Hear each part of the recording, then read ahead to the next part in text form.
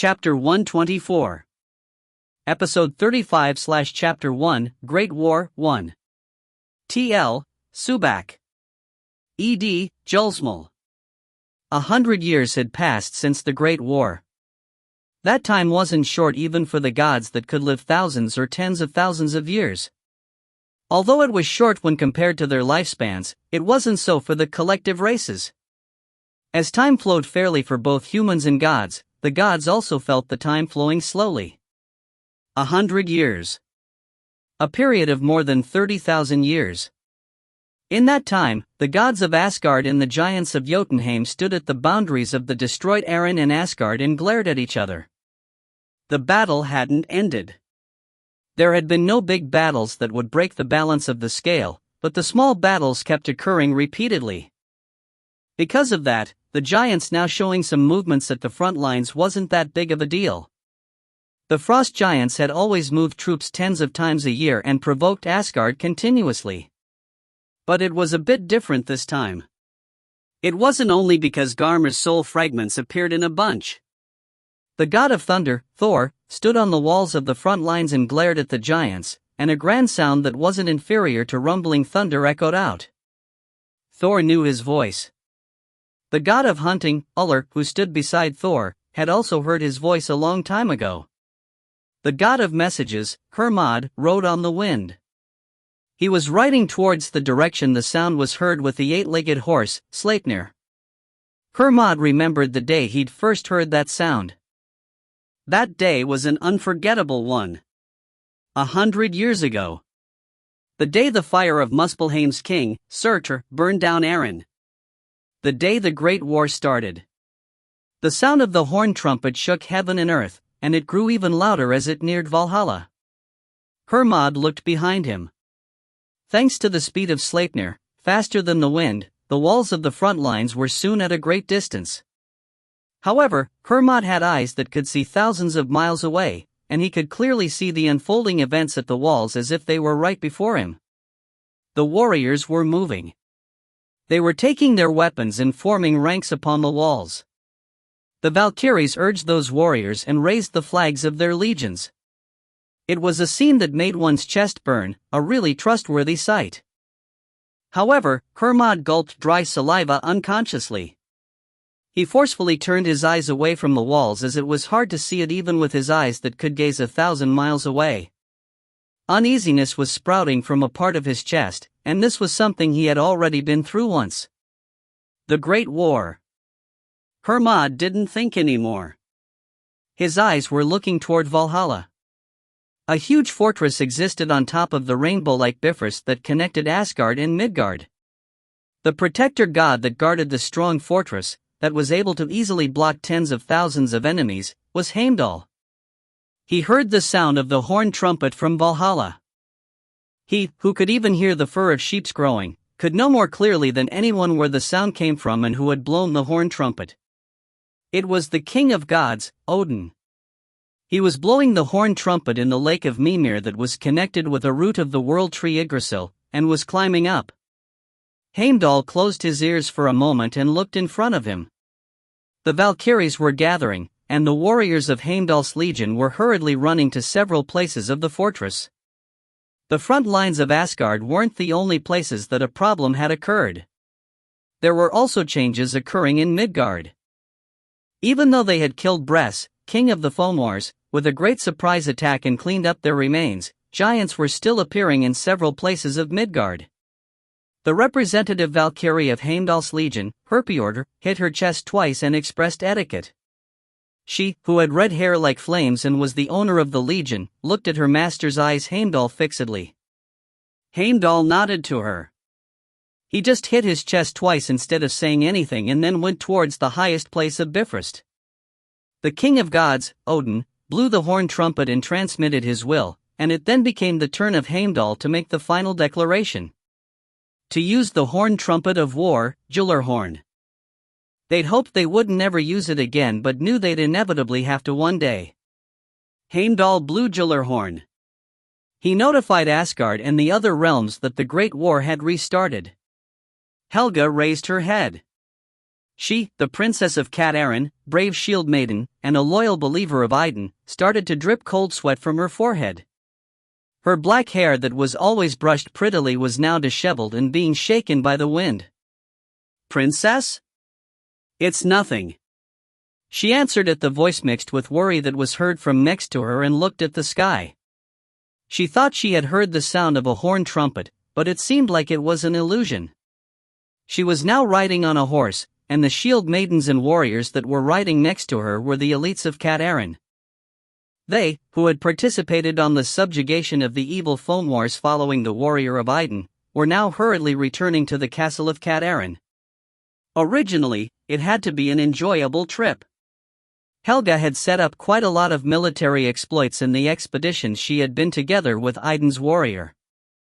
But of course, they were so small that it was embarrassing to compare them to the achievements made by the great warriors of Valhalla, although it was because they were the ones being compared. The warriors of King Ivar that had accompanied Helga were proud of the achievements set by their princess. Helga couldn't say it in front of others, but she was waiting for the day she could boast of her achievements in front of the warrior of Idun. It was regrettable that she couldn't enter Valhalla, but she had won and was returning with her loved ones. She also had her siblings to boast about her achievements. However, Helga placed all of that in a corner of her heart. It was because something more urgent and important was happening in front of them. Giants appeared in the mountains and rivers. The evil spirits that were born from Ymir's blood climbed up from under the ground and attacked the villages and cities. It wasn't something that was happening in one place but in all the region. Someone had even said that Ragnarok had started. What would have happened with her hometown, Cat Aaron? Was her father, King Ivar, safe? Helga thought of the faces of her siblings and the citizens and then gritted her teeth and kicked her horse. She had to hurry. Ciri and Brakke followed Ingrid. The three people that departed from the wooden dock went for one of the rooms located in the middle hall of Valhalla. The sound of a horn trumpet was heard by the three people that were running hurriedly. One was heard from inside of Valhalla, and the other one was heard from outside. Ciri and Brakke knew instinctively what the two sounds meant. Ingrid gulped the silence at the fact that the thing she had heard from her senior Valkyries was happening once again right now. The sound that was heard from outside was certainly the sound of the trumpet of war, Gjallarhorn. Gjallarhorn was a really special horn trumpet. The sound of it had rang out once throughout the long history of Valhalla. And it could only be like that. Because Gjallarhorn wasn't simply a horn trumpet that notified of an urgent situation. Mobilizing all the forces of Valhalla. Starting from the lowest-ranked warriors to the top rank and even the oldest steel warriors that had been slumbering for a long time, all without exception. The fuss at their surroundings became amplified. The sounds of chains were heard endlessly at a faraway place, and toothed wheels clashed with each other and made a machine-like sound. The door was opening. The 540 gates that were covering Valhalla in a circle, those located at the walls. Ingrid, who had stopped for a moment, urged Ciri and Brakke on once more. It wasn't the time to be absent-minded. Let's go. We have to hurry. Ciri didn't ask where they were going to, and Brakke realized instinctively why he had also gotten called with Ciri when he belonged to another legion. There were already people that had arrived on the path that connected to Heimdall's fortress. They were faces that Ciri and Brakke already knew well. Nadung, the warrior of Heimdall's legion. Haribal, the warrior of Njord's legion. But there weren't only the two of them. All the intermediate-ranked warriors that had been in the expedition of Midgard were gathered. We will hurriedly go to Midgard, Ingrid said. The warriors of Valhalla didn't speak anymore and followed her. The sound of Gjallarhorn was approaching. Freya, who was riding on the cat carriage, was a mess. She was wearing a pyjama that revealed underneath as she had just woken up after hearing the sound of the horn trumpet. She couldn't fix her plentiful and pretty hair and it flowed down her shoulders instead. But of course, she was still the goddess of beauty. She was emitting a different charm as it wasn't her usual self. But it wasn't the time to be minding about that.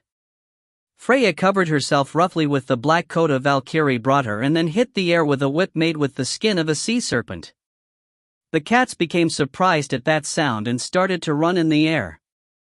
Ugh, really? Freya bit her lips. She didn't expect that something would happen, but for Gyllenhaal to be the one to ring. In addition, Odin was also another case.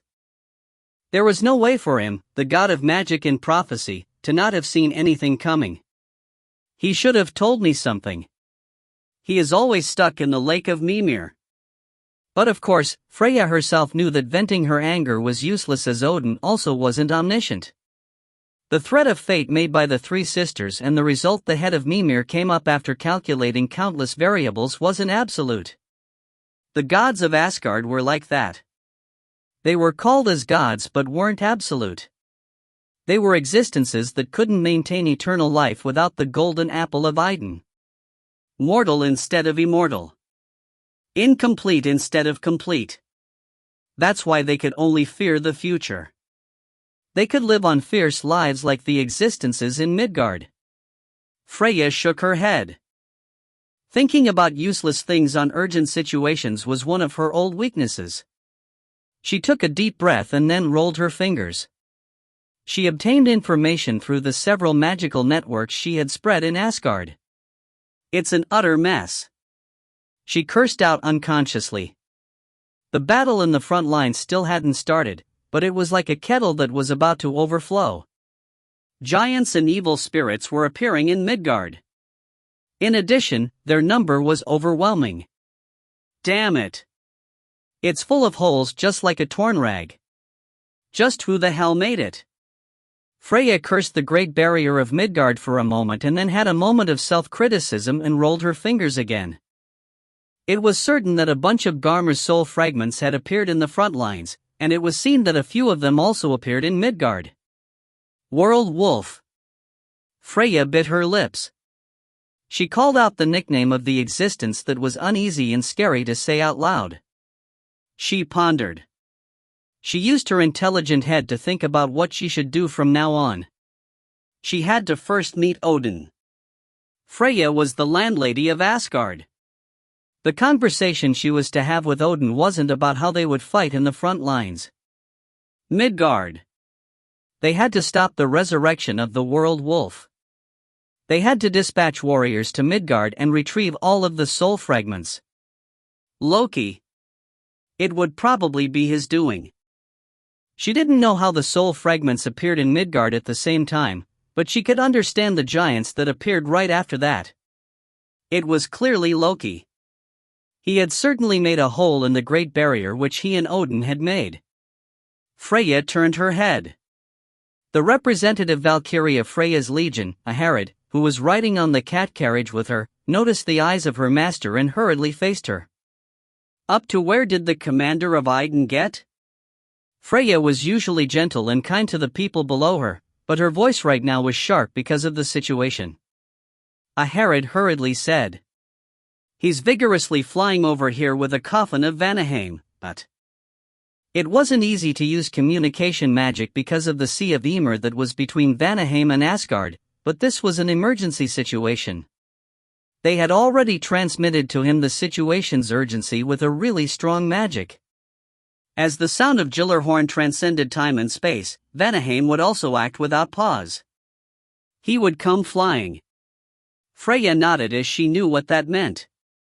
It wouldn't take too long then. Let's meet the king for now.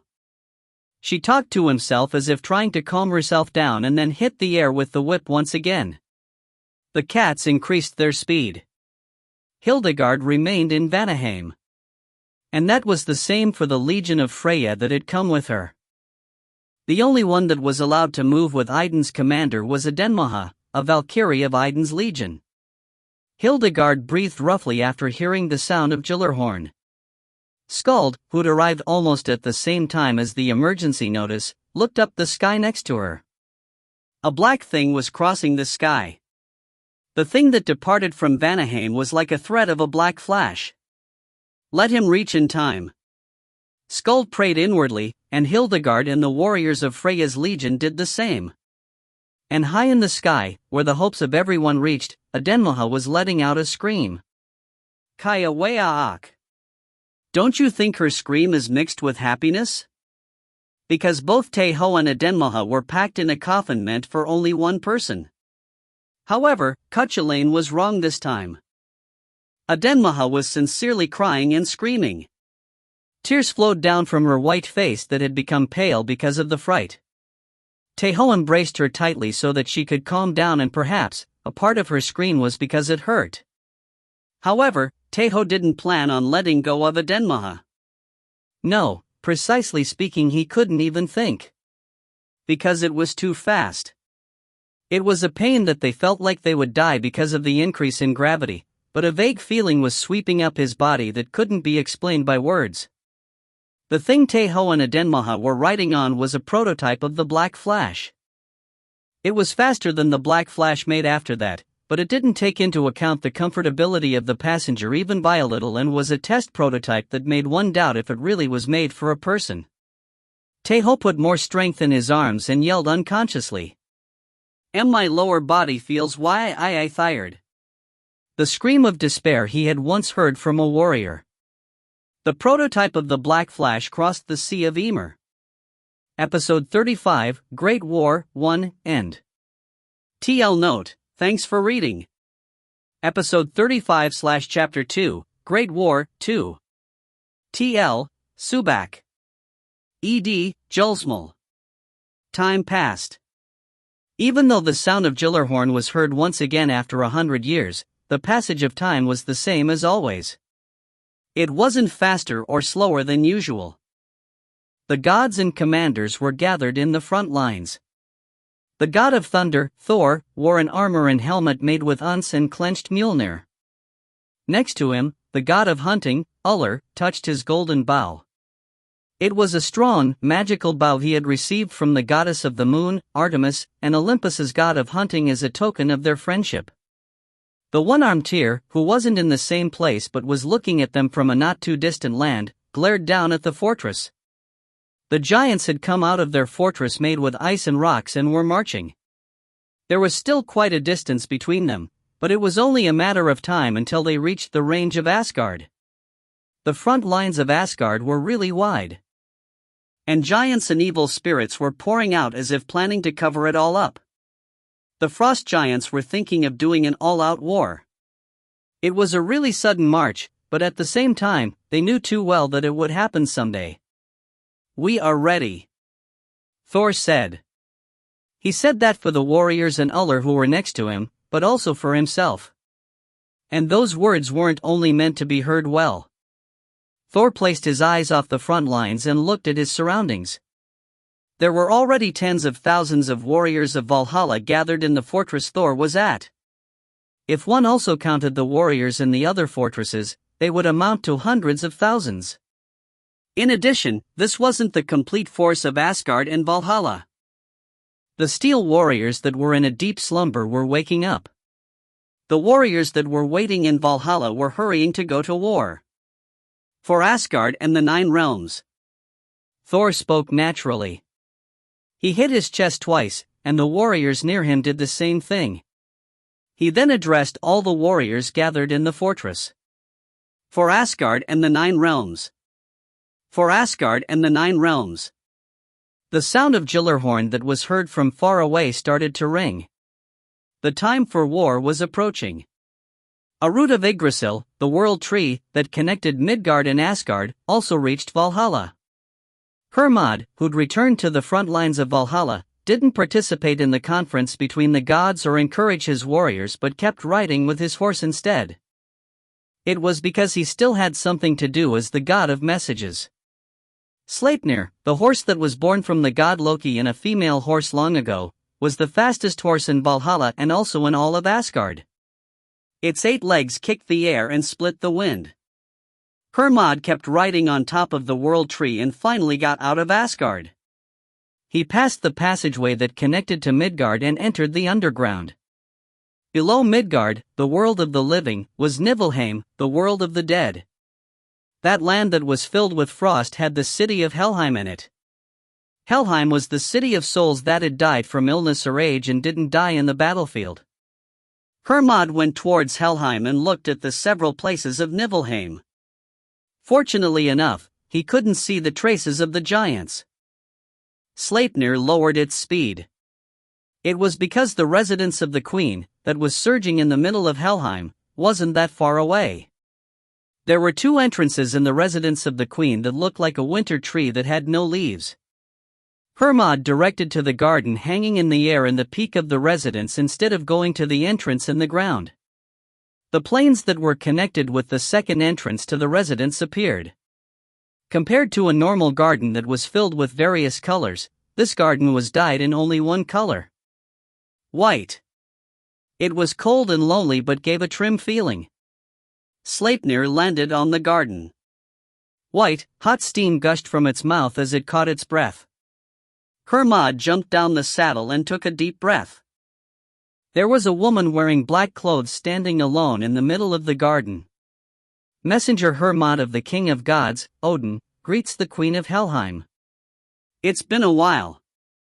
Hermod stopped 10 steps before the woman and expressed etiquette first. The woman that was looking at the ice flowers that had bloomed in her garden turned around to look at Hermod. It has been a while, Messenger God Hermod. She was a mystical woman. She, who had black hair that seemed like it would gulp down everything, had looks that were difficult to describe. It wasn't about being pretty or not. She was seen as a cute girl. But when one saw her again, they could see that there was a beautiful lady standing there. If they blinked once more, they would see that she was an old lady that was in the brink of death. Her voice was also like that. Every time she spoke, it gave the feeling that one was listening to the voice of different ages. The owner of Helheim and the queen of the dead, Hela.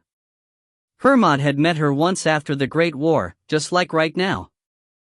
It was to ask her of a method to bring back the several dead ones that had died in the Great War, including the god of light, Baldur. But it was impossible. Helheim was only a place where the souls of the dead humans resided for a short time.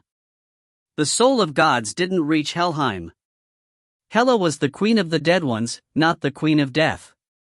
She didn't have the power to control life and death. Hermod, who had fallen into a great frustration after the Great War, vented his anger on Hela. He poured out all kinds of curses, asking why she wasn't resurrecting the dead ones, and if she wasn't going to do that, why was she in her seat of responsibility? It was an embarrassing memory. He apologized politely after that, and even though Hela had forgiven him, saying that it was completely understandable, Hermod couldn't raise his head properly every time he met her. And it was even more so this time. The reason why Hermod had come to Helheim wasn't to ask Hela how she was doing. You don't have to worry. Compared to my brothers, my heart belongs to Asgard. Hela smiled and spoke first as Hermod hesitated to speak. That dry smile resembled a branch of the winter tree branch. When the Great War was coming to a close, the god of lies and fire, Loki, betrayed Asgard and stood at the side of the giants. The sons of Loki, the world wolf, Fenrir, and the space snake, Jormungand, were also threatening foes to Asgard. It was obvious for Asgard to be suspicious of Hela, as her father and brothers had all turned against Asgard. I'm sorry. I know better than anyone what you think about Asgard. Hermod said sincerely. Hela had already proved her loyalty towards Asgard several times. Just the army of the deceased that was filling the empty spot of Valhalla was proof of that. You don't have to worry, as you are merely doing your task. She answered in a low voice and slowly rolled her fingers. She drew a rune in the air and showed it to Hermod. A troop of the deceased is gathering in Naglfar. If Asgard calls for them, I will dispatch them at any time. The warship, Naglfar, made with the nails of the deceased. Hermod nodded. He purposely revealed a bright smile and said, I'm really grateful. I will certainly transmit to Odin about your unchanging heart. Hela smiled faintly once again. She formed a fist with her slender fingers and then hit her chest twice. For Asgard and the Nine Realms. For Asgard and the Nine Realms. Hermod expressed etiquette and then hesitated a bit before mounting Sleipnir. Don't leave your residence. You will be safe if you stay in Helheim. I will pray for your safety. Hela said with a gentle voice. Hermod nodded once again and then departed with Sleipnir. The horse with 8 legs kicked the air. Hela just saw the back of Hermod leaving the garden and then looked at an even farther place. Father. The god of fire and lies, Loki. Midgard was at the end of Hela's eyes. When Freya arrived at the central hall of Valhalla after crossing the fog lake, she got down the cat carriage and walked. The sound of the horn trumpet that was heard outside and inside of Valhalla made her feel complicated. Phew. Calm down. Let's calm down, Freya. Freya looked at the entrance of the conference room of the gods and mumbled in a low voice. There was nothing good by getting excited. It was important to calm down and think calmly the more urgent the situation was. You are already the best beauty in Asgard and the Nine Realms, but you will become an even more beautiful woman if you fix your rash temperament. Those were the words her brother had said long ago. She was already the greatest beauty but would become even more beautiful. His words were a mess, but she didn't dislike hearing it. Freya really liked the words of her brother. Ah, really? She was trying to calm down herself, but now she was about to get depressed. Because her brother, Freyr, wasn't in this world anymore. He had lost his life in the Great War. Freyr wasn't the only one that had disappeared. Freya's husband, Otter, had also died in the Great War. He was a really heartless and foolish man. He had the most beautiful woman in Asgard and the Nine Realms as his wife and roamed the worlds with the desire to travel. It's all in the past. Freya closed her eyes and opened them.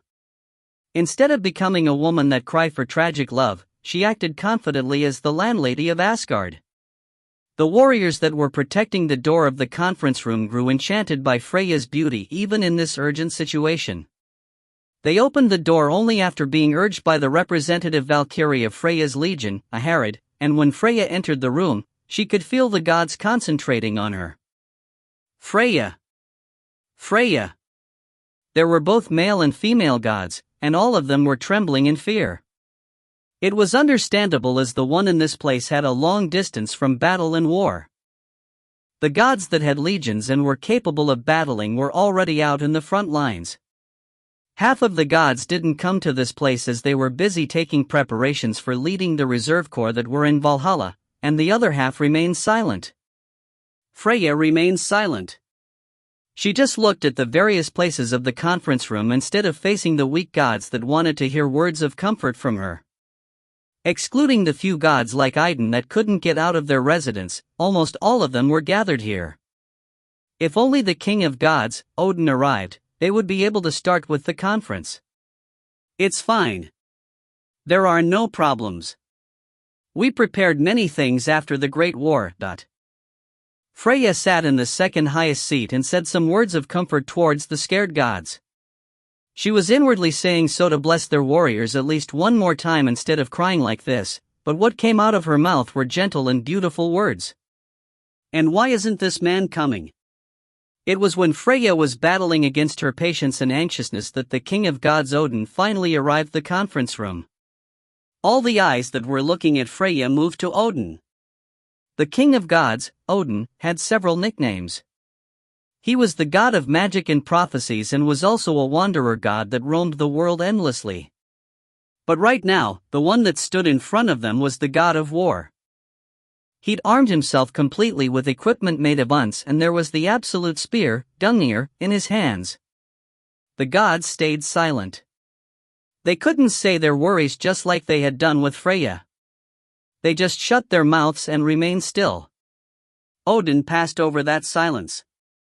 He sat on the seat that was next to Freya and then said shortly, "The Great War has resumed." Odin claimed. Some of the gods put pained expressions at his words. It was because they thought that it was in its early stages, but they weren't able to correct it.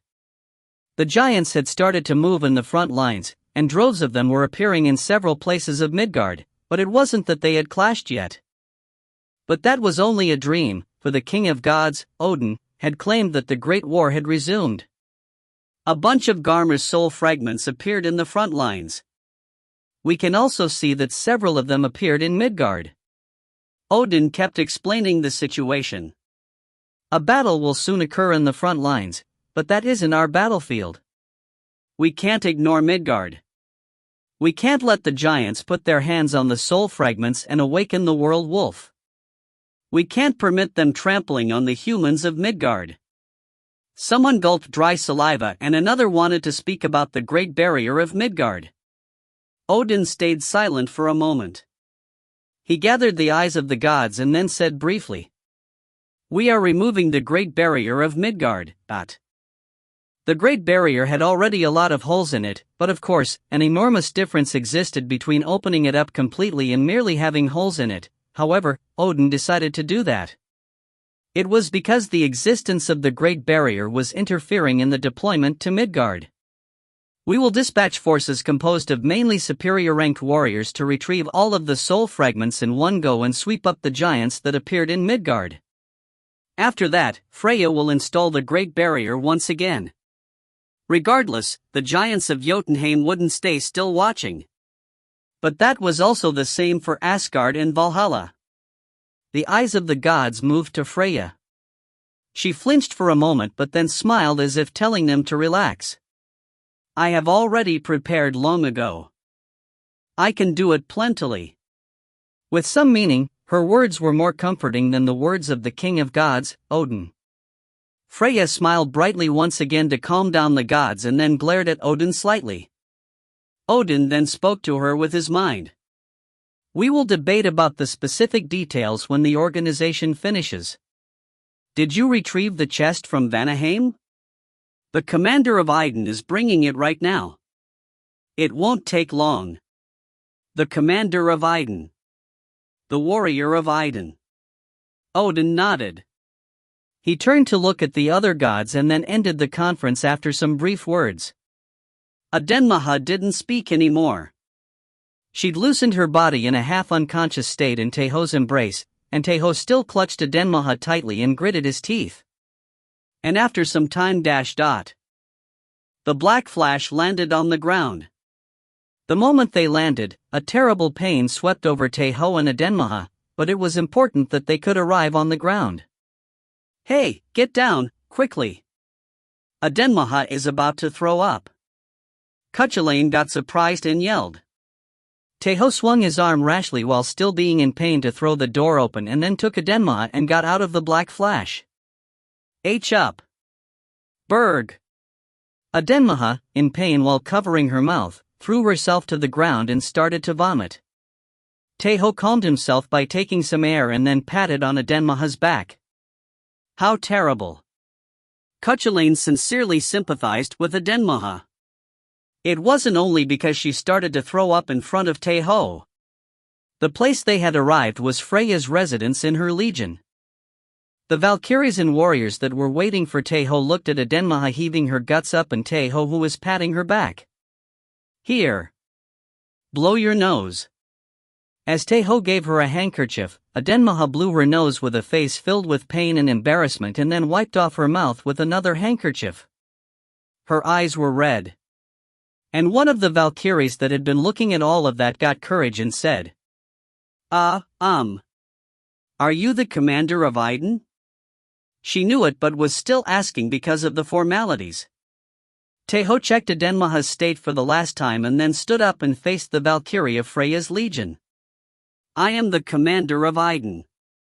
I received an order from Freya Nim and brought the chest of Vanaheim. I am Valkyrie Hrist of Freya's legion. Greetings to the commander of Iden." The Valkyrie that expressed etiquette to Tae Ho quickly continued to speak. "Freya Nim is currently in the central hall of Valhalla. We will deliver her the chest of Vanaheim." The one that was entrusted with it was Tae Ho, so originally, this kind of intervention was a big rudeness. However, the situation was as it was.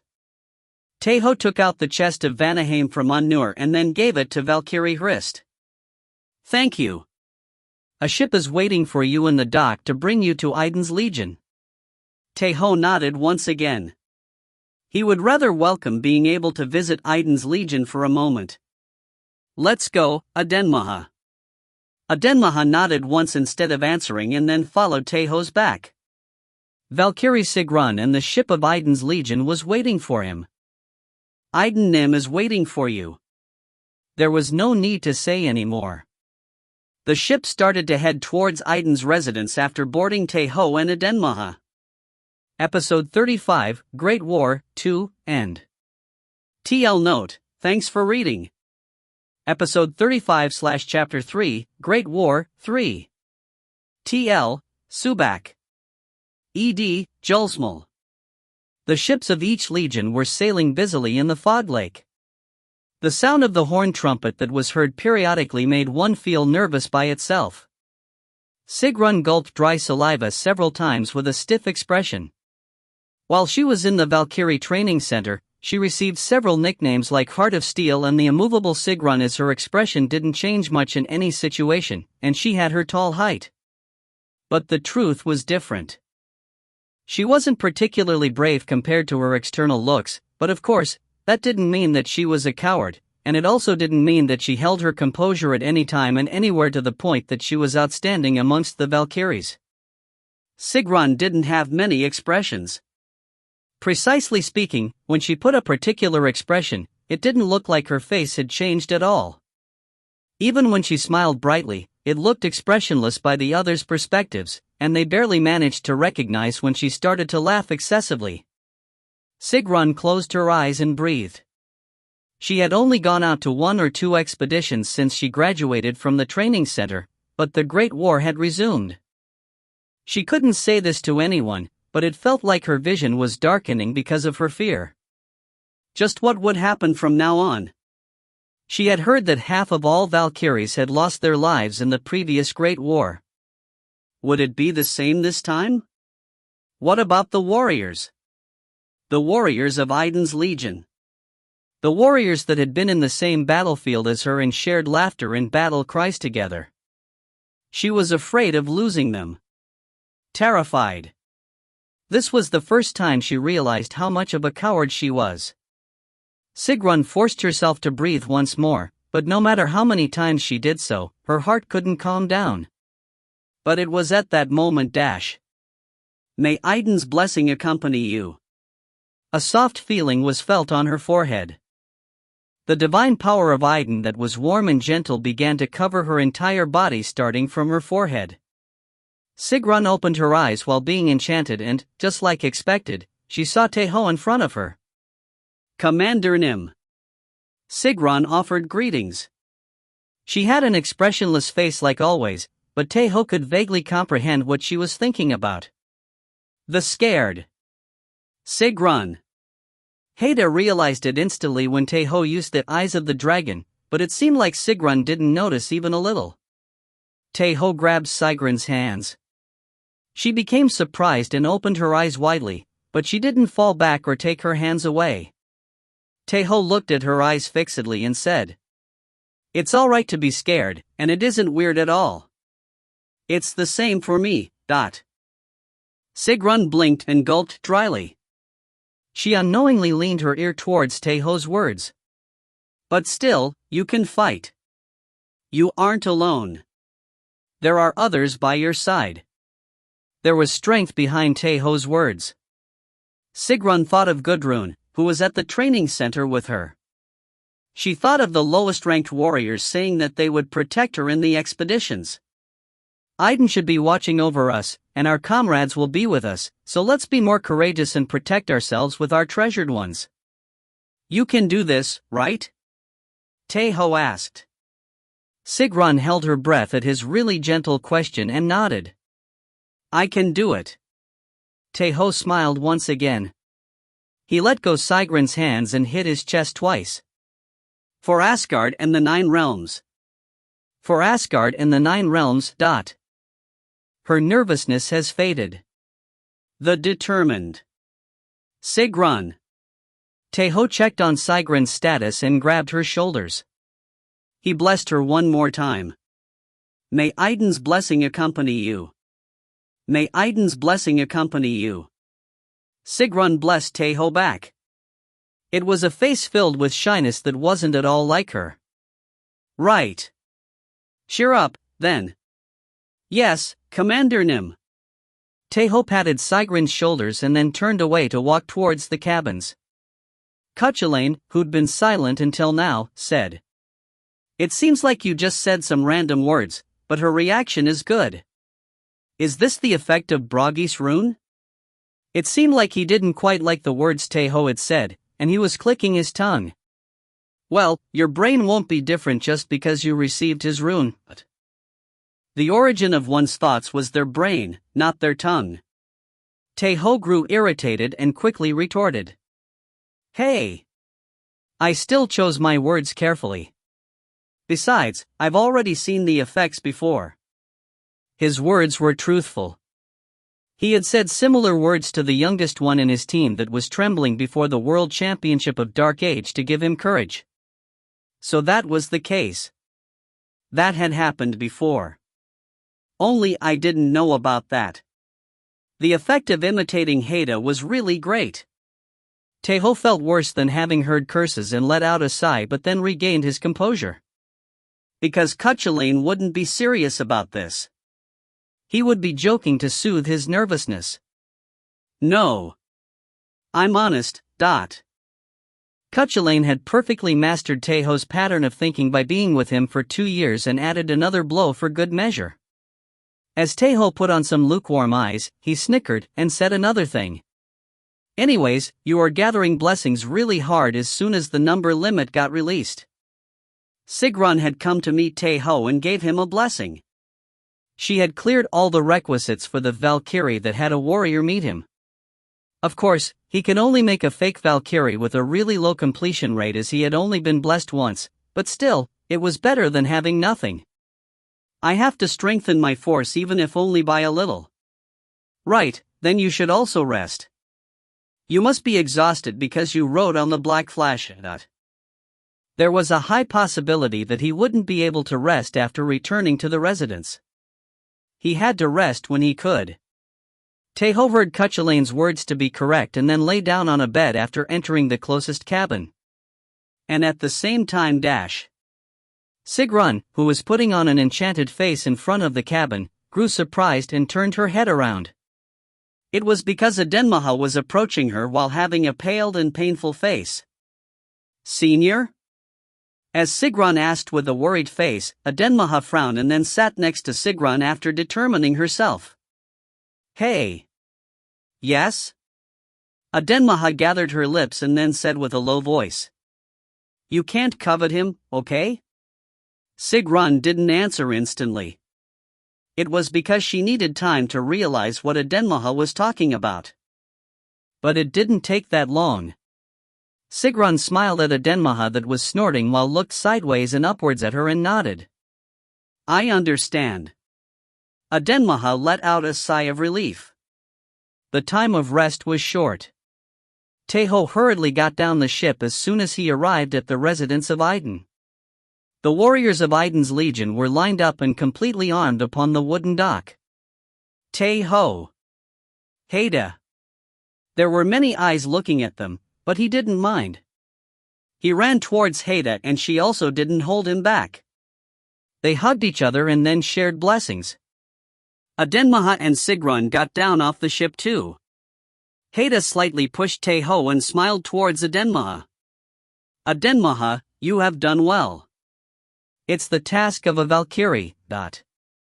Adenmaha pouted slightly and snorted like always, and Sigrun approached Gudrun. Haida looked at Tae Ho and said, Our legion also received an order to go to war. Our warriors will be dispatched on the defense of the outskirts under the command of Gudrun and Sigrun. Tae Ho read several things in her short words, and that's why he asked Haida directly. Where do I have to go? Tae Ho would act separately from the legion because there were really few things he could do with 10 lowest ranked warriors. The fact that Haida or Adenmaha weren't the leaders suggested that Tae Ho would act alone. I will tell you starting from now. Haida glanced at Sigrun and Gudrun and gave her a short order and then took Tae Ho and Adenma and entered a building near the dock. Merlin and Skathak were waiting there. Ragnar wasn't seen as expected. He would probably be with the gods in the front lines. My king. Tae Ho. I'm back. Tae Ho shared short greetings with the two people and then looked at the map that was spread over the table. Asgard and Midgard were drawn next to a line drawn in the middle. You may already know this, but I will still explain quickly.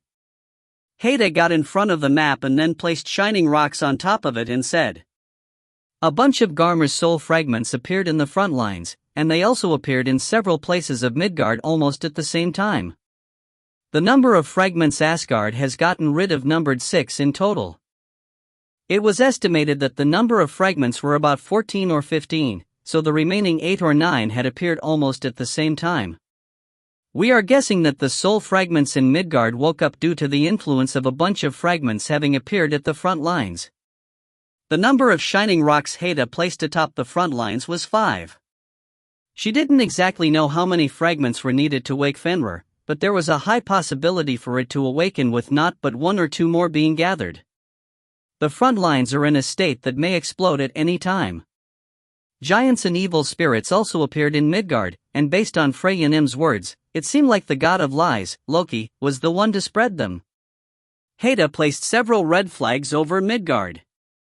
The situation was more severe than when they had dealt with the phone wars.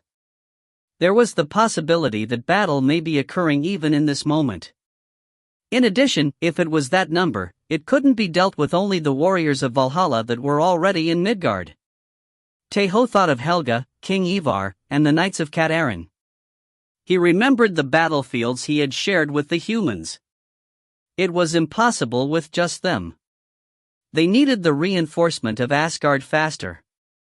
Odin came up with the plan to retrieve Garmar's soul fragments after dispatching the majority of the force to Midgard. Haida placed blue flags in Midgard, and Tae Ho understood what they meant. Are we removing the Great Barrier? Exactly. Deploying superior-ranked warriors after the barrier is removed is the essence of this plan. The Great Barrier didn't only stop the giants but also existences above the superior rank. That's why they would remove the barrier. They would deploy a lot of strong warriors and take care of the fuss in Midgard in an instant. I know what you are thinking about. The giants will also be able to dispatch the forces when the Great Barrier is removed. Before Freyjanim installs the barrier again, a really big battle will occur. It won't be easy at all. In the Great War, Midgard had suffered almost no losses, but it would be different this time. A sea's worth of blood would flow, an ocean scary just by thinking about it. Tae Ho, an order that you should participate in this strategy as the commander of Idun came down. Merlin and Adenmaha will accompany you. Haida wouldn't go with him. Tae Ho nodded because he was already expecting it. Idun needed someone to protect her as she couldn't leave the golden apple tree. If it was Skathak and Haida, he could trust in them. I will entrust Idun to you. Right. Haida put a bright smile forcefully and then grabbed Tae Ho's hand. There's not much time. You have to go greet Idun. Yes, I must do it this time. Haida smiled at his words. Adenmaha, who was looking at the two of them, said in a low voice. I will be preparing to depart. Adenmaha and Merlin got out of the building first. Tae Ho gave Gi-bald to Skathak before going to the shrine with Haida. Thank you for your consideration. Because Skathak and Cuchulainn would also need some time for themselves. Tae Ho went to the shrine with Haida. After waiting for a bit after entering alone, he could feel Idun's divine power like usual. My warrior, Tae Ho. Idun was smiling below the golden apple tree. It was a warm and gentle smile like always, but Tae Ho could feel a bit of sadness hidden within it this time. Tae Ho approached Idun. She stroked the cheek of Tae Ho, who'd knelt down before her, and asked, Did you greet father and mother? It was the question he had been expecting. Tae Ho nodded slowly and looked at Aiden's rune that was engraved in his wrist. I received runes from the previous Aidenim. And Broginim. Right. Aiden's eyes were still covered, but Tae Ho could feel the grief which filled them. Aiden took a breath. She smacked her lips a few times and then drew a sad smile. I was going to share a long story with you when you retrieved the legacy. I was about to tell you the several things that were related with the Great War, but we will have to leave it for later as the situation doesn't allow it. It wasn't the time to be talking about the past. Right in this moment, a battle may be occurring in Midgard. My warrior, Tae Ho. My only commander. Aiden lowered her posture. She got to the height of Tae Ho's eyes and then embraced him. There's only one thing I'm hoping from you, and I will also give you one order.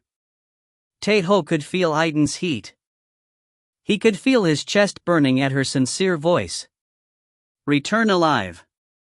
You must do it, no matter what happens. There was fear in Aiden's voice, and Tae Ho smiled towards her. I will obey your order. It wasn't a random remark. Aiden bit her lips and then nodded. She slightly pushed back Tae Ho and said, when the Great Barrier is removed, the obstacle that disturbs our connection will also disappear. So use Aiden's warrior as I will always accompany you. I will support you with all my strength. I will do so. Right. We really don't have any more time. You should also have time for Haida, right? Aiden spoke a bit playfully and stood up. She raised Tae Ho to his feet and then gave him her best blessing. May my blessing accompany you. It was the same end as always, but Tae Ho placed his lips on her forehead by impulse. He spoke towards her, someone who hadn't ever been able to receive a blessing, and offered one of his own. May my blessing accompany you. It was a blessing that didn't exist nor had any sort of magical effect.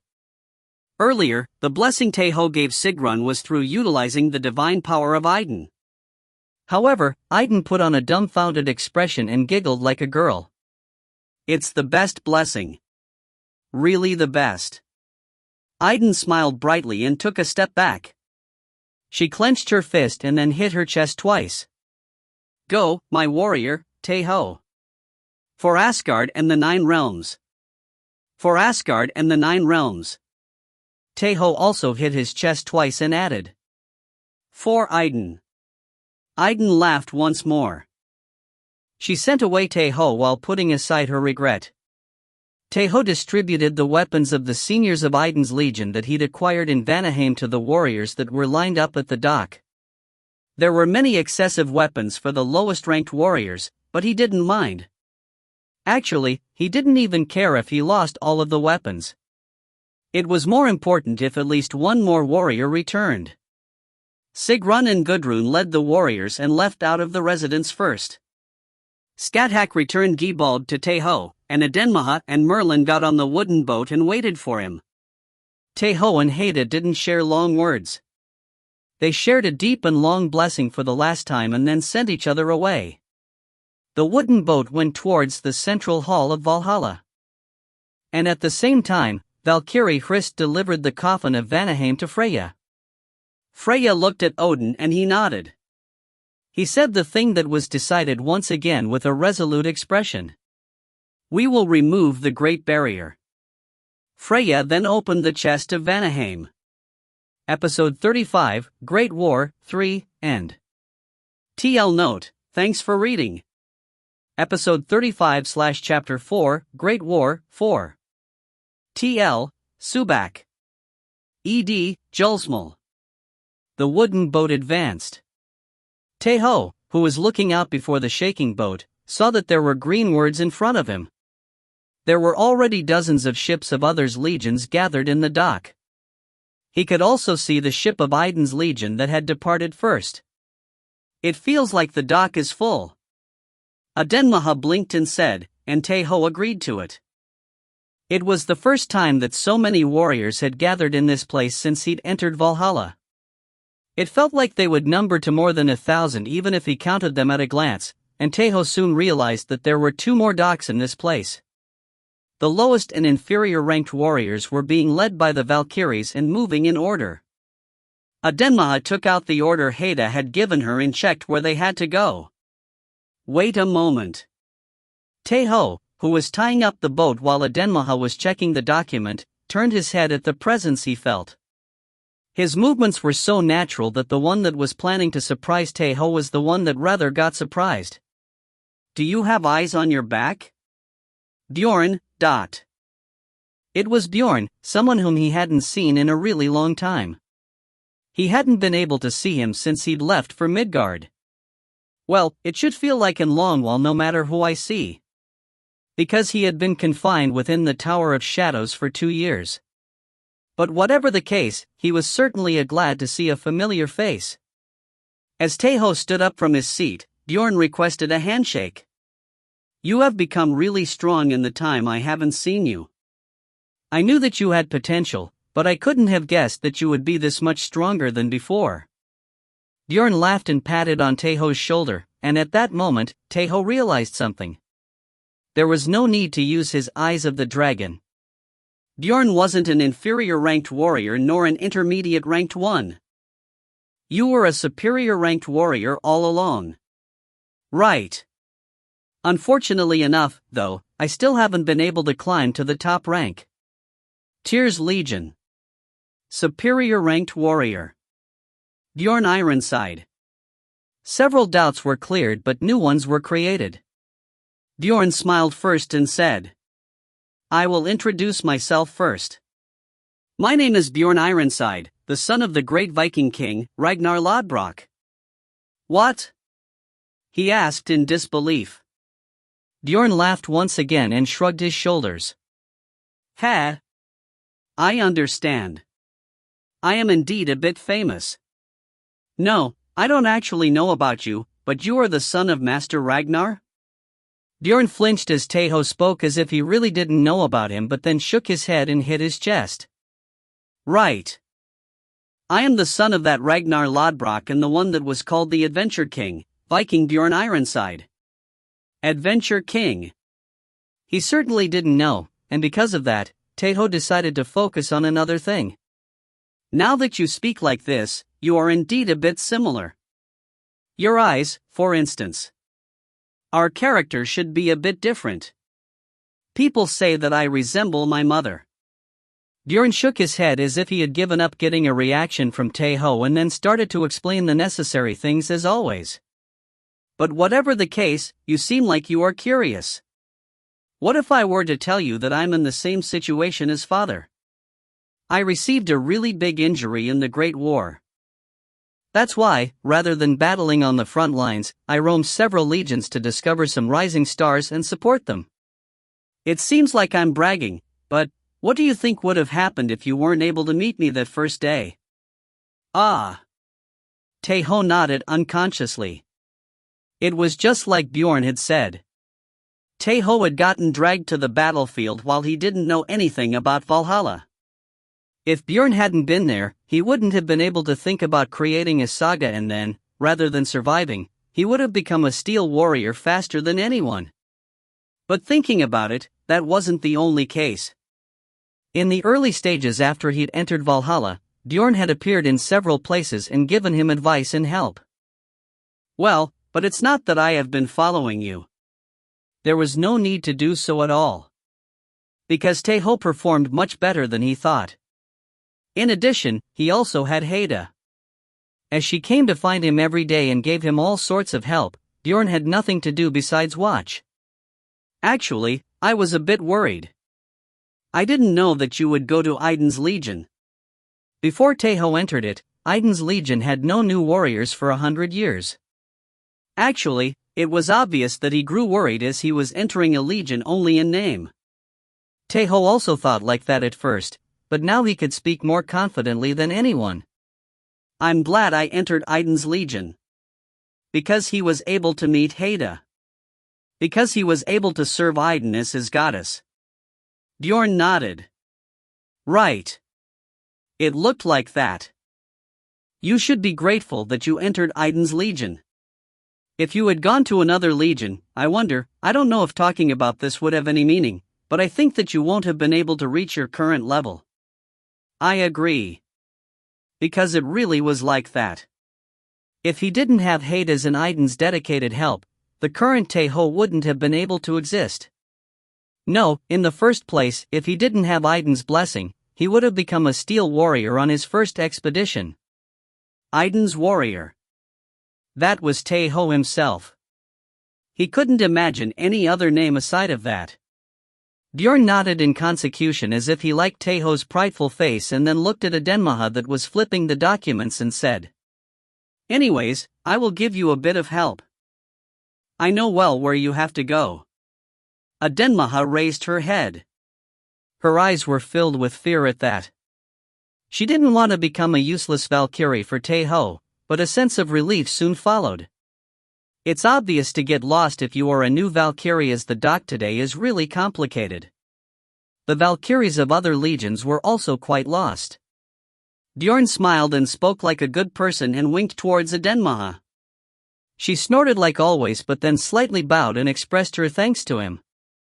Bjorn said once again. Ciri and Braki were led by Ingrid to Midgard. You were chosen as one of the superior ranked warriors that will get deployed to Midgard as soon as the Great Barrier gets removed. The latter contents were ones he already knew, but the other things were a bit unexpected. Tae Ho felt anxious and asked, "Are you also going?" "I am going to Midgard, but to a different place from you. There are a lot of scandalous places, you know." It was when Bjorn had finished speaking that the sound of a horn trumpet was heard from far away, but this blare was different from the ones that were heard until now. Ugh! We should hurry. It seems like they will be departing soon. Follow me, quick. Bjorn walked forward and opened a path. A Denmaha hurriedly stood up and followed Tae Ho with Merlin. "We aren't going to use the Bifrost?" Tae Ho asked while looking at the path that connected to the fortress of Heimdall, and Bjorn shook his head. "There are too many people for that." Half of the warriors that were gathered on the dock would be going to the outskirts or the front lines just like the lowest ranked warriors of Aiden's legion were, but the remaining half would go to Midgard. Bjorn passed the warriors and moved to a place that had few people, and then black and familiar things appeared in front of them. "Master, is that?" a Denmaha asked with an uneasy face. She had never rode on it or seen it move, but she remembered seeing it standing still on the battlefield and so could guess what it was used for. Rain of steel. And the fastest model at that. Tae Ho took a deep breath. Thinking about it, it was an obvious thing as most of the warriors rode on the reins of steel when they attacked the base of the Fomors. "Let's cheer up, fighting, dot." Tae Ho cheered a Denmaha and walked towards the steel structures. Freya recited a chant with a nervous face. The place that was the conference room for the gods was now adorned with a huge magical circle. The gods that didn't have a legion stood on certain places of the magic circle. It was to act as living rechargers to supply enough strength in the recreation of the Great Barrier. Freya stood in the center of the magic circle and then checked that the powerful magical tools she took out from the coffin of Vanaheim were in their right places. Every second was precious right now, but that's why she had to inspect it more carefully. "Good, there's no problem. You can do it. Appa would also compliment you, dot." Freya mumbled inwardly and then raised her head and looked at Odin upon a high platform. "I'm ready," Freya said with her eyes. The time needed to remove the Great Barrier and install a new one wasn't short. Even if it was set up in the most ideal time frame, it would certainly take a few hours. In that time, the warriors had to protect Midgard. They had to successfully retrieve the soul fragments and crush the ambitions of the giants. "Let's start." Odin spoke in a low voice. The gods lowered their posture and started to insert magic power in the magic circle. The removal of the Great Barrier. The installation of a new one. Odin stabbed the air with Gungnir, and the breakdown of the Great Barrier followed. The god of fire and lies, Loki, who was in Midgard, could see it clearly. The Great Barrier had started to break. The barrier that had been protecting Midgard for the past 100 years was being removed. At the same time, existences that had mighty power were approaching from different places. The superior-ranked warriors of Valhalla. And the giants of Jotunheim. The things that both sides were aiming for were the same. The soul fragments of Garmr that had appeared in several places of Midgard. Loki looked away. He looked under the ground and spoke. The giant of the night, Avalt, sensed that the Great Barrier had started to disappear. The time his king was talking about had come. The giant of beasts, Ortr, roared, and the giant of the sea led his army and marched. The magician king, Utgard Loki, stood up from his throne and looked towards Midgard and Asgard. The battle started in the front lines, and at the same time, the steel structures that were fired from Valhalla poured down on Midgard. It's much better, right? Adenmaha just gritted her teeth at Tae Ho's question. Merlin was taking deep breaths next to them with a strange rhythm. The warriors that were riding the Rain of Steel for the first time screamed out in fear and joy, and the warriors that had used them several times cheered as if they were riding amidst a glorious parade. Tae Ho grabbed Adenmaha's hand and took a deep breath. As soon as they landed, battle would break out. The destination of the steel structure Tae Ho rode on had Cat Aaron as its objective. Tae Ho thought of Helga and King Ivar, who he hadn't seen for a long time, and Merlin was also putting a different expression than usual as he also had deep connections with Cat Aaron. Rather than that, isn't it because of the Rain of Steel? Tae Ho ignored Cuchulain's words and thought of Ciri and Brake. He didn't know where they were headed to, but it would be fine if it were them. Tae Ho was rather worried about Ingrid. We will arrive soon. Shut your mouths and get ready. A voice of the Valkyrie was heard from the other side. He didn't know which legion she belonged to, but she was full of charisma. If we mix Regenleith and Gander, will it be similar to her? Time still flowed while Tae Ho thought of strange things, and finally, the Rain of Steel crashed onto the ground. Shock and adrenaline swept through the group as the heavy door swung open with the groan of the warriors. At that moment, screams and cries were heard. Roar and cheers covered the sky and the ground. It was truly the middle of a battlefield. The giants and the evil spirits were destroying the castle and the city. The warriors of Cat Aaron were fighting desperately and buying time for the citizens to escape. For Asgard in the Nine Realms. For Asgard in the Nine Realms. The warriors of Valhalla roared and charged. The number of warriors that poured out of the steel structures were more than 100. Most of them were lowest or inferior ranked warriors, but they were still much stronger than the warriors of Cat Aaron.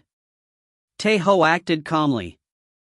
The only superior ranked warrior deployed at the region of Cat Aaron was himself.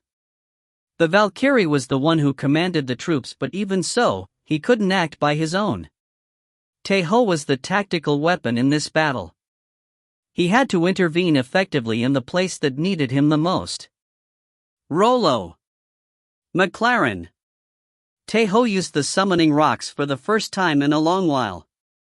McLaren, who erupted from deep beneath the ground, charged towards the castle.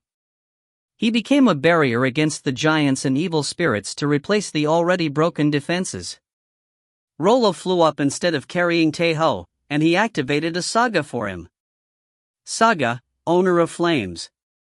The Red Dragon, shooting star, who'd first contracted with the Dragon Knight, Kalstead. Rollo transformed into a strong dragon and flew directly into the void from which the evil spirits poured from and burned them with a rain of fire. Adenmaha. Call me whenever you need me. Adenmaha transformed into a sea serpent and charged alone into the battlefield just like Rollo had done.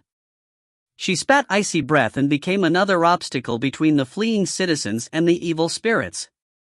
Tae Ho clambered down the steel structures with Merlin. He used rune magic which he'd learned from Cuchulain and looked down at the battlefield from his vantage point. Cat Aaron was already half burnt.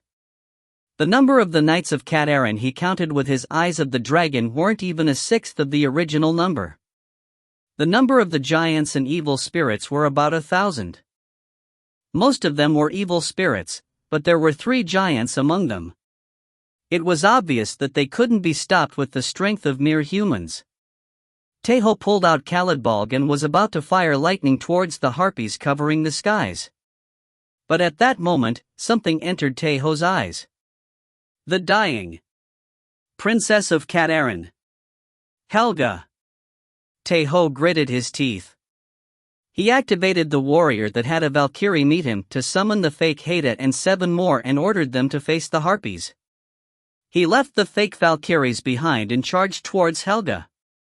There were many evil spirits in his path. The race that had dog and pig heads charged towards Tae Ho fearlessly. Tae Ho pressed himself down as anger boiled in his soul. His fast, precise sword techniques were executed in brutal fashion instead of firing the lightning from Kalidbolg. Kalidbolg split the air. The stroke of his sword became a vicious gale that swept up the battlefield before him. The wind shattered. The evil spirits which charged towards Tae Ho fell in an instant. Their lower and upper bodies were separated and rolled separately along the ground. Tae Ho charged between them and the horrified evil spirits scattered at the overwhelming difference in power. Helga.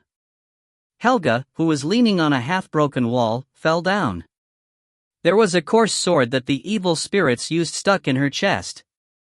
Her entire body was covered with wounds, and blood flowed freely down her red-stained clothes.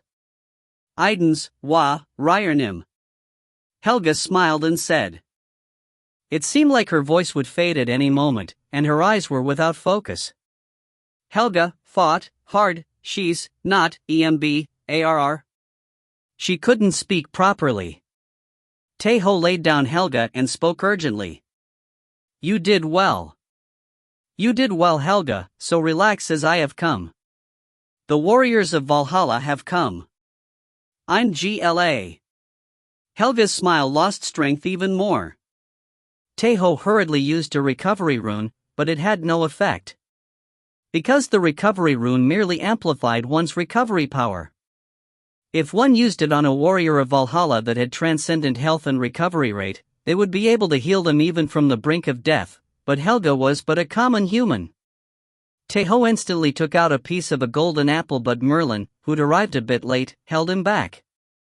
It was because it was already too late. Helga's body started to cool down. It was still warm, but it was only for a moment. The Princess of Cat Aaron, Helga. She had become a faithful follower of Idun after having been rescued by Tae Ho. She stood on the front lines even though she was a mortal princess and lost her life for the citizens. She put a strengthless smile and faced her end. Tae Ho gritted his teeth. He breathed out roughly and closed Helga's eyes. Merlin put on a dumbfounded face beside him. It wasn't because he'd gotten shocked at her death.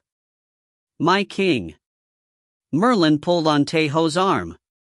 Tae Ho, who was about to mourn Helga, looked back at Merlin with an angry face, but Merlin didn't mind that and pointed to the sky. Tae Ho also looked up and put the same face as Merlin. He saw a half-materialized Valkyrie up there and saw Helga next to her. I will wait for you in the residence. She looked down at Tae Ho and her own corpse and spoke brightly. The Valkyrie that was next to her smiled awkwardly upon seeing the astonished faces of Tae Ho and Merlin and then waved her hand before returning to Valhalla with Helga. You get dumb at times like this. Cuchulainn said in a low voice. Tae Ho also felt the same. It turned out well. Merlin's words stumbled out. Thinking about it, he was right. Because it wasn't easy to enter Valhalla. But still, she had died. Tae Ho looked down at the corpse of Helga with a complicated feeling. He was hoping that she could live a happy life and then come to Valhalla. He laid down Helga's corpse, who bore a deeply content expression, and then stood up.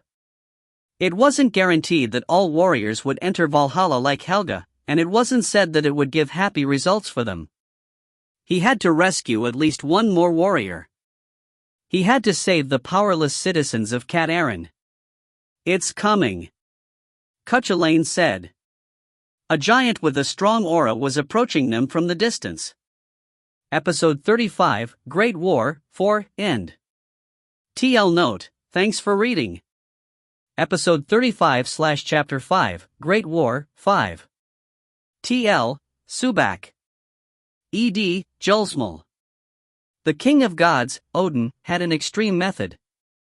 Deploy the warriors of Valhalla to Midgard after removing the Great Barrier.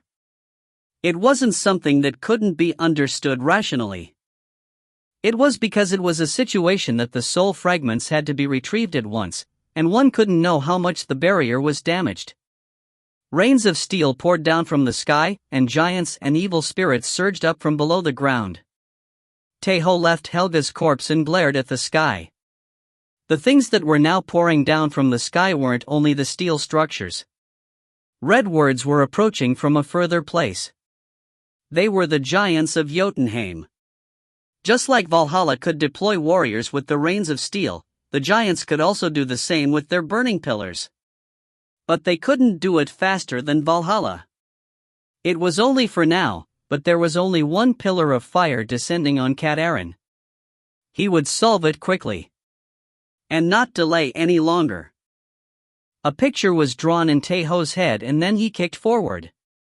The fake Valkyries gathered next to Tae Ho upon heeding his mental command. Precisely speaking, they stood in front of Tae Ho to charge towards the evil spirits and open up a path. Tae Ho saw while running. Adenmaha and McLaren were each facing a giant. A mere lowest-ranked giant couldn't endure Adenmaha, who had transformed into a sea serpent and was manifesting several mystical powers. Adenmaha froze the eyes of the giant by firing an icy breath and then swung her tail to hit his leg. She then stomped on the giant, who fell down, and activated several mystical powers. The giant had his head and vital organs pierced by icy spears and couldn't even scream. McLaren suppressed the giant in a much simpler fashion. He merely climbed up the giant like a vine around a tree and then took him down.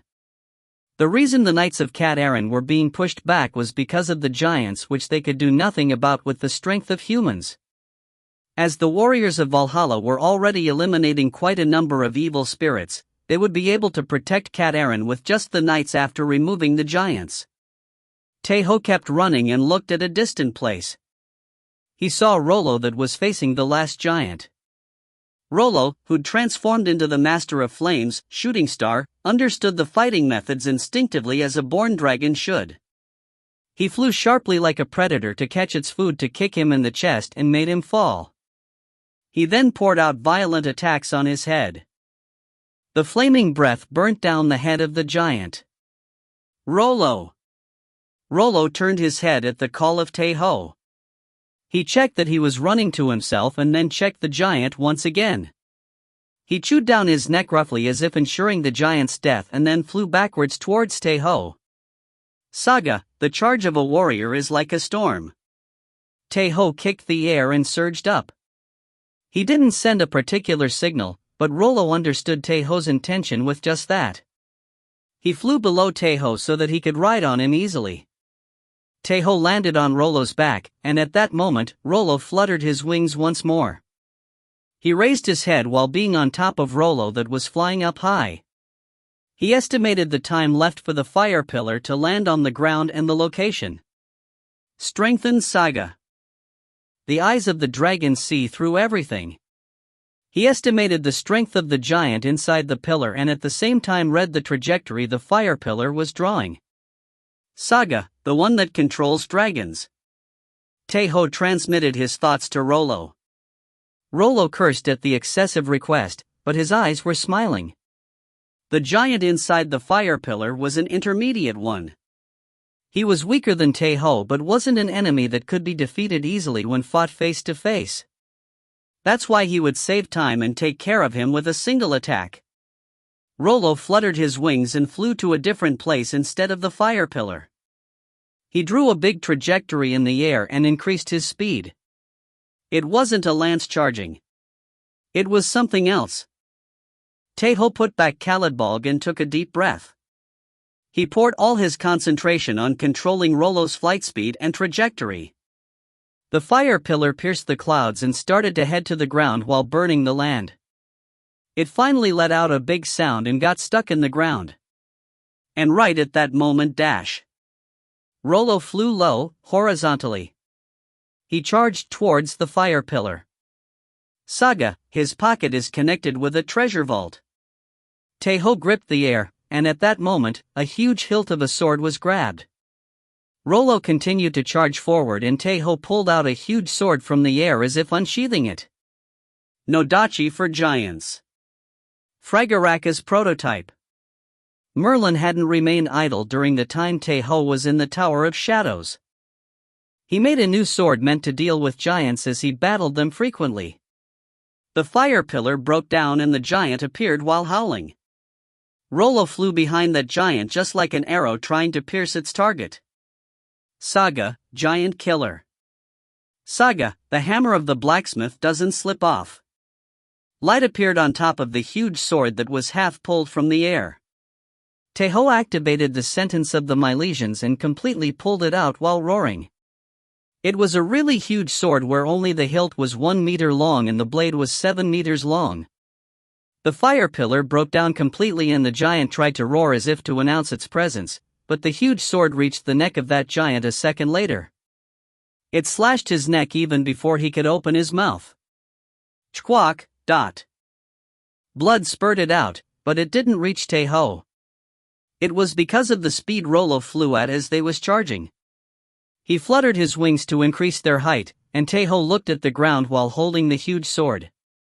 The head of the giant got separated from its body and was rolling on the ground. The warriors of Valhalla couldn't understand instantly what had happened. Because everything ended while they blinked a few times after the fire pillar descended. Because of that, they needed some time. A few more seconds of silence had to be added to it. Rollo turned in the air completely and only then did the cheer explode in the ground. Aiden's warrior. Dragon Knight. Tae Ho didn't ignore those cheers. He put back his huge sword and then scattered the magic powder he took out. And then, the shape of a golden apple tree appeared behind him. Aiden. Goddess of youth. The warriors went wild once again. Adenmaha laughed, and Cuchulainn feigned a laugh as if it was absurd.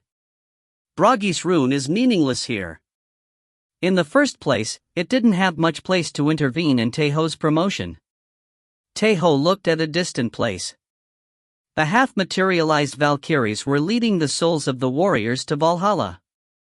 It seemed like they were lacking in numbers as several battles occurred at the same place that they were carrying several warriors, and most of them were apprentice Valkyries. Tae Ho relaxed when he found Helga among them. He then checked the land and inspected the situation. There were still many evil spirits remaining in Cat Aaron, but the situation had changed completely.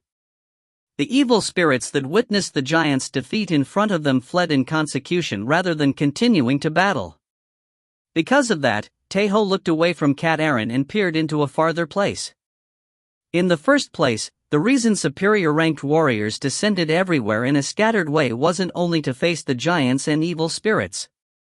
No matter what the warriors thought, the most important thing Valhalla had determined was retrieving the soul fragments. They guessed that there would be 4 soul fragments in Midgard. A catastrophe could occur if even one of them fell in the hands of the giants. Tae Ho first looked at the winter tree forest. There was a low probability that it would be there as a soul fragment had already appeared there in the past, but he didn't come to a hasty conclusion. It was because there was no way a superior-ranked warrior would have been dispatched to a place that had no probabilities to have Garmar's soul fragment in it. Strengthened Saga. The eyes of the dragon see through everything. He flew towards the winter tree forest and concentrated. There were shining words deep in the forest that still couldn't recover completely from the wound of the past. It was certainly a soul fragment of Garm. Tae Ho transmitted his thought to Rollo once again and he started to fly towards the forest. But it was at that moment that the voice of Adenmaha rang in his head. Master! It's approaching, ... It was a magical message. Tae Ho raised his head in response. He still couldn't feel it well, But as soon as he activated the mystical power that strengthened his eyesight, he could see what Adenmaha was speaking about. They were fire pillars, several of them this time. In addition, one of them was so big it couldn't be compared to the others. Tae Ho released his mystical power and judged quickly. It was impossible with just Tae Ho alone. Now that Garmer's soul fragment was here, it was highly probable that the giants would keep attacking. Adenmaha! Tae Ho yelled. It would have been normal not to have heard it properly because of the long distance, but Adenmaha understood it in an instant. She transformed into a goddess once again and transmitted her thought to Merlin with her mystical power. Merlin recited a chant.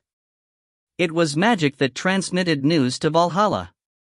A soul fragment of Garmer has been discovered, so dispatch superior ranked warriors or above that are in reserve. Tae Ho continued acting. It was to prepare to retrieve Garmer's soul fragment as he still had time before the fire pillars descended completely. Saga, Idun's warrior. Saga, king of Camelot. Tae Ho activated his sagas in consecution. It was to prepare to fight against the giants as a great battle would unleash as soon as the fire pillars descended. My warrior, Tae Ho. Idun's voice was heard. He could hear her voice clearly just like when he activated his saga in other places, probably because the Great Barrier had been removed. He's a superior ranked giant or above. Perhaps, he may be in existence similar to the giant of Earth you faced before. Cuchulainn spoke quickly. They could now see the fire pillars clearly even without activating their mystical powers. They said that they'll depart immediately.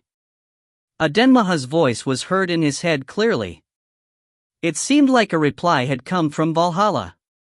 Rollo also reached the winter tree forest as the fire pillars were descending there instead of Cat Aaron. Tae Ho could feel Idun's anxiousness. He felt like he could see her putting on a worried expression and clenching her chest. Tae Ho kicked Rollo's back and they headed to the ground while kicking off the air. He looked at the soul fragment of Garmer that was emanating a dreary aura in the middle of the trees. It was a big claw of a beast that was stuck in the ground. Rollo cried and urged Tae Ho. It was because the fire pillars had gotten closer. Tae Ho hurriedly used the divine power of Idun to try to retrieve the soul fragment. But it was at that moment. Tae Ho! Idun yelled hurriedly. Tae Ho could guess what Idun had seen and had gotten surprised at because they were connected with Idun's warrior. There was someone standing among the trees and looking at him. He was someone that Tae Ho had met for the first time. But he could know the moment he saw him. Idun let out an enraged roar. Loki, The god of fire and lies, Loki. He was standing there in the open, and that fact made Idun both enraged and fearful at the same time. The fire pillars were already descending, but Loki appeared in front of them. Idun yelled at Tae Ho to escape and tried to buy some time even if she ended up expending a lot of her divine power at once. But Tae Ho didn't move. He stopped Idun that was about to release her divine power and looked at Loki. The god of fire and lies. Loki. He could only see his name and nothing besides that. The current Tae Ho could only read his name clearly. But that wasn't all. That's why he stopped Idun. His words weren't red. The words that appeared on top of the head of Loki were green. How? He couldn't find an answer. He lacked time to do so. Loki looked at Tae Ho and saw through Tae Ho's eyes of the dragon like Heda had done previously. Because of that, he placed his right index finger to his lips instead of saying anything. He looked at Tae Ho, requesting him to stay silent. Stay silent, as it's not the time right now. Idun couldn't understand. She thought that Loki was lying Tae Ho with his specialty of trickery and fabrication. Master! Adenmaha yelled and Tae Ho raised his head. Rollo was crying out as if telling him to hop on with haste. He could see the fire pillars that seemed like they would cover the ground at any moment. Tae Ho looked at Loki and Loki faced him and hit his chest twice with a fist. For Asgard and the Nine Realms. Tae Ho. Tae Ho made a decision. He released Idun's divine power to seal Garmr's soul fragment. He then charged in the air and surged up. One of the 5 fingers. Giant of beasts. Orcher. The fire pillars descended on the forest. Episode 35, Great War, 5, End. TL Note, thanks for reading. Episode 35/Chapter 6, Great War, 6. TL, Subak. ED, Julsmal. Idun remembered the Great War. She kept looking at it through the piece of memory she couldn't erase. The death of the previous Idun and Bragi. The last, desperate battle of Idun's legion that didn't even leave a single lowest-ranked warrior alive and ended with its heroic death. If the great Viking king, Ragnar Lodbrok, hadn't been able to arrive on time, a new Idun wouldn't exist right now. Idun's legion also couldn't continue existing. Because of that, Idun couldn't trust in Loki. Because he was the one that had betrayed the gods of Asgard when the war was coming to an end. He was a monster that betrayed his brother, Thor, and stabbed behind the king of gods, Odin. Loki had several offspring, but the most famous among them were the 3 that were born between Angerboda. The world wolf, Fenrir, that would lead to the end of the world. The huge space snake, Jormungand, who dwarfed even the most massive giants. Hela, who lived all the moments from when she was born to when she died at the same time. Each one of them were a world-ending calamity. Although Hela was sided with Asgard, it was different for the other 2. They had become enemies of Asgard long before the Great War started. That's why she couldn't trust in Loki even more. He and his blood relatives were enemies of Asgard, and that was something reasonable to enforce in one's mind. Because Loki was a giant. Even though the king of gods, Odin, had given him the rank of a god, it wasn't that his origin and essence changed all that much. Tae Ho. My warrior, Tae Ho. Idun didn't say that out loud. She bit her lips while clenching her burning chest. Tae Ho had been deceived by Loki. The treacherous god of lies had tricked Tae Ho. But it was a situation that she couldn't yell or tell him to think it twice. Idun saw it through Tae Ho. The fire pillars were descending on the winter tree forest, and there was still the one that contained the strongest foe. Right now he should only think about fighting and remaining alive. My warrior, Tae Ho. Idun called out Tae Ho's name and transmitted him the golden divine power without saving it. Tae Ho didn't turn to look back.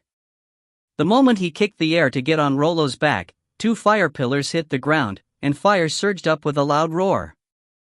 Intermediate-ranked giants appeared from within the black smoke that followed. The winter tree forest quickly burned down as Adenmaha and Merlin were approaching from far away while riding on McLaren. Tae Ho raised his head. He erased his thoughts about Loki and looked at the front. Giant of beasts. Orcher. We will buy time until reinforcements come. Just think about that. Cuchulainn said quickly. Actually, the right answer in this situation was to escape. Even if Tae Ho had gotten stronger, it was impossible to face the giant of beasts, a foe comparable to the giant of earth, and also a big group of intermediate-ranked giants at the same time. But if Tae Ho fell back here, only destruction was fated for Cat Aaron. In addition, the giants would be able to acquire the soul fragment without any obstructions. Cuchulainn didn't tell him to escape. It was because he knew Tae Ho too well. Tae Ho wouldn't retreat, and even if Cuchulainn told him to do so, he would stay back and fight. That's why Cuchulainn didn't regret choosing Tae Ho as Aaron's successor. Let's go! Cuchulainn yelled out, and Tae Ho transmitted his thought to Rollo.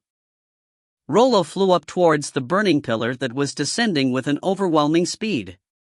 It was to aim for the moment the fire pillar descended and attack it just like he had done so for the intermediate giant. 2 trajectories were drawn in the sky. Both paths contained funnels of roaring flames.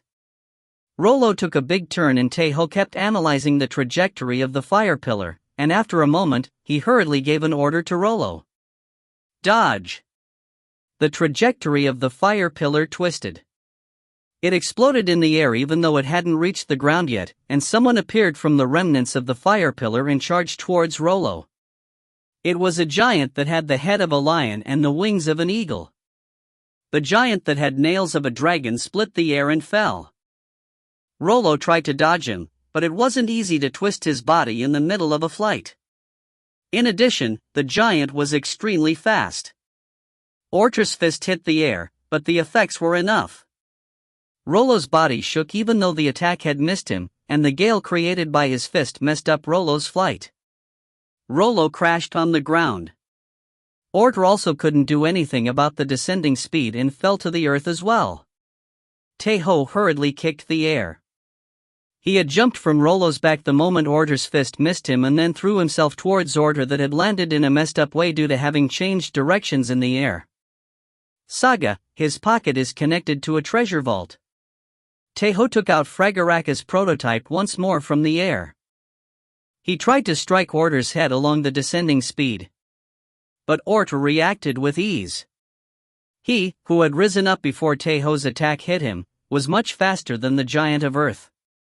He hurriedly raised his arms to block Tae Ho's attack. Ka Kang!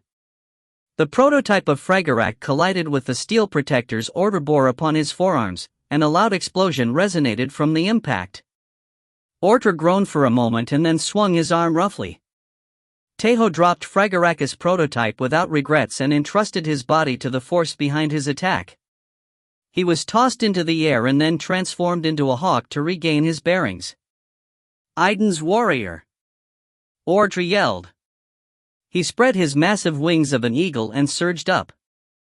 The strength behind each stroke of his wings was so strong that all the trees in the forest shook. It was certain that Tae Ho wouldn't be able to beat him in speed, so he transformed back into a human and vaulted through the air to enter his reach. Quickly! Quicker! Adenmaha urged while riding on McLaren. The winter tree forest was burning up entirely. She could see about 5 huge giants from within, and the biggest and strongest one was battling Tae Ho in the air.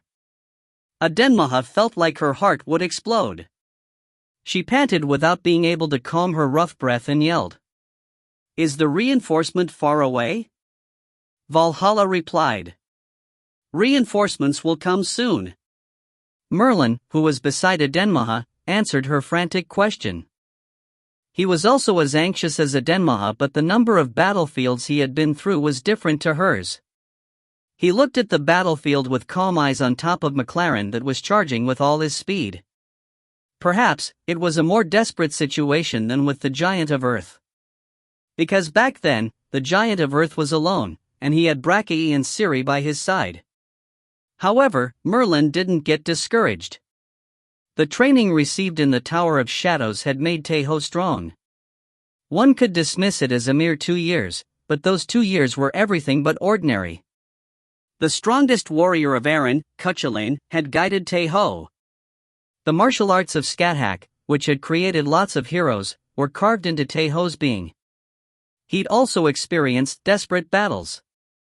His opponents weren't ordinary but were the heroes of Eren that had learned Skathak's style of techniques. That's why it was fine.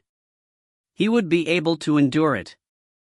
Even if it was an emergency situation and they lacked hands, Valhalla wouldn't be picky on reinforcements now that one of the 5 fingers had appeared. I will entrust you with the protection. Adenmaha yelled as soon as they approached the winter tree forest. She stood up from his seat and then jumped away from McLaren's head. She flew for a moment with the mystical power of the Tuatha De Danann and then transformed into a sea serpent. Sea serpents were a draconic race that had the sea as their headquarters. As a result, battling on a dry stretch of land didn't suit them, much less a burning one. But Adenmaha didn't hesitate even a little bit. As soon as she transformed into a sea serpent, she fired icy breath to the closest intermediate-ranked giant and then used strong mystical powers in consecution as if she wouldn't save energy. Ice swords and spears poured towards the giant. McLaren yelled something in the excitement, and Merlin jumped up from McLaren and recited a chant. He was planning to use the fire as it spread all over the ground. fire snake. The flames started to wave following the trajectory Merlin's staff drew. It started to gather and form a whirlpool before becoming a huge snake of fire that attacked the giants. McLaren didn't stay still either. He slammed into the giants that were trying to attack Adenmaha with all his strength and then tore at the necks of the giants who had lost their balance and fallen. A battle between giants and monsters occurred on the ground, and Tae Ho and Ortr battled in the air. Tae Ho knew how he had to fight against a giant. The difference in bodies meant that the distance he could execute an attack was also different. Tae Ho closed the distance with Ortr. Precisely speaking, he only tried to fight above him, and in addition, he didn't stop his movements. Still, it wasn't an easy thing to do because Ortr was well aware that such a battle was disadvantageous to him. Additionally, they weren't on the ground, but in the air right now. Ortr moved his body rashly without resting to prevent Tae Ho from approaching him, and when even a little bit of distance was created, he poured out attacks at twisted angles. He was a giant that was closer to being a beast rather than a warrior. Ortr's nails split the air once more.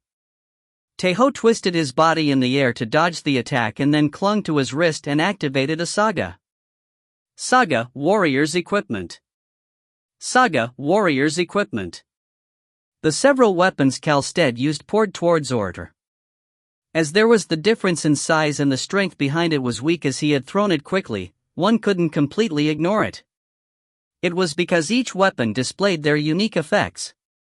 The executioner's sword created a bleeding effect. He created a small wound, and the vein blade that passed over it emanated a nasty poison and affected Ortr. The sword of lightning edge, flew towards Ortr's eye. It struck out with a powerful jolt of electricity that took out Ortr's vision for a moment. Tae Ho reached his shoulder in an instant, and then Ortr hit his own shoulder with his palm. Tae Ho barely threw his body back to dodge the attack and then grabbed Arondite, the sword of Lancelot, and activated a saga one more time. Saga, the warrior that had a Valkyrie meet him. The fake Valkyries spread and divided Ortr's eyes and consciousness. There were 10 Valkyries, as he'd called everyone excluding Freya.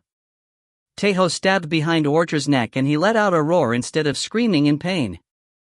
The blade of sound, that could be perceived as being a sort of magic, hacked at the fake Valkyries, and a lot of them poured down, especially on Tae Ho. They were soundwave swords that weren't visible to the naked eye, but Tae Ho could see their trajectories. He read all of them with his eyes of the dragon and swung Arondite. He executed a wind split once and pushed away all the blades of sound. But it was impossible to stay in his place. It was because Ortr had released a strong aura throughout his body. Tae Ho hurriedly kicked his neck and threw himself in the air. At that moment, Ortr quickly turned his body and opened his mouth towards Tae Ho. Flames that wouldn't fall behind to the breath of a dragon were spontaneously fired from his mouth. Tae Ho gritted his teeth and swung his sword once more and then split the flames with the sword of wind. At that moment, the flames of a real dragon covered Ortr. It was the flame spat by Rollo from below. Ortr hurriedly covered himself with his wings of an eagle. He roared in fury and subsequently fired blades of sound once again. Aiden's warrior. Aiden's warrior. Tae Ho didn't charge towards the blades of sound. He covered himself with a large round shield made from his warrior's equipment and entrusted his body to gravity. Rollo surged up and caught Tae Ho on his back. Rollo first distanced himself from Ortr and Tae Ho breathed roughly and panted. Aiden's divine power covered Tae Ho. It certainly wasn't easy. Just looking at the battle from outside, it seemed like Tae Ho was pouring attacks one-sidedly, but he couldn't inflict a fatal wound on him. In addition, just battling the giant of beasts consumed a lot of his strength and concentration. Rollo took a big turn. Ortr spread his wings once again and then prepared to fly. Tae Ho looked down at Ortr and extended his hand to the air. He called out the name of the weapon that would replace Arondite. The gunlance of the Royal Dragon. It was one of the huge spears the Dragon Knight, Kalstead, used in Dark Age. In the first place, it was a weapon meant to be used while riding a dragon, so this spear was much bigger than the ones Tae Ho had used until now. The gunlance of the royal dragon, that could only be forged after one defeated a black dragon covered with lava, was black and red. The red and yellow lines on its black surface emanated a light akin to lava flowing down a volcano, and it had the head of a dragon as a decoration suitable of the name gunlance. The blades made with fangs of a black dragon proclaimed its strong presence with a stout aura. It was currently the strongest weapon Tae Ho could recreate from Dark Age. "Let's go, Rollo." Tae Ho spoke curtly. Rollo fluttered his wings once and charged towards Orter by his command. Orter also flew towards Tae Ho as if his victory was all but uncertain. And it was at that moment that Merlin, who was facing the intermediate-ranked giants on the ground, looked at the sky. He saw the objects that were pouring down beyond Orter and Tae Ho. They were the black flashes. There wasn't only one structure that held superior-ranked warriors, but three. Loki also saw that. He, who was standing in the burning forest, rolled his fingers in a casual manner. The giant of beasts, Orter, was fighting in front of him. And the giant of the night, Avalt, and the giant of the sea, Grund, were both also in Midgard. There weren't only the 5 fingers. The superior giants that were in Jotunheim were leading their underlings and descending on Midgard. The king of the frost giants, warrior King Harmardi, was battling in the front lines. There were small battles everywhere, and the most elite of the forces under the command of Thor and Ullr were preparing to face them. It really was a dogfight. The ones that had their names spread far away were all fighting their own battles. Because of that, Loki felt that it was time. "Let everything go as the king wishes," Loki said in a low voice. He looked at Tae Ho and Orter that were clashing in the sky. The ground and the sky shook at the same time. Freya, who was pouring all her strength into the creation of the new Great Barrier, raised her head. Her hair stuck to her forehead because her entire body was covered in sweat. But Freya couldn't think of fixing her appearance. She blinked a few times with a dumbfounded expression and then let out a bewildered voice. "Odin? The king of gods, Odin. The one that had to command all the battles occurring in the ground. His throne was empty. She couldn't see Odin. He was gone." Episode 35, Great War, 6, End. TL Note, thanks for reading. If you find any errors, ads pop up, ads redirect, broken links, non-standard content, etc., please let us know. Report chapter so we can fix it as soon as possible. Chapter 125. Episode 35/Chapter 7, Great War, 7. TL, Subak. ED, Julsmal. The giant of beasts, Orter, opened his mouth widely. He charged towards Tae Ho and spat black fire that resembled the flames of hell. Tae Ho didn't dodge it. He rather faced it head-on and raised the gunlance of the royal dragon. Rollo covered his entire body with the ensuing cloak of flames. Saga, roar of the dragon. What he was using was the draconic ballista. The piercing spear that would even pierce through the breath of fire. Rollo folded his wings and charged towards the flames, and the gunlance passed through the flame breath. Explosions occurred in the sky in consecution. They were explosions that occurred inside the fire breath, but Rollo didn't lose balance. The blessing of the Master of Flames, Shooting Star, protected him, and the gunlance opened a path for him. They then finally reached him. Tae Ho and Rollo passed through the fire breath, and the giant of beasts, Orter, swung his fist at almost the same time. Tae Ho's spear moved. He carefully controlled Rollo with the one that controls Dragon Saga. The charge itself wasn't the only important part of a lance charge where each side collided with the other. If one just stabbed the other, then both of them would die.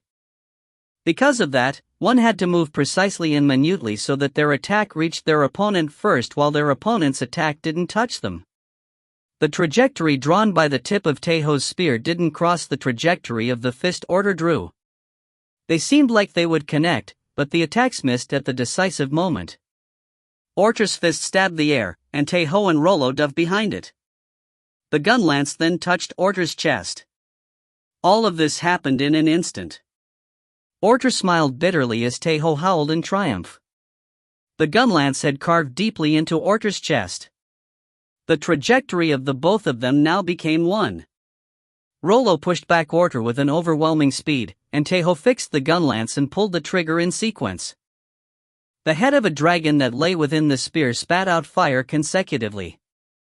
Bang! Bang! Bang! Ortr's body shook every time an explosion was made. He swung his arms to catch Rollo, even while he was being driven to the ground, but then his arms got fended back. Kwa gong! The last explosion burst out, and at that moment, Tae Ho let go of the gun lance. Rollo fluttered his wings with all his strength and quickly fled the gravitational pressure. Ortr crashed in the ground, and Rollo flew up once again with rough movements. Tae Ho's breaths were ragged atop him as he looked down at the ground. Ortr vomited blood while having his chest burst open, and Loki approached him. The king of gods, Odin, had left Valhalla. He, who was wearing a big hat and tattered robe, didn't leave behind any traces of his movements. There was no one that could check his actions while fierce battles were occurring in Midgard and Asgard. Odin didn't pass through the Bifrost. He instead used a secret passageway that only he knew of to head to Mimir's lake and then met the ones he had put on standby at the root of Yggdrasil. They were all named warriors, but they were also ones that had faked their deaths or retired due to a myriad of reasons. Because of that, no one, even those on the battlefield, had missed them. In addition, not even the warriors Odin had gathered knew the general picture of what had happened a few minutes ago. Because it was impossible to count one's plans. Let's go, my warriors. Let's go to end the war. Odin spoke and took the lead. The warriors stood up and followed his back, and the great Viking king, Ragnar Lodbrok, smiled bitterly. For Asgard and the 9 realms. Someone said, and Odin nodded. His steps became faster. The attitudes of the 5 fingers towards Loki were different from one another. The giant of the night, Avalt, treated him as an enemy, and his rival, the giant of strength, Hared, showed goodwill towards him. The giant of beasts was also one that showed goodwill towards him. It wasn't a rational judgment. His beast-like senses were telling him that Loki was the same side as them. And actually, Loki had been a loyal underling of the magician King Utgard Loki for quite some time. Because of that, the giant of beasts looked at Loki approaching him and became mystified. It wasn't because he'd appeared suddenly either. Ortr's senses were warning him of great danger. His senses were saying that Loki was an enemy. What had happened? Ortr couldn't come up with an answer. Loki executed the magic he had prepared for a long time and clenched his heart. At the same time, Tae Ho jumped down from Rollo's back. He stabbed the prototype of Fragarak in Ortr's neck, who couldn't move because of Loki's magic. Ortr, who'd had his neck pierced by a huge sword, couldn't even scream. He had the strongest vitality among the 5 fingers, but he couldn't do anything to save himself. He flinched a few times and then didn't move anymore. Tae Ho, who was almost hanging onto the huge hilt of the sword, let out a long sigh and slowly removed his hands. He landed on the chest of the fallen Ortr and looked at Loki. Black flashes and fire pillars were descending from the sky. Adenmaha and McLaren were fighting against the giants with Merlin. Explain, Loki. Iden yelled.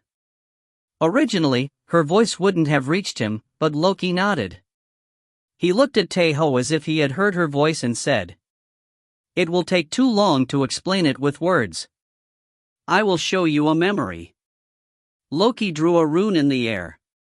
The rune of light that was the size of a palm flew towards Tae Ho.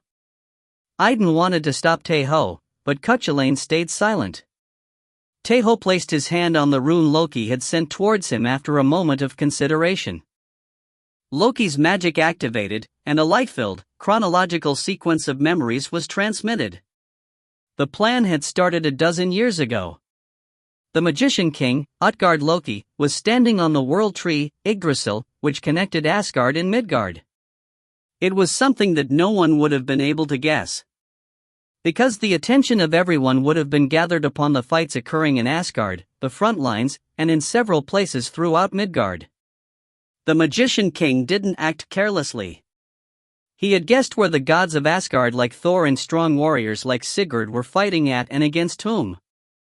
Because of that, he thought that his plan had succeeded. The objective of the Magician King wasn't to gather the soul fragments. His real objective was reaching the nucleus of Yggdrasil without being interrupted. He would destroy the nucleus of the World Tree and cut off the connection between Asgard and Midgard. He would then naturally wait for the destruction of Asgard. All the things that had happened until now were merely preparations. There was an island in the Sea of Death at the end of the world, and Yggdrasil passed through it as if penetrating it. The Magician King landed on the island. He then walked towards Yggdrasil. But there was someone waiting for him. We finally meet Utgard Loki. The one standing before the World Tree was the King of Gods, Odin. The location where Garmr's soul fragment was first discovered was in the trace of the Great War located in Svartalfheim. The moment they defeated the fire giant that was using a strong magic, Tae Ho and Ciri were swept by the storm of magic power and thrown towards the trace of the Great War that was hidden in a crack of the world. It wasn't a coincidence. It was all planned by the Magician King. We will let Asgard know of the fact that the soul fragments of Garmr exist and that the giants of Jotunheim are searching for it. That was the objective of that battle. Tae Ho and Ciri being the ones swept up by it wasn't a coincidence, but Tae Ho obtaining a piece of Gibald wasn't something planned on by the Magician King. But until then, it wasn't that important. Because of that, the Magician King proceeded with his plan. Asgard started to search for Garmr's soul fragments like expected. And the giants of Jotunheim also began a search of great magnitude to not lose them to Asgard. Inevitably, Garmr's soul fragments were discovered, one by one, at suitable places. The warriors of Valhalla and the giants of Jotunheim clashed to obtain the soul fragments. The death of the giant of strength, Harald, wasn't planned, but thanks to that, Asgard grew to completely believe that the giants of Jotunheim were intricately obsessed with the soul fragments. The stage then moved to Midgard. Several soul fragments were discovered, and due to several cases, Asgard started to concentrate more on Midgard. The big picture remains the same, but the speed of the plan has been slowed. It's because Idun's warrior fought much better than expected. The death of the giant of earth, Balgad, also wasn't in the plans. Now that the Magician King had lost 2 of the 5 fingers, he decided not to delay anymore. He already had the necessary things anyways. The goddess of magic, Freya, couldn't trust in the security of the Great Barrier anymore. She had started to ponder whether she had to reinstall it or not, even if Midgard was then exposed to the giants. The Magician King revealed the whole picture to the remaining 5 fingers, and he ordered the revealing of all soul fragments to the only one whom he had originally shared his plans with. A bunch of soul fragments appeared in the front lines, and several soul fragments were discovered in Midgard. The giants passed through the holes that were in the Great Barrier and started to invade Midgard. Because of that, the goddess of magic, Freya, decided to remove the Great Barrier, and the King of Gods, Odin, agreed to her decision. Because the objective of the giants was to gather the soul fragments. They just had to retrieve it faster than them. The king of the frost giants, Harmardi, marched in the front lines. Not only that, but high-named giants revealed their existences clearly in the battlefield. As a result, the gods of Asgard didn't look anywhere else. We will dig in that opening. The Magician King will destroy the nucleus of Yggdrasil himself while everyone is preoccupied elsewhere. The Magician King gazed at Odin. Odin took off his tattered robe and said that, "I wanted to meet you. I wanted to bring you out, you, who is shrinking down into the deepest places of Jotunheim, because a war will only end after one strikes the head of the king." The Magician King, Utgard Loki, wasn't the only giant king in Jotunheim, but he was the one that had the biggest force. The giants of Jotunheim could gather their strengths into one as he possessed a strong political power. Odin knew all of the plans of the Magician King. Because Odin also knew the only giant that the Magician King shared his plans with. That giant knew that God was relaying to him the plans the Magician King would harness to his desires. He knew that the Magician King already had all the soul fragments. He also knew that the one that had put the soul fragments in Svartalfheim and scattered them in several places of Midgard was the Magician King. But he still played by his palm. He started to search the soul fragments more fervently. He didn't share the truth with Freyja, Heimdall, or even Thor. As a result, they acted earnestly in everything. He was also prepared for sacrifices. Loki had blocked Thor when they were fighting against the Fomor King. He'd let that happen even by knowing that the warriors of Valhalla who had descended would suffer crushing casualties. Because he had to make the Magician King trust in Loki. Thor and everyone else had to play by the plans of the Magician King. Just like the Magician King had exposed named giants, Odin had also exposed named warriors. For the battle that was not related to the Great War occurring in Asgard and Midgard, but for that one fight that would occur in the crevice of the world. They needed a long time for that. Loki could obtain the trust of the Magician King because of the 100 years that had passed. Thanks to that past 100 years, the Magician King grew to believe in the magical nucleus that connected Midgard and Asgard. Valhalla was also on the defensive since the Great War. They just defended instead of attacking. Freyja thought that it was to protect Asgard, Midgard, and everyone as the king of gods. Thor, Heimdall, and other gods like Ullr and Hermod also thought similarly. But that wasn't the case. Odin had endured it and was patient. For that one instant that he would bite the neck of his enemy. And that was a really obvious thing. Because I'm the cruel and cunning god of war before the king of gods. Odin gripped Gungnir, and the superior ranked warriors that had retired or faked their deaths appeared behind him. For Asgard and the 9 realms. Someone uttered, and the warriors activated their sagas. Idun panted with a dumbfounded face. She could only react as such to the plan Loki revealed. Loki, who had betrayed Asgard when the Great War was coming to an end. Loki, who had lived as a loyal underling of the Magician King for 100 years. It was a story that was hard to believe but also hard to doubt. His story was akin to an expertly fabricated lie. By now, the fight against the Magician King and Odin would have started.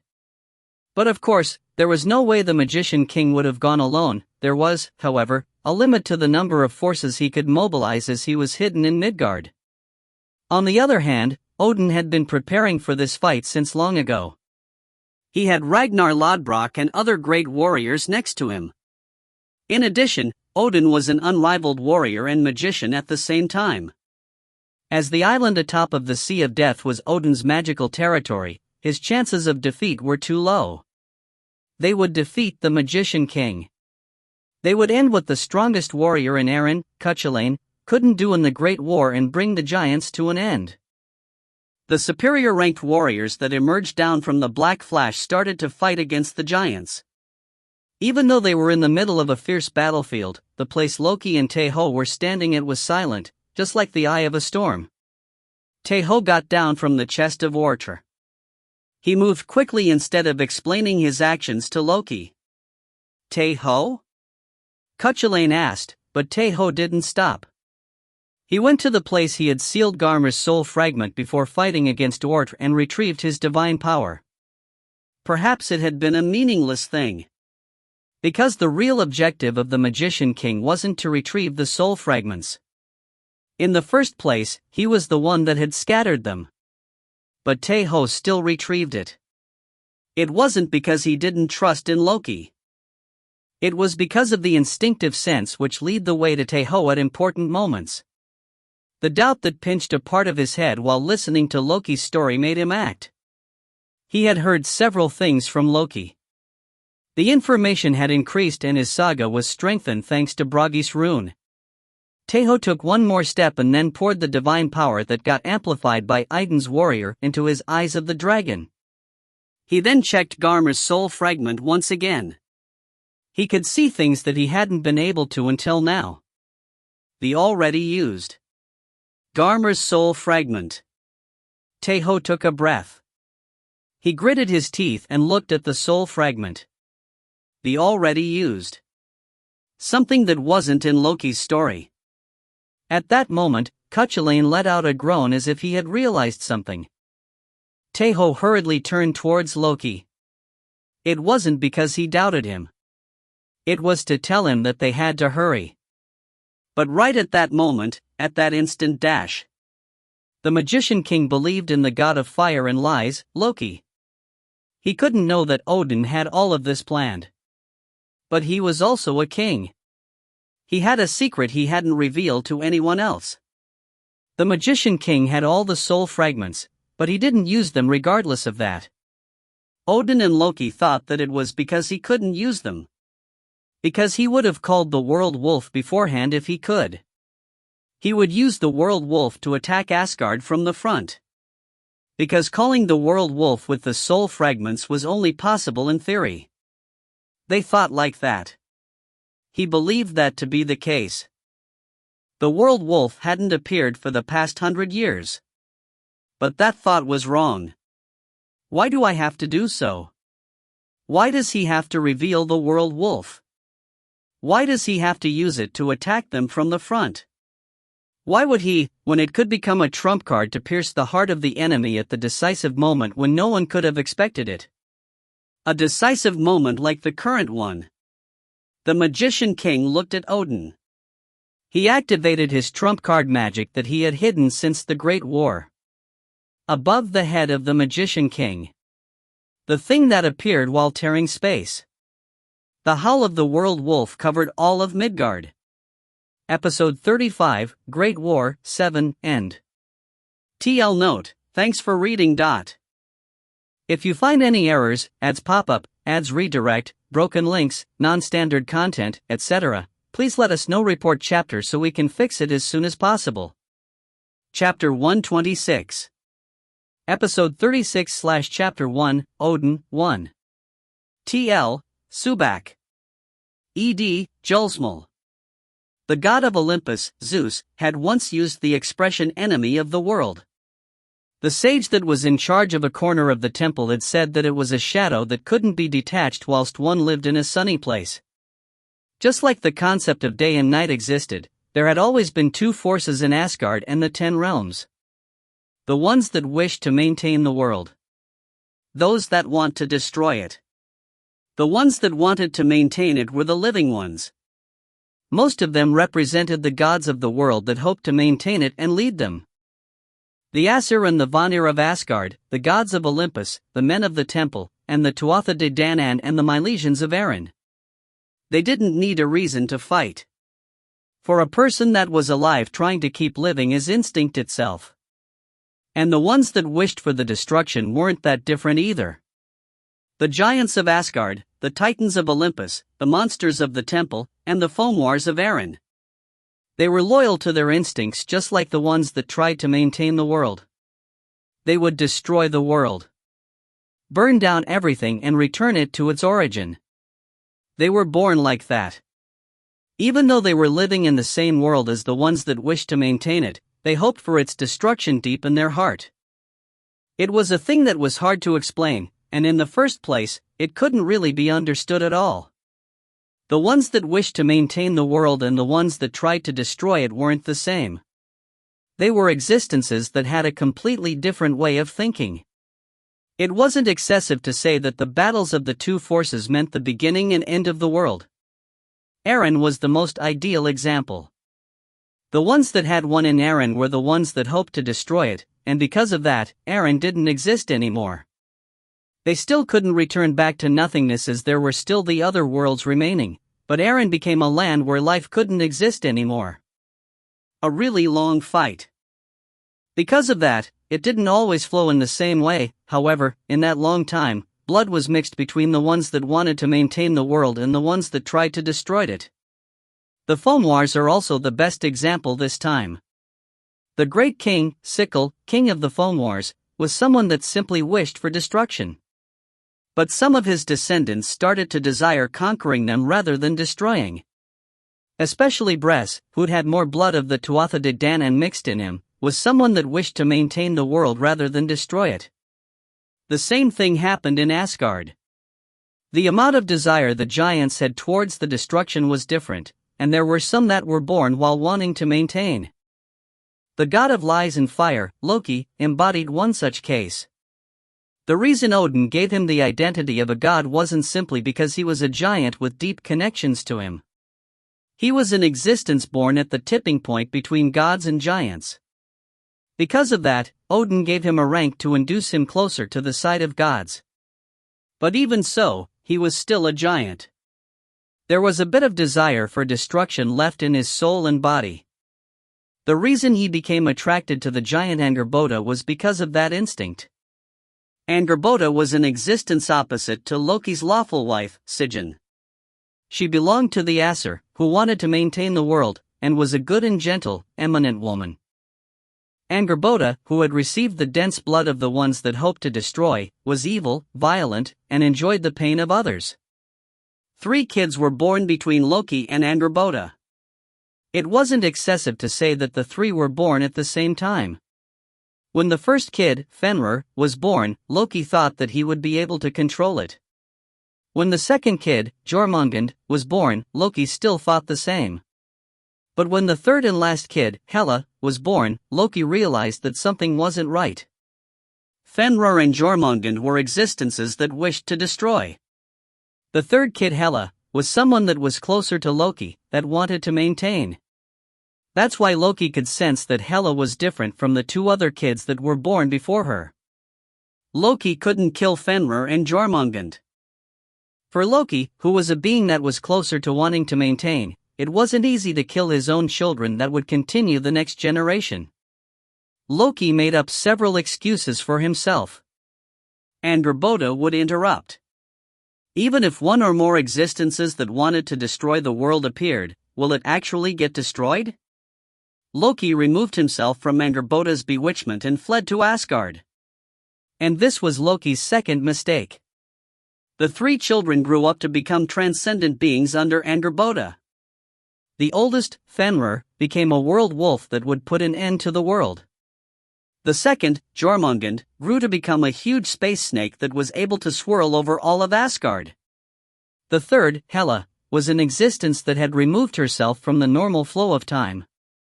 Time flowed, and the Great War started.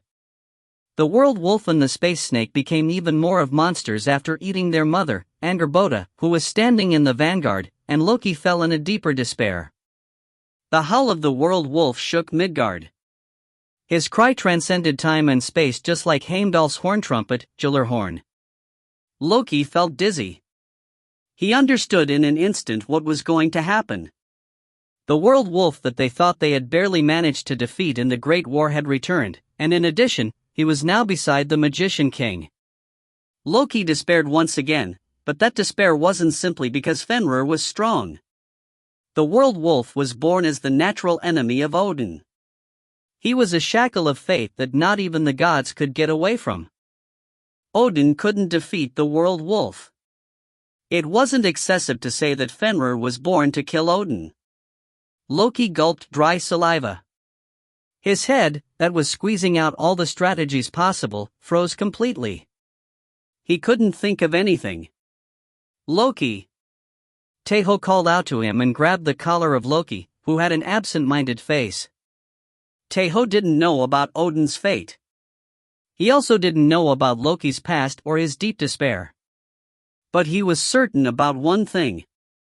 He grasped the most important thing with Shathaka-style insight. There's only us. Loki opened his eyes widely.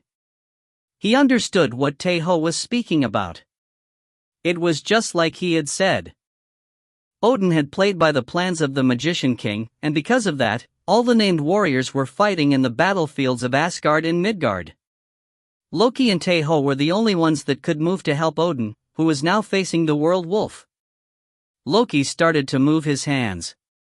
He drew complicated runes without hesitating. Tae Ho raised his head. The superior-ranked warriors that rode upon the black flashes were fighting against the giants that came down the fire pillar. Their pallid faces reflected their surprise from the howl uttered by the world wolf without warning. They lacked time, and in addition, they didn't know about the truth of Loki. There was a possibility they could attack Loki now that they had become agitated after hearing the howl of the world wolf. Master.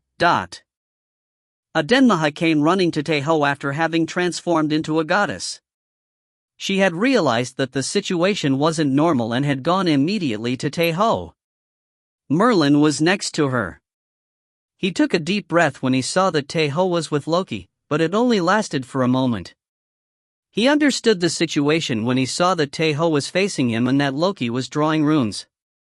Instead of saying something, he also started to draw some runes and helped in Loki's magic. Iden's warrior. Loki called out Tae Ho.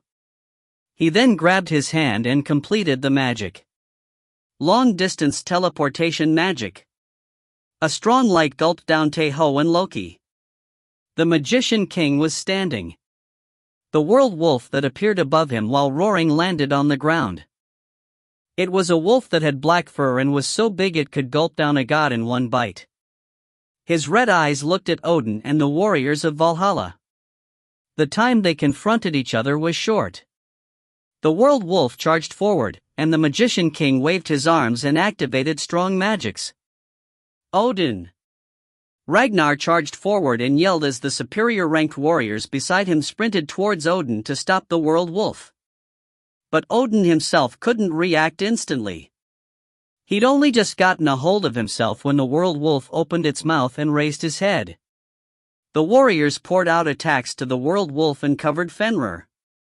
But the world wolf didn't stop for even a moment. He received the attacks of the warriors with its bare body and gaped open its mouth. He then bit the air and activated a saga. Saga, the jaw of the world wolf. It was a strength he could use as he had inherited the blood of Loki, who was close to being a god. The jaw of the world wolf that would gulp down the several warriors and gods and even the world. The overwhelming strength swept up the surroundings of the world wolf. From below to above, and from above to below, everything was crushed as if it had entered the mouth of the world wolf itself. The warriors reacted immediately and tried to get out of the reach of the world wolf, but not everyone could dodge it. One of the warriors was caught by the jaw of the world wolf. The huge teeth that were invisible tore open his chest. The world wolf opened its mouth once again and then rushed towards the warrior that was closest to him. At the same time, the Magician King activated several magics. He fired a huge whirlpool of fire and lightning towards the warriors. Odin. Ragnar yelled once again.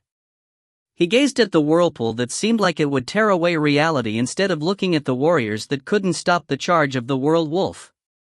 He pulled his Viking sword from its sheath and thought of a method to connect the warriors.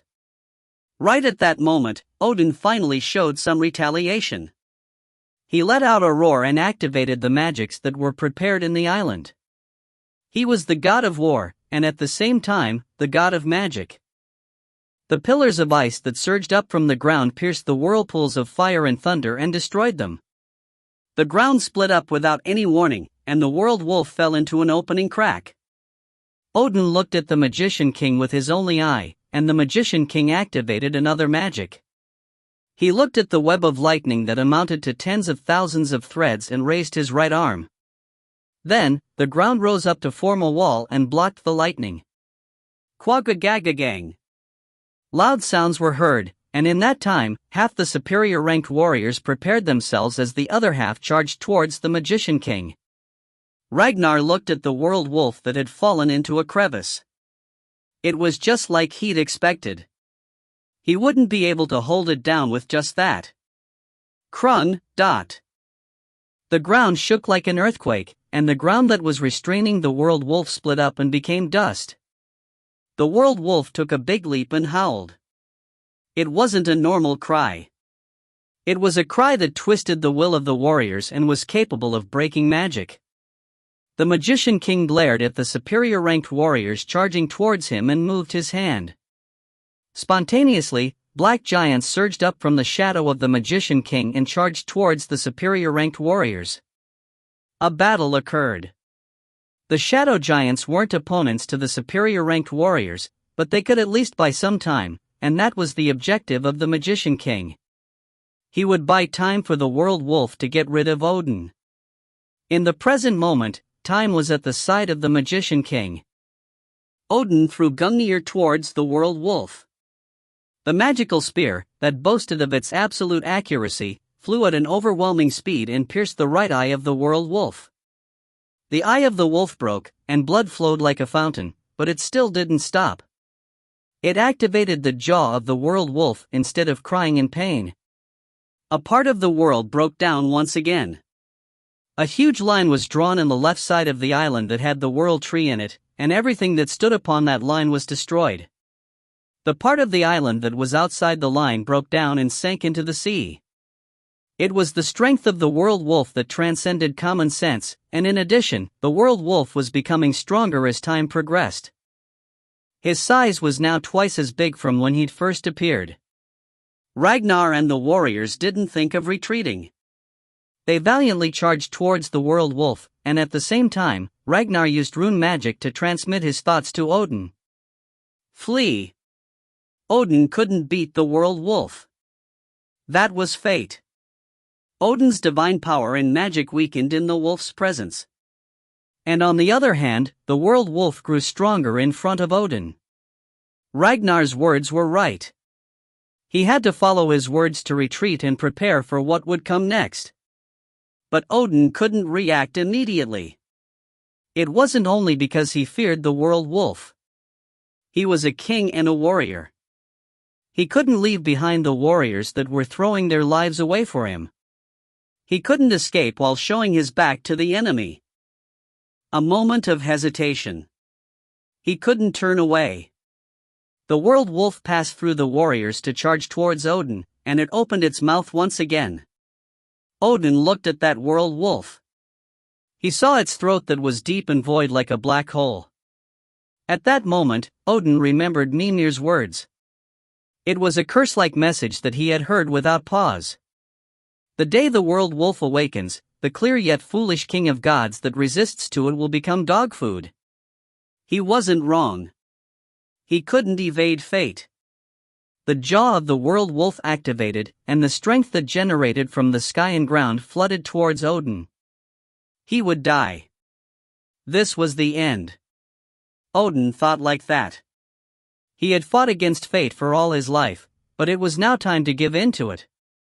But right at that instant when Odin was about to close his eyes a strong light tore through space, and the after effects of the long-distance teleportation shook the world a little bit. The Magician King turned his head, and Loki, who had appeared while opening up the space, yelled something. And there was someone swinging his sword. There was someone standing in front of Odin trying to resist to the invisible teeth. Odin couldn't breathe. He remembered another word of Mimir in the time that seemed to have stopped. 72.972 and 100.000. The first change. The day that the rate of destruction, that was only becoming higher, got lower. And the existence that provoked that change. Odin looked at the golden apple tree that was engraved in the cape of the warrior. And yelled unconsciously. Idun's warrior. Tae Ho swung Caliburn and blocked the teeth of the world wolf with the sword of the king. Episode 36, Odin, 1, End. TL Note, thanks for reading. If you find any errors, ads pop up, ads redirect, broken links, non-standard content, etc., please let us know. Report chapter so we can fix it as soon as possible. Chapter 127. Episode 36/Chapter 2, Odin, 2. TL, Subak. Ed, Julsmal. Ald, the oldest of the three sisters, raised her head. She, who represented the past, grabbed the end of the threads of fate that split into several parts. Verdandi pulled on the strands of the thread Ald was grabbing and made a new one. She, who represented the future, couldn't see the future. The future wasn't something that split from various strings. Skald, who'd remained in Vanaheim, touched the air. She touched the thread of fate that hadn't been made and understood why she had gone to Vanaheim and why she had met Idun's warrior for a moment. Even if it was her who represented the future, she couldn't see the exact future. And that was rather a blessing because nothing more despairful existed than a fixed future. Skuld moved her fingers once again and thought of the past to foresee the future. The reason the thread of fate, that held the fate of the world, touched Idun's legion. It was this moment. Right now, Idun's warrior had been deeply entwined within the fate of the world. What would the results be? What kind of future will it give birth to? Skuld gathered her hands and called out the name of the warrior of Idun. That was a miracle made by layers of coincidences having been piled up. The moment the world wolf tried to gulp down Odin, the teleportation magic of Loki reached the island that was on the Sea of Death. The space magic having appeared right next to Odin was inevitable, as Loki had set up Odin as the destination point. But the reason that the long-distance teleport had been executed right before Fenrir bit Odin down, and the reason that the world had shaken because of the after effect of the magic and the two having appeared inside the jaw of the world wolf was all a coincidence. Idun's warrior. Odin yelled, and Tae Ho heard his voice. He instinctively realized who was behind him. The jaw of the world wolf was approaching from the sky and the ground. Originally, those teeth shouldn't have been visible, but Tae Ho was able to see them with the eyes of the dragon. Loki and Merlin couldn't move after having used the long-distance teleport magic. Adenmaha, who had entered the space magic a bit late, bounced away the moment the teleportation ended and rolled quite a distance away from them. Tae Ho was alone right now. Cuchulainn yelled something quickly, but Tae Ho couldn't know what he had said exactly. Still, he understood the purpose of his words completely. Stab it. Strengthen Saga. The eye of the dragon sees through all things. An opening was seen. The weakness of the world wolf that had been created for an instant after the world was shaken by space magic was seen. Saga, King of Camelot. Saga, Idun's warrior. Tae Ho poured out Idun's divine power into Caliburn in an instant. There was no time to concentrate that power. One could say that he had almost detonated the power in his haste. The glory of Camelot appeared from Caliburn, and Tae Ho stabbed it while being guided by the eye of the dragon.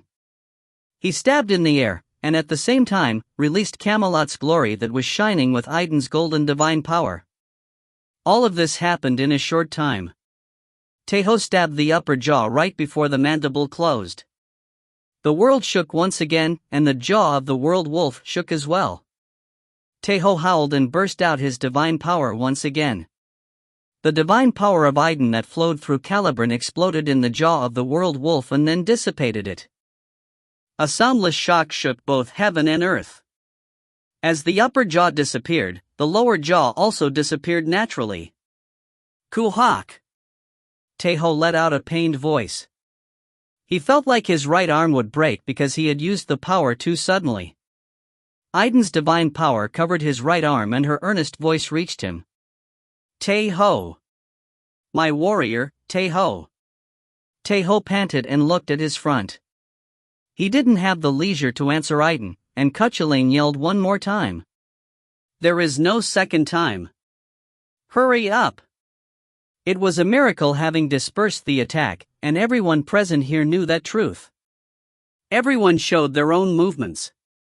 Ragnar raised his Viking sword and leapt towards the world wolf. The Magician King let out an aggravated grunt and activated about 10 magics at the same time. Merlin left the aftershock of the space magic and looked in front of him. Although he was old and exhausted, he reflexively opened his mouth and recited a new chant. Loki also got a hold of himself and he fell in a deep despair once again.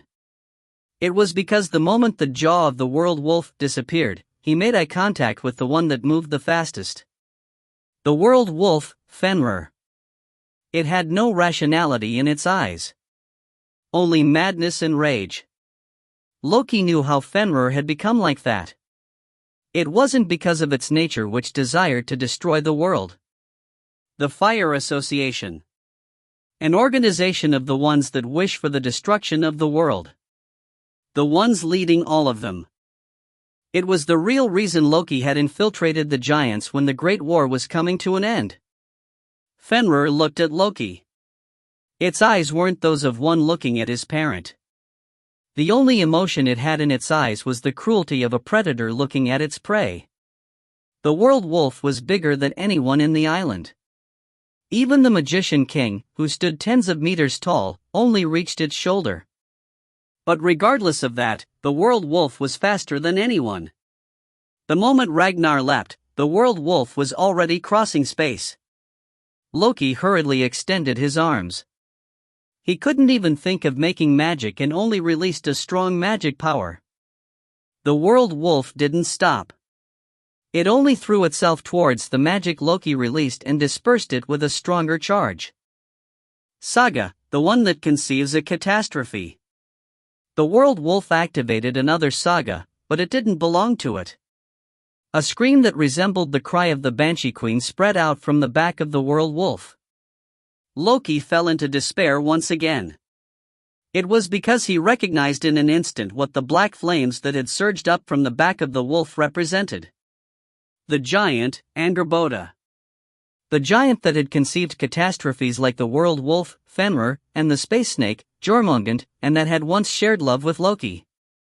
Her scream became lethal blades and hacked the consciousness of Loki and all the others.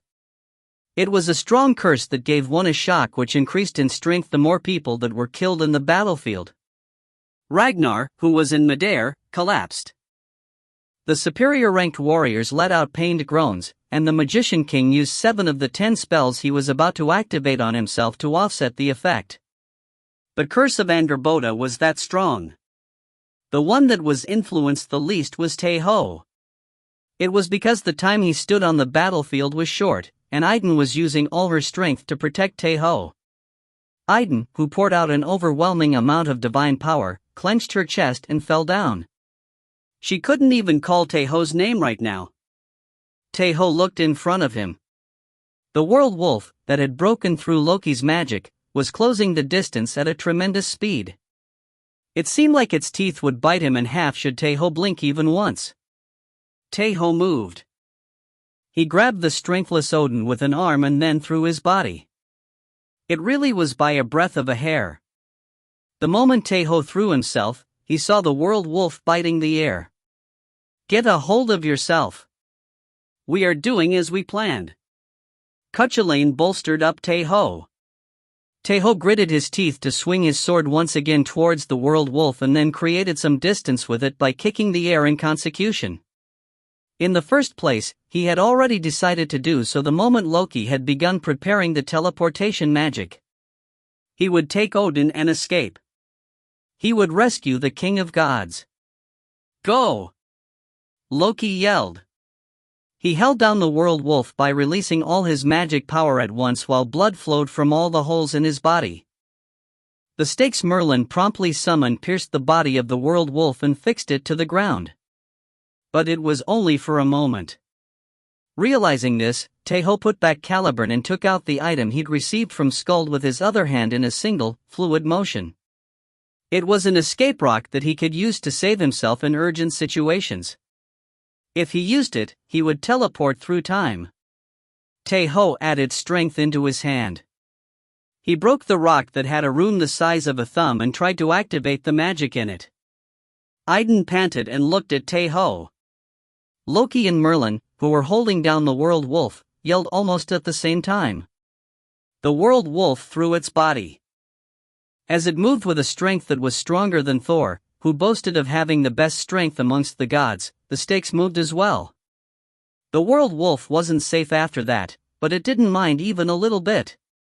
It spat out black fire that held a cursed power, just like the blood of Ymir, and opened its mouth towards Tae Ho and Odin. Saga, Jaw of the World Wolf. The upper jaw touched the sky and the lower jaw touched the ground. It put everything at the surroundings at its side and fixed the space between.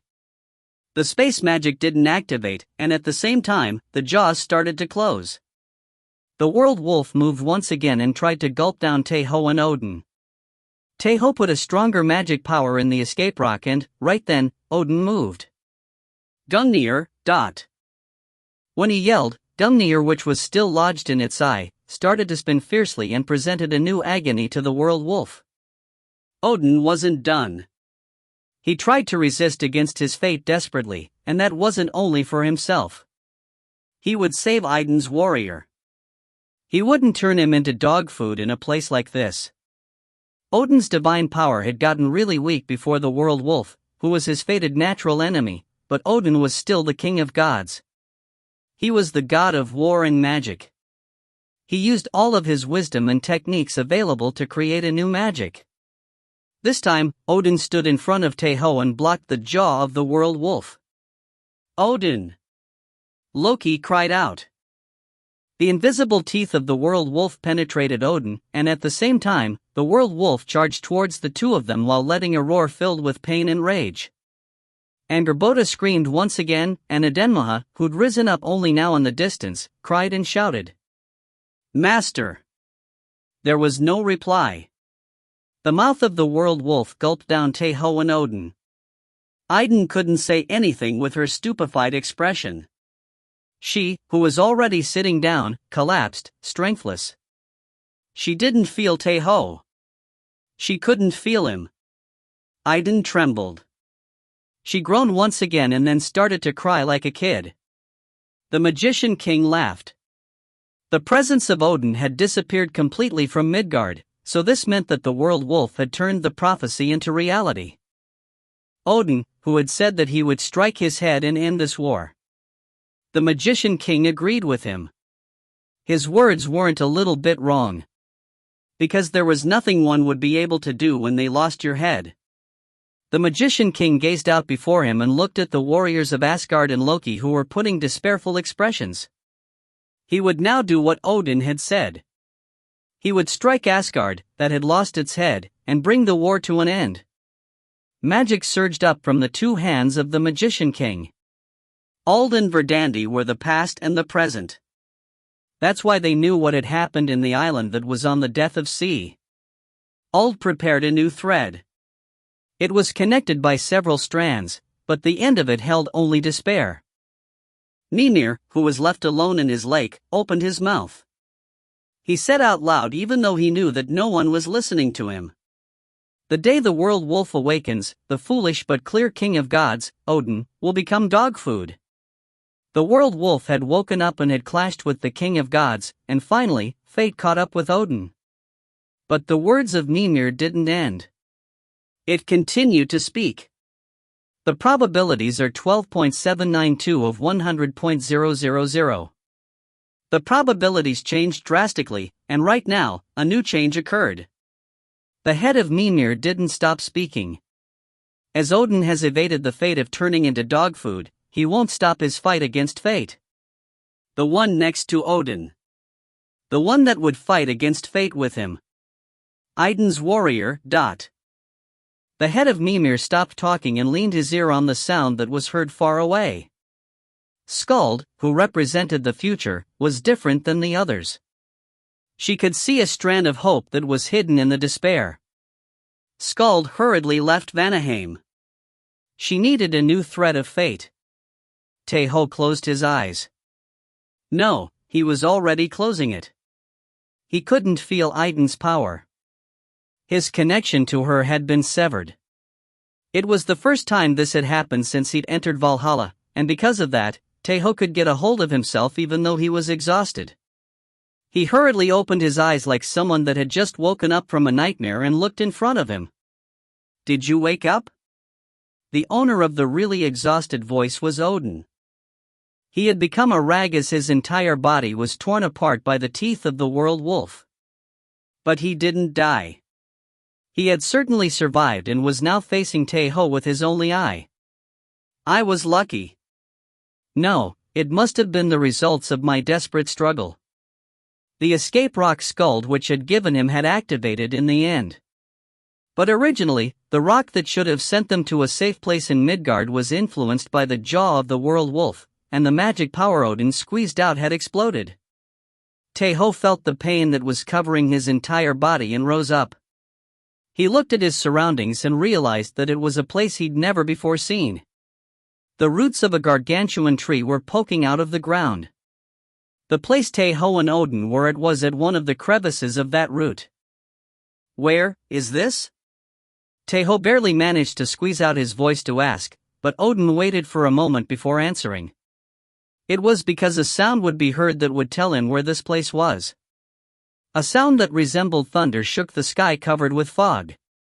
It was a familiar sound for Odin, but it was the first time for him too to listen it this close.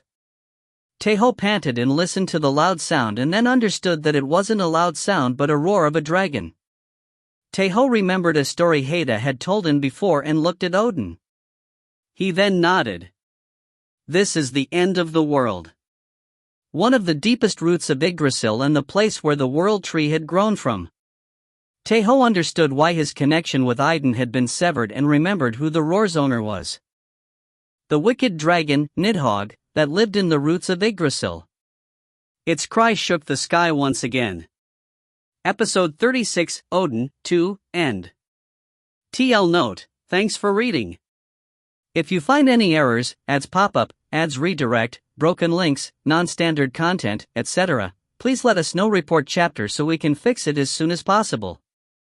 Chapter 128. Episode 37/Chapter 1, The One That Conquers, 1. TL, Subak. ED, Julsmal. The world tree, Yggdrasil, started with the beginning of the world. Because of that, one could say that the root of Yggdrasil was the beginning and end of the world. It was the beginning because the world had started in that place and was the end because it was located in the depths of the world. Tae Ho remembered the classes he'd had with Haida every night. He had certainly heard about the world tree when she was explaining about the world. The materialized Yggdrasil was merely a part of the real world tree, but the size of it was so massive that it pierced through the underworld, Niflheim, the mortal world, Midgard, and the world of gods, Asgard. The lower one went in Yggdrasil, the bigger and thicker it became, but the part that was below even Niflheim was really an unknown world. One couldn't find a path in that place that was always covered by a thick fog. Even if they said that it was huge, one might think that they could just climb it, but that wasn't the case. Normal humans or fairies went down when they believed that they were going up, so they couldn't grasp their sense of direction. It wasn't an exaggeration to say that the Lake of Mimir, Odin's secret place, was in the middle of that fog. Because of that, no one could get close to it if they weren't invited. It's fine up to the Lake of Mimir. If they are gods with a strong divine power, they may be able to find the right path. But the story changed the lower one got. The really dense fog severed the route from all the other worlds. Tae Ho couldn't understand well what that meant when he was listening to the class. That's why he just took it as being a severed bridge. It wasn't a completely wrong comparison. It was rather closer to the answer. When Tae Ho climbed down the route by himself, he got to know what severing really meant. He couldn't feel Idun. His connection to her had gotten cut off. Perhaps, she may think that Tae Ho had died. Tae Ho tried hard to stay calm. Whatever the case, Tae Ho was alive right now and Odin was in front of him, even if he was in an awful state. He would be able to overcome this situation somehow. How much time has passed? I don't know exactly. About 3 or 4 days may have passed. Odin answered directly Tae Ho's question. It wasn't good news. 3 or 4 days was a really long time. He felt a horrible feeling even by imagining what could have happened in their absence. The first thing he thought of was the well-being of Adenmaha, Merlin, and Ragnar. What had happened to the 3 of them? Were they able to escape from the world wolf? Tae Ho took out a summoning rock reflexively and inserted magic power into it, but it was pointless. Adenmaha did not appear. It's not because she is dead. Because his connection with Idun had also been severed. Even if it was a summoning rock, he wouldn't have been able to call Adenmaha. That's why it was fine. It didn't mean anything had happened to her. Tae Ho spoke to himself a few times as if trying to calm down himself and looked at Odin. Several things popped in his head, but unfortunately, he couldn't say it out loud. It wasn't only because he was worried about him. He had heard the plan that Odin had come up with from Loki. That's why there was no need to ask it by now. Disrespect aside, asking why his plan had failed was more of a detriment to their situation than anything else. Are there no methods to ascend? Because of that, Tae Ho asked the most important question right now. Odin opened and closed his eyes once and then said with an exhausted voice. It's not that there are none. It's only really hard. Tae Ho felt uneasy just by hearing him, but the answer satisfied him for the time being. Because it meant that there was a way to return to Asgard. It wasn't impossible. But of course, returning didn't mean that it was proper because Asgard would be battling head-on against the giants of Jotunheim. In addition, the situation was bad. There was a high probability for the gods of Asgard to think that Odin was dead. Using the army as an example, the supreme commander had died as soon as the war broke out. On top of that, the world wolf, Fenrir, was added, so one could say that the situation was one akin to a sense of impending doom. Calm down.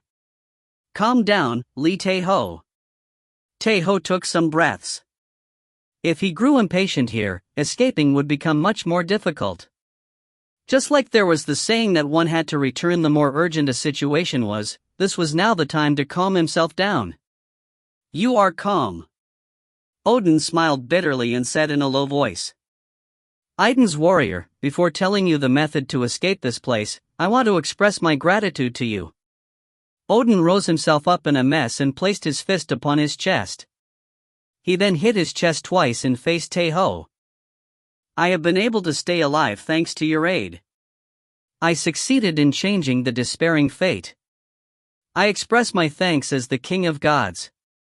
He was a mess, but Odin was still the king of gods. It wasn't easy for him to express his thanks sincerely towards a warrior of Valhalla. I just did what I had to as Idun's warrior. Tae Ho answered reflexively. When he saw movies or novels, he always criticized the characters because they only said sweet words, but now that he was in a similar situation, he didn't have anything to say aside of those words. Odin smiled, and Tae Ho quickly realized something previously unknown to him. Odin was a warrior of Valhalla before becoming the king of gods. Although he was wearing countless masks, his nature wouldn't be much different to a warrior of Valhalla's. If we return, and if we do manage to win, I will give you a big reward. I will grant you anything you wish. Odin said with serious eyes as if he wasn't just saying it as a thanks. His eyes were rather similar to Ragnar's. Thank you. Tae Ho answered with the most ideal answer this time, but then someone clicked his tongue. You don't refuse. Right, you have to receive when you are given. Just tell him to marry you to Freya. Cuchulainn. Tae Ho answered out loud at the voice that rang in his head. It was because it was that nice to see him back. Cuchulainn continued speaking when Tae Ho hurriedly took out Gibolg. Why, is it that nice to see me?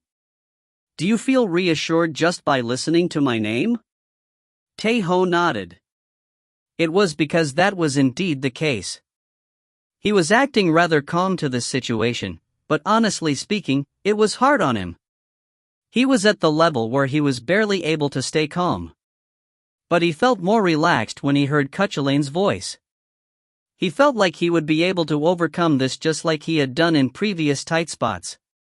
Because of that, Tae Ho answered to the first thing Cuchulainn said. But why does it have to be Freya? Heda is much prettier. Idunnim could be better than her too. I don't know what expression I should put on at situations like this. Cuchulainn answered as if he was tired of Tae Ho's opinions. But of course, the two of them were joking right now. Their joking marked the thankful return of a more composed atmosphere. Is it the Prince of Light? Odin looked at Tae Ho, precisely speaking at Gibolg, and asked. Cuchulainn materialized and appeared next to Tae Ho just like he'd done in Skathaka's residence. It was Odin's magic. It's been a really long while, King of Gods, Odin. Cuchulainn bowed lightly and expressed etiquette, and Odin nodded. I did hear some stories, but it's been a while seeing you directly like this. Is it impolite if I say that you look much better now than in the Great War? No. Your words are right. I also feel that the current me is much better. Because the Cuchulainn in the Great War had gone mad for seeking revenge. But it was different now. He had recovered his mental state just like when he'd been renowned as the Prince of Light. In addition, Master is also here. Skathak, whose location during the Great War had been a mystery to all, was now in Idun's residence. Cuchulainn was satisfied just by that fact alone. Odin still gazed thoughtfully at Cuchulainn before he turned to Tae Ho and said, Let's proceed with what I was saying. Just like I told you before, there's a method to get out of here, although that method is really difficult. Odin paused for a moment and then closed his eyes and leaned his ear towards the surroundings. Not long after that, a roar shaking the skies was heard from far away. Do you know who is the owner of that roar? Isn't it the wicked dragon, Nidhogg? As Tae Ho answered after he'd remembered the classes with Heda, Odin nodded. Right, that's true. The black, venomous dragon, Nidhogg, that lives in the roots of Yggdrasil, you could say that this place is its nest. Several roars were heard after that as if adding further weight to Odin's words. Odin opened his only eye sharply and said, It has been looking for us since before. It's obvious for it, the owner of this land, to want to chase away the uninvited guests, but we can't only evade it. It's because it is the only method for us to escape this place. Are you saying that we will ride on Nidhogg and climb up? As Cuchulainn asked with a doubtful face, Odin shook his head. It's similar but different. Nidhogg has been entrapped in the roots since the beginning of the world. It isn't able to leave this place with its own strength. Actually, the problem lay closer to an approval of sorts, but the important thing was that Nidhogg wasn't able to leave the roots. But there is an existence that can. It's the only one that can freely go from the roots to the branches of Yggdrasil. The beast, Ratatoskr. Tae Ho said reflexively. He had also learned about this from Heda's classes. The three beasts living in the world tree. The venomous dragon, Nidhogg, that lives by chewing the roots of the world tree. The huge, white eagle, Hraesvelgr, that sits in the highest branch and is the origin of all strong winds. The squirrel, Ratatoskr, that can freely travel to both sides and made Nidhogg and Hraesvelgr into enemies when they couldn't even see each other. Right, that's the only one, and to catch it, we need the help of Nidhogg, the owner of a part of this land. Odin spoke of the method to get away from this place in a terse manner. They could plentifully talk about the other things at a later time. Cuchulainn, who listened to all the explanations of Odin, put on a thinking face and then asked, Odin, is Nidhogg certainly a dragon? That's right. It's an ancient dragon that ranks supreme even among its own kin. Cuchulainn turned to look at Tae Ho at Odin's answer. Tae Ho also nodded as he knew why Cuchulainn had asked if it was a dragon or not. Tae Ho's saga, the one that controls dragons. But of course, his adversary was the ancient beast, Nidhogg. They couldn't know how much Tae Ho's saga would work. But there was still a probability as it was a dragon. One could say that it was a ray of hope. Cuchulainn checked Tae Ho's smile and then asked with a more serious expression. Then, Odin, I will ask you one more thing. It's something really important. What is it, Prince of Light? Odin also answered with a serious expression. In addition, Tae Ho gulped dry saliva at the serious atmosphere. And Cuchulainn finally opened his mouth and asked, Is Nidhogg a male or a female? What? Odin blinked his eyes and asked back, and Tae Ho put on a dumbfounded expression. What, did I say something wrong? It is important. Episode 37, The One That Conquers, 1, End. TL note, thanks for reading. If you find any errors, ads pop up, ads redirect, broken links, non-standard content, etc., please let us know. Report chapter so we can fix it as soon as possible. Chapter 129. Episode 37/Chapter 2, The One That Conquers, 2. TL, Subak. ED, Julsmal. What, did I say something wrong? It's important. What is? It's the same anyways. Tae Ho talked back strongly as Cuchulainn spoke with a casual face. Whatever the case, he wasn't lying. The number of draconic races Tae Ho had suppressed with the one that controls dragons were few, but most of them were male. The demon he first captured in the mine of the dwarves, the wyvern he handled in the Black Fortress, Rollo, who he had turned into his underling, and McLaren, who got to accompany him in Nidavellir. What, all of them were male excluding Adenmaha? Hey, so Ciri and Raskrid aren't female? Well, the two of them fought together with me as comrades, not as beings that were suppressed. It's completely different. The ability of the one that controls dragons didn't only stop at suppressing draconic races. It also had the ability to synchronize one's consciousness with them and share their senses and thoughts. Cuchulainn revealed eyes stun with complaints, but he soon grew surprised and said, Hook, for most of them to be male, you didn't look at me with those eyes until now, right? It's not that I dislike you, but, I'm sorry. I don't think I will be able to respond to your feelings. Tae Ho was completely lost for words as Cuchulainn apologized with a serious face. He just let out a sigh and called the name of Aiden. Oh, my Aiden. It's a joke. A joke. Do you think I don't know of your preferences? Cuchulainn laughed as if it was really fun. It seemed like he'd meant to lighten up the atmosphere, and it had actually grown noticeably livelier, but Tae Ho felt rather pitiful now. For this kind of person to be the Prince of Light, just what kind of place was Aaron? As he was thinking about things that would repulse Merlin and the Knights of the Round Table if they got to know what he was thinking about, the one that was being excluded in the conversation opened his mouth. I want to know what you are talking about. It was Odin. As Tae Ho became embarrassed and didn't know what to say, Cuchulainn spoke in his stead. Odin, we were talking about the saga this guy possesses. Saga? Yes, it's a saga called The One That Controls Dragons. Cuchulainn erased all his playfulness and started to explain details of Tae Ho's saga. Odin nodded after hearing everything. The One That Controls Dragons, so, it's a saga that can employ resistance towards draconic races? Yes, but only, I've never used it on a real dragon. Tae Ho answered with a dark expression.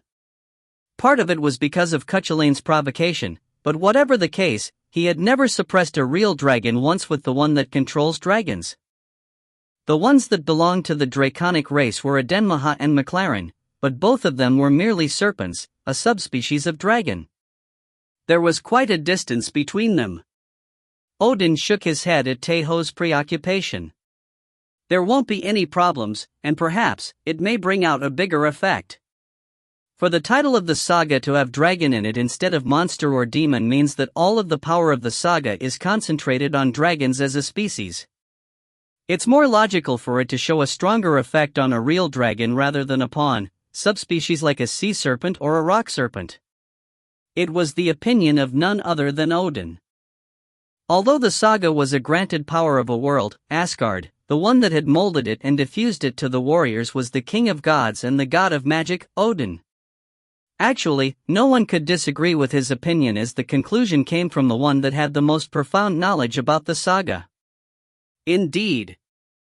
Cuchulainn nodded with an admiring expression. It was because he realized that the saga of a title had more meaning than he'd previously thought. And that was the same for Tae Ho. So was it because of that? There were two sagas that belonged to Tae Ho that had changed titles. The Warrior's Equipment and The One That Controls Dragons. The original name of the two sagas were Sword of the Warrior and The One That Handles Dragons, respectively. When it was Sword of the Warrior, Tae Ho could only recreate weapons with it, but after it became the Warrior's Equipment, Tae Ho was able to also make defensive gear. It was the same for The One That Controls Dragons. As the one that controls is naturally stronger than the one that handles, the controlling power towards a dragon became stronger. The title of a saga isn't created randomly. You could say that the title is a kind of essence that resumes the story behind it. No cases existed that the title of the saga was different to its effect. The more detailed a title is, the more detailed the effects, but instead, its effects get easier to narrow down. Normally, titles that come in the form of a sentence are such cases. On the other hand, if it's an abstract title, even if its immediate effects are vague, if you investigate and develop it more, there's a possibility you may be able to use several abilities at once. He had heard something similar from Ragnar. My saga, King of Vikings, or your Idun's Warrior and King of Camelot are titles that are easy to put anywhere. The reason smaller sagas can be added to my King of Vikings and your King of Camelot is also because of that. This is something that may happen in the future, but Idun's Warrior may be able to grow into an independent saga that can have smaller sagas within it. Tae Ho nodded. But Odin opened his only eye sharply while looking at Tae Ho.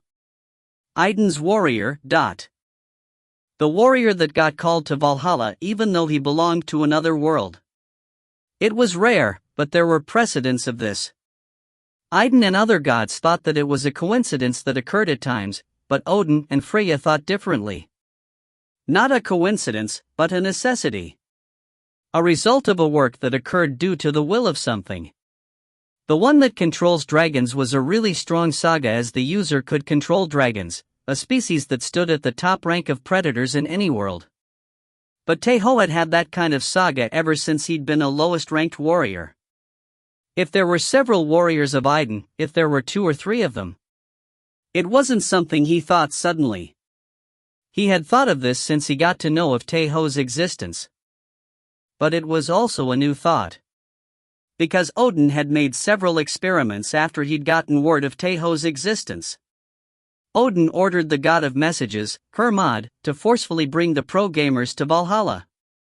The results were pitiful. He had brought about 10 pro-gamers, but not even one of them could create a saga. The difference between Tae Ho and them was clear.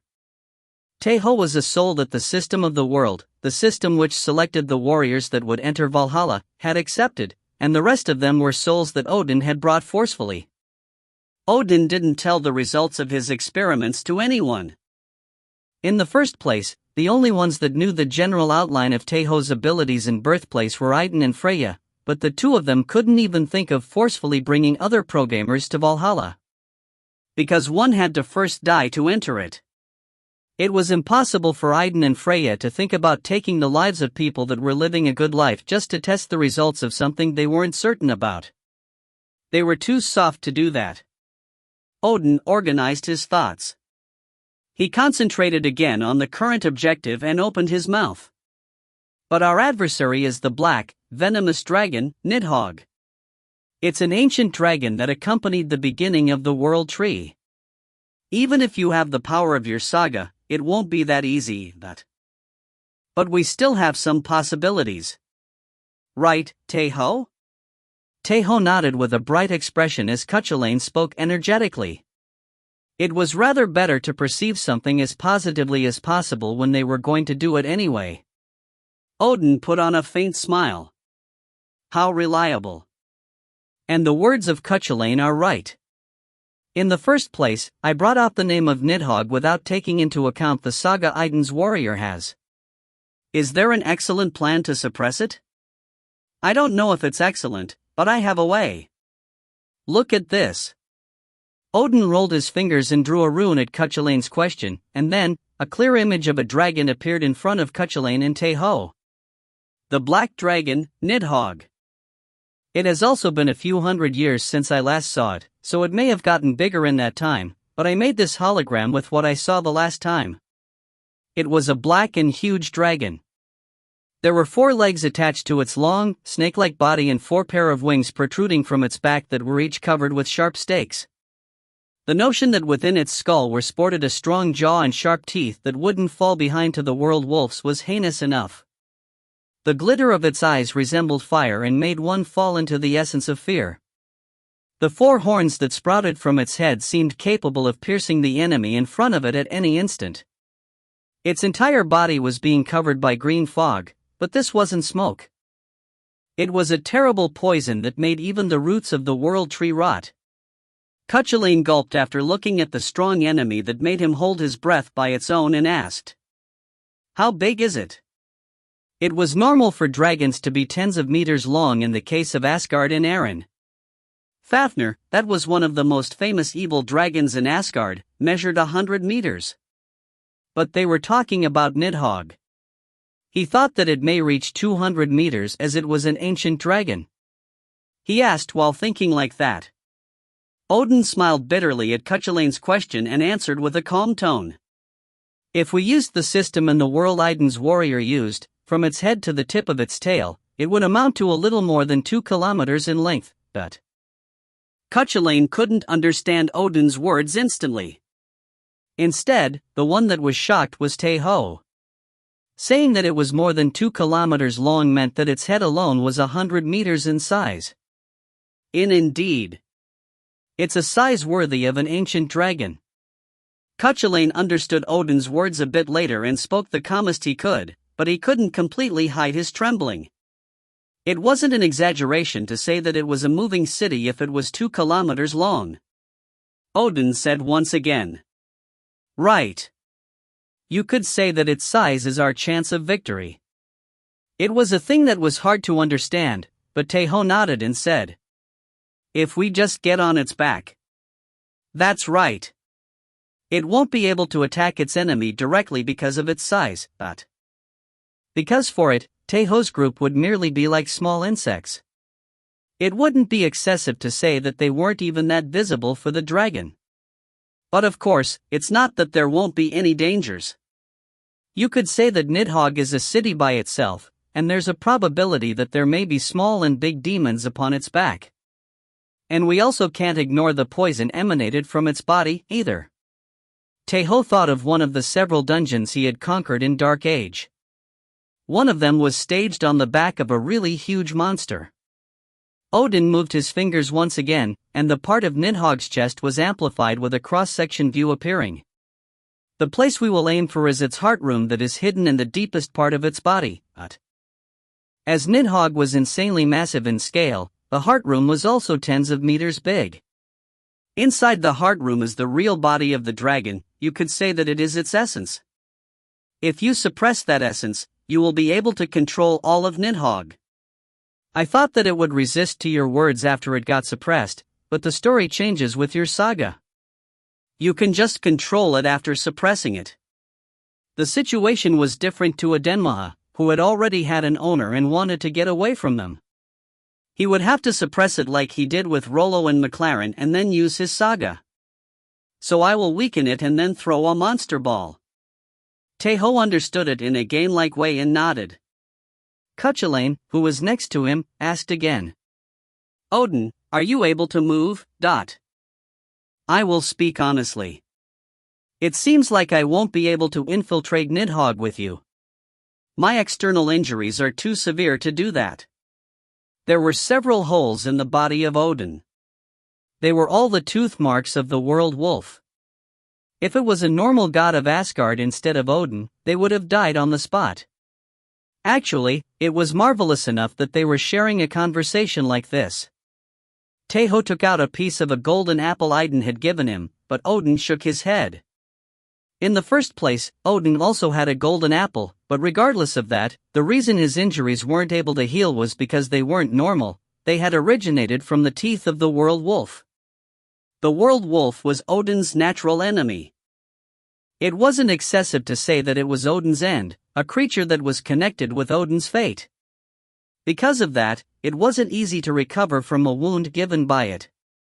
But it's not that I am not able to do anything. I will give strong rune magic and blessings to you. Leave it to me.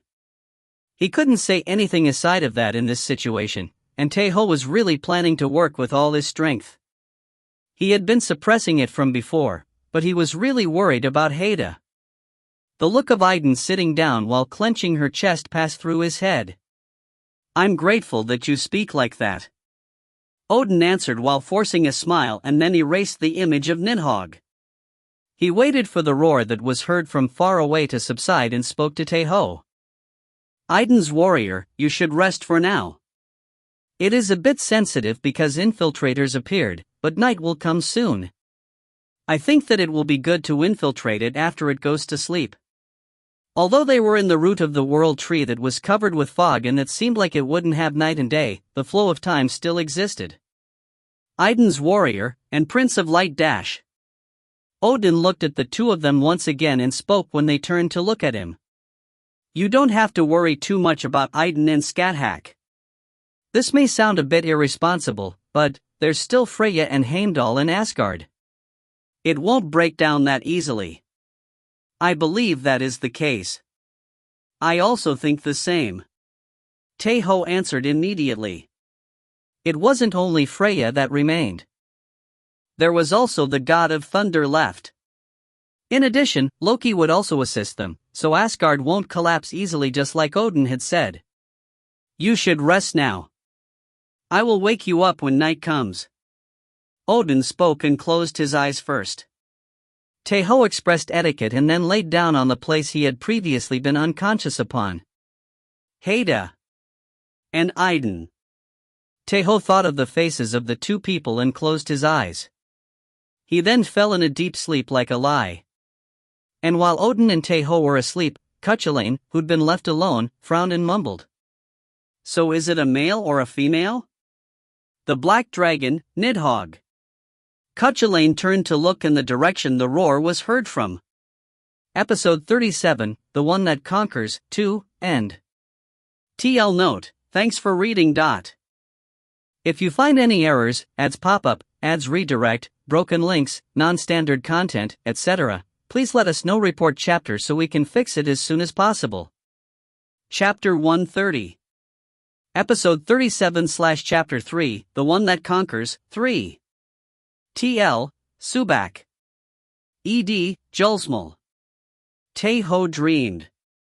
He fell so deep into sleep that he couldn't even notice it was a dream but instead felt something of which only traces remained that he couldn't remember properly. Tae Ho. A call reached his ears. Tae Ho slowly extended his head out of his dream. A voice was heard once again when he opened his eyes with difficulty. Hello once again? It was a speech that was nice to hear whenever he heard it and even more so in this moment, but Tae Ho frowned. What? I worked hard to try to imitate her. Cuchulainn moved his head closer to Tae Ho and said, but Tae Ho still spoke while frowning. You should have saved that. I couldn't do that as I am too gentle. Spitting in a smiling face. Cuchulainn patted Tae Ho's shoulder and then urged him to wake up once more. When Tae Ho gulped dry saliva and rose up, another voice was heard. Did you wake up? I did. It was the call of Odin. Tae Ho stood up and looked in front of him. Odin was looking up the sky while leaning on a root just like he had been before Tae Ho went to sleep. Night has come, and it seems like it is darker and colder here. It really was cold and dark just like Odin had said. The sky was also pitch black without any stars. The only thing that was lighting this place up was the moss. Odin turned to look at Tae Ho and said, It seems like Nidhogg fell asleep. It seems like it fell deeper in a sleep because it had been excited all day, so that's good news for us. Odin couldn't even walk properly, but he was still the king of gods. He could see through Nidhogg's state just like if it was in front of him. Come closer. There were about 5 meters between Tae Ho and Odin. It was a distance enough to talk face to face, but Odin told him to get closer. Odin rolled his fingers when Tae Ho got closer like he ordered him to, and then, a golden apple the size of a fist appeared from his bosom and fell into Tae Ho's hand. You should also have one. This is a golden apple. Eat that and recover your energies as you have starved for a few days, but the golden apple was too precious just to use it to satiate one's hunger, but Tae Ho followed Odin's order without complaining. The effect of the golden apple filled one with vitality, so it would be of great help against the battle with Nidhogg. It's just like eating food that boosts your stats before going on a hunt. Tae Ho thought of the stamina recovery food he used to enjoy in Dark Age and put the golden apple in his mouth. As he took a big bite, after he used to only eat it in pieces, the difference was like heaven and earth. See cool. Fortunately, he said that inwardly. Tae Ho looked at the golden apple dumbfoundedly. He already knew that it was delicious as he had eaten it a few times already, but for the difference to be this big upon taking a big bite. It wasn't just delicious. One could also say that held the ideal flavor. Is it that delicious? Kuchulain asked, but Tae Ho didn't answer him and just ate. Rather than ignoring him, he hadn't heard him as he was too focused on eating. I will now engrave several runes in you. Take off your clothes and lower your resistance towards magic. It was something he always did when Haida engraved new runes in him. Because of that, Tae Ho took off his clothes with familiar movements and lowered his resistance towards magic. Odin rolled his fingers in the air and then a completed rune surged up to rest on Tae Ho's solar plexus. The first rune will increase your resistance towards poison. It will mix in with other powers WELEL, so if you have another method to resist against poison, use it along with it. No matter how many methods you have to block the poison of Nidhogg, it will always lack. If you aim to get on top of Nidhogg, you have to first find a way to circumvent the poison covering its body. Because of that, you could say that this rune is the most important one for this strategy. The second and third ones are protective runes. The first one will protect you from physical attacks, and the other one will protect you from magical ones. Runes were engraved into Tae Ho's shoulder once again. Odin didn't stop there and continued to make new runes. The fourth and fifth are strengthening runes. They will grant you more speed and strength. This time, they formed on Tae Ho's chest. As Tae Ho took a deep breath to take in the runes, Odin stopped for a moment and waited. He started to move again only when Tae Ho raised his head. The sixth and eighth runes are meant to fight against Nidhogg. I will engrave them on both of your hands. The rune in the left has a strong restraining magic, and the one in the right has a capturing magic that has the power to take away the strength of the captured one. If you use it after you take off some of Nidhogg's strength, it will show great effects. Each one of them were strong runes. It was a bit sorry to say this to Haida, but it seemed like it would be hard for all of the runes she had engraved together to be able to match even one of Odin's. It's really a full buff, But this wasn't all. Odin still had one more rune magic he had prepared. Idun's warrior, I heard you have many weapons. Did you decide on which one you will use against Nidhogg? I have a weapon in mind. Tae Ho said naturally, and this was an obvious thing. Because one's tool and hunting method changed depending on their objective. A water-attributed weapon against a foe that was weak towards water, and an armor that had resistance towards fire against a foe that could attack with fire. The objective for this tactic was Nidhogg. Now that the objective was clear, the preparations for it could also become more clearer. Saga, Warrior's Equipment. Tae Ho used the warrior's equipment on top of the hilt of Caliburn to recreate a weapon he used in Dark Age. Dragon Vein. The dragon exterminating sword that was also known as the End of Dragons. Just looking at the effectiveness of the weapon objectively, it was certainly inferior to Gallatin or Arondite, but one could say that it was the best weapon Tae Ho currently had if they considered that his opponent was a dragon. Actually, the Dragon Knight, Kalstead, had slain 7 dragons with this sword. Odin opened his only eye sharply when Tae Ho extended Dragon Vein and then said with an admiring voice. Indeed, I can feel a strong power of a dragon exterminator from the weapon itself. Although it doesn't even reach the ankles of Sigurd, I think that this will be enough. You could say that Bamum was the strongest weapon to kill dragons in Asgard as it had drank the blood of several dragons, starting with Fafnir. Odin nodded a few times and then rolled his fingers once again to create new runes, but this time, he engraved a rune on Dragon Vein instead of Tae Ho's body. It's the 8th and last rune I can give you. Can you see the runes engraved in the blade? I can. There were 3 completely identical runes engraved in a line upon the long, wide blade of dragon vein that held the shape of a claymore. Odin explained. If you call out the activation code, the aura of a dragon killer comparable to Bamon will be unleashed. Although it's a single use, you will be able to use it 3 times as there are 3 runes. The activation code was Dragonote. It meant the end of a dragon. When Tae Ho put away Dragon Vein, Cuchulainn said next to him. Indeed, we will be able to do it with this much. Using the terms of Dark Age, he had bathed himself with legendary ranked buffs. But it wasn't the end. Odin still had a way to strengthen Tae Ho besides the runes. Idun's warrior, come closer. I will give you a blessing. Tae Ho flinched at those words but then followed his will. He stood right in front of Tae Ho and then lowered his posture. Odin then ordered Tae Ho to get a bit closer. As Tae Ho got closer while hiding his awkwardness, Odin only moved his neck to give a blessing in Tae Ho's forehead. My blessing shall accompany you. It was the blessing of the top god.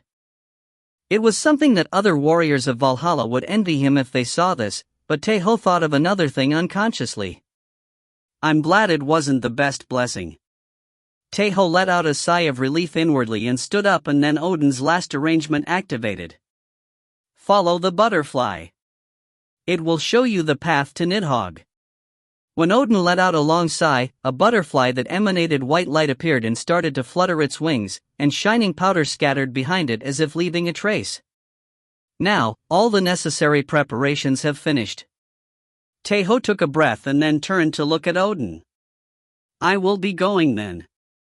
Right, I will pray for your victory, . But it was at that moment that Odin, who was about to leave his last words of blessing, turned to look at Cuchulainn and said, Prince of Light, do you have something you want to say? Actually yes. Cuchulainn nodded with a face mixed with worry and then took a step forward and asked with a really serious voice. So is Nidhogg a male or a female? Tae Ho let out a sigh at Cuchulainn's question and thought that he really was a stubborn guy. But Cuchulainn was being serious. Because of that, Odin just laughed instead of rebuking and said, You will know when you see it yourself. But in the end, he didn't give an answer. Cuchulainn put a face as if he was being too much, but he was talking with Odin here. He couldn't complain more than that and stepped back. Tae Ho faced Odin instead of Cuchulainn. He lightly hit his chest twice and expressed etiquette. For Asgard and the 9 realms. For Asgard and the 9 realms. The shining butterfly started to lead the way. It wasn't excessive to say that the root of the world tree, Yggdrasil, was so excessively big it looked like a string of mountain ranges. Tae Ho couldn't distinguish if he was stepping on the land that was at the end of the world or on the root of Yggdrasil.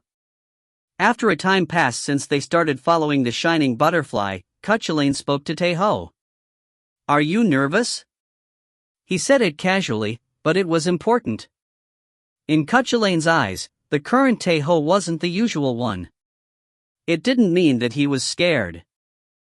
It was that his worry about other people made Tae Ho's movements awkward. Tae Ho didn't ignore Cuchulainn's words. He lowered his speed a bit and said with a low voice, I had a dream. A dream? Originally, Cuchulainn would have asked if it was an erotic one, but he controlled himself this time. Tae Ho just thought of what he remembered instead of trying to think something he didn't remember well. What should I say? Adenmaha worries me the most. Whatever the case, Idun and Heda were in Asgard right now, and Ragnar and Merlin would be able to take care of themselves in any dangerous situation. But it wasn't the case for Adenmaha. She'd gotten left behind between the World Wolf and the Magician King and had a precarious side on her that made one feel uneasy. So in the end, you are saying that she's not reliable? I think it's a bit different with that. Adenmaha wasn't powerless. Her own abilities were outstanding, and nowadays, she'd even learned several mystical magic from Skathak. The reason Tae Ho always called her regardless of the terrain was because she was of help in any kind of region. But it was different this time. It wasn't a problem to be talking about being powerless or not. As Tae Ho smacked his lips as if it was hard to explain, Cuchulainn spoke first. Don't worry. Adenmaha is a goddess that's especially strong against bad luck. Strong against bad luck? Huh? Didn't Adenmaha tell you how she became a slave of Bress? I couldn't hear it yet, and it was weird to ask her. It was impossible that Adenmaha became his slave by her own will, so the probabilities of it being a good memory was low. So shall I tell you? No, I will hear it from her directly. Adenmaha would tell him someday.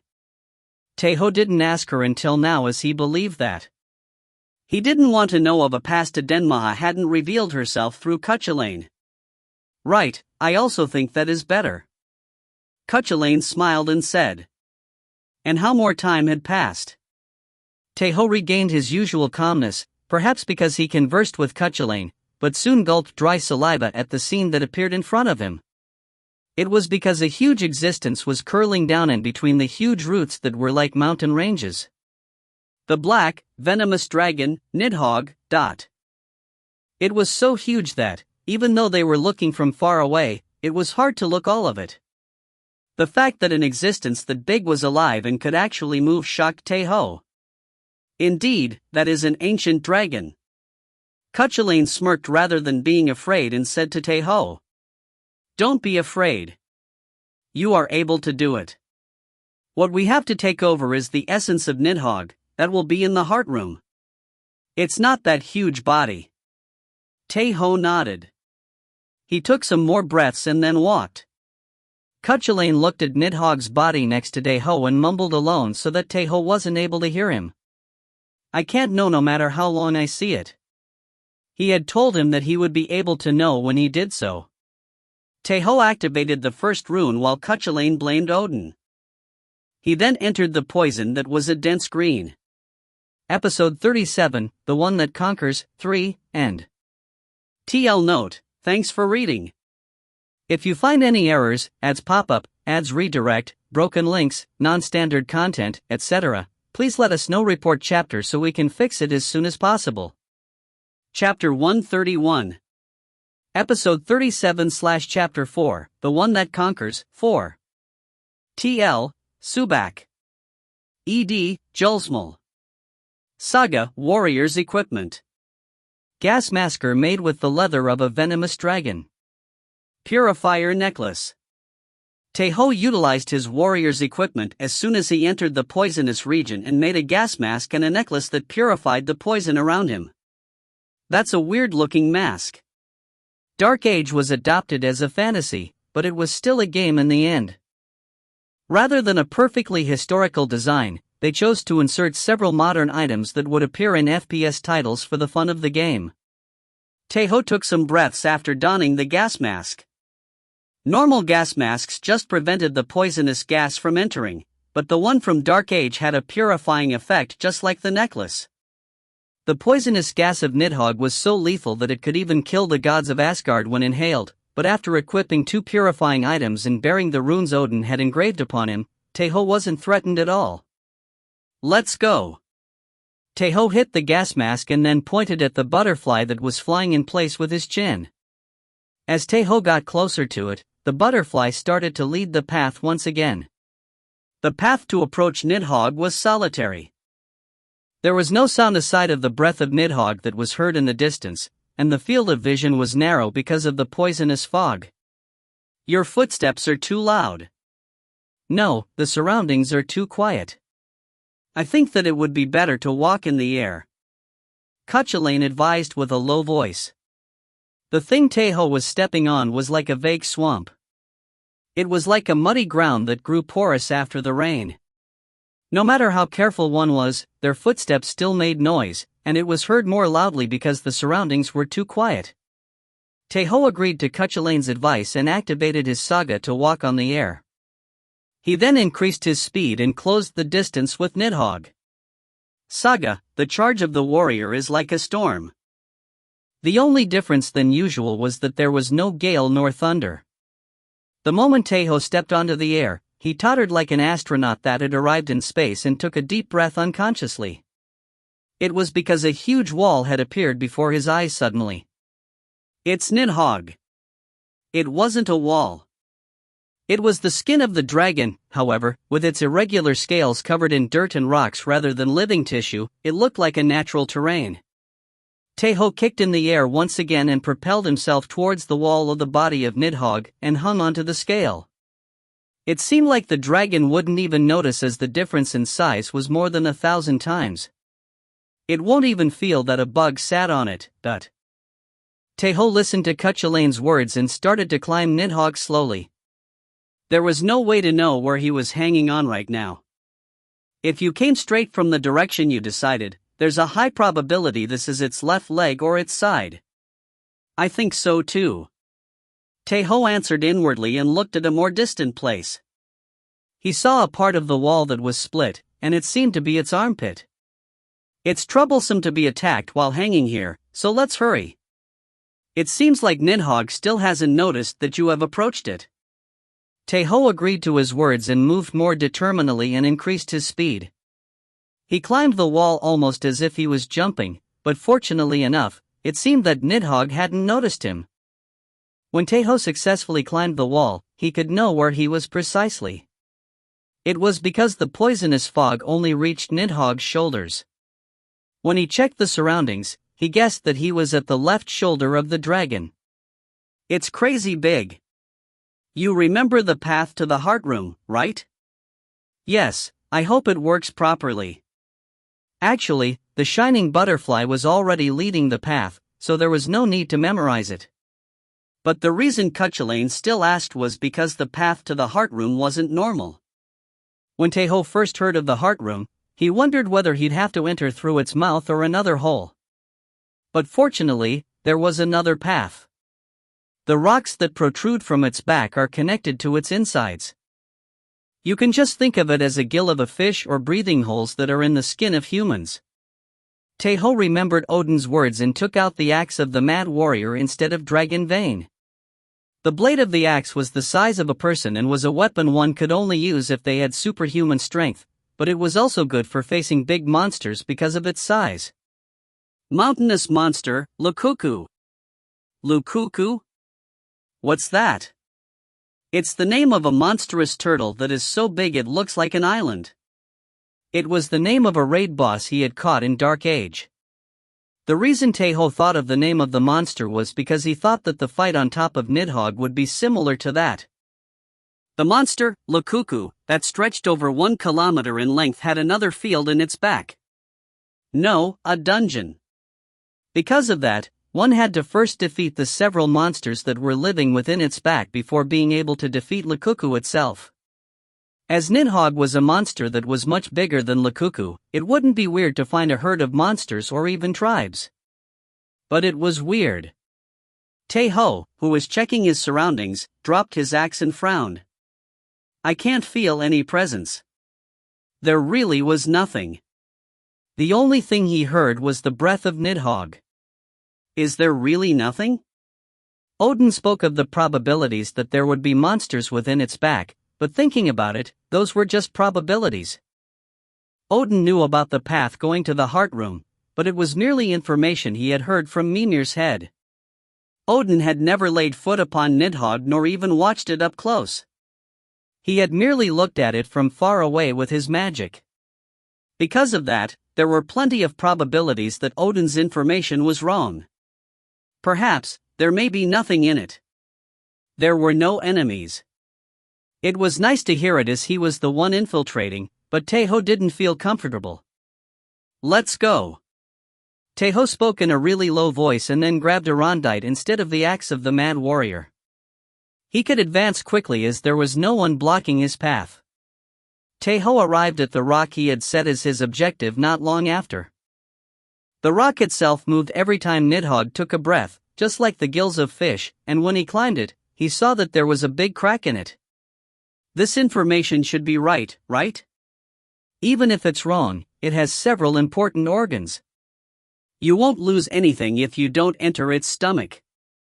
Tae Ho took off the gas mask and then stood in front of the protruding rock. He then threw himself into it the moment it opened up. The space that was like a crevice got closer when he entered it. No. Precisely speaking, it had merely split into several smaller passages. Tae Ho threw himself to the passage the butterfly chose and entrusted his body to the inclination as if it was a slide. Saga, Warrior's Equipment. Leather cape of a fire dragon. Ifrit's kiss. The inside of Nidhogg was filled with heat, just like a volcano. Because of that, Tae Ho changed the poison-resistant equipment to fire-resistant ones. Ragnar was right. It's not a saga but a cheat. A cheat. Cuchulainn laughed and said. Tae Ho agreed to it slightly and kept following the butterfly. As Nidhogg was too big, the passages like the blood vessels were also big, and they gave a feeling similar to if one were exploring a cave. And after some time the shining butterfly turned to dust and disappeared. It meant that the guiding had finished. Tae Ho stopped for a moment and then equipped himself with battling equipment and pulled out Dragon Vein. The heart room of Nidhogg was tens of meters big. Big and small pipes including blood vessels were connected to it, and it pulsated periodically like a real heart. Tae Ho stepped on the thickest blood vessel to approach the heart room and then started to climb the wall after he chose which hole he would enter. Tae Ho lowered his posture when he arrived at a hole that was a bit smaller than Brachi's height. There was another hole 2 meters further away and a huge space could be seen beyond that. Tae Ho crawled to the hole and looked inside of it. The shining moss he had seen in the root was filling up the wall and the floor, so it was enough of a lighting. Nidhogg's essence. A black dragon, something akin to a miniature version of Nidhogg, was lying down on the ground. It seemed to be more than 10 meters long. Cuchulainn said. Hey, do you know? I can't seem to know no matter how long I see it for. If it was male or female. Tae Ho asked soundlessly instead of putting a dumbfounded face. Why are you that stubborn? At first it was just a joke, but Odin kept dodging my answer, so I became really curious. He could understand a bit how he was feeling, and because of that, Tae Ho answered without pondering. I don't know either. Nidhogg's essence. Female. Really? Really? Tae Ho, who'd answered calmly, ignored the groan of Cuchulainn that was struggling in a haunted fashion and looked at his surroundings. As it was a wide and open land, it seemed like he wouldn't be able to use the terrain to his favor. Although it is wide, it's not to the point that a monster that big can fly freely. It will probably turn into a ground battle. Although the same couldn't be said about other moments, Cuchulainn became serious when advising about a battle. Tae Ho checked the essence of Nidhogg with the eyes of the dragon to grasp its weakness and structure of body and stood up. He then entered the hole. And at that moment the essence of Nidhogg opened its eyes. It wasn't because it had heard Tae Ho's footsteps. As the heart room itself was its magical region, he had sensed Tae Ho's existence. Tae Ho also looked at Nidhogg before he executed his envisioned surprise attack without regret. Saga, the charge of a warrior is like a storm. Tae Ho kicked the air. He generated thunder and gales and charged towards Nidhogg. Nidhogg flinched after it rose up and then roared and kicked the ground. It also sped towards Tae Ho. It was fast. It had only kicked the ground, but it surged towards the sky like a lightning that had transcended time. Tae Ho didn't take away his eyes off Nidhogg. He faced it head-on and kicked the air once again. He moved a step away from its path and swung Dragon Vein. The sword bounced away from its scales. Tae Ho kept stepping on the air and landed on the ground, and Nidhogg hit its head on the ceiling. Tae Ho breathed out while the entire room shook. He controlled the gale and thunder he had gathered with the charge of the warrior. He then stepped aside and fired lightning towards the ceiling. The essence of Nidhogg clashed head-on against the lightning. It had tried to fly towards Tae Ho the moment it had landed on the ground. The dragon screamed in pain as it was covered by lightning and then spread its wings wide. Tae Ho looked at the dragon. It was certainly a dignified dragon. He could feel a great strength from the stroke of its wing that tore off the lightning. But Tae Ho put on a bewildered expression. It wasn't because he'd discovered something new with his eyes of the dragon. Tae Ho became certain of it in merely 2 clashes, for the insight of Skathaka's style technique had told Tae Ho as much. It was the same for Cuchulainn, and because of that, the two of them said almost at the same time. This guy dash. This bastard dash. The essence of Nidhogg charged towards Tae Ho once again. It was a really simple one that seemed stupid. Tae Ho moved his body lightly and dodged the attack. He charged towards its open spot and confirmed his theory alongside Cuchulainn. Can't fight at all. That was the case. And thinking about it, it was something obvious. The black, venomous dragon Nidhogg dash. It had never fought once since it was born. Episode 37, The One That Conquers, 4 End. == Episode 37/Chapter 5, The One That Conquers, 5. TL, Subak. ED, Julsmal. One needed an adversary in a fight. The concept of fighting couldn't be established alone. In addition, Nidhogg didn't only have an opponent to fight. Completely alone. That's its weakness. Nidhogg had never received an attack. There was no one that had attacked Nidhogg in the route, and even less someone that had hit it. Because of that, Nidhogg had never felt threatened by anything. And there was no one there to teach it how to fight. The offspring of predators learned how to hunt from their mother. They learned many things by watching how the animals near them fought, hunted, and escaped. But Nidhogg didn't even have that process. Rather than being taught, it didn't even have something to see. Perhaps, it may not have moved much. Because there was no need to. In addition, the dragon was too big. Moving a body that big without any reason wouldn't be easy at all. But of course, the essence that was in the heart room was a bit different, but the fact that it didn't have a reason to move was the same. No matter how outstanding one was and how much of a shining jewel they were, before they polished their skill, they were merely a rock. That's good, no, it is enjoying it, right? It was howling while flying in the air, but it seemed to be having fun. It doesn't seem like it's a perverted masochist that likes to get beaten. Well, that may be the case, but anyways, is it that? It wouldn't have had the opportunity to interact with someone else like this. This moment may be a fun one for it, as if it was playing. Tae Ho moved the moment Cuchulainn spoke. Whatever the case, he wasn't planning on playing with it. Let's restrain it first. It was true that Nidhogg was alone. Honestly speaking, it was a poor, no, an eternal life of solitude. However, Tae Ho didn't get careless. Even if the situation had made it into a sorry figure, there was no guarantee that it was good by nature. The situation and nature were two different things. He would first use its weakness, and as it was called an ancient dragon, it would be able to grow stronger while learning during the fight against Tae Ho with its incredible talent. That's why he had to suppress it now that it was struggling. Sly bastard. The moment Cuchulainn shook his head and said some words, Tae Ho threw a flashbang Merlin had made to the opposite side.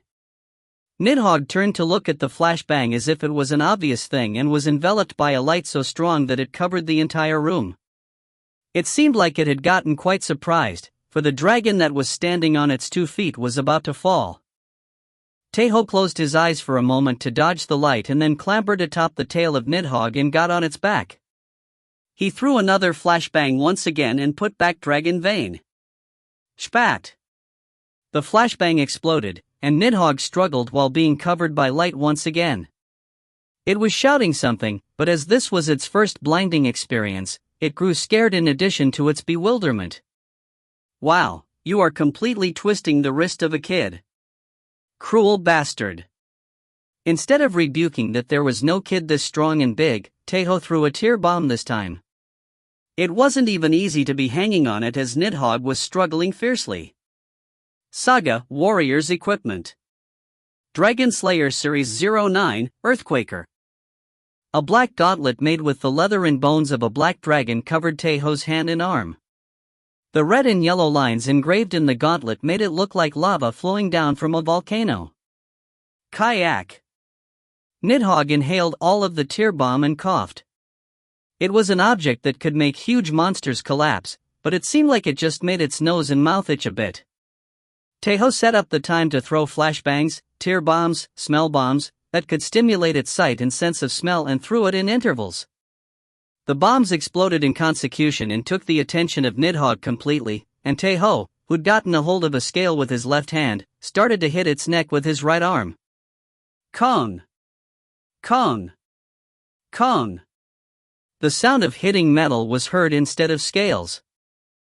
Nidhogg just focused in the bombs rather than on Tae Ho as if the latter had no particular effect. But Tae Ho didn't mind. Originally, one needed patience while accumulating damage. Just like there was the saying that there was no tree that wouldn't collapse after hitting it with one's axe 10 times, if one hit the same spot repeatedly, they would see some hope. Tae Ho's attacks were short and fast. When 5 of the 6 bombs went off, Tae Ho's attacks had already reached a dozen in number. And they finally had some effect. The scale he had hit started to dangle in tatters, and Tae Ho tore it off roughly. Kayak! Nidhogg screamed. It concentrated completely on Tae Ho even though it was coughing because of the tear bomb. This is also a first for it. The experience of having a scale torn off. The pain that followed that. Nidhogg fluttered its wing as if it wouldn't leave Tae Ho alone anymore. It seemed like it had some basic thought, and it twisted its body roughly in the air. But even so, Tae Ho wouldn't fall just because of that. He struck with his fist towards Nidhogg's bare skin beneath the torn scale. Kayak! Nidhogg went crazy and slammed the wall of the room with its body. But it was still immature. It was hard to slam the wall while floating in the air. It was impossible to shake off Tae Ho with the shock created by slamming the wall. In the first place, Tae Ho would have already collapsed if he was someone to fall with just that. Tae Ho punched a few more times in the place the scale got torn off and then waited for a moment. Nidhogg grew a bit calmer as if it had relaxed because the pain had subsided, or perhaps it was merely exhausted. This was the best moment. Saga Warriors Equipment. Dragon Vein. Dragonote. Tae Ho yelled the activation code when he grabbed the sword, and a red aura started to surge from the blade of Dragon Vein. Tae Ho stabbed the sword into the neck of Nidhogg without hesitating at all, and at that moment, Nidhogg curled down. It then let out an overwhelming roar. Kai-yayawak. The cry wasn't only heard in the heart room. Its original body also screamed. The entire room shook as if it was being swept by an earthquake. But Tae Ho didn't stop there. He twisted Dragon Vein. He opened the wound of Nidhogg even more and gave it a more terrible pain. Nidhogg howled as if it was going to die. It didn't even struggle now and collapsed on the ground. It wasn't because of the power of Dragon Vein. Nidhogg took a sword for the first time in its life.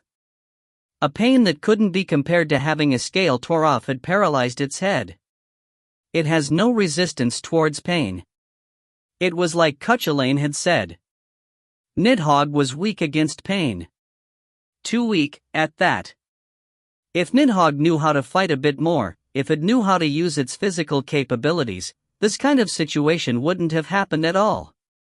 It would have shaken off Tae Ho and fought a battle that was favorable to it. This place was none other than Nidhogg's magical region. But it was all meaningless. Tae Ho knew of Nidhogg's weakness and didn't let that go. He rather entered more stubbornly. Dragonote. Tae Ho yelled once again and a red aura then emanated from Dragon Vein. It spread the aura of a dragon massacrer throughout its body. The essence of Nidhogg screamed and its original body trembled in pain. An ancient dragon indeed. It didn't show signs of dying even though it had gotten hit directly by 2 dragon massacring runes Odin had made directly. It only cried for a moment as if was too weak towards pain, but it didn't seem like the actual damage was big. But it was enough with this. Because the fact that it was crying like it would die at any moment was more important and the actual damage was secondary. Nidhogg's consciousness was caught in pain and fear right now. In other words, it meant that its will had been bent. Tae Ho took a deep breath. He grabbed Dragon Vein tightly, which was embedded deeply within Nidhogg's neck, and moved his left hand. Saga, the hammer of the blacksmith doesn't slip off. The shining snare of the hunter. The comfy saddle of the beast. Suppressing reins that are filled with the love of Idun. The rope filled with Uller's power swirled around Nidhogg's neck. Tae Ho got on the beast's saddle and wore Nidhogg with the rein filled with Idun's power. All the preparations were taken. The only thing left now was suppressing it.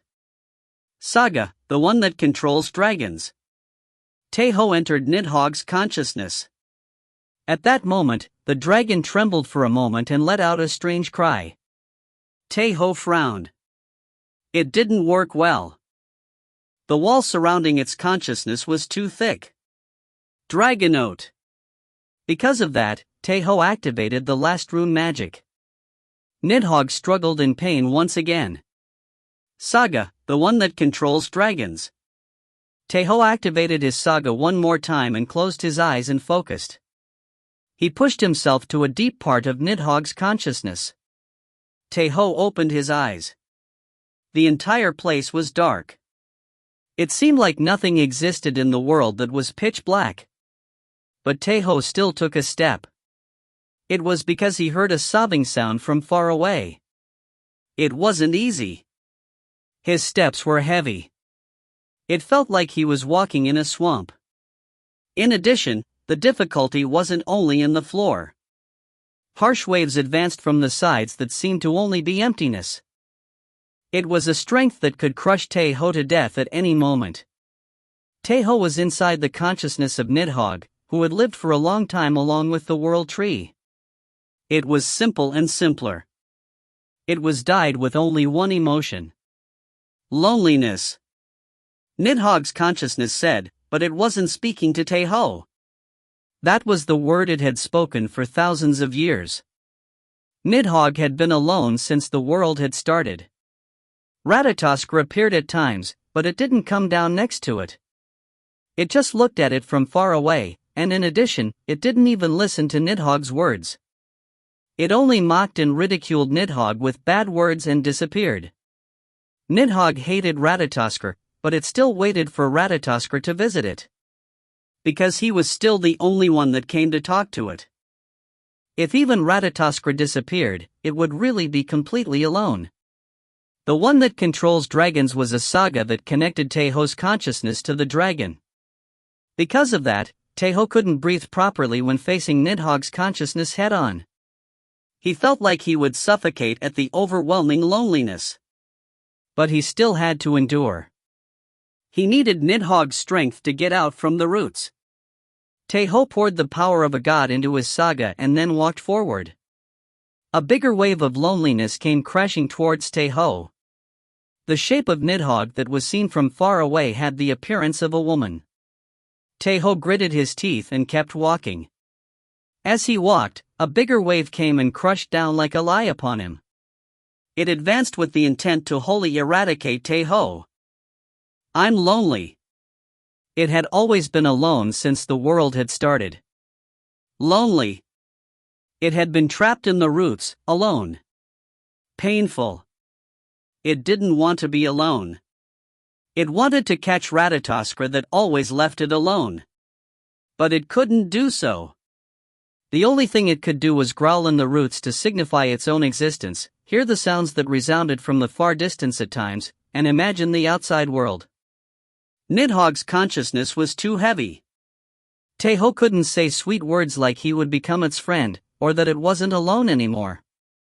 The insight of Skathaka's style told him that he wouldn't be able to overcome this situation with soft words and interaction.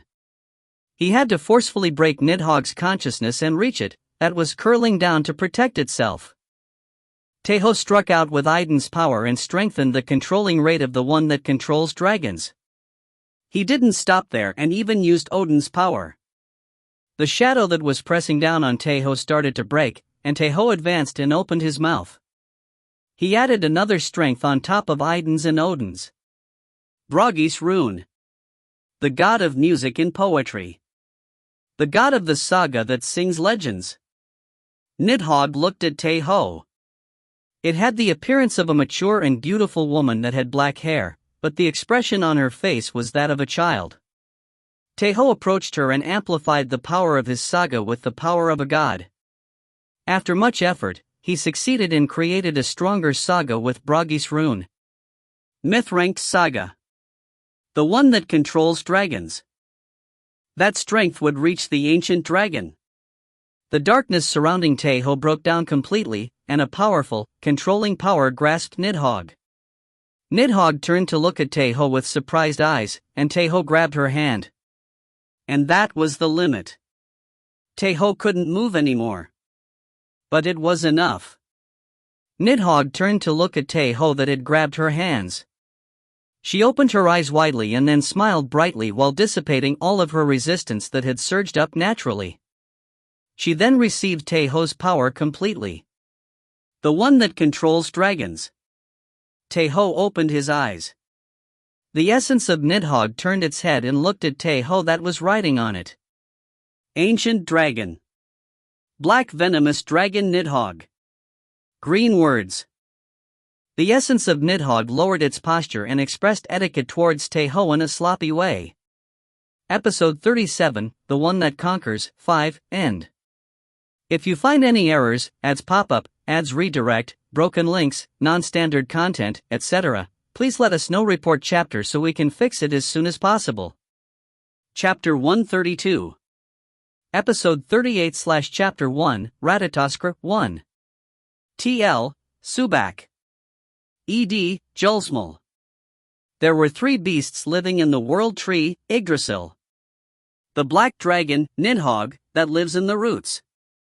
The white and huge king of birds, Hraesvelgr, that lives in the highest roots.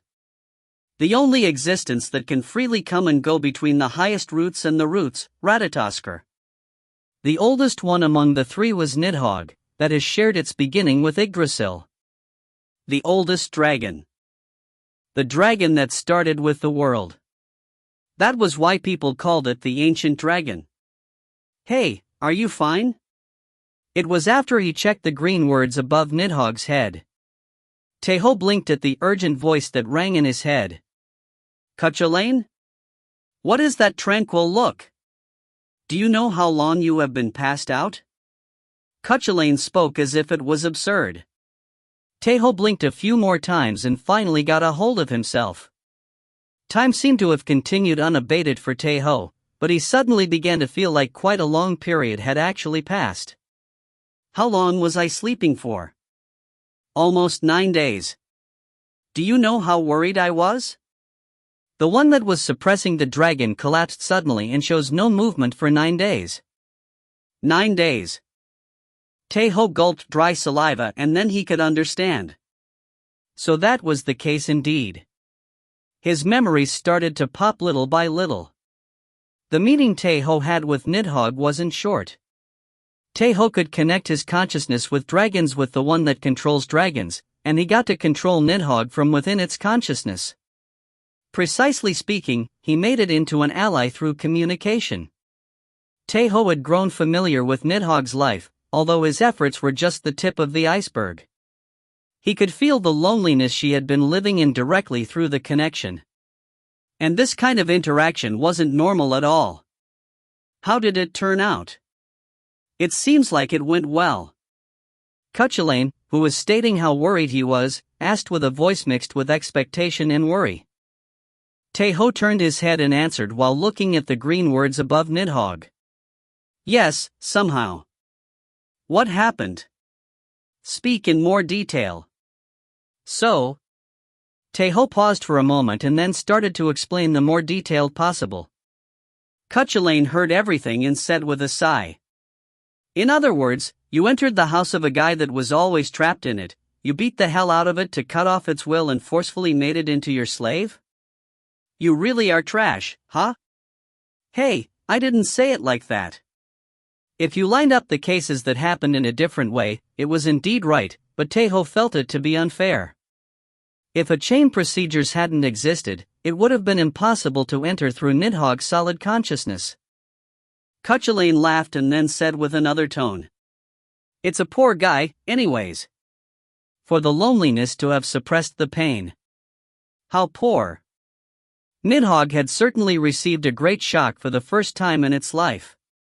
But it wasn't comparable to the loneliness it had accumulated for thousands of years.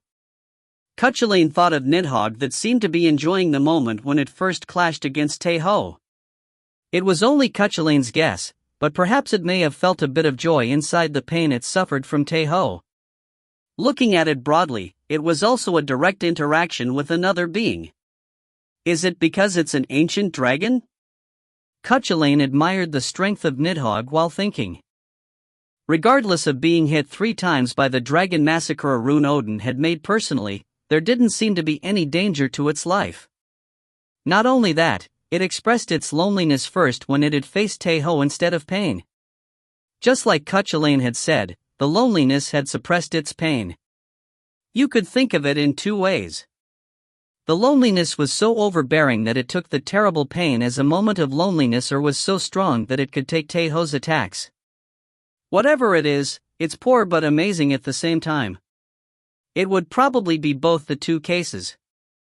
Perhaps, it would have been better to try to converse with it. Tae Ho had felt Nidhogg's loneliness directly, different from Cuchulainn. He couldn't not feel ashamed from his actions. But Cuchulainn spoke bluntly. No, your judgment wasn't wrong. Not even Odin knew what temperament Nidhogg had, and how it was feeling. I'm not saying that the process doesn't matter as the results are good, but you acted rationally. Just like you said, you were able to enter through Nidhogg's flaw because there was a process for it. Remember. We, or at least Odin, must return to Asgard. There was a moral that had to be accomplished. Even in this moment, the giants and evil spirits would be stepping on Asgard and Midgard. Tae Ho nodded heavily. But it was at that moment. Nidhogg's essence, that was lying down while Tae Ho and Cuchulainn spoke, twitched and its head split. Cuchulainn yelled. Hook! So it was a female. I knew it would be like this. The thing that appeared from the head of the essence of Nidhogg was a woman with long hair that Tae Ho had seen in its consciousness. The woman, that could be said to be the essence of Nidhogg, turned around dangerously and smiled brightly when she saw Tae Ho. Tae Ho, master. The woman, who was wearing a cloth that seemed like a blanket instead of clothes, approached Tae Ho with quick steps, but she stopped at about 10 feet and hesitated on approaching anymore. Tae Ho understood why Nidhogg was acting like that. Because of that, he spread his arms open and nodded, and Nidhogg grew relieved only then and ran towards him. It was the first time Nidhogg had hugged someone. She pulled Tae Ho with sloppy movements and stuck her cheek to his chest. Nidhogg's heart beat quickly. It seemed like she couldn't control herself because she was too excited. Tae Ho hesitated for a moment but then decided to stroke her head. When he patted her back slightly, Nidhogg rubbed her cheek and said, "Keep touching me. Keep stroking me." Those were childish words.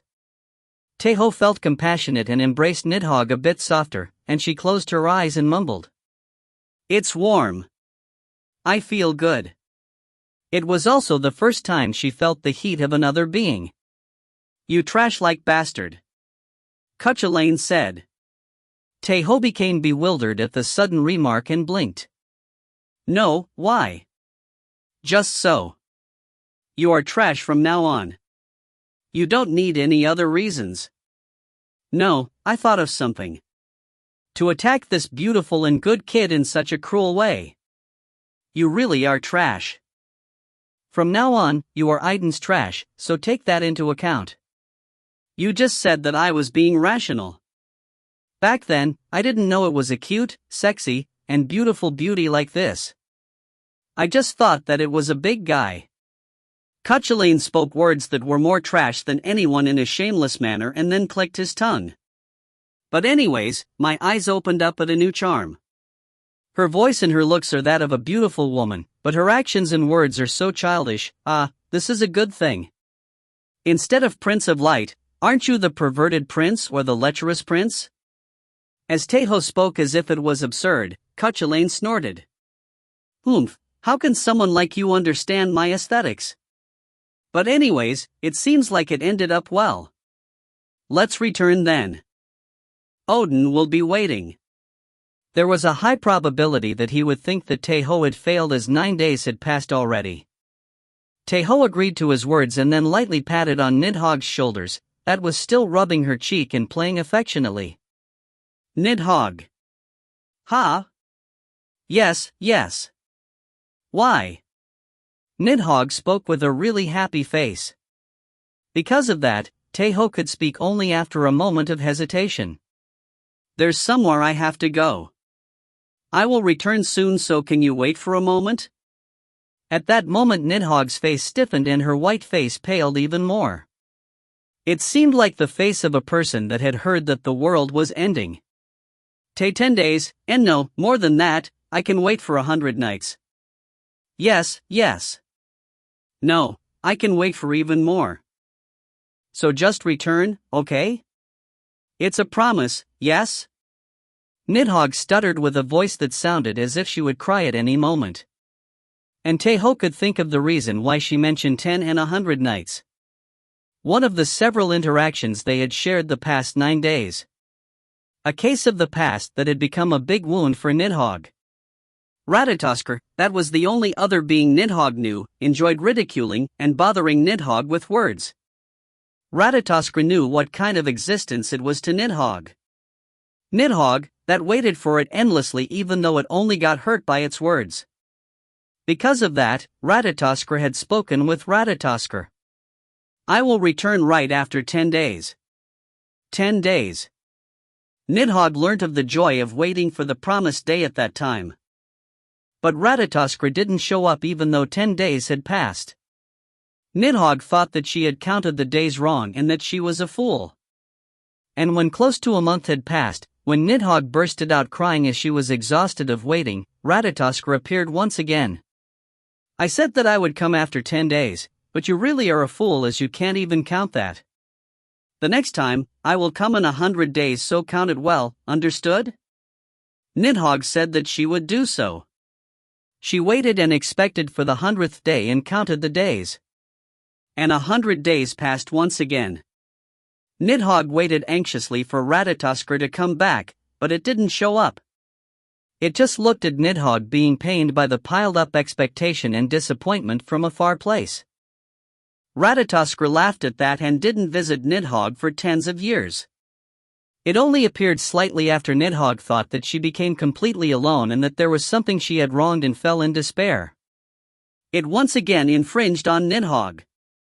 That trash, no, Tae Ho like squirrel. Cuchulainn said that as a joke, but his voice was really cold. It was because Ratatoskr's actions had touched Cuchulainn's rage. Its actions were really childish, but it was also really cruel. Tae Ho was the same as Cuchulainn. He pressed down the unpleasant feeling he had towards Ratatoskr and said to Nidhogg, I will come back the fastest I can. Yes, go. I will be waiting for you. Nidhogg put on a forced smile. Tae Ho didn't turn to look around when he left the heart room. It was because he thought that he wouldn't be able to leave easily when he saw that Nidhogg was standing like a statue and looking at him. He passed the heart room and got out of Nidhogg's body. He then turned into a hawk and flew towards the place Odin was at. And after flying for a while, when they reached a place not too far from Odin, Cuchulainn said casually, Hey, you know, right? He had taken out the context from his sentence, but Tae Ho could understand what Cuchulainn was talking about. The words Odin had said. What they spoke about before going to suppress Nidhogg. Nidhogg can't leave the roots with its own strength. Because of that, it was impossible to climb on it and leave the roots. In the first place, The reason they had suppressed it was to receive help from it to catch Ratatoskr, the only one that could freely move over the world tree. Nidhogg wouldn't be able to accompany them. They had to leave behind Nidhogg. Tae Ho didn't reply to his words, and Cuchulainn also didn't urge for an answer. Tae Ho fluttered his wings. He could see the root Odin was sitting at. Episode 38, Ratatoskr 1, End. TL Note, thanks for reading. If you find any errors, ads pop up, ads redirect, broken links, non-standard content, etc., please let us know. Report chapter so we can fix it as soon as possible. Chapter 133. Episode 38/Chapter 2, Ratatoskr 2. TL, Subak. ED, Julsmal. So you succeeded. You have done well. Your merits are really incredible, At. Odin's words were quite calm, as if he already knew that Tae Ho was coming. Well, he's the king of gods. Even if he didn't have Hugin and Munin, he was still the king of gods. He couldn't see 1,000 miles away like Hermod or hear the sound of a sheep's fur growing, but he had experience and wisdom that no other god was able to catch up to. Tae Ho wasn't the only one that showed no signs for 9 days. Nidhogg also didn't show any kind of reaction. It just remained lying down. It was also the first time that Odin had come down the route, but he still heard its roars from the lake of Mimir. It never happened that the roar stopped for 9 days. Because of that, Odin didn't think that Tae Ho failed, and his guess was spot on. Tae Ho explained briefly how he'd suppressed Nidhogg in its current state. It's a story that's hard to believe. The other things were secondary, but Nidhogg's nature was really hard to believe because the dragon was an evil one that would bring destruction by emanating its nasty poison across the realms. But it's all true. Cuchulainn, who had materialized thanks to Odin's magic, stepped up. His insight with the scat hack style techniques could see through an act or lies at a glance. Odin stayed silent for a moment instead of agreeing. Tae Ho, who gazed at Odin, opened his mouth carefully. Oh, Odin, there's something I want to ask. Speak. Is it impossible to bring Nidhogg with us? It will certainly be of help in driving away the giants from Asgard, but Tae Ho brought a realistic excuse instead of pity. He was thinking about getting out of the roots, but not everything would be solved by doing so. They needed a way to suppress the world wolf and drive away the giants. You could say that the body of Nidhogg, that spanned 2 kilometers, was an incredible force by itself. The problem was that it didn't know how to fight at all, but time would solve that. In addition, Tae Ho had the one that controls dragons. If he controlled its body and fought, he would be able to display 1/10 of its incredible battle prowess. Tae Ho knew well that Odin disliked Nidhogg, but even so, he couldn't give up on her that easily. Odin didn't answer immediately. He kept silent for a while longer and then closed his only eye and said, I think you are a bit dazzled. The opponent was an ancient dragon. It was one of the several existences that could bring a world to its end. You may be looking at this matter with prejudice, but I thought of this with what you told me. Odin opened his eye again and looked at Tae Ho fixedly. Why did it appear with the shape of a woman? A white woman with long black hair that reached her waist. A mature, beautiful, and poor woman that stimulated Tae Ho's compassion. But of course, that may be its real body. An ancient dragon is the same existence as a god, so there's a high probability it was born with the shape of a human like most gods. But you can also think of it in this way. Odin paused for a moment. He spoke about humanoids, giants included, but then he remembered about the existences hoping for the end of the world and said once again. Just like you have seen its memory, it would have also seen yours. That's why it may have chosen the best shape to pull your compassion and carelessness. Isn't it weird? The fact that an ancient dragon that has lived for thousands of years chose the shape of a woman to appear in front of you. Tae Ho flinched. It wasn't because he'd been persuaded by Odin's words. It was because the ill interpretation blocked all words from him. But if he took a look at it from a step further, Odin's words were quite reasonable. Tae Ho couldn't answer immediately. It was because he thought only negative words would come out in response. Odin didn't urge Tae Ho, and Cuchulainn opened his mouth. "Oh, Odin, can I say something?" "Speak, Prince of Light. I understand what you are thinking about, and what you said also has some possibilities. But I thought of another thing." Odin opened his eye sharply. Cuchulainn looked at Odin fixedly just like he had done and said. The reason it chose the shape of a human may be because it saw Tae Ho's memories and thoughts. Perhaps it may have been an instinctive judgment. What shape would suit the best with Tae Ho? What shape did it have to take to interact with Tae Ho more easily? Cuchulainn thought of Nidhogg that was playing affectionately in Tae Ho's embrace. If Nidhogg hadn't chosen the shape of a human and stayed in the shape of a dragon, would it have been able to still play affectionately in Tae Ho's embrace? Rather than a dragon that is many times bigger than a human, it would have been much easier to communicate as a human. In addition, just like you said, it saw Tae Ho's memories. It must have known well how much this this bastard likes women. Cuchulainn? He was doing well, but what was he saying suddenly? As Tae Ho protested inwardly, Cuchulainn rebuked him in the same way. "Stay still, you bastard. Did I lie? Do you like women or not? Ha? You can't say no, right? It wasn't a punishment for nothing." Tae Ho pressed down his boiling rage and unfairness, and Cuchulainn concentrated on the conversation with Odin once again. "But of course, those are merely probabilities. It's only a guess.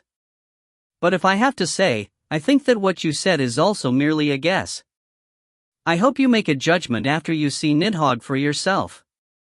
Prince of Light, you are really arrogant. Forgive my rudeness." Cuchulainn put a faint smile and bowed. Odin dropped his shoulders. "Right. You are arrogant, but your words aren't wrong. Perhaps, I may have become too narrow-minded as I only perceive the world with a single eye. Odin wasn't a perfect existence. The case with the world wolf was one example of this. If they had succeeded in resurrecting the world wolf, there was no need to hide it. They would have placed it on the battlefield immediately. He fell in a childish, fixed concept and suffered for it, and the result of it was that he got trapped in the roots. As Odin twisted his thoughts by his own accord, Cuchulainn revealed a bitter smile. He was happy that his words had worked, but it was painful to see a king without his wings.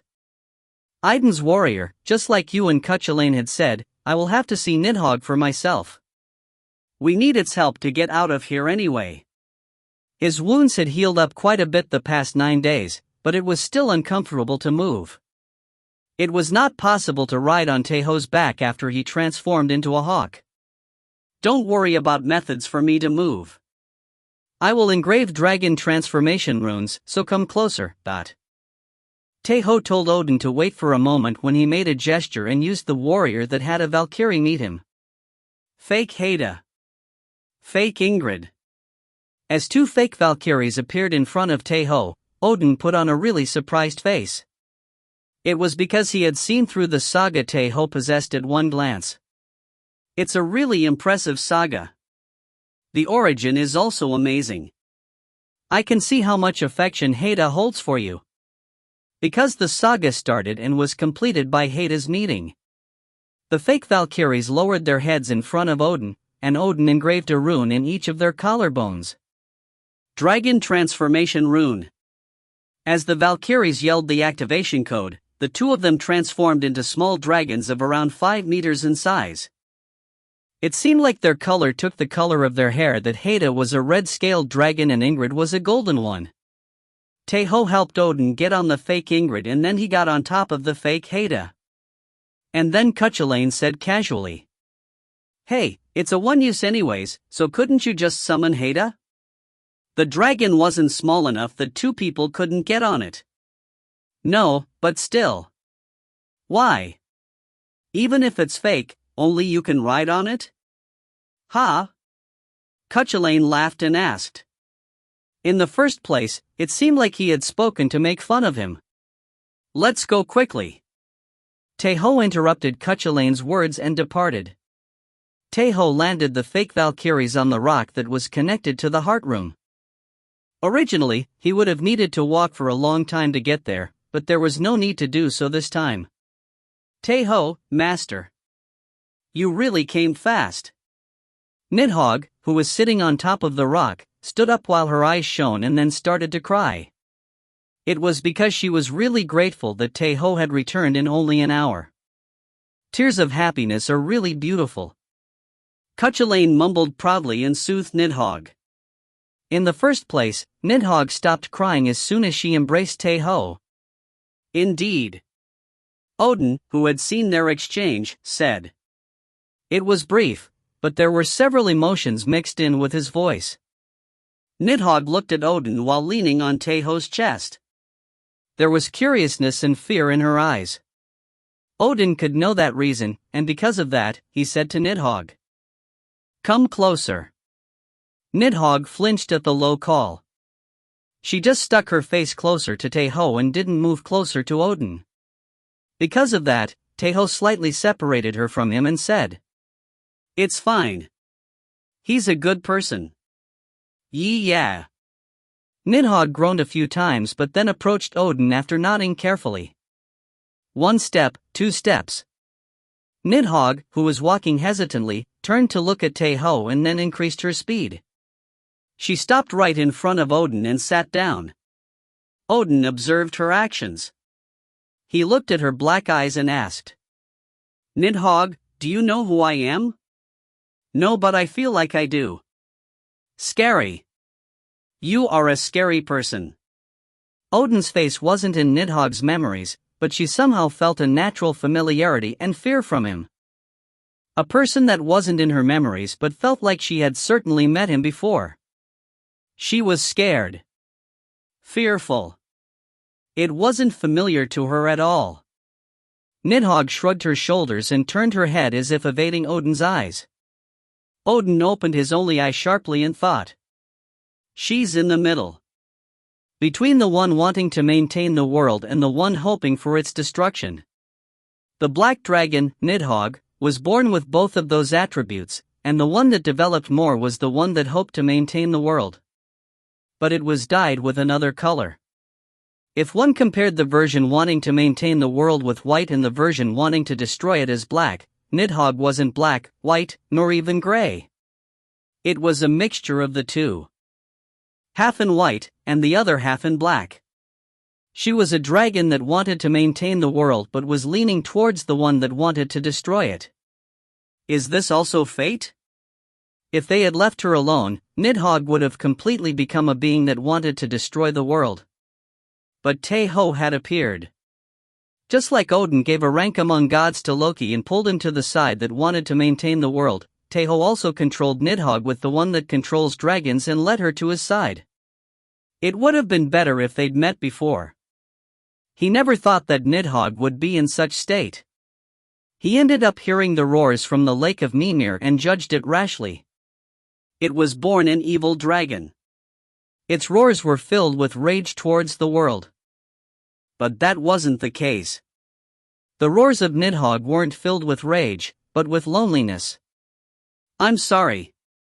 Odin extended his hand and stroked her head. She pulled her body back reflexively the moment he extended his hand, but then accepted it. She slightly bowed as a puppy being stroked and closed her eyes. Tae Ho let out a sigh of relief at that sight. He transmitted his words to Odin with mystical magic. Odin, pardon my rudeness.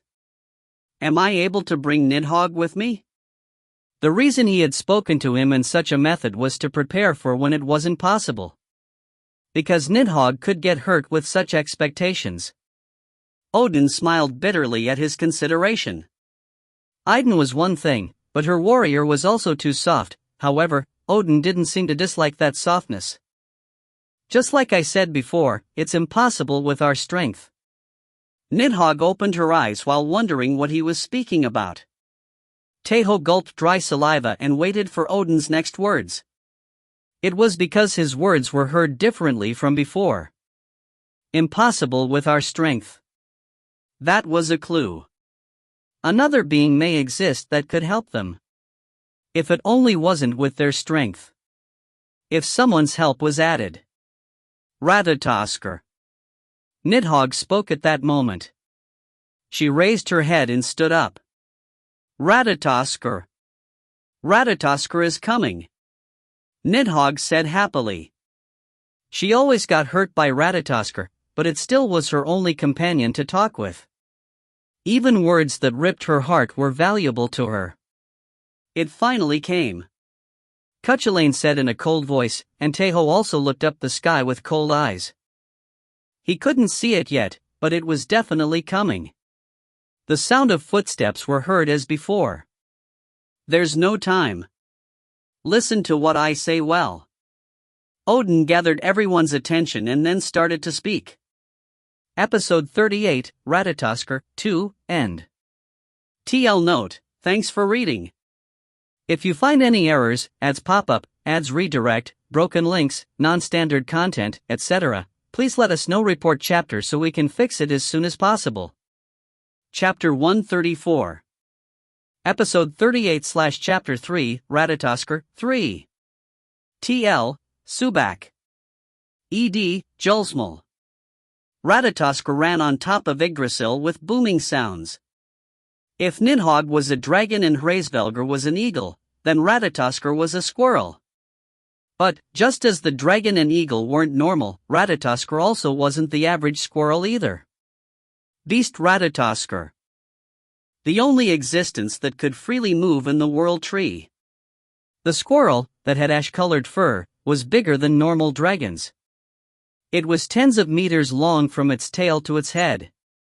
In addition, it wasn't only big. Its leathery hide, which was laced in black lines, was hard as steel, and its fur was as sharp as a blade. The root Nidhogg was living in was in a really deep place.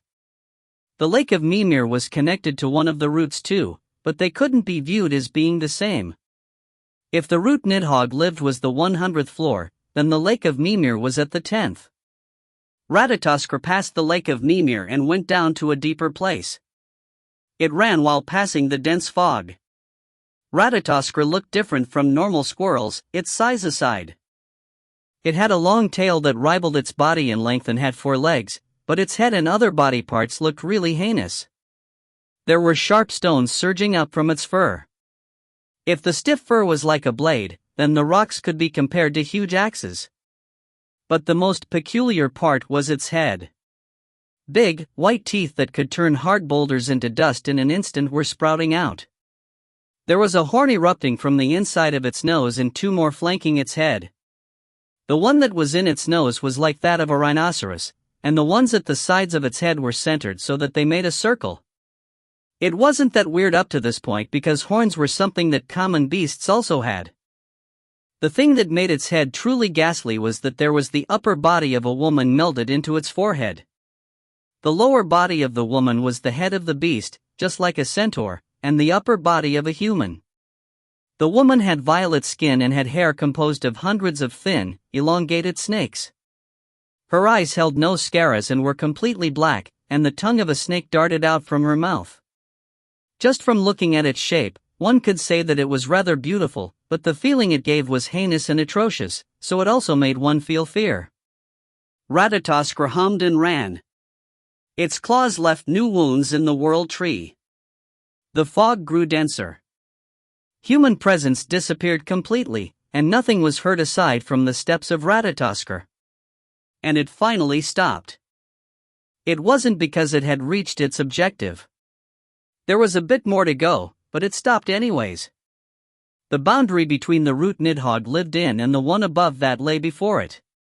The last line that couldn't be crossed if one didn't have permission, so it wouldn't be able to be crossed until Nidhogg's eventual demise. How would it bother Nidhogg today? He thought of several methods in an instant. Among them, there was a fresh curse Hraesvelgr had made. But Ratatoskr shook his head. It was because it wanted to go by the traditional way. Shall I go then? Let's bully Nidhogg. Let's keep berating the poor dragon that was stuck in the roots and make it resent the world. Let's dye its white heart with black emotions. More than 1,000 years had passed, but the squirrel didn't grow tired of it. It was rather fun for it. Because Nidhogg only had Ratatoskr, but it wasn't the same for Ratatoskr. It wasn't talking about Hraesvelgr. Ratatoskr could come and go from the top of the world tree to the roots however much it wanted, and so harassing Nidhogg was only one of the tasks it had to do. It was something that brought it joy whenever it was recalled in its memory, so there was no way it would grow tired from doing it. Ratatoskr giggled and then crossed the line as its determination grew. It clenched the world tree with its claws and pushed itself upside down. Ratatoskr didn't call for Nidhogg. It was because, even by walking silently like this, that big and fool-like dragon extended its head like a chick waiting for food and waited for it. And it wasn't different today.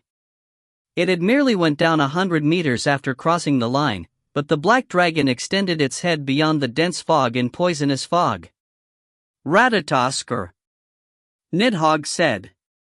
It was Nidhogg that always smiled brightly when starting the conversation but always ended up crying. Ratatoskr laughed. It was because it was glad to see that the heinous dragon that was 2 kilometers long looked at itself and speak with an anxious voice. Nidhogg grabbed the world tree with 2 of its arms as if it wanted to get closer and pushed its body closer. The scene was overwhelming as it was no different from a mountain scrambling closer, but Ratatoskr didn't mind it much. There was plenty of distance between the 2 of them.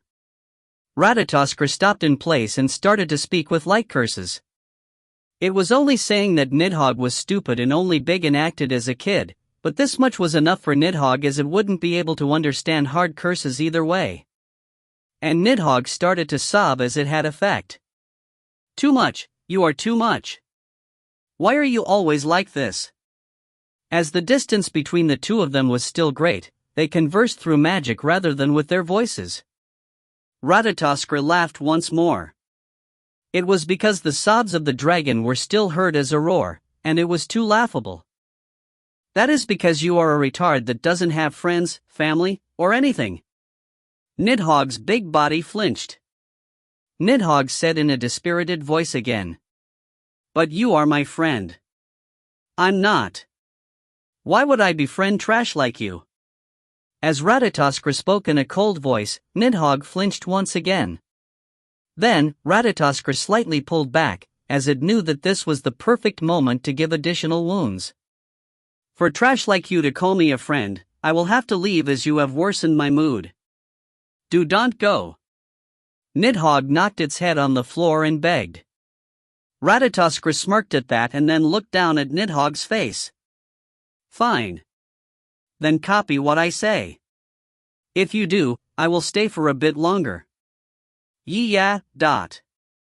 Nidhogg is trash that is only big, doesn't have any friends, and has a retarded head and doesn't have any right to live. Having been born is a sin of itself. Nidhogg opened its mouth but couldn't say anything. Ratatoskr laughed once again. Why, you can't. I will leave then. Ratatoskr really turned around and then Nidhogg yelled hurriedly. I will do it. Ratatoskr slightly turned its head and looked down at Nidhogg. Nidhogg sobbed and opened its mouth. And Nidhogg is a big, retard, stupid. I can't hear you well. Trash. Doesn't have rights to live. Having been born is a sin. Nidhogg's voice became lower and lower, and Ratatoskr's smile became denser and kind. I am done. You will stay a bit more, right? Nidhogg forced a smile and said. This was the moment Ratatoskr hoped for the most. Retard. You really do it because I tell you to do so? I'm leaving. Ratatoskr laughed and turned around. He still hadn't transmitted the foul's words Hraesvelgr had requested be passed to Nidhogg and also couldn't make the dragon spit curses to transmit it to Hraesvelgr, but it could do all this later. Leaving like this today would be the most effective. What kind of expression would Nidhogg make now that it was left alone? How much would it cry? Just imagining it was fun, and because of that, Ratatoskr didn't leave Yggdrasil immediately. It pretended to hesitate a moment so that Nidhogg's hopeful attitude would rise again so he could crush it once more. And it was at that moment ... Nidhogg pushed its body forward, and Ratatoskr laughed once again at that big movement. What are you going to do? You can't even fly because of how big you are. Ratatoskr turned around to harass Nidhogg. It even got a bit lower as if egging it on. Just like Odin had predicted after listening to Nidhogg's words. Go! Cuchulainn said. At that command, Nidhogg's big body, precisely speaking, its big head, split in two. The thing that surged up was Nidhogg. Its size, nearly 1/20th of its original body, was still a huge, black dragon, and it fluttered its 4 pair of wings and flew up. Ratatoskr was stunned at the sudden emergence and tried to turn around, but it couldn't do so. All 4 of its legs were tied up to the world tree and didn't move. It was the effect of the rune magic Odin had engraved. As he had installed it in a hurry, it wasn't able to tie down a beast like Ratatoskr for a long time, but it didn't matter too much. It was enough if it was able to tie the rude squirrel down even for a few seconds. Nidhogg fluttered its wings once again as Ratatoskr broke the rune magic, but when it turned around, another magic was activated. Odin hadn't installed only one rune magic. He had inscribed a line of them along the path he'd guessed that Ratatoskr would approach and leave the border Nidhogg wasn't able to cross. Ratatoskr's movements stopped again, and Nidhogg flew. The distance between the two grew closer by every passing second. Finally, Nidhogg's teeth reached Ratatoskr. It bit its tail. The first plan Odin had come up with was that Nidhogg would drag down Ratatoskr, but Tae Ho's plan was different. Tae Ho, who was riding on Nidhogg's forehead, looked at a place beyond Ratatoskr. He looked at the line that Nidhogg couldn't cross and ordered. Fly up! Nidhogg fluttered its wings with more strength and charged while still biting Ratatoskr's tail. Odin had said that it was impossible to cross the line with all of Nidhogg's body. To cross it, one needed Ratatoskr, the only existence that was allowed to do so. To fly while biting Ratatoskr, one needed overwhelming strength and also speed that could cross that line in an instant. Ratatoskr shook its body as if struggling. It tried to delay Nidhogg's speed by a little bit. Nidhogg felt it to be difficult. It felt that it would be impossible to cross the line like this. But it didn't stop its wings. It wasn't because of the desire that it wanted to cross the line and get out. Nidhogg wasn't alone. There was someone granting it strength. Odin's Valkyrie. Odin had given Nidhogg a title of Valkyrie. The process was a mess as there wasn't even a ceremony, but it was enough. Because the minimum requirements were caught. It now needed a new strength to be added. Saga, the warrior that rides on Valkyries. Saga, the one that controls dragons. Saga, the charge of a warrior is like a storm. Tae Ho's sagas granted further strength to Nidhogg. It enabled Nidhogg, who didn't have much experience in flying, to be able to draw a perfect trajectory. Nidhogg raised its head and pushed Ratatoskr in the boundary line. It used Ratatoskr as a shield and passed through the invisible barrier. A sound that was breaking was heard, and Ratatoskr cried out. Nidhogg's strength was spent as she passed through the barrier, but she still summoned more to fly up again. It stuck its claws onto Yggdrasil and hung onto it desperately. Nidhogg couldn't do anything anymore. It didn't even have the strength to move now. It couldn't even be happy about the fact that it had crossed the line because of its exhaustion. Ratatoskr breathed roughly. It couldn't get out from Nidhogg's grasp, however, it could push it back below the line. But its plan was thwarted. It wasn't because of Odin's rune magic. Obviously enough, Odin's rune magic didn't exist outside the boundary line. Another one. A third person besides Nidhogg and Odin. Cuchulainn didn't make any advices. Tae Ho surged up by kicking Nidhogg's forehead and charged towards Ratatoskr. "Who are you? Who the hell are you?" Ratatoskr got angry and asked, but Tae Ho gripped the air instead of answering immediately. He gripped the Hammer of Clash, one of the weapons Merlin had made to face the giants. "I'm Nidhogg's friend." "What?" Ratatoskr blinked at the late reply, and at that moment, Tae Ho swung his hammer. It clashed against Ratatoskr's head, and a crisp, violent explosion rang out like a thunderclap. Episode 38, Ratatoskr, 3, End. TL Note, thanks for reading. Episode 38/Chapter 4, Ratatoskr, 4. TL, Subak. ED, Julsmal. Ratatoskr couldn't understand the current situation. It did understand that Nidhogg had gotten smaller, for an ancient dragon was in existence far removed from its normal brethren. Actually, it didn't make sense that it had maintained a huge body of 2 kilometers in the first place. The reason Nidhogg was able to survive, even when it had that big body, was because Nidhogg's original body was a kind of magical armor. The ancient dragon was in existence like a god, just as Odin had thought.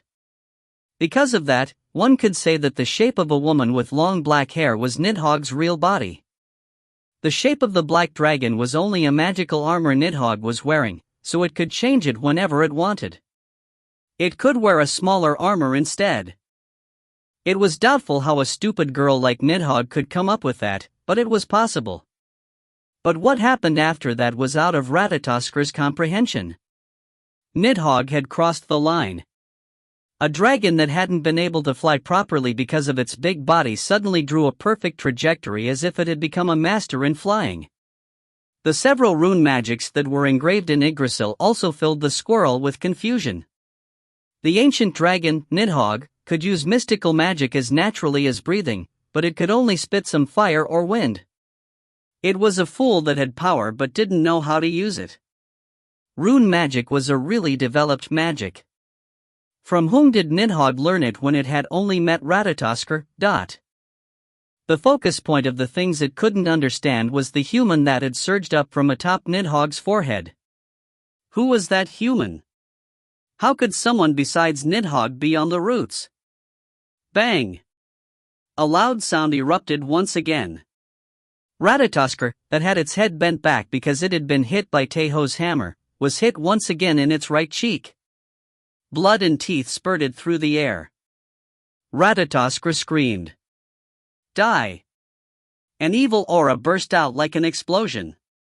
But it didn't end there, and the several vipers that were on its head instead of fire flew towards Tae Ho. Tae Ho acted calmly. The moment he hit Ratatoskr's cheek, he put back the Hammer of Clash and instead grabbed Caliburn. He blocked the evil aura with Camelot's glory and entrusted his body to the shock. He got pushed behind naturally and then swung his sword. Shkat! He split the head of the vipers alongside a sharp sound.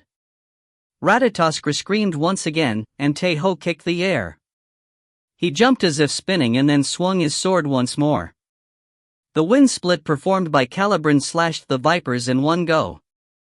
Ratatoskr bent back. It retrieved the vipers and opened its mouth widely towards Tae Ho. The cry of a snake erupted from its throat, and at that moment, purple poison that seemed like it could melt even gold in an instant was fired towards Tae Ho. It was an attack that Tae Ho couldn't dodge easily as he could jump in the air but not fly freely. Compared to Nidhogg, Ratatoskr had a little battle experience and spread its poison widely on purpose, so it became hard for Tae Ho to dodge. But Tae Ho acted calm this time too. He kicked the air once more and then incorporated Skathaka's techniques to Kalstad's swordsmanship. Wind split. A curtain of wind arose by following the trajectory of the sword. It didn't only stop Ratatoskr's poison, it led them away with the wind, and it rather poured down at Ratatoskr. Kayak! Ratatoskr screamed in pain and anger when the poison touched its skin. It did have resistance towards poison, but it couldn't do anything about its skin melting and the pain it brought. Tae Ho stepped back instead of charging and summoned the fake Haida. The fake Haida that appeared below him donned the flying horse wing coat in an instant and transformed into a white horse. "Let's go," Tae Ho said. The fake Haida became Tae Ho's wings. She flew at an overwhelming speed and charged towards Ratatoskr. Ratatoskr looked at Tae Ho and the fake Haida even while screaming. It cursed out and unleashed its aura once again. Petrifying evil eyes. It was the strong power of a curse that contained Ratatoskr's eyes, but Tae Ho didn't budge even a little. It was because the moment its evil eyes activated, Odin's rune magic, that was engraved in Tae Ho's body, activated at the same time. Odin was someone that took preparations. He didn't only wait the past 9 days. He had prepared several runes in case Tae Ho returned victorious. The curse of the evil eyes clashed with the protection rune. A loud sound as glass breaking was heard. Tae Ho charged at that moment and swung Caliburn towards Ratatoskr's exposed waist. Quack! Ratatoskr's body was at least 50 meters big, but the wound left behind by Caliburn wasn't shallow at all. The sacred power behind Camelot's glory burned down Ratatoskr's aura, and violet blood surged up like a fountain. Nidhogg! Nidhogg! Save me! Ratatoskr looked down at Nidhogg that was biting its tail and screamed. Tae Ho, who was taking a turn in the air with the fake Haida, felt absurd at Ratatoskr's shamelessness, but it didn't stop. Save me! Save me! We are friends! Nidhogg reacted at the yell that was close to being a sort of abuse. Precisely speaking, it flinched at the last word. The strength in Nidhogg's jaw grew weaker. It was unavoidable. Ratatoskr was the only one for Nidhogg for 1,000 years. No matter if it was good or evil, it was still the only one for it. But that Ratatoskr was begging it to save it. Was yelling that it was its friend. Nidhogg felt like crying. It was an emotion that was hard to explain. She disliked the Ratatoskr that only said bad words, but her heart beat at the single word of friend. Nidhogg opened its mouth and in the end let go of Ratatoskr. Stupid bitch! Ratatoskr yelled its tail and hit Nidhogg's head. It seemed like it was planning to push down Nidhogg below the line and escape. Nidhogg! Tae Ho yelled hurriedly. Nidhogg stumbled after being hit by Ratatoskr. As it was barely hanging, it couldn't endure it anymore with its own strength. Right, with its own strength. A strong gravity magic covered Nidhogg's body and stuck her to Yggdrasil. It was done by Odin that was inside of Nidhogg. Ratatoskr couldn't believe its eyes, and Tae Ho didn't leave it alone anymore. He charged towards Ratatoskr with the fake Haida like a meteor. When Ratatoskr raised its head, it was too late. Tae Ho's sword split Ratatoskr's head. It fell down instead of the snakes and screamed. Ratatoskr! Nidhogg yelled in surprise, but it was different for Tae Ho. It hadn't died yet, although that didn't mean that it was immortal and could live even if its head got cut off. Its real body is a squirrel. It was just like Cuchulainn had said. The body of a woman that surged up from its forehead was merely a part of its body. But it didn't mean that it was its essence. If one used bugs as an example, it was like an antennae. Tae Ho checked the neck of Ratatoskr with the snakes at the same time and then looked at the head that was below the waist of the human form Ratatoskr's real body. TCH. Ratatoskr had pretended to play dead to try to escape, but it hadn't worked. It turned its body around, but Tae Ho was a bit faster. The flashbangs Tae Ho threw like shurikens exploded right in front of Ratatoskr, and at that moment, it yelled in fear as its vision was robbed. Tae Ho pulled out Calidbolg instead of Caliburn. He jumped down from the back of the fake Haida and landed on Ratatoskr's forehead, precisely speaking, on the organ that was shaped like a woman at the part he'd severed. Although its head had been cut, it was still connected to Ratatoskr. In addition, it was easier to inflict wounds on it as it didn't have fur or thick, leathery skin covering this part. Tae Ho slipped off while following the back of the human-shaped form and stabbed Calabalg into the flesh that connected Ratatoskr and the human. New pain shook Ratatoskr's head and it struggled, but it wasn't enough. Tae Ho pushed the blade even deeper and then released lightning. A soundless thunder swallowed the squirrel's impending scream. Ratatoskr couldn't let out a sound, and because of that, Tae Ho expelled lightning once again. Quaff! Ratatoskr couldn't endure it anymore. Hanging onto Yggdrasil was also proving to be hard. Save me! Save me! I will do whatever you ask me. Ratatoskr begged while bowing its head in an inclination. Tae Ho didn't believe its words one bit but still nodded. This was because he had a method to make it submit whether its words were real or not. It's my turn. The one that appeared through a hole in Nidhogg's forehead was Odin. Hick! Odin? Weren't you bitten by the world wolf and killed? Ratatoskr looked at Odin and spoke with a high-pitched voice. Is that indeed the case? Cuchulainn exclaimed with a low voice.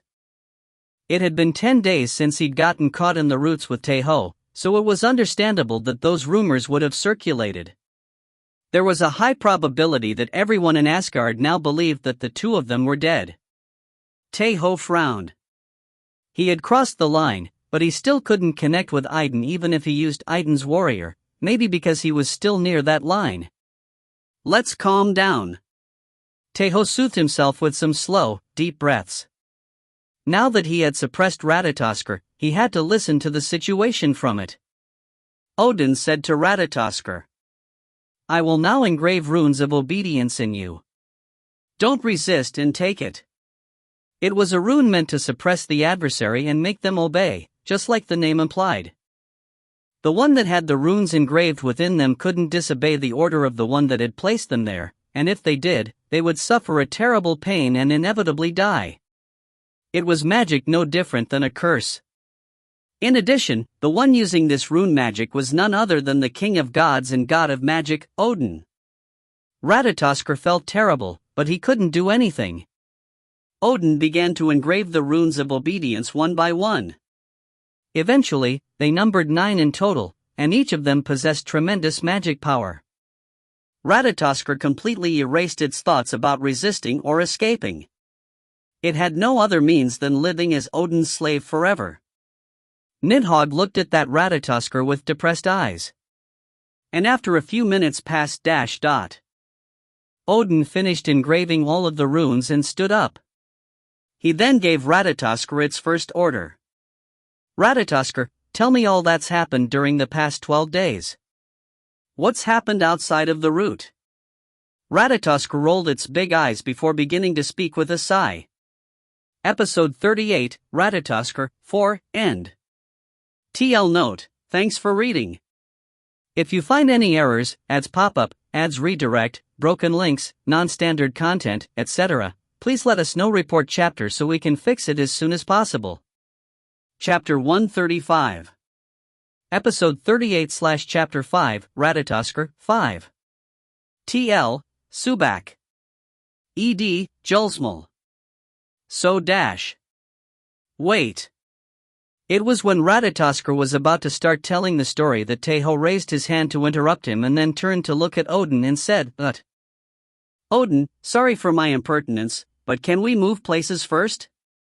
The place they were at currently was the site of the World Tree. It had quite an inclination, but one could say that they were hanging on it. It didn't matter if it was hard for Ratatoskr or not, but the problem was Nidhogg. She had used all her strength on passing the line, so it seemed like it was hard on her to even stay hanging. Odin understood Tae Ho's words and then nodded while looking at Nidhogg. Right, this isn't a comfortable place to have a conversation. Your words are right. They had to move places. It was impossible to find a place for Nidhogg to sit or lie down, but Odin didn't mind much. It was because Nidhogg wasn't the only one that had joined their group. Ratatoskr. Lead us to the closest cave. The squirrel beast, Ratatoskr. It had several caves in the World Tree. It was a beast that had lived for more than 1,000 years, but as it was originally a squirrel, it couldn't throw away its natural habits. Odin didn't simply order and activated the rune of obedience. Ratatoskr grew anxious at the pain that pressured his head and said hurriedly, "Ah, I understand. I will lead you." Ratatoskr moved immediately, and Tae Ho moved from its head to Nidhogg's head. "Nidhogg, are you able to move?" "Yes, I can. Thank you for worrying." Nidhogg's voice reached Tae Ho's head directly. Tae Ho lowered his posture and lightly touched Nidhogg's head. Ratatoskr, who was carrying Odin in its forehead, moved with utter haste. The world tree that pierced through Asgard, Midgard, and Nibelheim was merely a part of the real Yggdrasil, but even that section alone was huge. When Tae Ho reached the cave after being led by Ratatoskr, he looked at his surroundings with an amazed face. The cave was so big that there was still space remaining after Ratatoskr and the 100-meter-long Nidhogg entered it. For there to be a place like this. Amazing! Tae Ho exclaimed unconsciously, and Odin said in a low voice, "The roots of the world tree are really vast. There may even be fairies that make caves like this and live in them. They are also in here?" Nidhogg's eyes shone at the word fairy and threw a question. She had appeared as the shape of a woman, her real essence, possibly because they'd entered a safe place. Odin looked at Nidhogg with a satisfied look and answered, "Not here. I will take you to them when we have the opportunity." Really? Thank you. Odin Nim is kind. Compared to Ratatoskr, Tae Ho and Odin were kind. As Nidhogg smiled brightly in joy, Odin smiled bitterly. It was because he thought of the misunderstandings he'd had about Nidhogg. There are many things I don't know. He had acquired copious amounts of knowledge for 9 days by offering one of his eyes in the lake of Mimir, but it's not that he completely understood how this world worked. Odin was actually an incomplete existence. Ratatoskr, start speaking. Odin ordered Ratatoskr after organizing his thoughts. Ratatoskr gulped dry saliva and opened its mouth. It's rumored that the king of gods was bitten by the world wolf and died. It seems like the gods and the giants believe this. It was unavoidable. Tae Ho and Odin had disappeared after the world wolf gulped the two of them, and as they were in the roots of the world tree, a place blocked from external communication, the giants and even the gods of Asgard wouldn't have been able to sense Odin. It was obvious to think that he had died. Next, Giant King, so the Magician King, Utgard Loki, did something to the world tree and inflicted tremendous damage upon Asgard. Even I don't know what he did.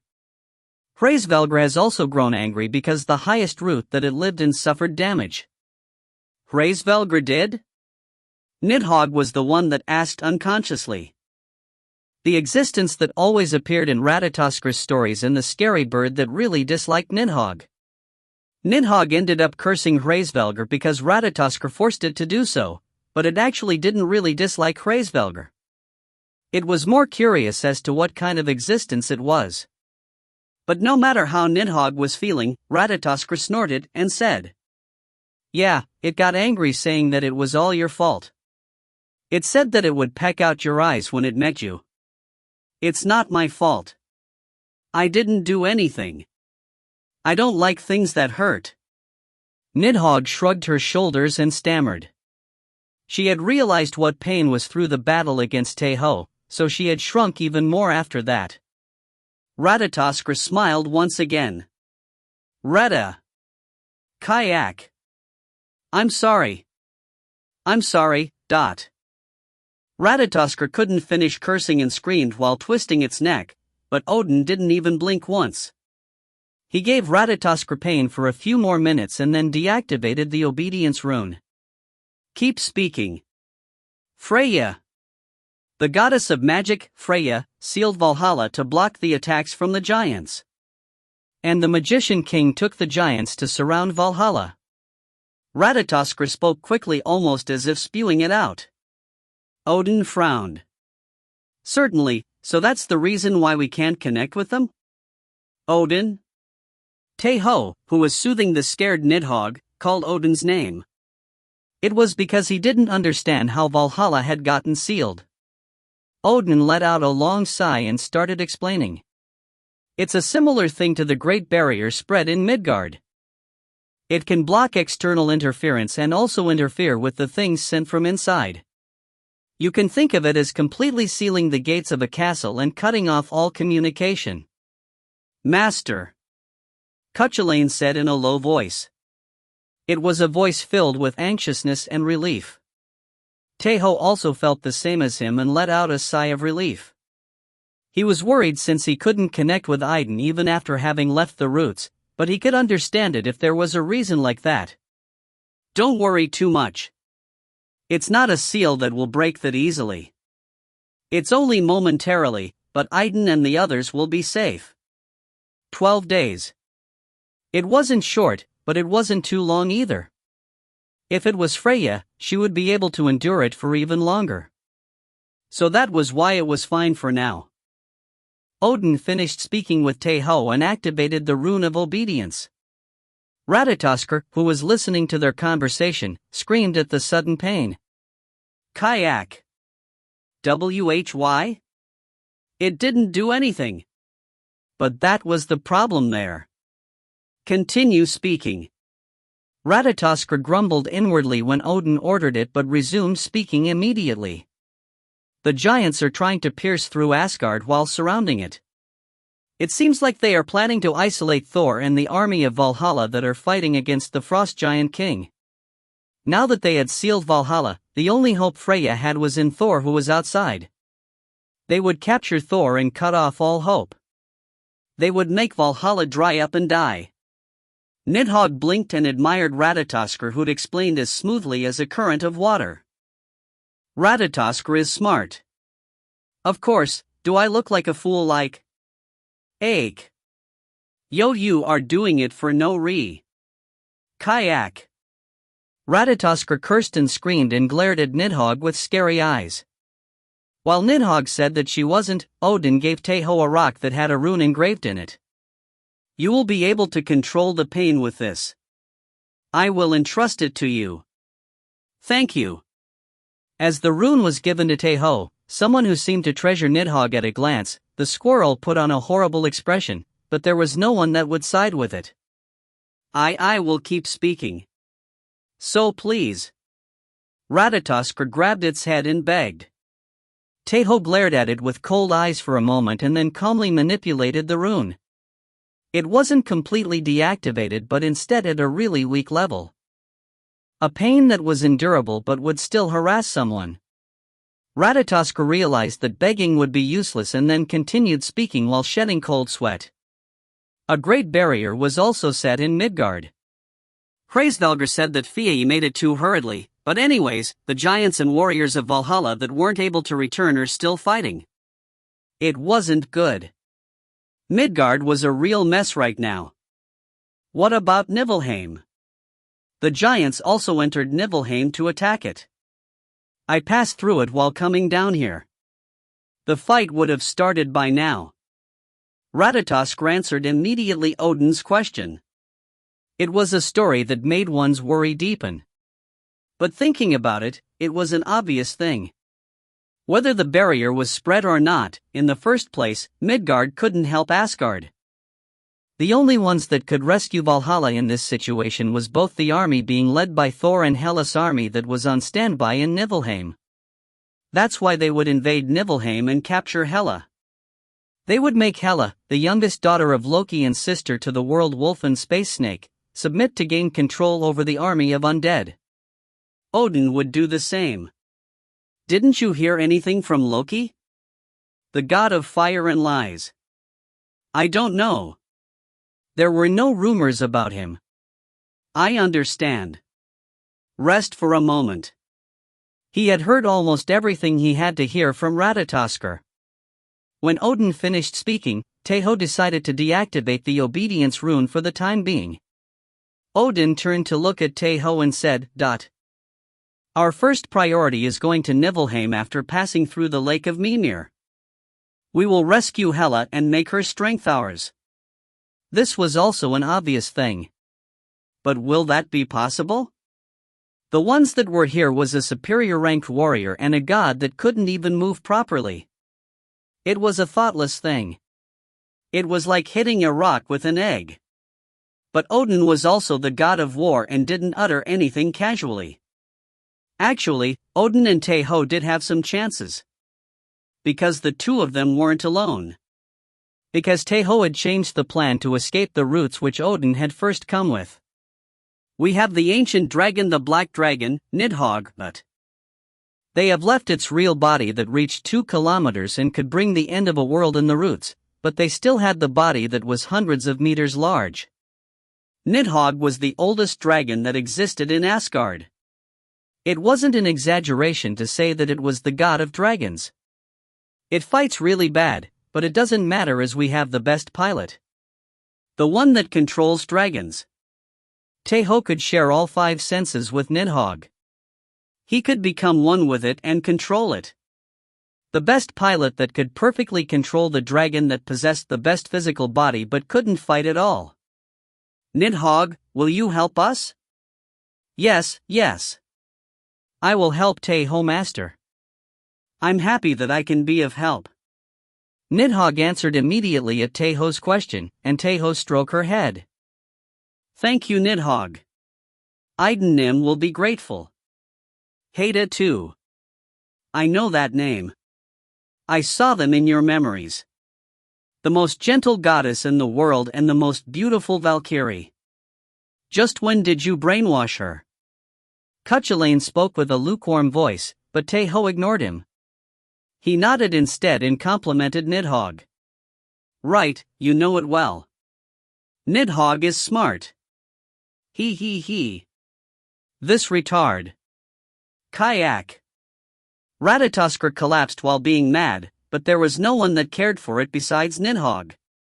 Tae Ho stroked Nidhogg's cheek once again and said, Nidhogg, when we go up, we will have to fight against the giants, but you just have to trust in me, okay? Yes, I trust in Tae Ho, master. Why don't you say Appa?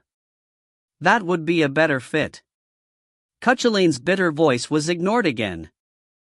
Odin smiled bitterly and said, There's no time. Let's go to the lake of Mimir for now and organize ourselves there. I understand. Tae Ho expressed etiquette while hitting his chest twice and then took Nidhogg to its body. Odin then ordered Ratatoskr. Ratatoskr, take the lead. Ratatoskr nodded with a teary face and moved outside the cave. Because of that, Odin was left alone for a moment, so he took a deep breath and looked at the sky. He envisioned the worlds that laid far beyond the ceiling of the cave and secretly thought, it's not enough with Nidhogg alone. What they needed to win dash. The strength that had to be added to Nidhogg. Nidhogg started to move slowly, and Odin turned to look at it. He thought of Tae Ho's back that was moving with the essence of Nidhogg. Idun's warrior. The existence that had made alterations to both Odin's and the black dragon, Nidhogg's, destinies. Odin nodded slowly. He saved the method that would be used in the decisive moment deep in his heart. Episode 38, Ratatoskr, 5, End. TL note, thanks for reading.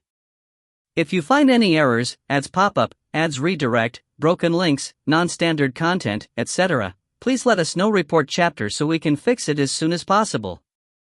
Chapter 136. Episode 38/Chapter 5, Ratatoskr, 5.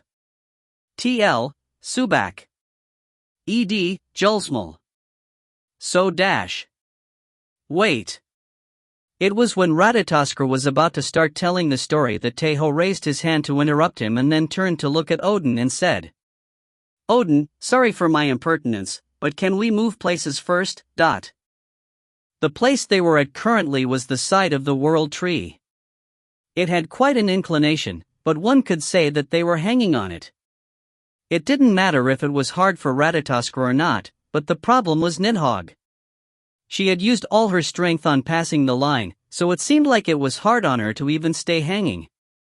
Odin understood Tae Ho's words and then nodded while looking at Nidhogg. Right, this isn't a comfortable place to have a conversation. Your words are right. They had to move places. It was impossible to find a place for Nidhogg to sit or lie down, but Odin didn't mind much. It was because Nidhogg wasn't the only one that had joined their group. Ratatoskr. Lead us to the closest cave. The squirrel beast, Ratatoskr. It had several caves in the World Tree. It was a beast that had lived for more than 1,000 years, but as it was originally a squirrel, it couldn't throw away its natural habits. Odin didn't simply order and activated the rune of obedience. Ratatoskr grew anxious at the pain that pressured his head and said hurriedly, "Ah, I understand. I will lead you." Ratatoskr moved immediately, and Tae Ho moved from its head to Nidhogg's head. "Nidhogg, are you able to move?" "Yes, I can. Thank you for worrying." Nidhogg's voice reached Tae Ho's head directly. Tae Ho lowered his posture and lightly touched Nidhogg's head. Ratatoskr, who was carrying Odin in its forehead, moved with utter haste. The world tree that pierced through Asgard, Midgard, and Nibelheim was merely a part of the real Yggdrasil, but even that section alone was huge. When Tae Ho reached the cave after being led by Ratatoskr, he looked at his surroundings with an amazed face. The cave was so big that there was still space remaining after Ratatoskr and the 100-meter-long Nidhogg entered it. For there to be a place like this. Amazing! Tae Ho exclaimed unconsciously, and Odin said in a low voice. The roots of the world tree are really vast. There may even be fairies that make caves like this and live in them. They are also in here? Nidhogg's eyes shone at the word fairy and threw a question. She had appeared as the shape of a woman, her real essence, possibly because they'd entered a safe place. Odin looked at Nidhogg with a satisfied look and answered. Not here. I will take you to them when we have the opportunity. Really? Thank you. Odin Nim is kind. Compared to Ratatoskr, Tae Ho and Odin were kind. As Nidhogg smiled brightly in joy, Odin smiled bitterly. It was because he thought of the misunderstandings he'd had about Nidhogg. There are many things I don't know. He had acquired copious amounts of knowledge for 9 days by offering one of his eyes in the lake of Mimir, but it's not that he completely understood how this world worked. Odin was actually an incomplete existence. Ratatoskr, start speaking. Odin ordered Ratatoskr after organizing his thoughts. Ratatoskr gulped dry saliva and opened its mouth. It's rumored that the king of gods was bitten by the world wolf and died. It seems like the gods and the giants believe this. It was unavoidable. Tae Ho and Odin had disappeared after the world wolf gulped the two of them, and as they were in the roots of the world tree, a place blocked from external communication, the giants and even the gods of Asgard wouldn't have been able to sense Odin. It was obvious to think that he had died. Next. Giant King, so the magician king, Utgard Loki, did something to the world tree and inflicted tremendous damage upon Asgard. Even I don't know what he did. Hraesvelgr has also grown angry because the highest root that it lived in suffered damage. Hraesvelgr did? Nidhogg was the one that asked unconsciously. The existence that always appeared in Ratatoskr's stories and the scary bird that really disliked Nidhogg. Nidhogg ended up cursing Hraesvelgr because Ratatoskr forced it to do so, but it actually didn't really dislike Hraesvelgr. It was more curious as to what kind of existence it was. But no matter how Nidhogg was feeling, Ratatoskr snorted and said, Yeah, it got angry saying that it was all your fault. It said that it would peck out your eyes when it met you. It's not my fault. I didn't do anything. I don't like things that hurt. Nidhogg shrugged her shoulders and stammered. She had realized what pain was through the battle against Tae Ho, so she had shrunk even more after that. Ratatoskr smiled once again. Retta. Kayak. I'm sorry. Ratatoskr couldn't finish cursing and screamed while twisting its neck, but Odin didn't even blink once. He gave Ratatoskr pain for a few more minutes and then deactivated the obedience rune. Keep speaking. Freya. The goddess of magic, Freya, sealed Valhalla to block the attacks from the giants. And the magician king took the giants to surround Valhalla. Ratatoskr spoke quickly, almost as if spewing it out. Odin frowned. Certainly, so that's the reason why we can't connect with them? Odin? Tae Ho, who was soothing the scared Nidhogg, called Odin's name. It was because he didn't understand how Valhalla had gotten sealed. Odin let out a long sigh and started explaining. It's a similar thing to the Great Barrier spread in Midgard. It can block external interference and also interfere with the things sent from inside. You can think of it as completely sealing the gates of a castle and cutting off all communication. Master, Cuchulainn said in a low voice. It was a voice filled with anxiousness and relief. Tae Ho also felt the same as him and let out a sigh of relief. He was worried since he couldn't connect with Idun even after having left the roots, but he could understand it if there was a reason like that. Don't worry too much. It's not a seal that will break that easily. It's only momentarily, but Idun and the others will be safe. 12 days. It wasn't short, but it wasn't too long either. If it was Freya, she would be able to endure it for even longer. So that was why it was fine for now. Odin finished speaking with Tae Ho and activated the rune of obedience. Ratatoskr, who was listening to their conversation, screamed at the sudden pain. Kayak. Why? It didn't do anything. But that was the problem there. Continue speaking. Ratatoskr grumbled inwardly when Odin ordered it but resumed speaking immediately. The giants are trying to pierce through Asgard while surrounding it. It seems like they are planning to isolate Thor and the army of Valhalla that are fighting against the Frost Giant King. Now that they had sealed Valhalla, the only hope Freya had was in Thor, who was outside. They would capture Thor and cut off all hope. They would make Valhalla dry up and die. Nidhogg blinked and admired Ratatoskr, who'd explained as smoothly as a current of water. Ratatoskr is smart. Of course, do I look like a fool like? Ache. Yo, you are doing it for no kayak. Ratatoskr cursed and screamed and glared at Nidhogg with scary eyes. While Nidhogg said that she wasn't, Odin gave Tae Ho a rock that had a rune engraved in it. You will be able to control the pain with this. I will entrust it to you. Thank you. As the rune was given to Tae Ho, someone who seemed to treasure Nidhogg at a glance, the squirrel put on a horrible expression, but there was no one that would side with it. I will keep speaking. So please. Ratatoskr grabbed its head and begged. Tae Ho glared at it with cold eyes for a moment and then calmly manipulated the rune. It wasn't completely deactivated but instead at a really weak level. A pain that was endurable but would still harass someone. Ratatoskr realized that begging would be useless and then continued speaking while shedding cold sweat. A great barrier was also set in Midgard. Hraesvelgr said that Fia made it too hurriedly, but anyways, the giants and warriors of Valhalla that weren't able to return are still fighting. It wasn't good. Midgard was a real mess right now. What about Niflheim? The giants also entered Niflheim to attack it. I passed through it while coming down here. The fight would have started by now. Ratatoskr answered immediately Odin's question. It was a story that made one's worry deepen. But thinking about it, it was an obvious thing. Whether the barrier was spread or not, in the first place, Midgard couldn't help Asgard. The only ones that could rescue Valhalla in this situation was both the army being led by Thor and Hela's army that was on standby in Niflheim. That's why they would invade Niflheim and capture Hela.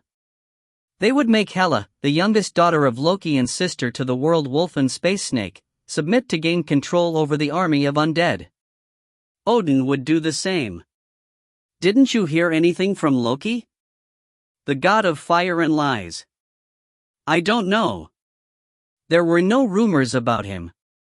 I understand. Rest for a moment. He had heard almost everything he had to hear from Ratatoskr. When Odin finished speaking, Tae Ho decided to deactivate the obedience rune for the time being. Odin turned to look at Tae Ho and said, Our first priority is going to Niflheim after passing through the Lake of Mimir. We will rescue Hela and make her strength ours. This was also an obvious thing. But will that be possible? The ones that were here was a superior ranked warrior and a god that couldn't even move properly. It was a thoughtless thing. It was like hitting a rock with an egg. But Odin was also the god of war and didn't utter anything casually. Actually, Odin and Tae Ho did have some chances. Because the two of them weren't alone. Because Tae Ho had changed the plan to escape the routes which Odin had first come with. We have the ancient dragon, the black dragon, Nidhogg, but they have left its real body that reached 2 kilometers and could bring the end of a world in the roots, but they still had the body that was hundreds of meters large. Nidhogg was the oldest dragon that existed in Asgard. It wasn't an exaggeration to say that it was the god of dragons. It fights really bad, but it doesn't matter as we have the best pilot. The one that controls dragons.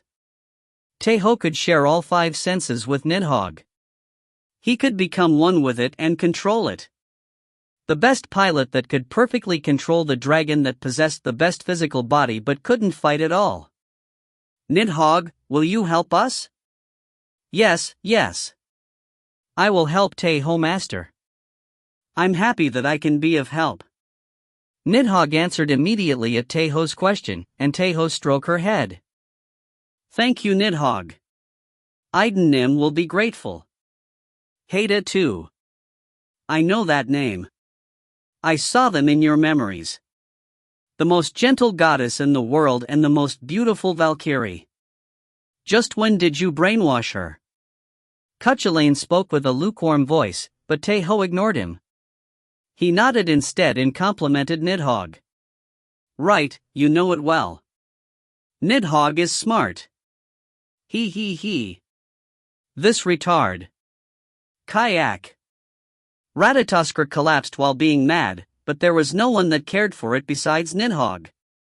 Tae Ho stroked Nidhogg's cheek once again and said, Nidhogg, when we go up, we will have to fight against the giants, but you just have to trust in me, okay? Yes, I trust in Tae Ho, Master. Why don't you say Appa? That would be a better fit. Cuchulainn's bitter voice was ignored again. Odin smiled bitterly and said, There's no time. Let's go to the Lake of Mimir for now and organize ourselves there. I understand. Tae Ho expressed etiquette while hitting his chest twice and then took Nidhogg to its body. Odin then ordered Ratatoskr. Ratatoskr, take the lead. Ratatoskr nodded with a teary face and moved outside the cave. Because of that, Odin was left alone for a moment, so he took a deep breath and looked at the sky. He envisioned the worlds that laid far beyond the ceiling of the cave and secretly thought, it's not enough with Nidhogg alone. What they needed to win dash. The strength that had to be added to Nidhogg. Nidhogg started to move slowly, and Odin turned to look at it. He thought of Tae Ho's back that was moving with the essence of Nidhogg. Idun's warrior.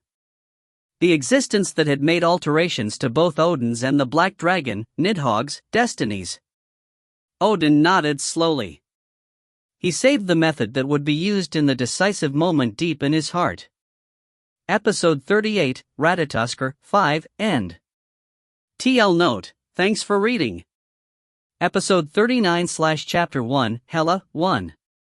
TL, Subak. ED, Julsmal. The god of fire and lies, Loki, had 3 children with the giant, Angerboda. The first, the world wolf, and the second, the space snake, Jormungand, were beings that hoped for the destruction of the world as they had inherited the strong blood of their mother. In addition, the 2 of them were special. The fate of the world wolf was entangled with the greatest god, and the fate of the space snake was entangled with the strongest god. The world wolf, Fenrir, was the doom for the king of gods, Odin. The space snake, Jormungand, was the doom for the god of thunder, Thor. The gods of Asgard feared the two children of Loki and wanted to take their lives, but it wasn't possible. It was because Loki had protected the two of them. Loki himself knew that he was doing something childish.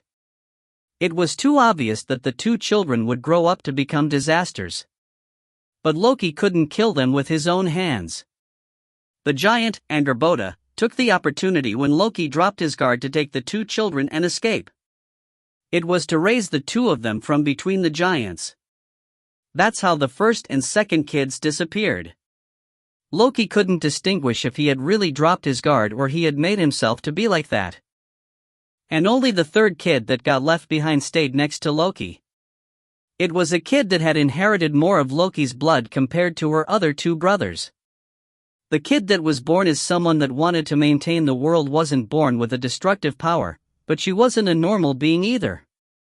The three sisters making the threads of fate had said that Hela's fate was connected to someone in Asgard. But the king of gods, Odin, kept that a secret, and because of that, not even Odin's closest people like Thor or Heimdall knew who that person was. While the world wolf and the space snake grew as strong monsters, Hela also grew up. She, who had all the appearances of a kid, a woman, and an old lady at the same time, received Odin's order and became the monarch of Niflheim. The queen that ruled over the dead people. She was loyal to Asgard. She sided up with Asgard even when Loki sided with the giants. And the same held true after 100 years had passed. But Cuchulainn, there's something I want to ask. What is it? Do you still have other thoughts? It was when they were climbing Yggdrasil by following Ratatoskr. Tae Ho, who was embracing the essence of Nidhogg inside of her body, said with a calm face. I feel like I even got accustomed to your grumbling as I keep hearing it. Anyways, listen to my question.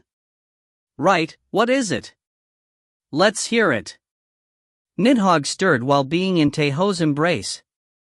Tae Ho patted her shoulders and continued speaking. Asgard, the reason Valhalla is in danger is because it's in the core of the world tree. Based on Ratatoskr's words, Asgard was in a precarious situation. Odin was certainly the king of gods. The death of the supreme commander was something that would drop the morale of the entire army and bring problems in the orders. But even if that was the case, everything had a limit. It was impossible for the situation to turn over completely with Odin's death alone. Something else was added to his death. A variable that made the scale tilt over to the side of the giants. Tae Ho thought of the core of the world tree he had seen in Loki's memories, and Cuchulainn nodded. That is possible. We couldn't ask the details because the situation was urgent, but the Magician King treated it to be so important he himself had to hide. He wouldn't have been able to trick Odin with something that was considered as nothing. The god of fire and lies, Loki, had raised several merits the past 100 years, but just like Cuchulainn had said, the Magician King wasn't a foolish one. It was impossible that he had set up all of his plans by trusting in Loki's words.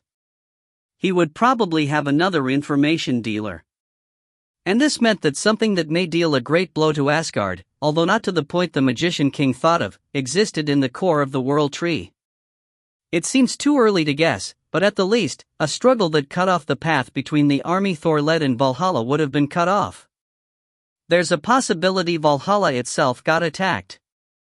Sealing all of Valhalla just because Odin disappeared is an extreme decision. Freya was a delicate one, but she wasn't feeble-minded at all. She was rather really strong. Now, Freya had gotten scared by Odin's death and sealed up Valhalla? It was something unimaginable. Something must have happened that necessitated her having to seal Valhalla. We will know when we get there. And, I'm saying this just in case, but don't blame Odin too much. Odin also wouldn't have hoped for such a situation. One needed to take great risks to obtain great rewards. The plan Odin had come up with had no problems when looking at it in an objective way, and actually, the Magician King hadn't doubted Loki even a little before everything had been revealed. It was good to say that he had completely fallen for Odin's trap. If the unimaginable variable of the world wolf having already been reborn wasn't there, Odin's plan would have succeeded. Tae Ho nodded at Cuchulain's words. It wasn't right to criticize when there was no problem in the process, but the results were bad. Tae Ho had experienced something similar several times when he was a pro gamer. But it was at that moment, upon Nidhogg's body precisely speaking, Odin's voice was heard from his seat upon its head. Ratatoskr, wait near here. It doesn't matter how far you go, but be at a distance that you can come immediately when I call you. Understood? I understand. I understand. I will do so. Ratatoskr stopped at the place and repeated some words while grabbing its head. It was frowning because the rune of obedience had activated weakly. Odin treated Ratatoskr coldly and said, "It's impossible to do something to the rune of obedience no matter how far you go. Just know that the runes will explode once you get out of the range I decided, and you will lose your life." I understand. I understand. Ratatoskr yelled and then curled up in a soft place. That sight was quite poor to see, but Odin didn't feel sympathy for it. He looked down and then spoke to Tae Ho, who was inside of Nidhogg. "Idun's warrior, you should also wait here. I will call you when the time is right." I understand.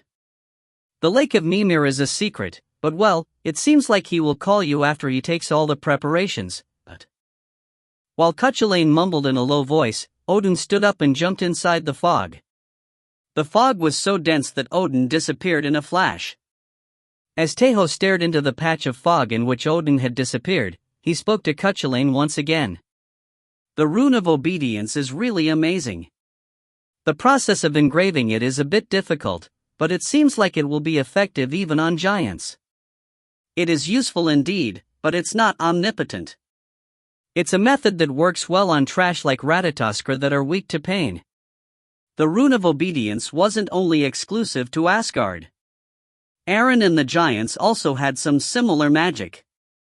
Because of that, Cuchulain knew well about the limits this rune had.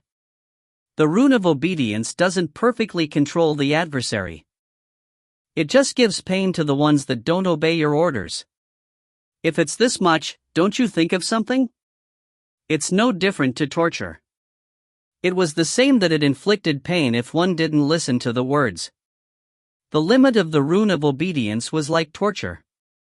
It was meaningless to the ones that had a strong will to endure the pain. In addition, it wasn't that one could force their actions, so it was meaningless if the adversary became determined for death. Also, one could notice who had the runes of obedience engraved in their bodies. That's why it was hard to dispatch weak-willed beings like Ratatoskr that were engraved with the rune. Right, even if it's useful, it's not as much as you think. Even though I said that it still feels somewhat strange, you do know what I'm talking about, right? I think so. Tae Ho nodded and patted Nidhogg's shoulders and then pushed her away from him. Nidhogg, wait a moment. Ha? Nidhogg blinked and rose her upper body, and Cuchulain asked at that. What is wrong? I'm a bit hungry. It had already been 9 days since he ate the golden apple. In addition, several cases happened in consecution after he woke up, so Tae Ho couldn't even eat a bread crumb. Now that I see, Nidhogg, aren't you hungry? Tae Ho was secondary, but he had never seen Nidhogg eat something. Because of that, Nidhogg shook her head. I'm not hungry. The root of the world tree is not tasty. It's sour. Nidhogg hadn't eaten anything besides the root of the world tree for the 1,000 of years it had been trapped. Cuchulain nodded. Indeed, thinking about its size, and in the first place, there are some dragons that don't even need to eat. Nidhogg, that had a body of 2 kilometers, was something else, but there were also cases where ordinary dragons didn't eat normally, as it was almost impossible to maintain their big bodies with normal food. Now that I think about it, a Denmaha also doesn't eat much. A Denmaha could become a sea serpent that reached 20 meters in length, but he had never seen her eat anything proportionate to her size. Most of the dragon race maintains their body with magic. They absorb the magic in the earth or the air and move. High-ranked dragons possess a dragon heart that is like a generator of magic. Cuchulainn listened to Tae Ho's mumbling and explained in more detail. Tae Ho nodded this time too and then turned to look at Nidhogg that was looking at him with round eyes. He stroked her head unconsciously and said, "Then what about eating something with Appa? No with me." Yes. I want to eat." "Hey, wait. Didn't your real feelings come out just now?" Cuchulainn criticized sharply, but Tae Ho ignored him like usual. In the first place, it wasn't because he had impure thoughts like Cuchulainn but because Nidhogg's actions were that of a sister. "Here." Tae Ho took out some things from the air and offered them to Nidhogg. It was a simple sandwich that was made with bread, dried meat, and some vegetables. But it was the first time Nidhogg saw this. She blinked with eyes filled with curiosity and then slowly brought the sandwich to her mouth. She then stood up and yelled, "Delicious!" It was too different from the root of the world tree. It was soft, tender, and delicious. Nidhogg couldn't think of other words as she lacked the languages to express herself, but she still kept repeating that it was delicious. "Eat it slowly. Here, drink some water." Tae Ho also became happy as Nidhogg did. He put on the smile of a dad and gave her a barrel of water. But Cuchulainn clicked his tongue at that. "Hey, don't you have more delicious things? Why are you giving her something that's like army food?" It must be the first proper meal she had in her life. If you give something too delicious at first, the joy you feel by eating something less delicious than that disappears. It's much better to climb up step by step. What would happen if she ate a golden apple from the start? She probably wouldn't feel happiness from a sandwich like now. I want to rebuke, but I can't. While Tae Ho and Cuchulainn were speaking among themselves, Nidhogg put on a depressed face. It was because she had eaten all her sandwich. Tae Ho put a smile at that and then took out another sandwich, and Nidhogg put on a bright smile as he'd expected. Idun's warrior. Odin's voice was heard at that moment. The voice rang in his head just like when he conversed with Cuchulainn. "Come to the lake of Mimir alone. I will lead you down the path." It was Odin's message magic. When he blinked once, he saw a shining butterfly approaching from far away. Tae Ho stroked Nidhogg's head instead of standing up right away. "Nidhogg, can you wait for a moment? Odin is calling for me and I have to go." At that moment, Nidhogg's face contorted, but it was only for a moment. She fixed her expression and nodded. Yes. I will wait for Tae Ho Master. Tae Ho Master keeps promises well. Right, I will go then. Eat slowly." Tae Ho took out one more sandwich and placed it in front of Nidhogg and then tried to stand up. But Nidhogg grabbed his hand. "Tae Ho Master." Yes. He wondered if she may beg him to take her with him, but that wasn't the case. She looked up at him and smiled brightly. "I will also bless you. Tae Ho Master likes blessings. She clearly saw your memories." Cuchulainn's voice was kind of cold. But Tae Ho also ignored it this time and looked at Nidhogg with the eyes of the dragon. The green words, Odin's Valkyrie, that appeared above her head moved his heart. "I will entrust you, then." "Yes." Nidhogg nodded, in a good mood, and then grabbed on Tae Ho's hand to make him sit down. She then moved and gave Tae Ho the best blessing. Tae Ho blinked as he was thinking that he would receive a blessing in his forehead, and Nidhogg flushed and laughed like a fool. Meanwhile, Cuchulainn grew enraged. But that rage obviously didn't reach Nidhogg and Tae Ho. Nidhogg blinked her eyes a few times as if recalling her memories and then stuttered. May Idun's blessing accompany you." She had to say Odin instead of Idun, but Nidhogg thought that she was Idun's Valkyrie. Tae Ho ended up laughing unconsciously and answered Nidhogg, who was frowning as if she was thinking that she'd gotten something wrong. May Idun's blessing accompany you. Nidhogg looked at Tae Ho with expecting eyes, and Tae Ho pondered for a moment and then blessed Nidhogg in her forehead. You came. Episode 39, Hela, 1, End. TL Note, thanks for reading. Episode 39/Chapter 2, Hela, 2. TL, Subak. ED, Julsmal. You came. After following the shining butterfly and passing through the fog for some time. Odin's voice was heard suddenly, and then the fog filling his sight disappeared completely. Behind him, fog filled up the surroundings completely, but there was none of it in front of him as if a line was drawn. Odin's voice was heard from the front. There was a big lake there and a wide boulder at his side. As for Odin, he was seated in front of that boulder. Tae Ho followed the lake and stood in front of Odin. The big head that was on top of the boulder bothered him, so he unconsciously activated the eyes of the dragon. Mimir's head. It was the head of a giant, but the color of his name was green. Tae Ho removed the eyes of the dragon and expressed etiquette in front of Odin. Odin leaned back on a root that surged up the ground and asked, "Did you leave Nidhogg alone?" Cuchulainn is with her.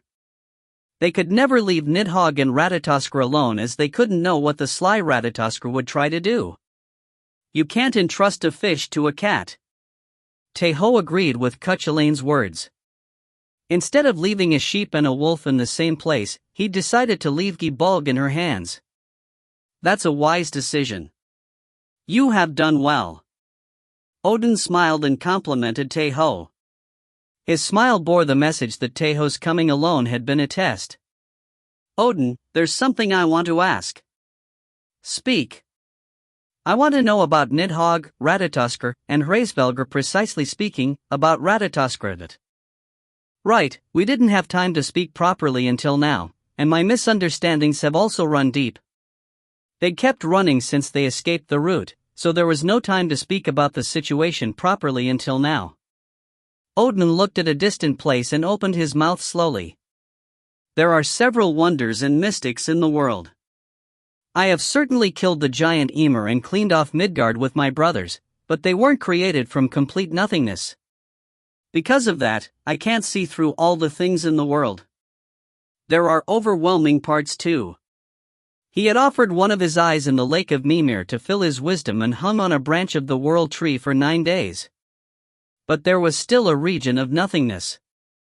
It was impossible to completely understand the world even for the king of gods. Just as you know, Nidhogg is an ancient dragon that was born alongside the world tree. It possesses strength enough to destroy the world, but as it's an existence that's caught in the roots, it was an existence with low danger rates. I misunderstood it, as someone that hoped for the destruction of the world, but the truth was different. That's when I realized my nothingness. She had turned to resent the world because she'd gotten harassed by Ratatoskr for a long time, but she still had a white heart. She was bright and pure like a clean sheet of paper. Hraesvelgr, king of birds, lives in the highest branches, and unlike Nidhogg, it's not an existence that's lived since ancient times. It belongs to the ones that want to maintain the world, but it doesn't have much interest in the world. It's only interested in the highest branch that belongs to its territory. The ones that lived in the highest branch were beasts that had the attributes of birds.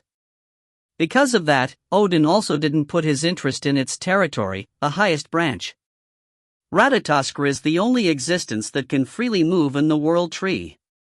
We don't know how it was born with such strength, permission, but whatever the case, it's the only one that can freely move between Nidhogg and Hraesvelgr. Hraesvelgr's region wasn't a restricted area like the highest branch. Because of that, Odin could also go there if he became determined to do so. But the roots was different. One could freely cross the line and enter the roots, but it was different if they wanted to get out of it. It was impossible even for the king of gods, Odin. You should know it as you have fought it yourself, but Ratatoskr isn't a beast that is particularly strong. In addition, I have left it on standby as the only thing it does is move between the root and the branches. I was planning on using it when I needed it. But of course, Ratatoskr was so big it could overwhelm normal giants or warriors with its big body that reached tens of meters, but when the king of gods looked at it with his eyes, it wasn't that strong of an existence. It was a beast that could barely be faced against intermediate-ranked warriors. Ratatoskr isn't someone that hopes to destroy or maintain the world. It is exactly in the middle. I think it didn't bully Nidhogg because of a sense of duty but because it was simply its hobby. Tae Ho opened his eyes widely at Odin's words. Having been ordered by someone may have been better, but Tae Ho felt like his blood flowed backwards when he thought about how Ratatoskr had harassed Nidhogg for a long time just for its enjoyment. Odin said in a lower tone as if trying to calm down Tae Ho. But I'm planning to watch it a bit more. I already felt that I should re-inspect what I already knew. Odin saved his words. It wasn't certain as to what kind of organization would be behind Ratatoskr. It wasn't something to be rash about. Have your doubts been resolved? Thank you for answering. Odin nodded with a satisfied face as Tae Ho expressed etiquette and then pointed at the wide boulder. Right, I will now introduce you to the head of Mimir that is my friend and advisor. Idun's warrior. The head of a giant that was placed in the boulder, the head of Mimir, said in a low voice. Its voice gave one the feeling that it was a machine as it didn't have any tonal fluctuations. He was born as a giant but was much closer to a being that wanted to maintain the world. In addition, I kept him close to me as it was really wise and asked advice from it. But unfortunately enough, he ended up losing his life in the negotiation of peace that resulted in a fight against the Vanir. In the negotiation of peace? Odin smiled bitterly as Tae Ho grew surprised. It's because there were some problems with the prisoners of war we exchanged with each other, but don't worry too much as it's all in the past. You should know it well as you have visited them directly. They are our reliable allies. Tae Ho thought of the chief of the Vanir, Heimstream, and nodded. But there was a part that bothered him. The Vanir had sent Freya, Freyr, and Jord as captives of war. You could know just by looking at Freya, but they were all talented and powerful gods. The Vanir had sent the greatest ones among themselves as war prisoners. It meant that they were being sincere. But if a problem occurred to the point that someone lost their life, then that meant that their origin of the problem was on the Aesir rather than on the Vanir. And just like Tae Ho had guessed, the origin of the problem was on the Aesir. The race of the Aesir, that didn't want to send someone outstanding like the Vanir, had sent the fool god, Honir, that was really handsome, but his head was empty. They had sent an advisor with him as they would notice in an instant that Honir was a fool, and that advisor was the giant Mimir. But even if it was the wise Mimir, he couldn't hide all the childishness of Honir in all places. The Vanir realized that the Aesir had sent an useless captive unlike them and killed Honir and Mimir in madness, and because of this, the Vanir and the Aesir had to resume a short war once again. But whatever the case, this was all in the past, just like Odin had said. Odin looked at the head of Mimir and continued speaking. Mimir is dead, but his wisdom still remains in his head. That's why I retrieved his head and placed it here. It's because in this place, Mimir is able to think and speak like he did in his previous life thanks to rune magics and the power of the lake.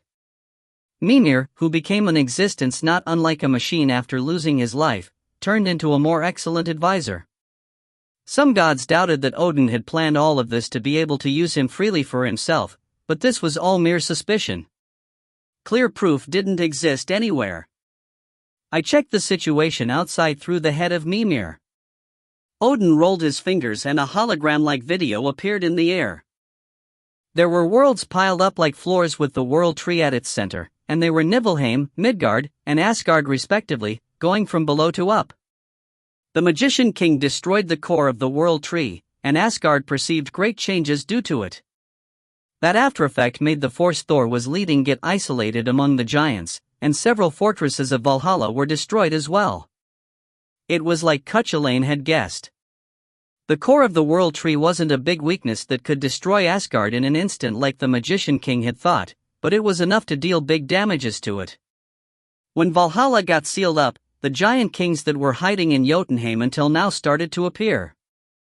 They are cowards that just looked at everything in fear that their forces may decline, but because of that they could maintain their strength until now. The ones called as giant kings were really strong. There were even some that were stronger than the Five Fingers, the closest subordinates of the Magician King. But unfortunately, this is everything Mimir's head knows. With Freya sealing up Valhalla, the connection Mimir had with the three sisters was cut off, and Hugin and Munin, that served as my eyes and ears, went to Valhalla after receiving a call from Freya. Their eyes and ears were closed right now. It was fortunate enough that they got the recent information. Just like you've seen, the situation is really harsh, but we have to find our own path. Odin looked at Tae Ho again. Our current objective is to retake Niflheim or protect it. Hela, the Queen of the Dead, is a long loyal person of Asgard, so she will gladly lend us her army of the dead. Compared to what was known from the god of fire and lies, Loki, he could be said that he was a loyal follower that has been known from a long time ago.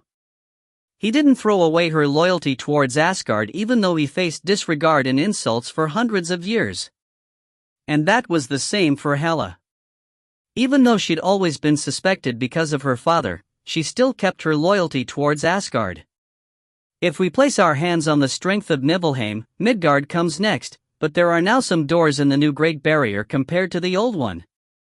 We will enter Midgard through one of those doors and gather the warriors of Valhalla that are scattered and subjugating the giants. Tae Ho thought of Bragi and Ciri that had left for Midgard first. Perhaps they may still be fighting against evil spirits in Midgard even now. The last is Asgard. It will be different based on the situation, but we will concentrate on regrouping with Thor and recapturing Valhalla. They would gather strength from Niflheim and Midgard and take back Valhalla. It was a dreamlike proposal. There were too many mountains to climb over. But Odin's smile didn't disappear. If I was alone, I wouldn't have been able to even imagine it. In the first place, being in this place alive is a miracle of itself. I will thank you once again. It's all thanks to you, Idun's warrior. I'm much obliged. Tae Ho bowed and expressed etiquette. Odin's words were all true, but even so, he felt embarrassed being complimented like this. Odin smiled once more at Tae Ho's humble attitude and then moved his hand. The reason I called you here is because I have something to give you. Take this. The thing Odin took out from the air was a sealed barrel of alcohol. Tae Ho reflexively activated his Eyes of the Dragon. Skaldskaparm Jadar. The mead of poetry. He couldn't easily guess its effect, but it didn't seem to be a normal object as its name was shining in white and gold. I will tell you an old story. Odin buried his body in a root and started speaking. When the fight between the Vanir ended, we held a ceremony at the end of the peace treaty. Us Aesir and the Vanir spat saliva in a big barrel. Tae Ho forced himself to put a normal expression. It was questionable as to how that was exactly related to the peace treaty, but they must have done the ceremony because it held some meaning. And it really did have a meaning behind. We created a human named Kvasir with the saliva of the gods that was gathered that way. He was a really clear and beautiful god as he was born from the saliva of gods that contained wisdom and wiseness in it. We ordered Kvasir to roam Midgard to transmit new knowledge to the humans. When the fight between the Aesir and the Vanir came to an end, Midgard had become a land of wildness. It was because the gods poured all their attention in their battle and couldn't care for the humans. But unfortunately, Kvasir ended up losing his life in a trap set by the wicked Dvergars, Jailer and Galar. Those evil bastards mixed the blood of Kvasir with honey and that became the mead of poetry. Odin turned to look at the mead once again and said while smiling. For the gods, the mead of poetry is merely a sweet and delicious alcohol. Although that enough makes it special, if humans drink this alcohol, they can receive part of Kvasir's wisdom and become an outstanding poet. The effects depended on who drank it. And the only ones Odin named were the gods and the humans. He didn't mention the ones that were in between them yet. What will happen if a warrior of Valhalla drinks this alcohol? I think that you know the answer as you possess the rune of Bragi. Odin tilted his head as for Tae Ho he immediately came up with an answer. Strengthening of a saga. You got it right. The meat of poetry has an effect that strengthens one saga of a warrior of Valhalla. It had the same principle of Bragi's rune, the god of music and poetry, that strengthened your saga.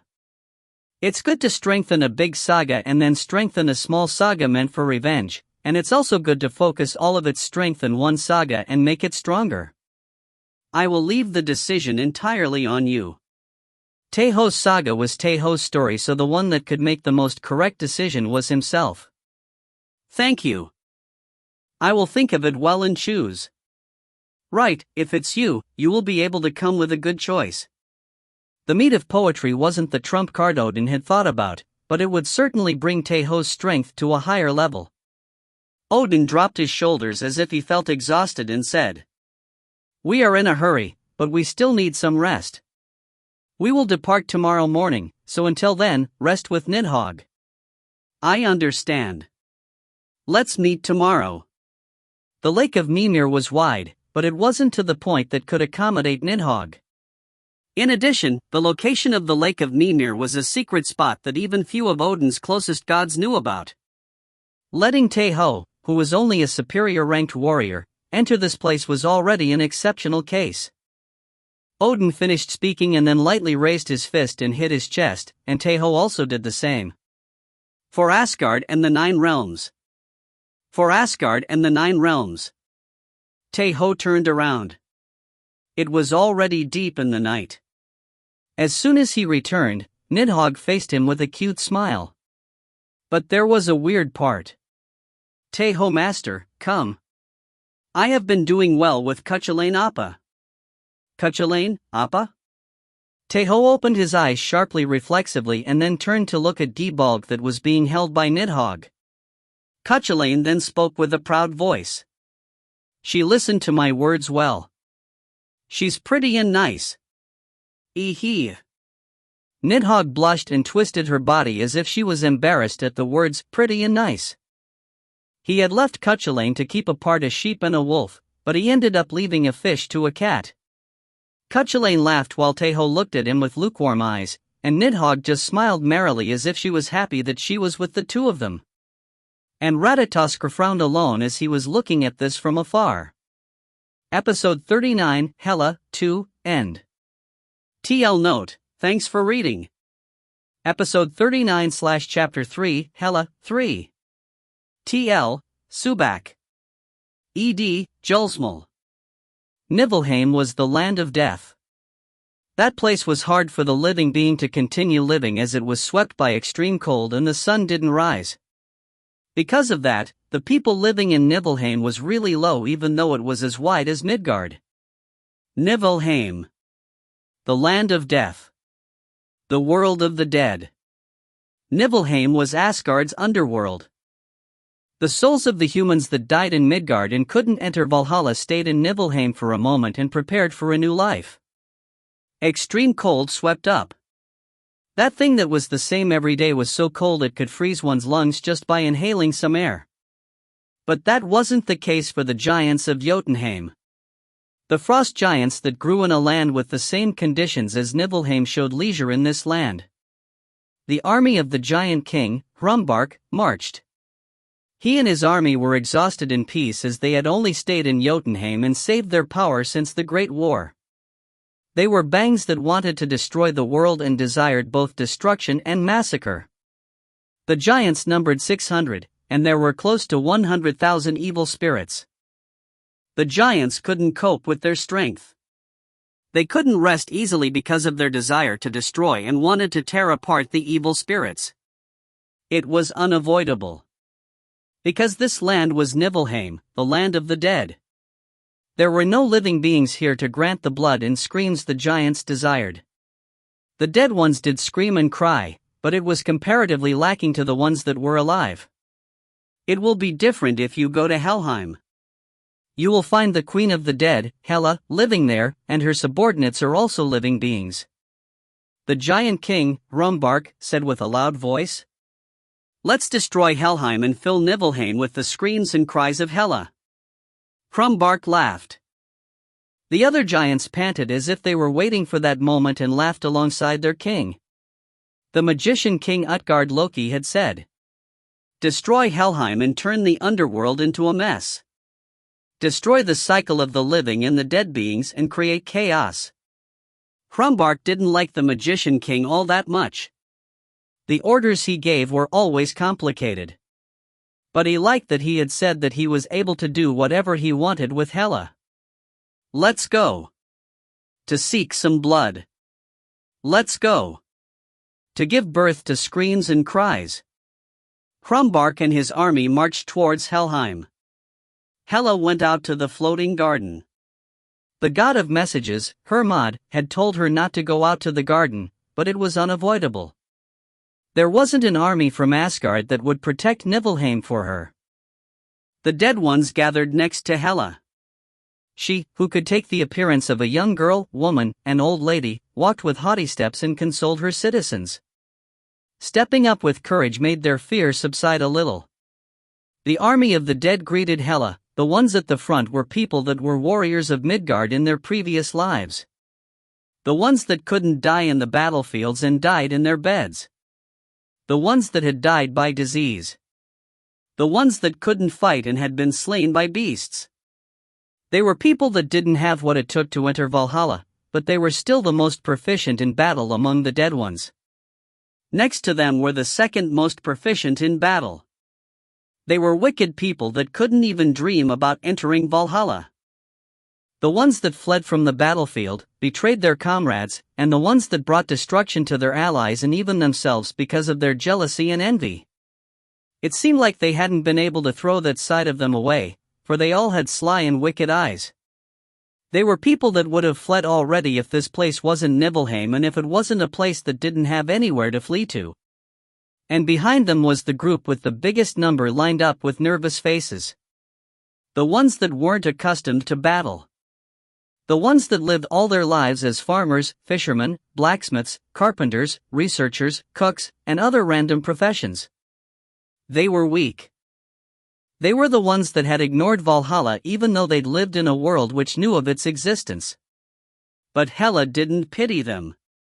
Midgard wasn't a place to provide warriors for Valhalla. A world with only warriors in it couldn't work properly. Midgard was able to be maintained because each one of them existed. The ones belonging to the third category faced Hela with stiff expressions, and she showed a smile towards them. Some felt the fresh smile of a girl, and some felt charmed at the smile of a woman. And others felt gentleness that came out from a mature and old woman.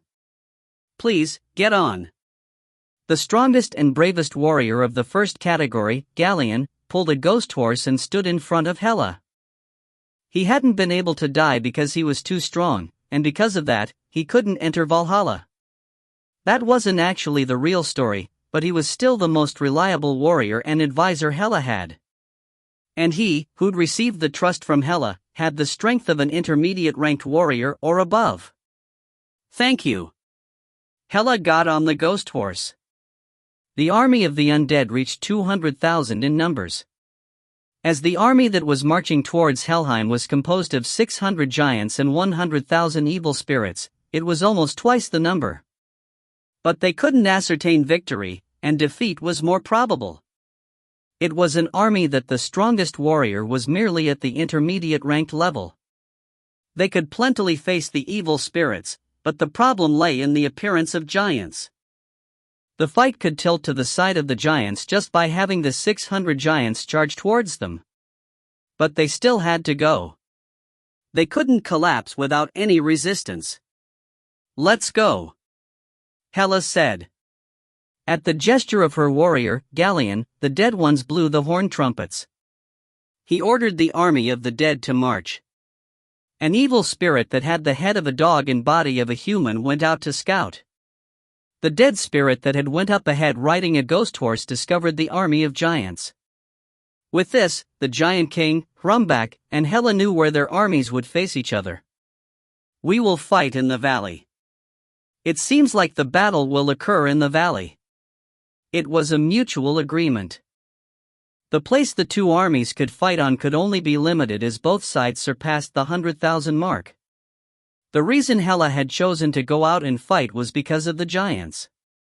The existences of the giants made the purpose of the walls meaningless, so it was rather better to use the dead spirits on a wide plains in the most efficient way.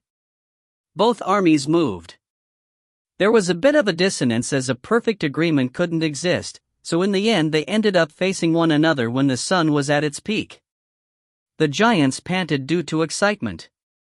Hrumbak imagined the screams Hela would let out and unsheathed his sword. Hela raised her hand in front of those giants with a dispirited face. The sound of horn trumpets was heard from both sides. The battle had started. "We are late. Late. The battle has already started." Ratatoskr, that had gone out to scout as Odin had ordered it to, chirped quickly. Looking at how it spoke, it seemed that it was telling them not to go as they were already late. But only Nidhogg listened to its words among the group. Odin activated the rune of obedience to make Ratatoskr shut up and then turned to look at Tae Ho. "With Nidhogg's speed, we won't arrive that late." Odin and Tae Ho were currently in the forehead of Nidhogg while lying down. The reason they did this and sent Ratatoskr out to scout was to prepare for the battle to come. As soon as the group reached Niflheim, Odin started to engrave several runes in Nidhogg's huge body. This was the best he could do as he couldn't go out to the battlefield due to his injuries that hadn't healed completely. The essence of Nidhogg moved her fingers sluggishly with a nervous expression. It was because she was afraid to fight. The only time Nidhogg had fought since being born was with Tae Ho. And actually even that was hard to call it a fight as she had only gotten hit one-sidedly. "It will be fine. Idun's warrior will do great. Just believe in him and entrust your body." "Yeah. I believe in Tae Ho, master." Nidhogg hurriedly nodded at Odin's words. "We spent too much time. I will pray for your victory." Odin floated in the air and said. Tae Ho hit his chest twice towards Odin, and Nidhogg copied Tae Ho's movements sloppily. "For Asgard and the 9 realms. For Asgard and the 9 realms." Odin moved to Ratatoskr's head, and Tae Ho grabbed Nidhogg's hand and went to the insides of her body. As the current body wasn't that big compared to the original 2-kilometer-long body, the heart room wasn't that big, but Tae Ho felt that it wasn't bad at all. It was because he felt like he had entered a control cabin. There was a big chair that Nidhogg had made by Tae Ho's order in the center of the room. Tae Ho looked at the tools that were at the sides of his chair and put on a bitter smile. "Are they made poorly?" Tae Ho shook his head when Nidhogg asked with an unconfident voice. "No, it's the best. It's exactly as I wanted it." Tae Ho smirked and then sat on the chair, and then Nidhogg sat in front of Tae Ho. He needed physical contact to use the one that controls dragons, so they had to assume a posture so that Nidhogg could enter Tae Ho's embrace when she leaned back. Nidhogg waited for a moment while leaning forwards. It was because she had heard something beforehand.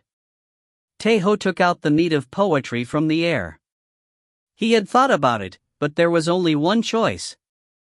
Idun's warrior. The saga Tae Ho relied the most among the several sagas he had. The one he liked the most. Tae Ho drank from the mead. Nidhogg sniffed as a sweet aroma was emanated, and she smacked her lips. And it was at that moment Tae Ho drank all the liquid in the mead without leaving a single drop and then opened his eyes abruptly. It wasn't that there was a problem with the mead. He could feel that his saga was being strengthened just like Odin had said. Bragi's rune. The god of music and poetry. Light emanated in the rune of Bragi that was drawn in Tae Ho's tongue. The strength it emitted grew much stronger than before. Ah! Ah! Tae Ho let out a sound. It was merely a sound of admiration, but it was enough with that. That seemed to be just like a sweet song. Nidhogg flushed and put on an enchanted face, and Cuchulainn mumbled as if it was absurd. "I think I know how Bragi and Idun got together." For an exclamation to be heard as a sweet song. Tae Ho took a deep breath. When he exhaled, Nidhogg leaned on Tae Ho naturally. Let's go. To the battlefield. Cuchulainn said. Tae Ho closed his eyes and activated his saga.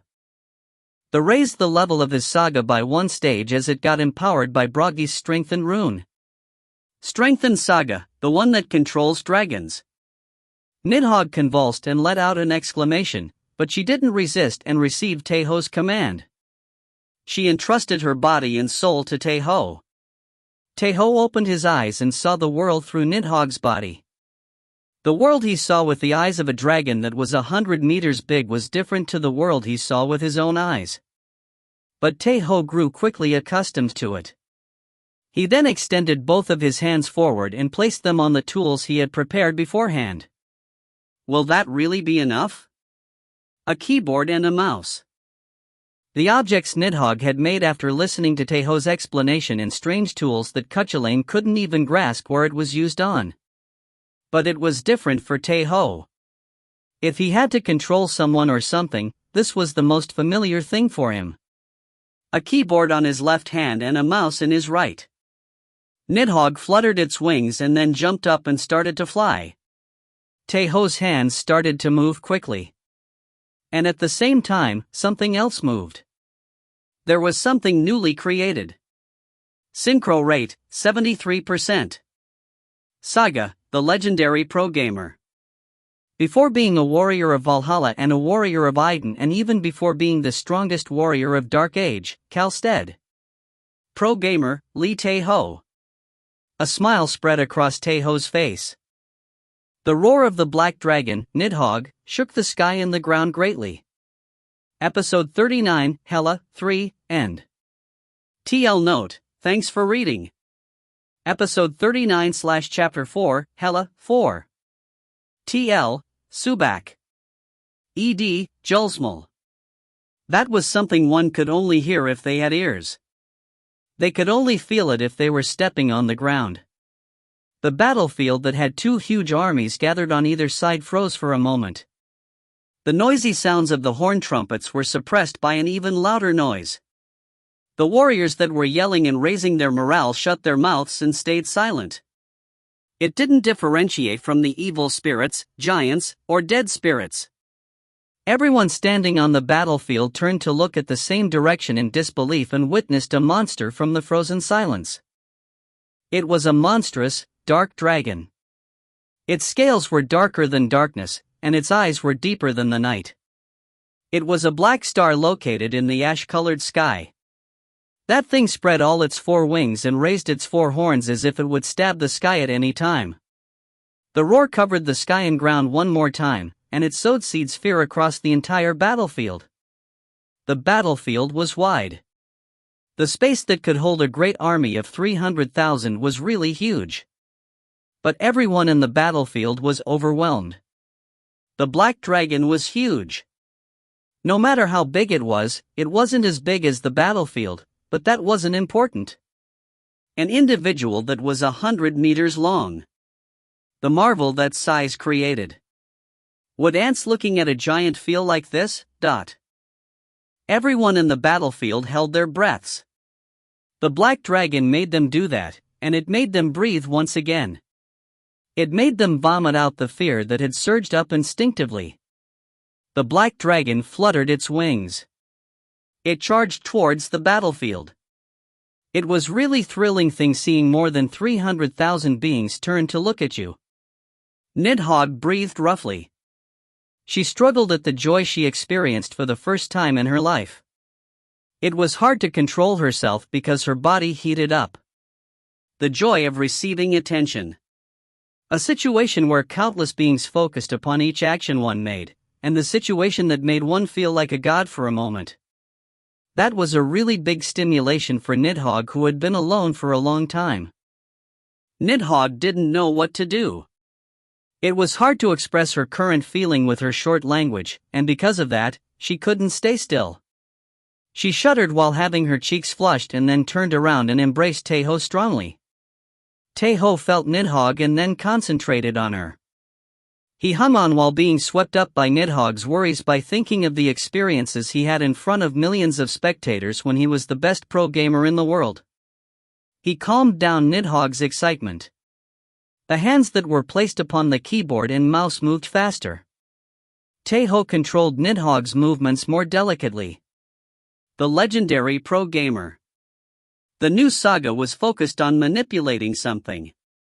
Tae Ho could see Nidhogg's status through the data that appeared in numbers. Her health, magic power, and even her concentration appeared in Tae Ho's head. "Let's go," Tae Ho said to Nidhogg. He looked at the battlefield through her eyes. He flew over the dead spirits and charged towards the giants and evil spirits.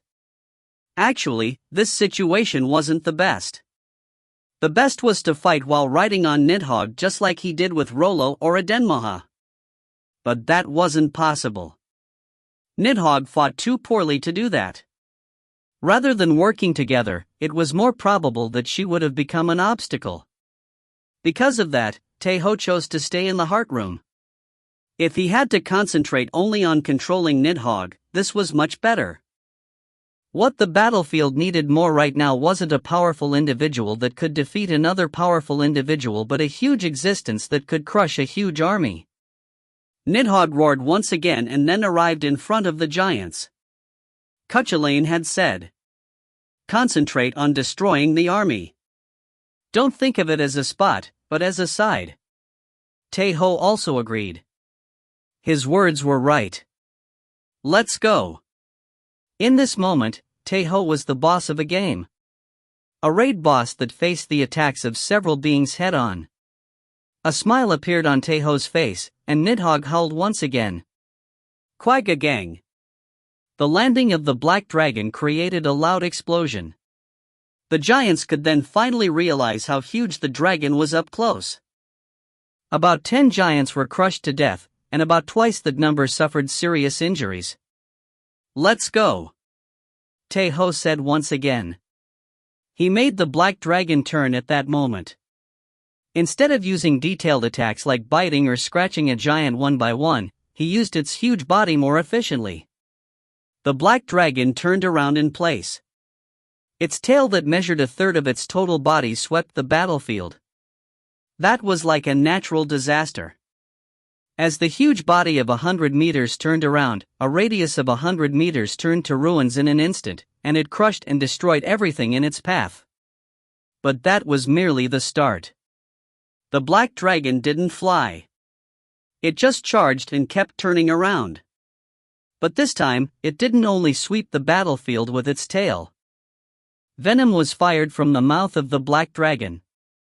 The giants that were covered by it didn't get infected. They just melted. The width of that venom wasn't small. It was fired at an overwhelming range.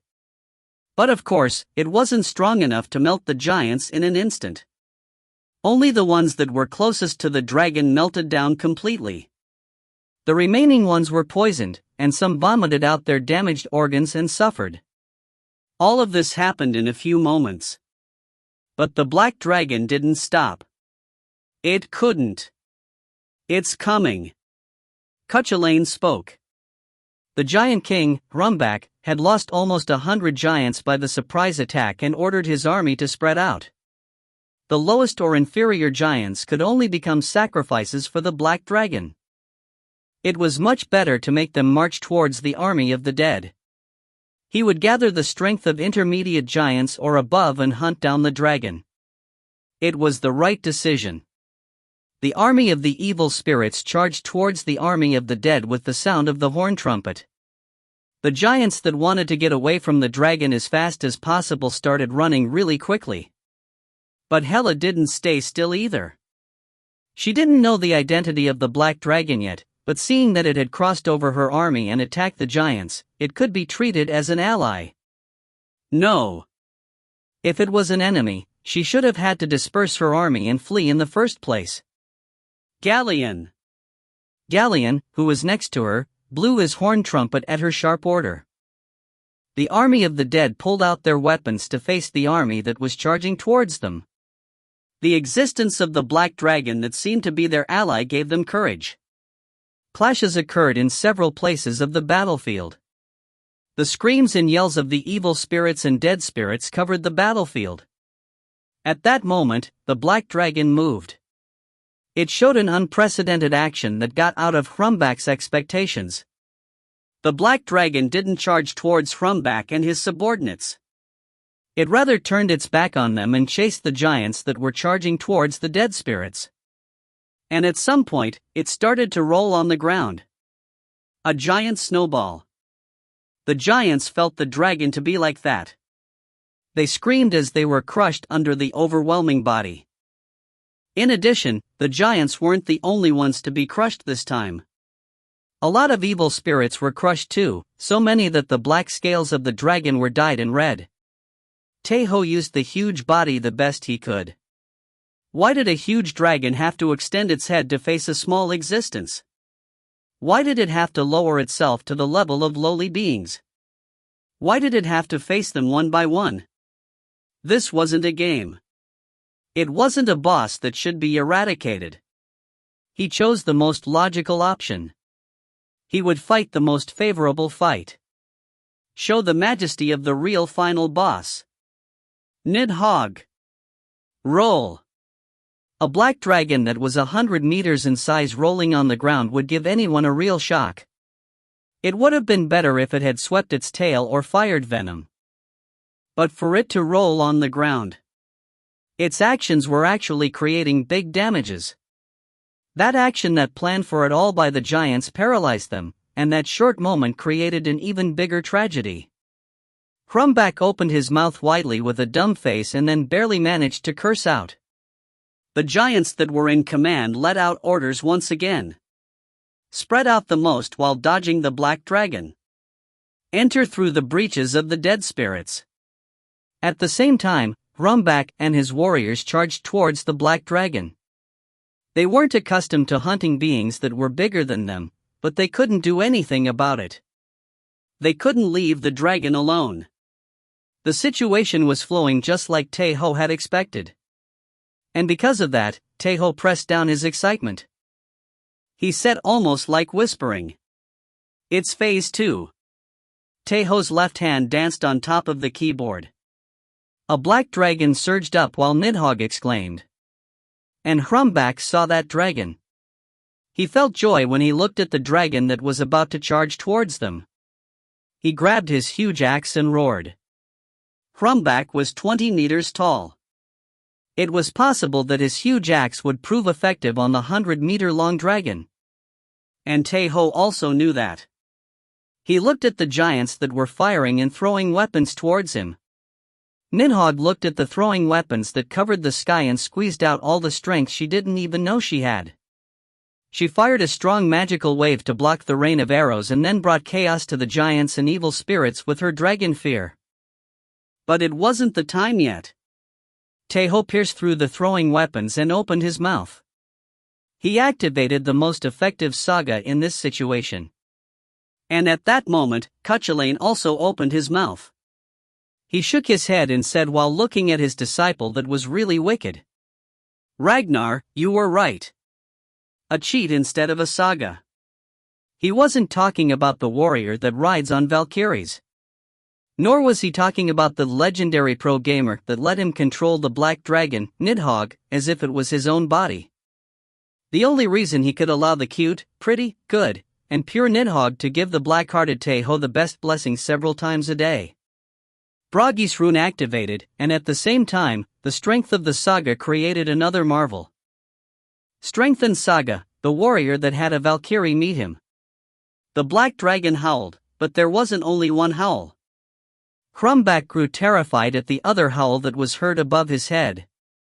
He found himself at a loss for words at the big and dense shadow that had appeared suddenly. Fake Nidhogg. Odin's Valkyrie. Another black dragon. The next moment, two catastrophes danced over the head of the giants. Episode 39, Hela, 4, End. TL Note, thanks for reading. Episode 39/Chapter 5, Hela, 5. TL, Subak. ED, Julsmal. People tend to not think about anything when they face a really bewildering scene. And that was the same for the giants and evil spirits. When the roar of the second dragon erupted, the giants lost their words. They just looked at the dragon dumbfoundedly. The one that got a hold of himself the fastest was Hrumbak. No matter what the situation, he was still a king. He opened his mouth reflexively and squeezed out his voice out of desperation. He put strength into his hands that he had lost unconsciously and yelled, "It's a fake!" He hadn't seen through the fake Nidhogg like the eyes of the dragon Tae Ho had. It was the answer his instincts of a beast and battle experiences he had accumulated had given him. All the eyes at the place fixed onto him, and at that moment, Hrumbak became certain of it. He thought of the proof that would validate his answer that he came up beyond logic. The second dragon was a fake. The first piece of evidence was that it had appeared without any signs of arriving above their heads. If it was in existence that was 100 meters long, it would always have a presence that couldn't be hid. That's why it's fake. It's magic. I will welcome it. Hrumbak spoke to himself and then immediately thought of the second answer. If it was real, there is no way it just stayed watching until now. In the first place, it would have been more effective for two dragons to appear at the same time and sweep up the battlefield. Fake magic. I welcome it. Hrumbak grew even more certain of it and then yelled once again by gathering all the air from his lungs. It's a fake. A trick. Don't get scared. Kwa Gung. His voice got buried in the loud sound, and Hrumbak fell in shock on top of the shaking ground. The second black dragon. It was the sound the dragon, that Hrumbak was certain was fake, had made. The loud sound was made by rolling in the ground, just like the first dragon did. Walk. It's real. Real. Several voices were heard at the same time. The ones that were crushed by the second dragon became paste and died, and the ones that hadn't immediately perished screamed in agony. It was real. Not a fake. It had a real body. Hrumbak's head turned white, and the giants at his surroundings turned to look at him as if asking what was going on. Bewilderment, resentment, and anger. Gazes with several expressions mixed behind them. The ground shook once again. The second dragon was still rolling on top of the battlefield. And there was still the first dragon remaining. Hrumbak raised his head. The giants also struggled to keep balance on top of the shaking ground and glared at the first black dragon that was in the sky. Nidhogg grew excited once more at their gazes. But Tae Ho calmed down the dragon and let out a long sigh. He quickly moved his hand on the keyboard and mumbled. Phase 3. The Phase 2 had worked. That's why he would immediately proceed with the Phase 3. He wasn't thinking about waiting for the giants to grow accustomed to his Phase 2 at all. Tae Ho clicked his mouse, and Nidhogg buried her head on Tae Ho's neck and played affectionately. Right, right. Good girl. Tae Ho removed his hands from his setup and patted Nidhogg's shoulders for a moment. It was to listen to her affectionate plays but also to proceed with the Phase 3. The rune magic the King of Gods, Odin, and God of Magic had engraved. As soon as he touched Nidhogg's right shoulder, the big rune that was engraved on the shoulder of the black dragon activated. And as he stroked her back, the several runes that were engraved on the back of the black dragon also activated in consecution and showed their power. The black dragon roared as the sky opened. The ash-colored sky was suddenly dyed in black. A mass welcoming magic. A black dragon with 6 pairs of wings appeared in a really high place of the sky. A black dragon with 2 horns appeared a bit lower than that. There was a bit of a difference with each dragon, but 12 dragons, that were all black and huge, pierced the clouds and appeared. It was all a welcoming magic. It was merely a virtual image that had no real body compared to the fake dragons made with the warrior that had a Valkyrie meet him. But it wasn't appraised as such for the giants and evil spirits. It was because they had already experienced the Phase 2, the black dragon that possessed a true body. Tae Ho touched Nidhogg's left shoulder. The black dragon roared once again, and at that moment, the 12 dragons that were in the sky roared at the same time. Mass echo magic. A simple trick that amplified a sound and made it ring in several places. But the effect of it was absolute. The giants and the evil spirits couldn't think properly under the roar that seemed like it would split the skies.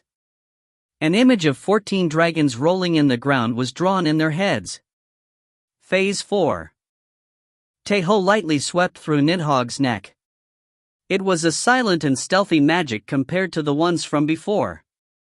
After a few seconds since the 12 black dragons appeared the giants and evil spirits tried to move their heads that had been paralyzed even while the second dragon was rolling on the battlefield. The ones that had clashed against the dead army resumed their fight almost half-heartedly. But someone among them said, "Escape." They couldn't win. There were 14 black dragons. Flee. Similar words popped up in other places. It was fear. And that fear spread really easily and quickly. Words saying that they should escape. There were evil spirits and giants in the battlefield. And that was something that could come out from them. That was an emotion that everyone had in the battlefield. That's why the act in concert to it was fast. The ones saying that they should escape increased in numbers, and that flow increased explosively like a chain reaction across the battlefield. Mass panic had erupted. Flee. The evil spirits turned around. They shook like an ebbing tide trying to get out of the battlefield. There were also some disturbances among the giants, and finally, some of them also started to flee. It was a mess. As deserters started to appear in a group that numbered 100,000, many were trampled to death by their own allies. Crumbak yelled reflexively to stop, but it was meaningless. The fear that had spread like a wildfire had long ago passed his ability to command. Strike them! Rip them to tears! Hela yelled, and Galleon transmitted the order of the queen he served to the army of the dead. The moment the most deaths occurred wasn't when the two sides clashed against each other. It was when one side lost their will to fight and attempted to escape. They would slash their enemies when they showed their backs. They would massacre them one-sidedly. The army of the dead started to swallow the army of evil spirits. The 12 dragons roared once again in the air and lit up the fire even more, and the second dragon was still rolling in the battlefield even now. Sly bastard. Cuchulain smirked and said. He'd been amazed by Tae Ho's actions with pure feelings of admiration. The evil spirits that had said they should escape weren't real. They were fakes created through Odin's magic. Everything was as Tae Ho had planned. Phase 2. Introduce the fake dragon. Let them recognize that the second dragon has a real body and plant a prejudice within their ranks. Phase 3. Make 12 fake dragons. The ones that had gotten influenced by Phase 2 could only doubt that the 12 dragons also had real bodies. Phase 4. Incite the enemies that fell into chaos. It was the same principle as a domino effect. If one pushed the first piece, the remaining ones would fall by their own accord. The black dragon was certainly huge. It was a strong monster. But it was impossible to defeat 100,000 evil spirits and 600 giants with his own strength. That's why he would use a tactic. He would bring a terrible chaos to the battlefield. The 12 dragons only fluttered their wings in the sky. One could only doubt that scene if they had a head, but there was almost no one that actually doubted it. No, in the first place, they didn't have the leisure to think. The flow to escape has already grown too strong. It was impossible to stop the huge wave. The army of the dead pushed back the evil spirits. It was an army that was twice as big as the evil spirits. Finally, some deserters also appeared from the giants. Crumbak swung his axe and split the neck of the closest deserter. The smell of blood that spread anew made the giants at his surrounding concentrate on him, but it was only that. It was impossible to give a warning to the entire battlefield. Crumbak didn't get disappointed. In the first place, he hadn't swung his axe for that. He had just killed a deserter. We will strike the black dragon. He decided not to think in a complicated way. He would first achieve his first objective. The dragons in the sky were fake. He felt it would turn out well somehow if he just got rid of the black dragon that had appeared at first. There was no logic behind it. His instincts as a warrior was yelling at him to do so, and Hrumbak decided to be loyal to his instincts. He disturbed the flow. He ran in a straight line towards the black dragon. An overwhelming strength was put behind his huge axe. Giant King. His other name was Hrumbak, the Striking King. He's coming, Cuchulainn warned. Tae Ho quickly moved his hands and controlled the black dragon. It was a battle between a monster that was 100 meters big and a giant that was 20 meters tall. It was the opposite situation to the more unusual fights Tae Ho was used to, and because of that, Tae Ho knew what kind of attacks would be drawn. Hrumbak would approach him. He would stick to the body of the black dragon and pour down attacks from its blind spot. Tae Ho first increased his speed, but Hrumbak didn't let Tae Ho go that easily. He stepped on the shoulders of the giants to take a big leap and swung his axe. It was a strike that destroyed the ground. The black dragon flew acrobatically to dodge the attack but couldn't completely dodge it because of its huge body. The attack hit its side, and at that moment, Nidhogg let out a scream. It hurts. Hurts. The strike split the scales of the dragon and gave a wound to its flesh even though it only grazed it. It was merely a scratch, but it was different for Nidhogg. She had almost no resistance towards pain at all. At that moment, the black dragon escaped Tae Ho's control because of its pain, and Hrumbak didn't miss that moment. He also realized in an instant that the black dragon was weak towards pain. Nidhogg. Tae Ho embraced Nidhogg and moved his hands, and Nidhogg gritted her teeth and endured the pain. She tried her best to follow Tae Ho's orders. The black dragon fluttered its wings. It split the sky with its huge body and fired out venom. Hrumbak moved quickly. He didn't care about the giants and evil spirits that died because of the venom. He was now closer to a hunter rather than a king. He would grab the tail and get on top of it somehow. The underlings of Hrumbak also joined him in doing the same. They fired attacks or threw weapons and attacked the black dragon. Most of the attacks couldn't pierce the scales, but there were some that gave it wounds. Nidhogg bit her lips with a teary face. It was because she realized that she would make things difficult for Tae Ho if she struggled because of the pain. She tried her best to endure it somehow. Tae Ho moved his hands hastily. He had to face the giants while minimizing the damages Nidhogg suffered, and so he needed movements that were frequently used in a shooting game. The venom melted the giants. The strike of Hrumbak tore up the scales of the dragon once more. The ground shook. The tail the black dragon swung to crush the ground became an overwhelming hail and swept up the giants and evil spirits. But Hrumbak didn't care at all. He rather seized the opportunity when the black dragon used a big movement to close the distance. He tried to inflict a fatal blow while using the blind spot created by the difference in size. Venom covered the battlefield once again. The black dragon flew up with its big wings, and Hrumbak surged up as if chasing it back. He finally managed to grab its tail. He's coming! Cuchulainn yelled. At that moment, the black dragon shook its tail rashly, but Hrumbak didn't let go of its tail. He rather swung the axe he was holding and stuck it in the tail of the dragon. Kayak! Nidhogg couldn't endure it this time. She threw a tantrum while crying once again. Hrumbak poured out magic power in his axe. He was planning on making the black dragon, that was weak towards pain, crash into the ground. Tae Ho embraced Nidhogg strongly so that she could calm herself down. He activated the one that controls dragons and forcefully blocked her pain. The dragon landed down like Hrumbak had wanted, and at the same time, it turned its body. It used all of its body to execute a strong tail sweep. Hrumbak also couldn't endure it this time. He got thrown away along with his axe and rolled across the ground as a mess.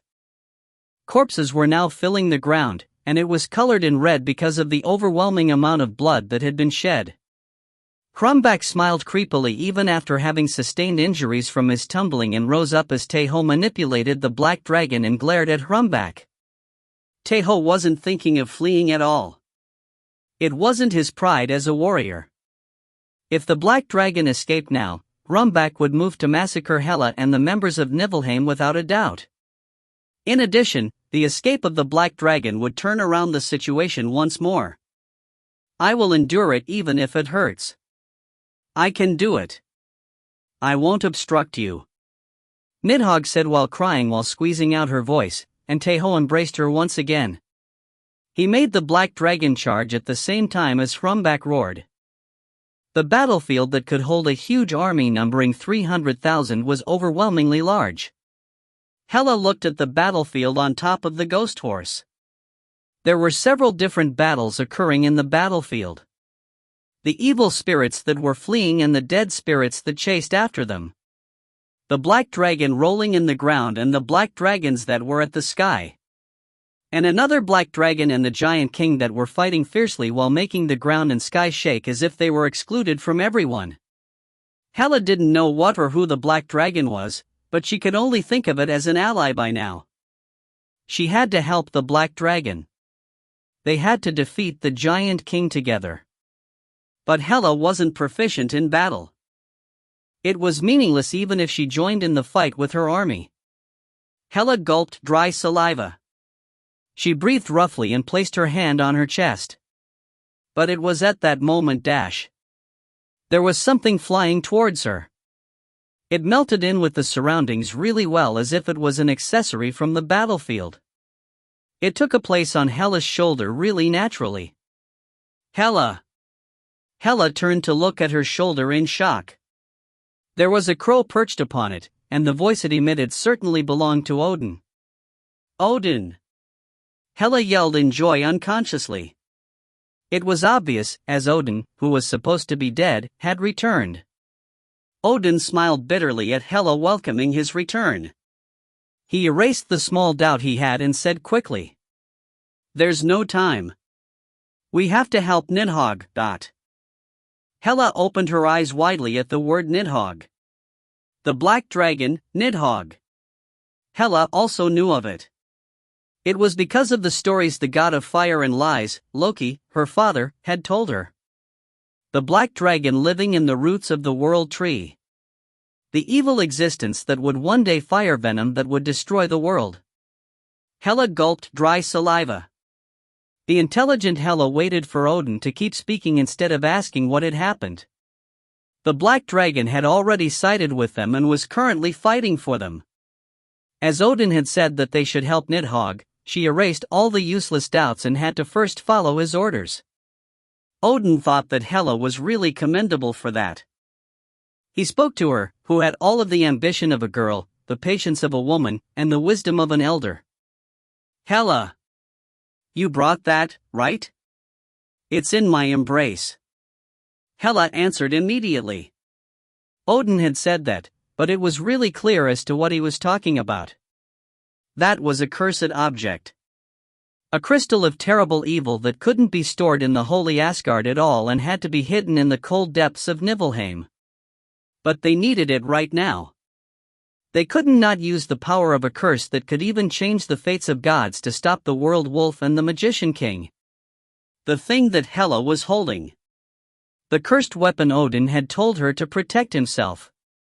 Hela clenched her chest and then took out the item she was hiding inside her body. Odin gulped the silence. The item that was dyed with the blood of Balrin was planned to be passed down along with the seat of the king of gods to his most loved son. But it wasn't the moment to waste time. Odin whispered to Hela once again. Idun's warrior is inside the black dragon.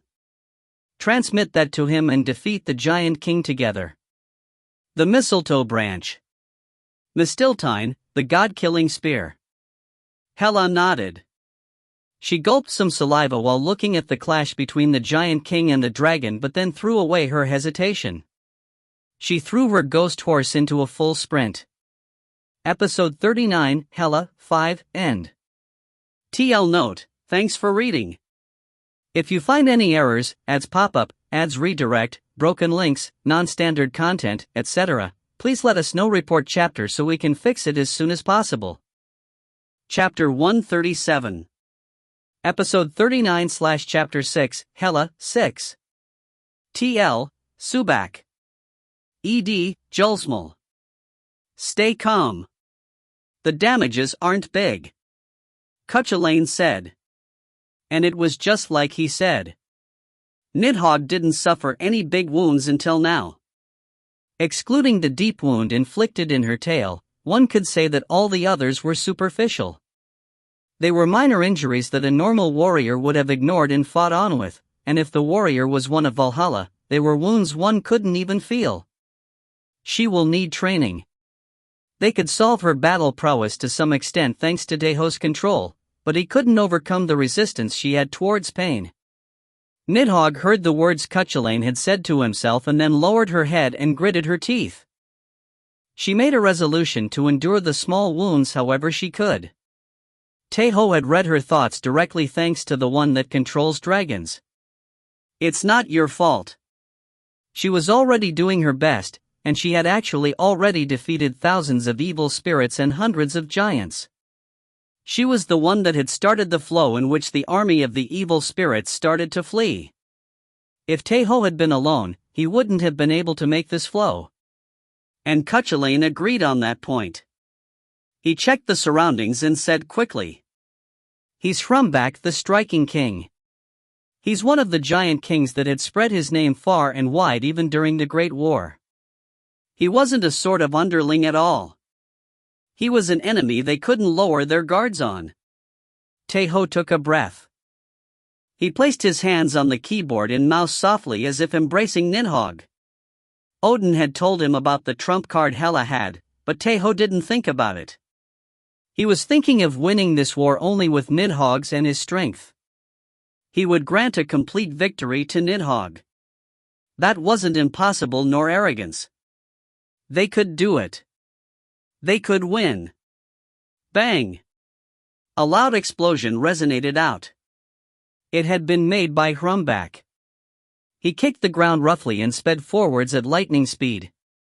The axe he swung expanded twice its size and covered the black dragon. Tae Ho focused his attention. He wasn't planning on letting it graze her. He would dodge it perfectly and would create a means to escape by the attacks that would follow back. The attack tore the ground. The black dragon that was 100 meters in size drew a beautiful trajectory and dodged Hrumbak's attack like in a picturesque scene. There were remnants of green venom left in the spot the dragon passed through, and Hrumbak, who followed through it after slicing the air, cursed out inside the thin, toxic cloud. Still, he endured it with his strong body of a giant king and magic power. Tae Ho made the black dragon turn high in the sky and checked all the stats of Nidhogg through the legendary programmer. He also looked at Hrumbak's state with his strengthened eyes of the dragon. He would go. Tae Ho's fingers danced on top of the keyboard and then the black dragon spread all of its 4 pair of wings and charged towards Hrumbak. Hrumbak smiled in joy. Rather than stepping back while facing the dragon that was 10 times bigger than he was, he chose to raise his axe. Quagagagagak. Right at that moment, another sound was heard from somewhere else, and Hrumbak could only turn to look as that sound was getting closer. It was the second black dragon. The dragon that had been rolling in the battlefield and crushing the evil spirits was now rolling towards them. That was the reason Tae Ho's fingers had gotten faster. Even if Nidhogg's affection towards Tae Ho was strong, the time they had to bless and receive blessings lacked absolutely. That was why the fake Nidhogg Tae Ho created could only do simple and restricted movements. Having recreated a body that was 100 meters big was close to a miracle. Tae Ho manipulated that fake Nidhogg. Both dragons charged towards Hrumbak recklessly from above and from the side. Hrumbak had to choose one alternative at the two attacks that were approaching from two different sides, and at that moment, he also followed his instincts. Rather than going for the fake Nidhogg, he chose to solely concentrate on the black dragon that was in the sky. Hrumbak hurriedly kicked the ground and jumped up. He fired all the strength he had stored to the dragon in the sky. It was strong. It was an attack that could be said to be one suitable for the striking king. His movements satisfied Tae Ho. Hrumbak was moving as he had thought. Strengthened Saga, the warrior that had a Valkyrie meet him. Tae Ho activated his Saga, but this time, it wasn't to make a fake one. The effects of the warrior that had a Valkyrie meet him. It wasn't only effective in making copies. It also had the function to summon the real Valkyries to his side just as it had been revealed in Vanaheim. But Tae Ho wasn't content with only that. He pondered the notion that he could call the real ones. If he could call the real one, wouldn't he also be able to do the opposite? The black dragon didn't close its eyes. It faced the attack coming from the front head-on. Chua Awak. The attack split the ground and only sliced the empty air. Hrumbak opened his eyes widely and then realized what was wrong. The fake Nidhogg. The fake dragon that was located below Hrumbak after he'd leapt up was still rolling over the ground. It wasn't a fake anymore. The fake disappeared, and the real one appeared in its place. Hrumbak turned his head in the air, but when he did, it was already late. The black dragon spat out venom. They were close, and in addition, they were in the air. Hrumbak had dodged all direct hits until now, but he couldn't do anything about this one. The venom covered Hrumbak, and the nasty poison changed the color of the sky. Hrumbak did his best. He covered his body with magic power, and at the same time, blocked the venom with his axe. It was an axe that was refined with the frost of Jotunheim for more than 100 years. It could somehow maintain its shape even after being hit with the venom of the black dragon. Hrumbak kept releasing magic power without pause. He pressed himself down with a huge amount of magic power to dodge the venom, and he crashed into the ground below after a fierce, vertical plummet. And then, the tail of the black dragon swept through Hrumbak. It was an attack that had been prepared beforehand. There weren't many options Hrumbak could utilize now that he was exposed to the venom. A strong attack utilizing the weight of a body that was 100 meters big. A blunt shock that defied imagination hit Hrumbak, and as it was an unexpected attack, he received a proper and direct hit. He could only throw himself in the direction of its trajectory as the attack reached him. There was nothing else he could do. Hrumbak flew across the battlefield in a second and only slid to a stop after he'd been thrown away over 100 meters. The damage was too massive. Hrumbak could feel how the warriors of Valhalla he had fought until now felt.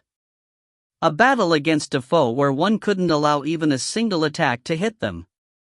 Hrumbak gritted his teeth and stood up. He activated his regenerative powers while feeling drowsy.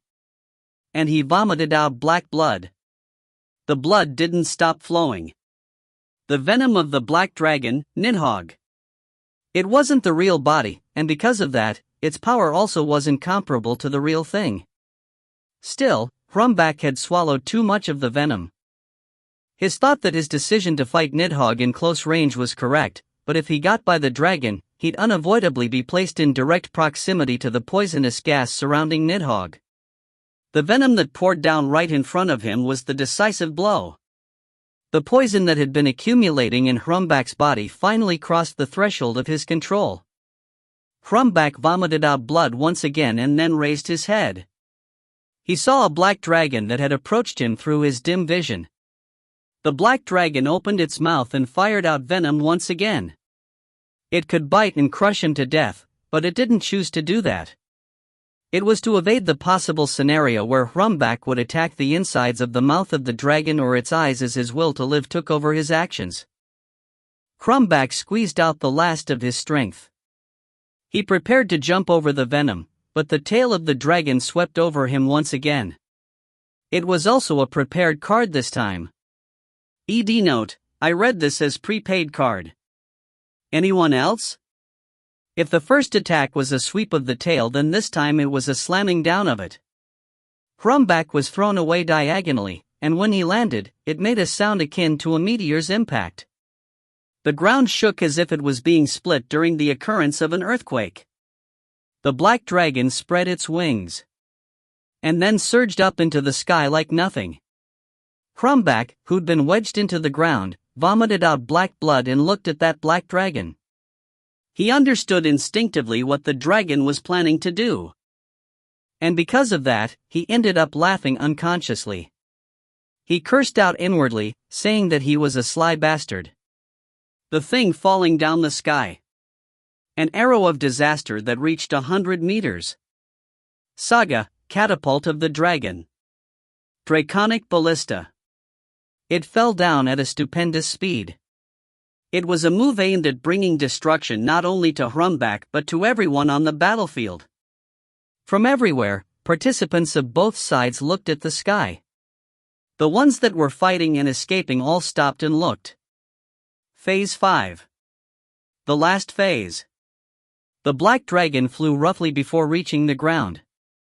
It flew up towards the sky like a bird that had caught its prey. And right at that moment, when the trajectory of the dragon changed. The chest of the black dragon opened up, and someone fell down towards the ground. Saga, Aiden's warrior. The momentum of the draconic ballista was still left in Tae Ho's body. He drew a new trajectory with the charge of the warrior and concentrated all his strength on the weapon he was grabbing with his right hand. The Spear of Passion. The weapon that converted magic power and several other qualities into destructive power. Tae Ho threw the Spear of Passion towards Hrumbak, and the spear that was shining with Aiden's golden power pierced Hrumbak's chest. It then exploded and destroyed his heart. But it didn't end there. As Hrumbak's chest also exploded, there was a bigger explosion deeper in the ground. Tae Ho surged up towards the sky. It wasn't the strength of the charge of the warrior. The black dragon, Nidhogg, was using all of her strong magic power to pull Tae Ho up.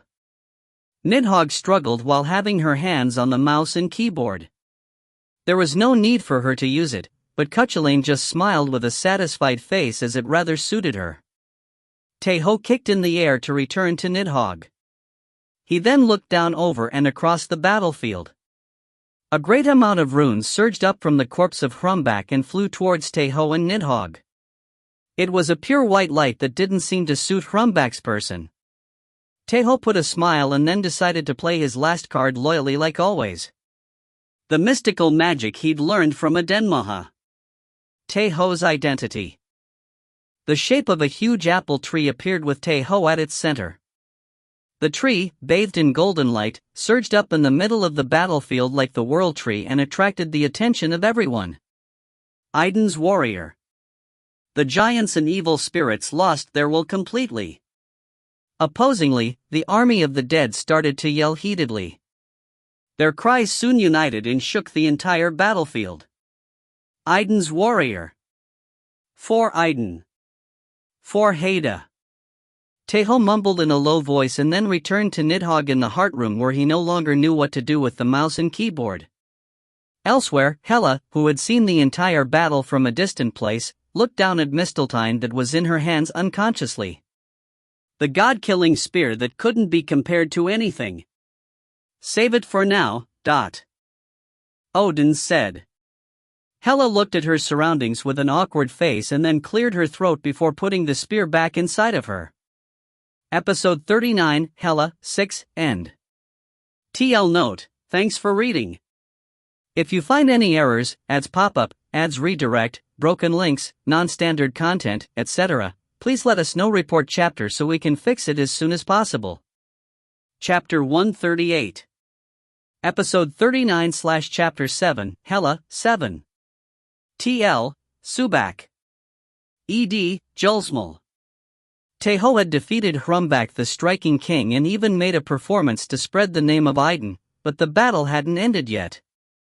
It was because the number of forces the two sides had was too big in the first place. the giants and evil spirits all chose to escape. As they were already in a situation where the commanding system had broken down, they were escaping desperately and in a mess. Someone wise had said once that retreating in a battle was the most difficult thing. It was because they had to stop the chase of the enemy that had gained the momentum and had to manage the forces. But that wasn't possible as the commanding system had disappeared. The army of the dead swung their swords without hesitation towards the escaping evil spirits, and a one-sided massacre occurred in the battlefield. The evil spirits didn't stop to live. They stepped on their allies that had fallen without hesitation. There were even some that pushed the ones that were running next to them to try to buy time for themselves. And it wasn't different for the giants. Several evil spirits got crushed to death under the giants' huge feet. Tae Ho looked at the battlefield while sitting on the chair in the insides of the black dragon. It seemed like he wouldn't need to fight head-on because the battle had already tilted to their favor. Because of that, Tae Ho put off his hands from Nidhogg's mouse and keyboard and said, "Nidhogg." "Yes, Tae Ho master?" Nidhogg, who was staring at the monitor, answered. The monitor, that was identical to the one Tae Ho had used before he died, was showing the scene from the battlefield. Tae Ho put his body back consciously and said, "Do you want to try fighting?" Me?" Nidhogg got surprised and hurriedly turned her body to Tae Ho's side. Tae Ho laughed at her expression filled with uneasiness and excitement and nodded. "Yes, there's no need to fight earnestly. Just move while trying to make them feel fear." "Ah, okay. I will try." Nidhogg needed training at least for a later time. It wouldn't even be dangerous now that they'd gained the advantage, so it was the best chance to make Nidhogg experience the air of the battlefield and move by herself. Nidhogg answered firmly and then placed her hands on the mouse and keyboard. She struggled with her awkward hand movements, manipulated the tools. But of course, it wasn't efficient at all as Nidhogg didn't need those controls in the first place. The mouse and the keyboard were just adorning tools for her, someone who could control the black dragon with just her thoughts. Because of that, Tae Ho was planning on stopping her, but Cuchulainn, who'd guessed his thoughts quickly, suddenly said, "Just leave her be." "Yes? Why?" "That's more cute." Cuchulainn spoke as if it was obvious. Nidhogg was already cute, but now that she was struggling after saying that she wanted to use the keyboard and mouse she couldn't use well, she looked even more cute. "She really is cute indeed." Cuchulainn nodded and repeated himself, but Tae Ho's eyes were already cold. It's hard to move." Nidhogg let out a frustrated groan at the right moment. She was cute just like Cuchulainn had said, but he couldn't just let her undergo a non-efficient training session. Tae Ho naturally pulled on her arms and made her take her hands off the keyboard and mouse. "Tae Ho master?" Nidhogg blinked and asked, and Tae Ho smiled warmly and explained.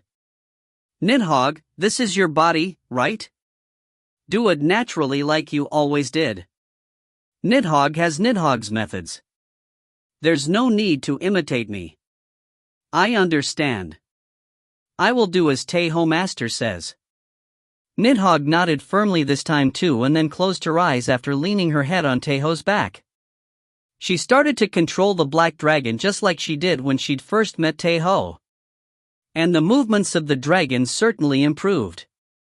Tae Ho looked up the ceiling checking how Nidhogg was doing and then said inwardly, "Cuchulainn. Why are you calling me? Nim would be doing well, right? Haida too?" It seemed like he remembered the two people after making the golden apple tree. He missed them a lot. His chest felt heavy at the truth that he couldn't connect with Aiden even when he used Aiden's warrior. Cuchulainn let out a long sigh and then put on his usual fresh expression. "She should be fine, and Haida will also be healthy. I mean, the two of them are in Valhalla. Master Scathack should also be safe." Cuchulainn also missed Scathack. He wanted to see that she was safe with his own two eyes. But he had to endure it for now. He had realized in the Great War that nothing good would come by feeling anxious. Tae Ho could feel how Cuchulainn was feeling. He dropped his stiff shoulders a bit and then said, Adenmaha, Ciri, and Brackey are also fine, right? Ingrid and Raskrid, Reginleif, Gander, Chaldea, and Hildegard, Sigrun and Gudrun also preoccupied me. It's the same for Helga. I wonder if Freya Nim is doing well. Rollo and McLaren should also be fine. Hey. Yes? Speak one name at a time. One at a time. Why do you have so many people to worry about? There was no end as he kept listening to Tae Ho's words. Tae Ho shook his head and answered. It's not proper to only worry about Idanim, Haida, and Adenmaha. If I use your terms, it's like I'm acting like trash? You are trash. And you aren't worried about Ragnar and Merlin at all? Thinking about it, you only named girls except for Brackey. You really are a bad guy. Well, Master Ragnar is an exception. I'm sure he will be fine, and I would have certainly named Merlin if only you didn't interrupt me. Sure you would have. And are you ignoring Rollo and McLaren? They are also guys, Not guys, but male. The both of them were saying nonsense mixed with jokes. Some time passed after the two of them were speaking. Nidhogg then called Tae Ho. Tae Ho, master? Ha?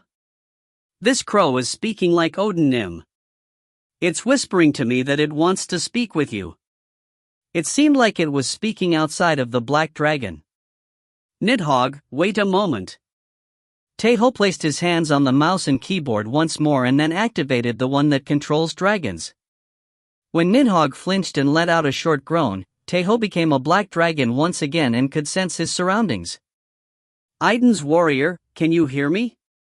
It was Odin's voice, just like Nidhogg had said. Tae Ho answered inwardly, just like when he spoke to Cuchulainn. I hear you well. Right, listen to what I say from now on well. We have already gained the momentum. The evil spirits that had their command system destroyed won't be able to group up, so they won't be as threatening from now on. But it's different for the giants. We can't let even one of them leave. Go ahead and destroy their escape path. I will show you the direction, so don't resist my magic. Tae Ho received Odin's magic power without resistance, just like when he'd received the runes from him. Then, an arrow indicating the direction he had to go and a huge teleportation gate appeared. You have raised great merits in this battle. I will entrust you with the final touch. I will be back. The connection with Odin was cut off. Tae Ho let out a long sigh and then grabbed his mouse. Let's go, Nidhogg. Yes, Tae Ho master. Nidhogg smiled brightly and then buried her back on Tae Ho's chest once again. A black dragon started to fly towards the giants with its 4 wings spread. Hela saw the black dragon flying like an arrow from her ghost horse and let out an exclamation. To tame the black dragon, Nidhogg. He's really impressive. That's right, he's an amazing guy. Not even Odin had imagined a situation like this one. Having turned the ancient dragon into their ally was solely Tae Ho's merit. And due to that, several things had changed. If they didn't have Nidhogg, they wouldn't have been able to finish this battle this easily. There would have been many more deaths than now, and perhaps they wouldn't have been able to defeat Hrumbak the Striking King either. The Black Dragon, Nidhogg. The ancient dragon that has existed since the world tree grew. Although it had to leave behind its true body back in the roots, it was still quite useful. If they did well, they may be able to defeat even the world wolf. As Odin fell in his thoughts for a moment, Hela opened her mouth carefully. It seemed like she was worried about him. Odin, are you in a distant place? I'm riding on Ratatoskr and heading to the battlefield. I will arrive soon. I'm really glad you are safe.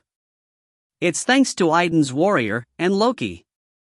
If the two of them hadn't been there, Odin would have died without being able to do anything. Father really is. Not yet, he may be alive.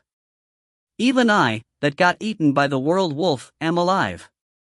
And Odin paused for a moment.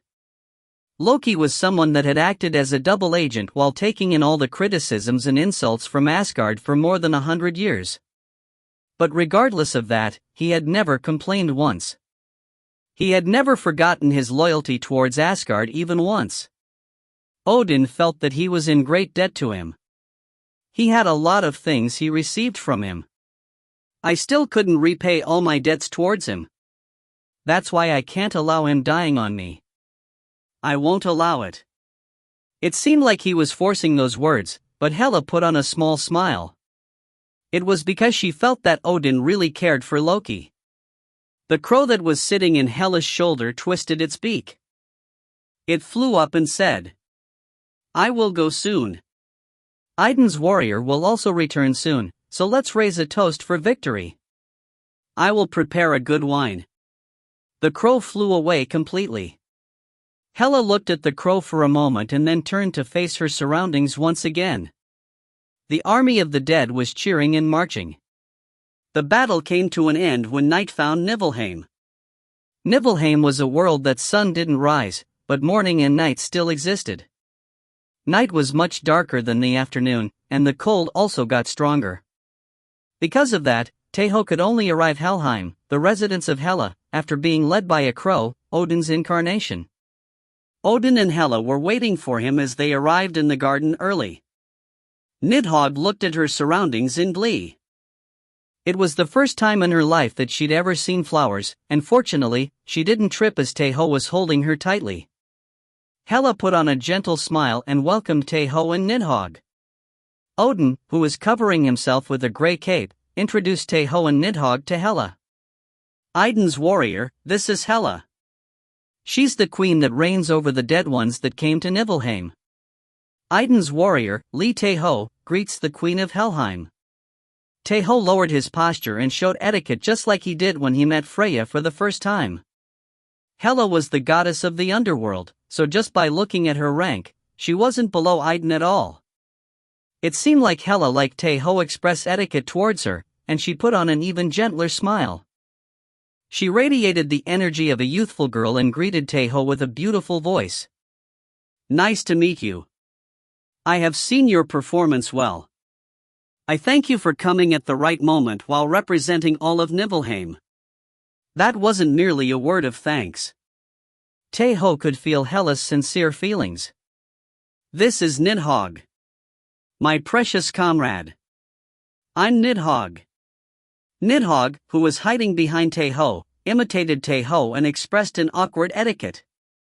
It seemed like Hela had heard something from Odin beforehand, so she looked at her with the gentle eyes of those looking at a kid. "Nice to meet you, Nidhogg. I'm Hela." Hela also lowered her posture and put herself on the same level as Nidhogg. Nidhogg put on a bright smile at Hela's attitude that was as kind as Tae Ho's and Odin's. It seemed like she'd been afraid that Hela would have treated her like Ratatoskr. "This is Galien. He's my advisor and the strongest warrior of Niflheim. Greetings to the commander of Idun." Galien, who was at Hela's side, placed his hand on his chest and expressed etiquette. He hadn't been able to enter Valhalla, but he was still receiving the benefits from the rune system. It seems like he's in the upper ranks even among the intermediate warriors. Tae Ho agreed to Cuchulain's short opinion and also showed etiquette. "Nice to meet you. May Idun's blessing accompany you." There was no way their faces contorted as they were showing etiquette towards each other. Odin raised his cup while everyone was putting on good expressions. "We finished introducing ourselves, so let's first raise a toast." Hela began to serve alcohol at Odin's words. Tae Ho pondered if he ought to give a cup to Nidhogg as well, but he decided to let it go this time. It was only one cup, and Nidhogg also had the right to have a toast. "For Asgard and the 9 realms. For Asgard and the 9 realms." Everyone cheered at Odin's initiation. The honey alcohol that was slightly frozen in the exterior was really fresh and sweet. Weird. But this was still unfamiliar alcohol for Nidhogg. Even if it was a sweet honey alcohol, it was still alcohol in the end. Cuchulainn looked at Nidhogg tilt her head with gratified eyes, and then Odin called Tae Ho and Hela. Idun's warrior, and Hela. Yes, Odin. The battle has just ended, but we don't have time to waste. We have to move on to the next level immediately. Hrumbak had died and the giants had been exterminated. As the army of evil spirits had also been broken into fragments, there would be no danger for now. That's why this was the best opportunity. They had to leave Nibelheim and extend their hands to Midgard. I will go to Midgard and gather the warriors that were scattered. Hela, you should gather the army of the dead and prepare to march to Asgard. I will obey your wish. Idun's warrior, will you go to Midgard with me? That's what I hoped. Hela and Tae Ho spoke as smoothly as a current of water. Odin nodded and then called for Nidhogg that was still drinking from her cup carefully. Nidhogg.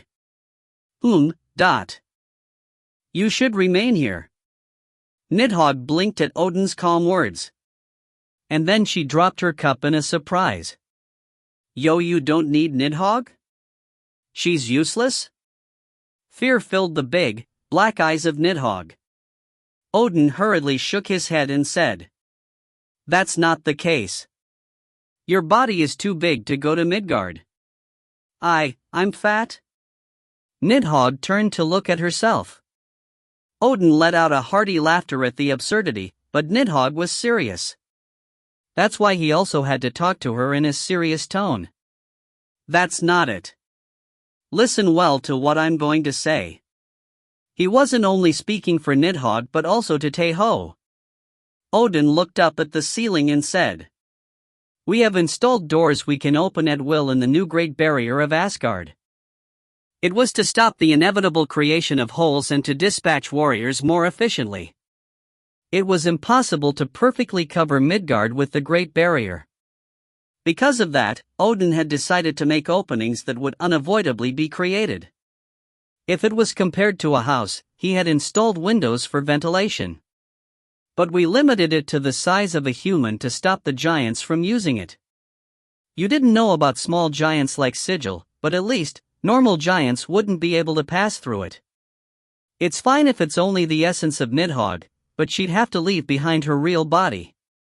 Nidhogg without her body was more of a luggage for them. It was because there was nothing she could do as she didn't know how to fight nor use magic. Tae Ho Master. Nidhogg pulled on Tae Ho's arm. She said in a low and dispirited voice, I still want to go with you. Can I? Her face was saying that she didn't want to get left behind alone, but she also didn't want to be a bother for them.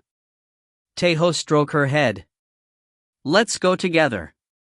I will protect you safely even if you don't have your body. It was the same word he used on Adenmaha.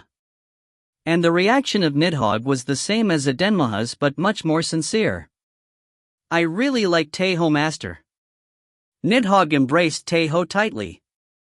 As Tae Ho patted her back as if he couldn't do anything about it, Cuchulainn spoke with a saddened voice. I just hate to see a young sheep fall to the hands of a devil. It really pains me. Those were words of Cuchulainn that could just be ignored. Odin laughed soundlessly. Idun's warrior, I won't hold you back if you decided on it. Protect Nidhogg well.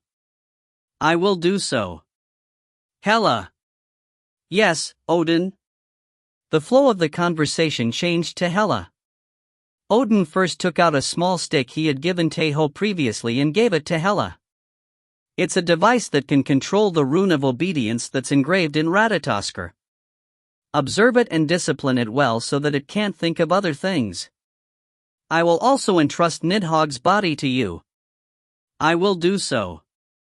Odin had firmly warned Hela about Ratatoskr before Tae Ho's arrival to this place as she was gentle by nature. If she didn't uselessly give compassion to Ratatoskr, she wouldn't get swept by his selfish motives. My cup is empty. This means that it really is time to leave, but... Odin raised his cup.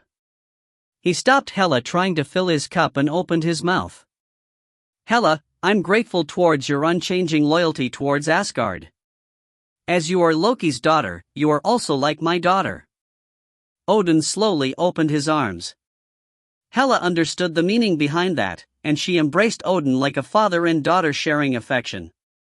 Odin gave a blessing to Hela's forehead and waited for the cups of the others to get filled. He raised his cup and said once again, "Let's go to Midgard.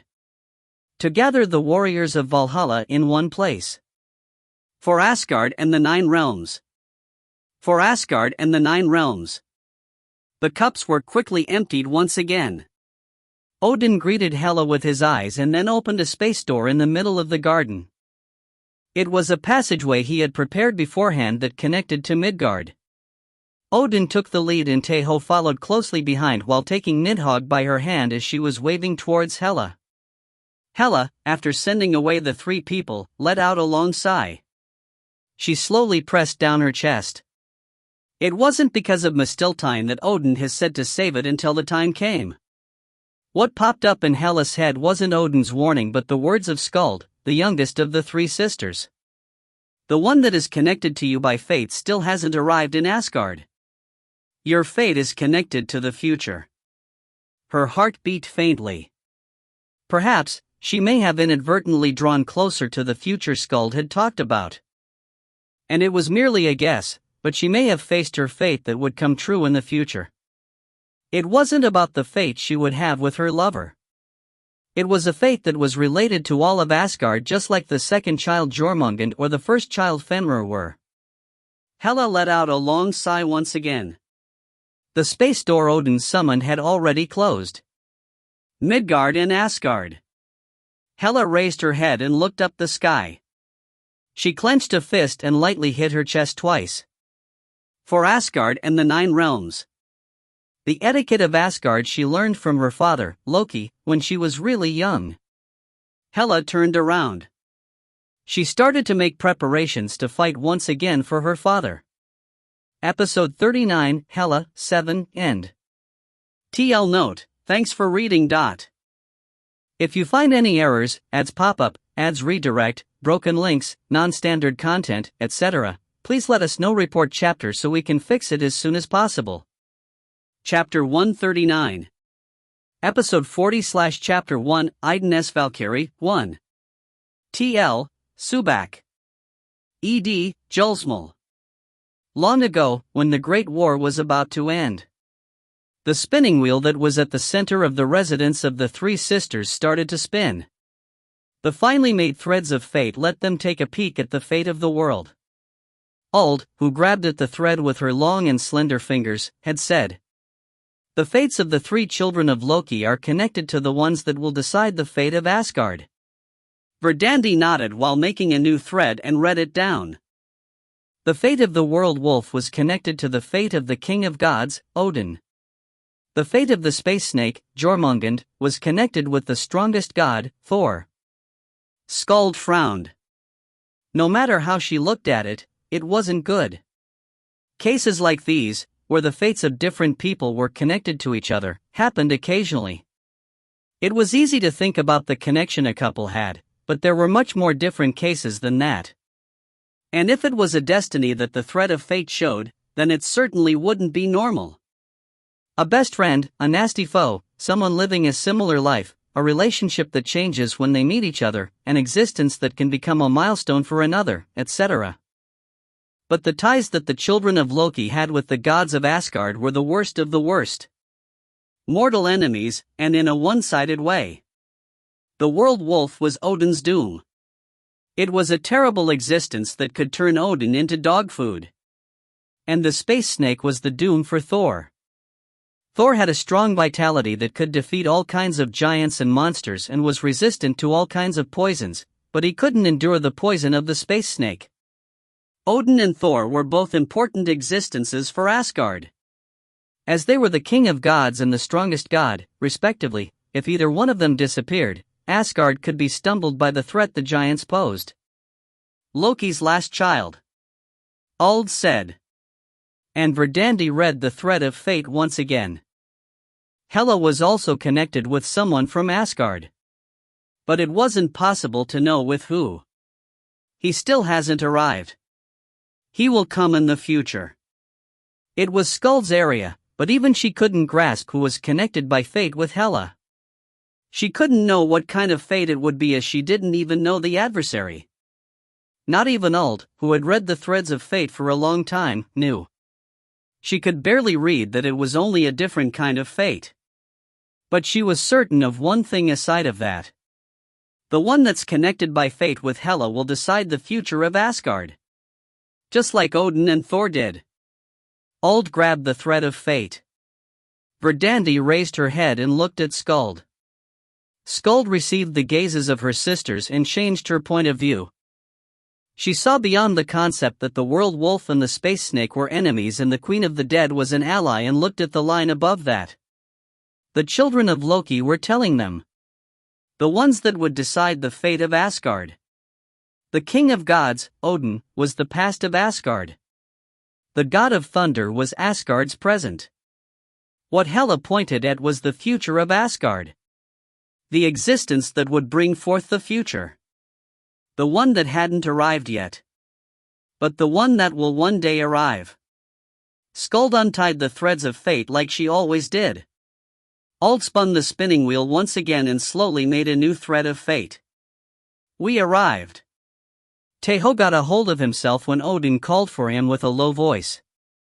He saw a green hill in front of him when he opened his eyes. We are at a place not too far away from the Lake of Elodai. Odin wore a long hat and a cape. A flock of crows were flying towards him as if welcoming him. The air here is good. It's fresh. Nidhogg sniffed and said. The air here couldn't be compared to the roots that was covered by a dense fog and the poisonous fog she made. Tae Ho stroked her head and then looked at his surroundings. He had spent some time in this place when he last visited Midgard, but it was merely that, so he couldn't quite pinpoint where he was at. Odin should know the path if that's what you are thinking about. Odin was also the god of the wanderers. Because of that, he could know all of the paths of Midgard as if they were lines in the palm of his hand. In addition, a flock of crows was approaching. They would transmit the information they had to Odin. Tae Ho wasn't the one that should have been thinking about where they should go or where they were at, just like Cuchulainn had said. Because of that, Tae Ho thought about a problem he could solve himself. Good, I have decided. What? Nidhogg tilted her head and asked. Tae Ho smiled towards her instead of answering and then took out a summoning rock. He would summon a Denmaha. It was impossible to do that when he was at the roots because of the severance. He hadn't summoned her since he got out of the roots because he thought that she would be in Valhalla, but that wasn't something he could be sure of. He would be able to summon a Denmaha if she remained in Midgard, just like the warriors that couldn't leave it. What if she's taking a shower? Cuchulainn laughed creepily, and Tae Ho shook his head. But still, his worry about the summoning not working was solved to an extent. Cuchulainn would have also probably said it to ease his nervousness. I'm looking forward to it. Do it quickly. She would have finished clothing herself at this pace. Cuchulainn breathed out from his nose and said. It was sincerity itself. He should be joking. He should have joked to make me feel more relaxed. Tae Ho consoled himself and then took a deep breath and inserted magic power to his summoning rock. He then called the name he grieved with a trembling voice. Adenmaha. Someone responded to his call. Adenmaha appeared while washing herself and showing her white skin as the space folded around her. Exactly 1 second after. Adenmaha blinked. And after another second. Kayak? Adenmaha screamed, and Cuchulainn cheered. Oh! It was real. He had just said it casually, but for her to really be showering. Tae Ho was horrified while Cuchulainn felt joy, and Adenmaha felt even more perplexed at the fact that she had gotten summoned. Master? Adenmaha looked at Tae Ho and opened her eyes widely. She closed her eyes and then tears started to fall down from her eyes. Master! Adenmaha threw herself towards Tae Ho. She grabbed him by his neck and burst out of laughter. Wait. Clothes. Wear some clothes first. Master. But Adenmaha just cried as if she couldn't hear him. She didn't let go Tae Ho in fear that he may leave. And in the end, Tae Ho's eyes also reddened. He embraced the shoulders of Adenmaha that was crying sorrowfully. Right, Adenmaha. You were safe. Safe. I were worried. Adenmaha sobbed and spoke. Her pronunciation was a mess as she was burying her face in Tae Ho's chest, but she didn't mind about that one bit. Tae Ho patted her back. He hugged her tightly so that the frail and small Adenmaha could calm down. I was also worried, Adenmaha. I really thought that you were dead, Yua. She had barely calmed down a little, but she then burst out in happiness once more. They weren't tears of sorrow or surprise, but tears of joy. It's fine. It's fine. Tae Ho also grew relieved. Just like Adenmaha was worried about Tae Ho's survival, Tae Ho had also worried about her. He was thankful that she was healthy without being injured. And after some time passed, Adenmaha barely managed to stop crying and then activated a mystical magic while still burying her flushed face in Tae Ho's chest. And then, the uniform of a Valkyrie that had the symbol of Idun engraved in it appeared over her instead of the sky blue dress she enjoyed wearing. After some more seconds passed, Adenmaha managed to calm down her excitement a little bit, and only then did she put off her face from Tae Ho's chest. But she still looked up at him while hanging on to him. But master. Her eyes were still teary, but it only lasted a moment, and her voice and eyes were rather sharp. Yes. Adenmaha's eyes sharpened even more, and Tae Ho answered with a nervous voice unconsciously. She turned to look at Nidhogg that was still grabbing on Tae Ho's clothes. Who is that? The one that's grabbing your arm. It bothered her. Precisely speaking, if Adenmaha's intuition was right, she was of a dragon race, was female, and a formidably dangerous existence. Nidhogg flinched at Adenmaha's gaze and then said while stuttering. I am Nidhogg. I'm the dragon of Tae Ho Master. Tae Ho, Master? Adenmaha turned to look at Tae Ho once again. He gulped dry saliva unconsciously, and Nidhogg continued speaking innocently. Yes. Tae Ho Master. Nidhogg is the dragon of Tae Ho Master. Adenmaha let out a long sigh. How worried was she for the past 15 days? She was begging that he would be alive. Explain this. A forced, polite way of speaking came out after a long while. Her tone scared Tae Ho. It wasn't entirely appropriate, but he could only feel that way. No, so the thing is. Tae Ho Master. She's scary. Nidhogg's mumble was like pouring oil over a fire. No, it felt like pouring cold water on fire. Adenmaha's gaze became cold, and Tae Ho started to explain what had happened the past 15 days. I'm sorry, Odin. Cuchulainn, who materialized thanks to Odin's magic, spoke towards Odin Spindly. Whatever the case, this wasn't something they should show the king of gods. But Odin smirked as if he didn't mind. No, let's keep watching. We have to wait for the information from the crows anyways. It's also rather fun. The crows were still gathering by bringing information even now. Actually, the group also had to ask Adenmaha what had happened the past 15 days, but right now, Tae Ho should be thinking about the peace in his family just like he always emphasized. So the thing is. Tae Ho started speaking, and Adenmaha listened to his story while shutting her mouth. So, putting it briefly, you got sent to the roots of the world tree because the teleportation magic exploded, and you seduced Nidhogg that was trapped in the roots her entire life to get out of the roots? Adenmaha summarized the story just by grabbing the most important points after listening to Tae Ho's story. But Tae Ho had some complaints about it. I feel like you are misleading things. Anyways, Adenmaha crossed her arms as if blocking Tae Ho's complaints like she had no thoughts of listening to him and then turned to look at Nidhogg who was still grabbing his clothes.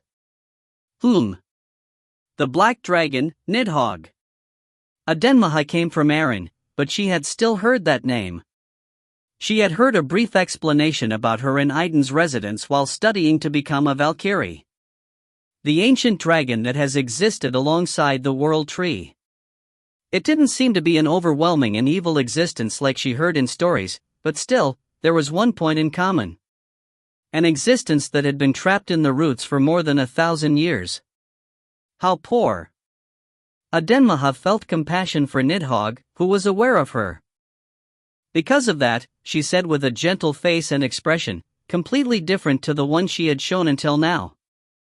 I'm called Adenmaha. You said that you also wanted to become Idun's Valkyrie, right? Yes. I will become Idun-Im's Valkyrie. She was still Odin's Valkyrie, but she was thinking of moving to Idun's Legion as her Valkyrie after she entered Valhalla. And actually, she had already received permission from Odin. Adenmaha nodded. Right, then I will be your senior. I'm Master's first dragon, so I'm a senior in both regards. But a sea serpent isn't a dragon. Cuchulainn criticized from behind, but Tae Ho and even Adenmaha ignored him. Nidhogg smiled brightly. Yes. Adenmaha is my senior. Nidhogg's senior. He. It was a face that she was really happy that she had gotten a senior. Adenmaha, who felt compassionate once again, stood on her toes to stroke the head of Nidhogg as she was bigger than her and then spoke to Tae Ho. Didn't you seduce a really pure kid? Tae Ho just smiled bitterly as he had given up on defending himself, and Adenmaha turned to look at Nidhogg once again. First, let go of Master's arm. You can't keep holding him like that. Then I want to embrace you. What? Nidhogg moved quickly even before she could react. As she covered the small Adenmaha that was about 10 centimeters shorter than her, Adenmaha had no means to dodge her. You are softer than Tae Ho, Master. Squishy. Feels good. Master? Adenmaha called out to Tae Ho, but it had no meaning. Nidhogg embraced Adenmaha more tightly and said, Tae Ho Master likes Adenmaha a lot. That's why I will also like Adenmaha. I saw Adenmaha a lot in Tae Ho Master's memories. Nidhogg spoke casually, but that became the decisive blow. Well. It's unavoidable. Adenmaha flushed when she heard that Tae Ho liked her and snorted, but she smiled like a fool and hugged back Nidhogg, who was putting a vague expression. I thought that Nidhogg was the most pushover being, but I think it actually was Adenmaha. Cuchulainn criticized precisely like usual. Tae Ho thought that it was more of a rock, paper, scissors relationship, but whatever the case, he stayed silent as their relationship was good. And finally, Odin opened his mouth. It seems like it has become somewhat organized. There were already several crows gathered near him. Tae Ho, who'd gotten a hold of himself, faced Odin with an embarrassed face, and Adenmaha also turned towards Odin while still holding on Nidhogg. Let's start the conversation. About the things that had happened in Midgard the past 15 days. Odin started to speak ahead of Adenmaha. Episode 40, Idun's Valkyrie, 1, end. /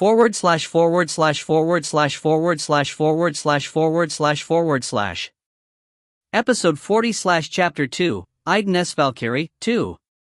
TL, Subak. ED, Julsmal. But who are you? Adenmaha asked carefully when Odin was about to speak. She knew that it was rude, but she had still asked because she thought that she wouldn't have the chance to ask when he started to speak for real. And right now, Odin had the appearance of a wanderer while wearing a long hat and a cape. The gods of Asgard would immediately recognize him as being Odin, but that wasn't the case for Adenmaha, who was from Aaron. In addition, Odin had hidden his strong divine power that emanated out naturally. The ones that were surprised at Adenmaha's question were Tae Ho and Cuchulainn. Tae Ho hurriedly stood in front of Adenmaha and begged for forgiveness. "I'm sorry, I was taken aback with the re-encounter. This is Idun's Valkyrie, Adenmaha." "Adenmaha, this is Odin Nim. The king of gods, Odin." Adenmaha's eyes dimmed and at the same time she cursed at herself. She would have been able to know who was the one in front of her just by rolling her head a bit. It was because the only one that had disappeared along with Tae Ho inside the mouth of the world wolf was Odin. Idun's Valkyrie, Adenmaha, greets the king of gods. Adenmaha expressed etiquette calmly even though she'd gotten surprised. She placed her fist on her chest like a Valkyrie and bowed, and her movements were trim and beautiful. Nidhogg looked at that Adenmaha and imitated her movements from a corner. It was because she thought that she should also know how to do that as she was a Valkyrie as well. While everyone was nervous excluding Nidhogg, Odin put on a warm smile and nodded. "I'm Odin, nice to meet you. Don't mind it too much as everyone would have been busy in this situation." I also tried to continue talking too quickly. He was speaking to Tae Ho and also Adenmaha. It was because originally, Tae Ho should have been the one that should have introduced them. "Thank you, Dot." Tae Ho and Adenmaha expressed etiquette at the same time. Odin smiled warmly once again when she saw Nidhogg imitating Adenmaha once again from the back. Then, let's return to the topic. Odin fixed his expression and changed places for them to have a conversation. He stepped back a bit and then sat down in a place that seemed comfortable. Tae Ho sat first at Odin's hand gesture, and Adenmaha sat beside him. Nidhogg tried to sit opposite of Adenmaha, so to say, at the right of Tae Ho, but that wasn't possible. It was because Adenmaha made her seat next to her. Cuchulainn opened his eyes widely and snickered at Adenmaha embracing Nidhogg and then sat down next to Tae Ho where Nidhogg was originally planning to sit at. Odin finally started to speak. "The Magician King has damaged the core of the World Tree and created a disturbance in Asgard.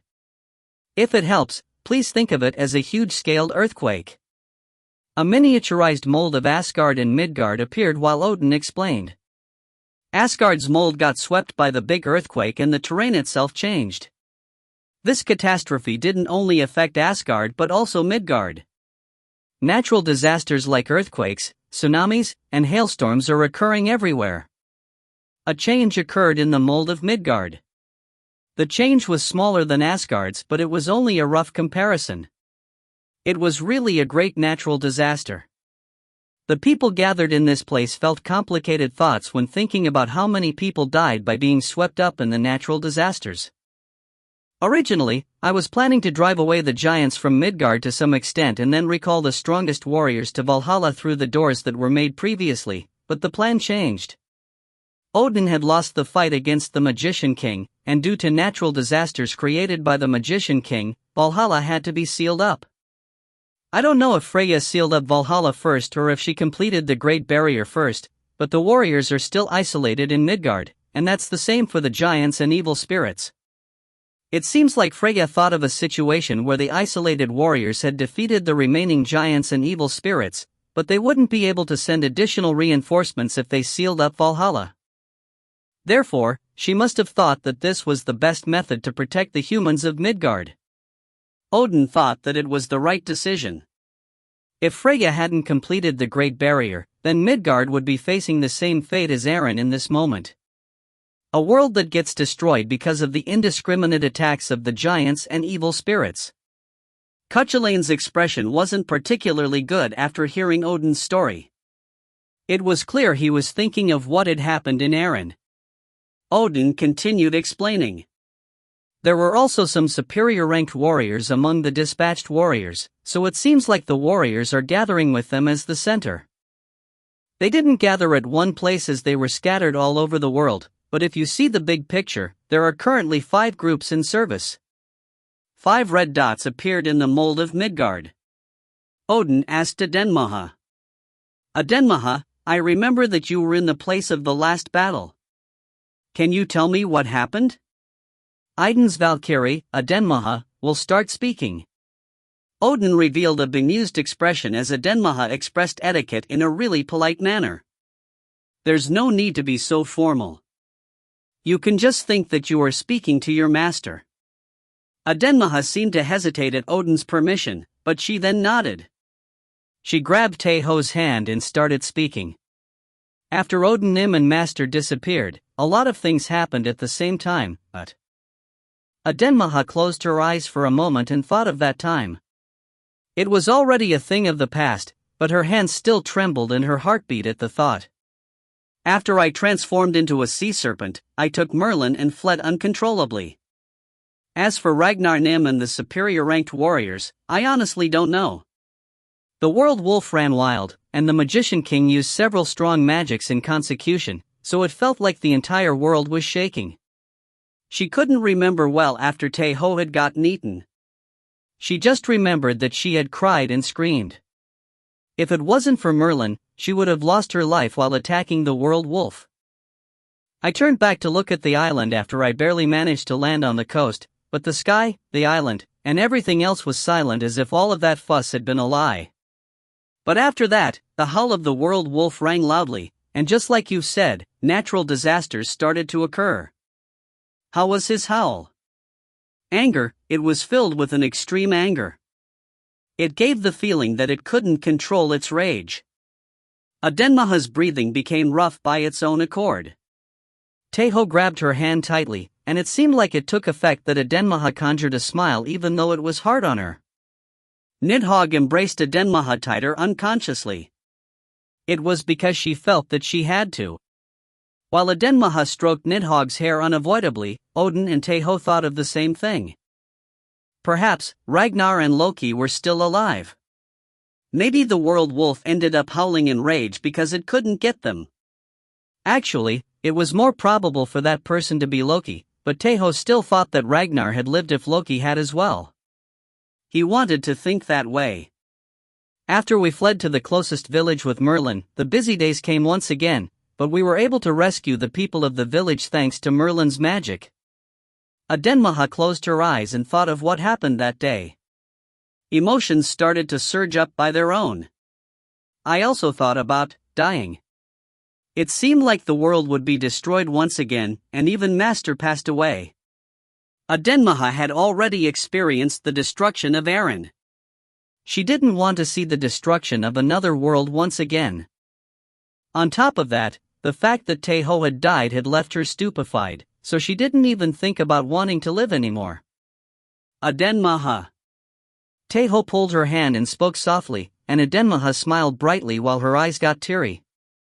It was only for a moment. People that are alive have to keep on living. That wasn't the truth as she had even injured herself. If Merlin hadn't stopped her, something irreversible could have really occurred.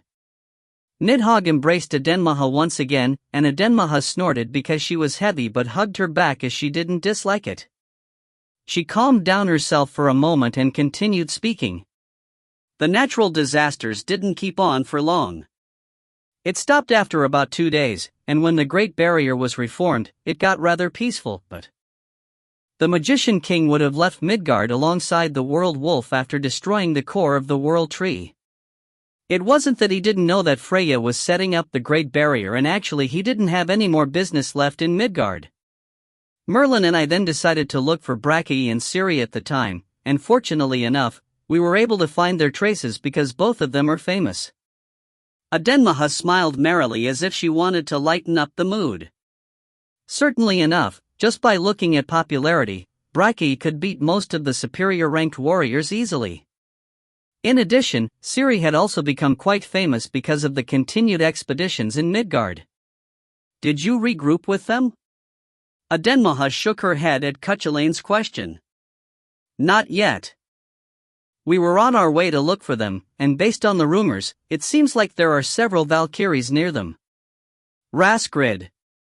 Tae Ho said reflexively, and Adenmaha nodded. In the first place, regrouping with Raskrid's group was Brackey's and Ciri's first task. Tae Ho started to think about the ones that would be together with Brackey and Ciri. Names and faces of the ones he missed started to pop up. Raskrid and Regenleaf. Ingrid and Gander, Haribal and his comrades of Valhalla. And among them, he wanted to especially see Bragi and Ciri. It had been 2 years for him as he hadn't been able to see them since he'd entered the Tower of Shadows. Now that I see, Merlin would be worried about me. Will he think that I'm still taking a shower? Adenmaha mumbled in a low voice. Cuchulainn put on a satisfied smile when he thought of the nude Adenmaha that had appeared at Tae Ho's call, but then he asked her. We are currently near the Lake of Eladai. Where have you been? Cat Aaron. Cat Aaron? The one that reacted was Tae Ho. Adenmaha nodded and started to explain. Merlin wanted to go there, and if you are worried about King Ivar, he's fine. Merlin also told him about Princess Helga.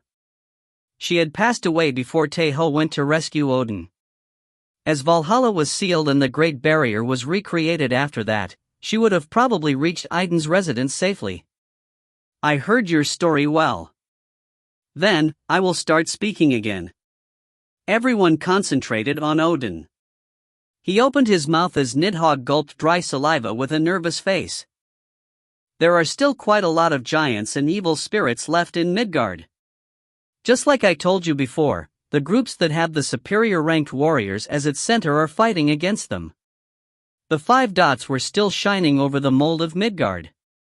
Our first objective is to gather the warriors together. And of course, we should also take care of the giants and evil spirits that ascended in Midgard. But there's one thing that is more important than that. The reason they had come to Midgard was to acquire a force mighty enough to take back Asgard. The army of the dead that was prepared in Niflheim was numerous, but it was only that. Their individual battle power couldn't be compared to the warriors of Valhalla at all. Still, there were exceptions like Galien.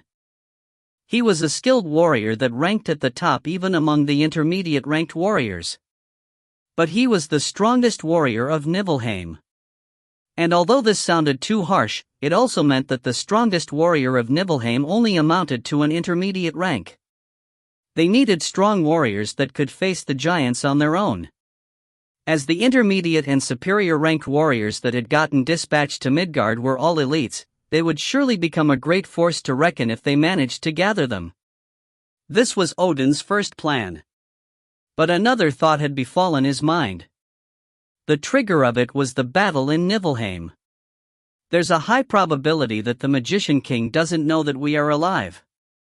It's not easy to open up a path to Niflheim now that Midgard's been sealed, and the force the Striking King was leading was quite big. It will be easy to think of it as a huge-scale expedition team that had gotten dispatched at a faraway place. In addition, Tae Ho had destroyed the door to jump through space. The remaining forces couldn't even return to Jotunheim. The situation in Midgard will also not enter their ears as it is currently sealed.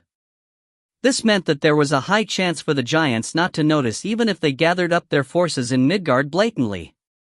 But this doesn't mean that we have unlimited time.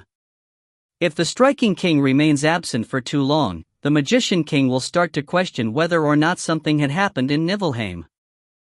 Even if it will be hard to dispatch another huge-scale force, he would still be able to dispatch a small number. The Striking King and the Magician King didn't have a good relationship. The Magician King would probably think that Hrumbak was being lazy with his report the first few days. I think that we have to finish taking preparations before that happens. The time I estimated is about a week. It was better than having no time at all, but it was still short. Odin started to speak a bit faster. I don't think he will realize that the black dragon is Nidhogg. He also knows how big the body of Nidhogg is and also knows that it can't pass through the roots. In addition, it was widely known that Nidhogg was an evil and wicked dragon. He would think that there would be no way for it to side with Asgard. Because of that, Nidhogg may be able to become our trump card, albeit an imperfect one.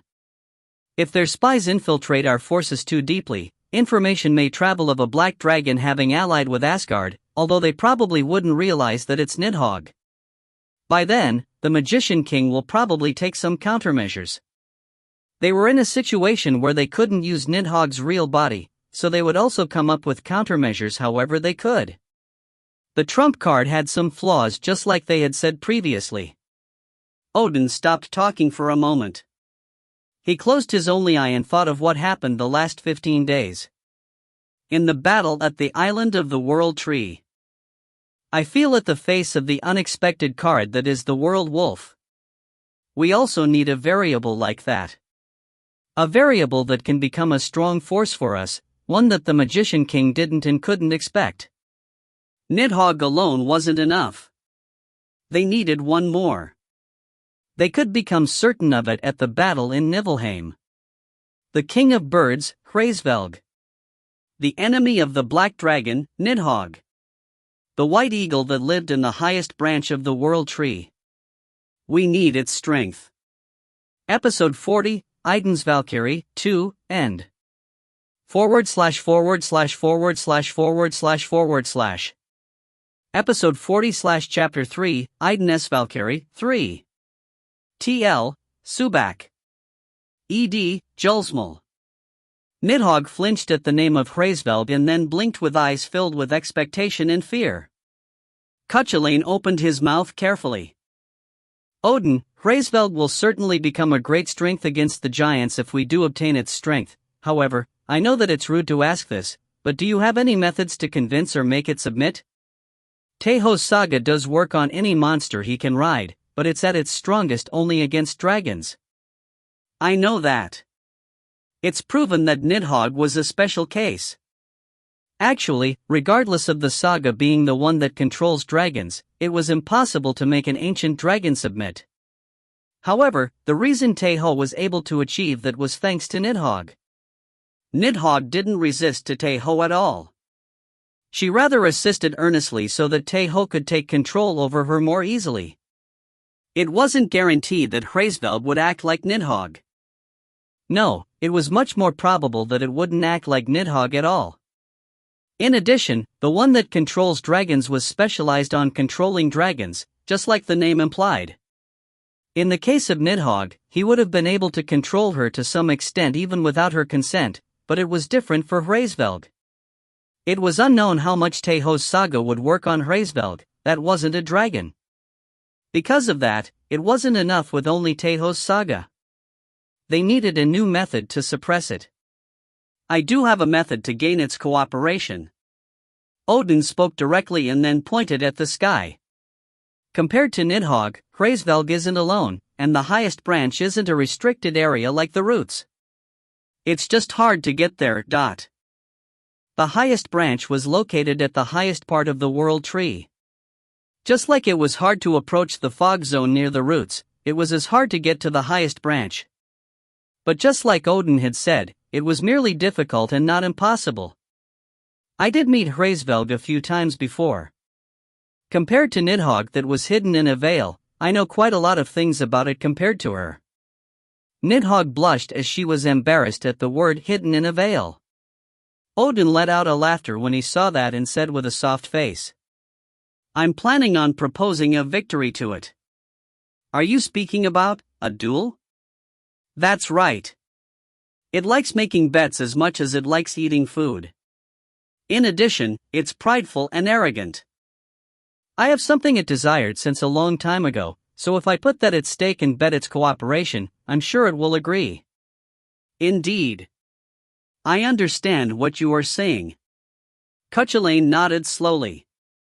If it had the temperament Odin had described, there was a high probability it would agree to cooperate to keep its word.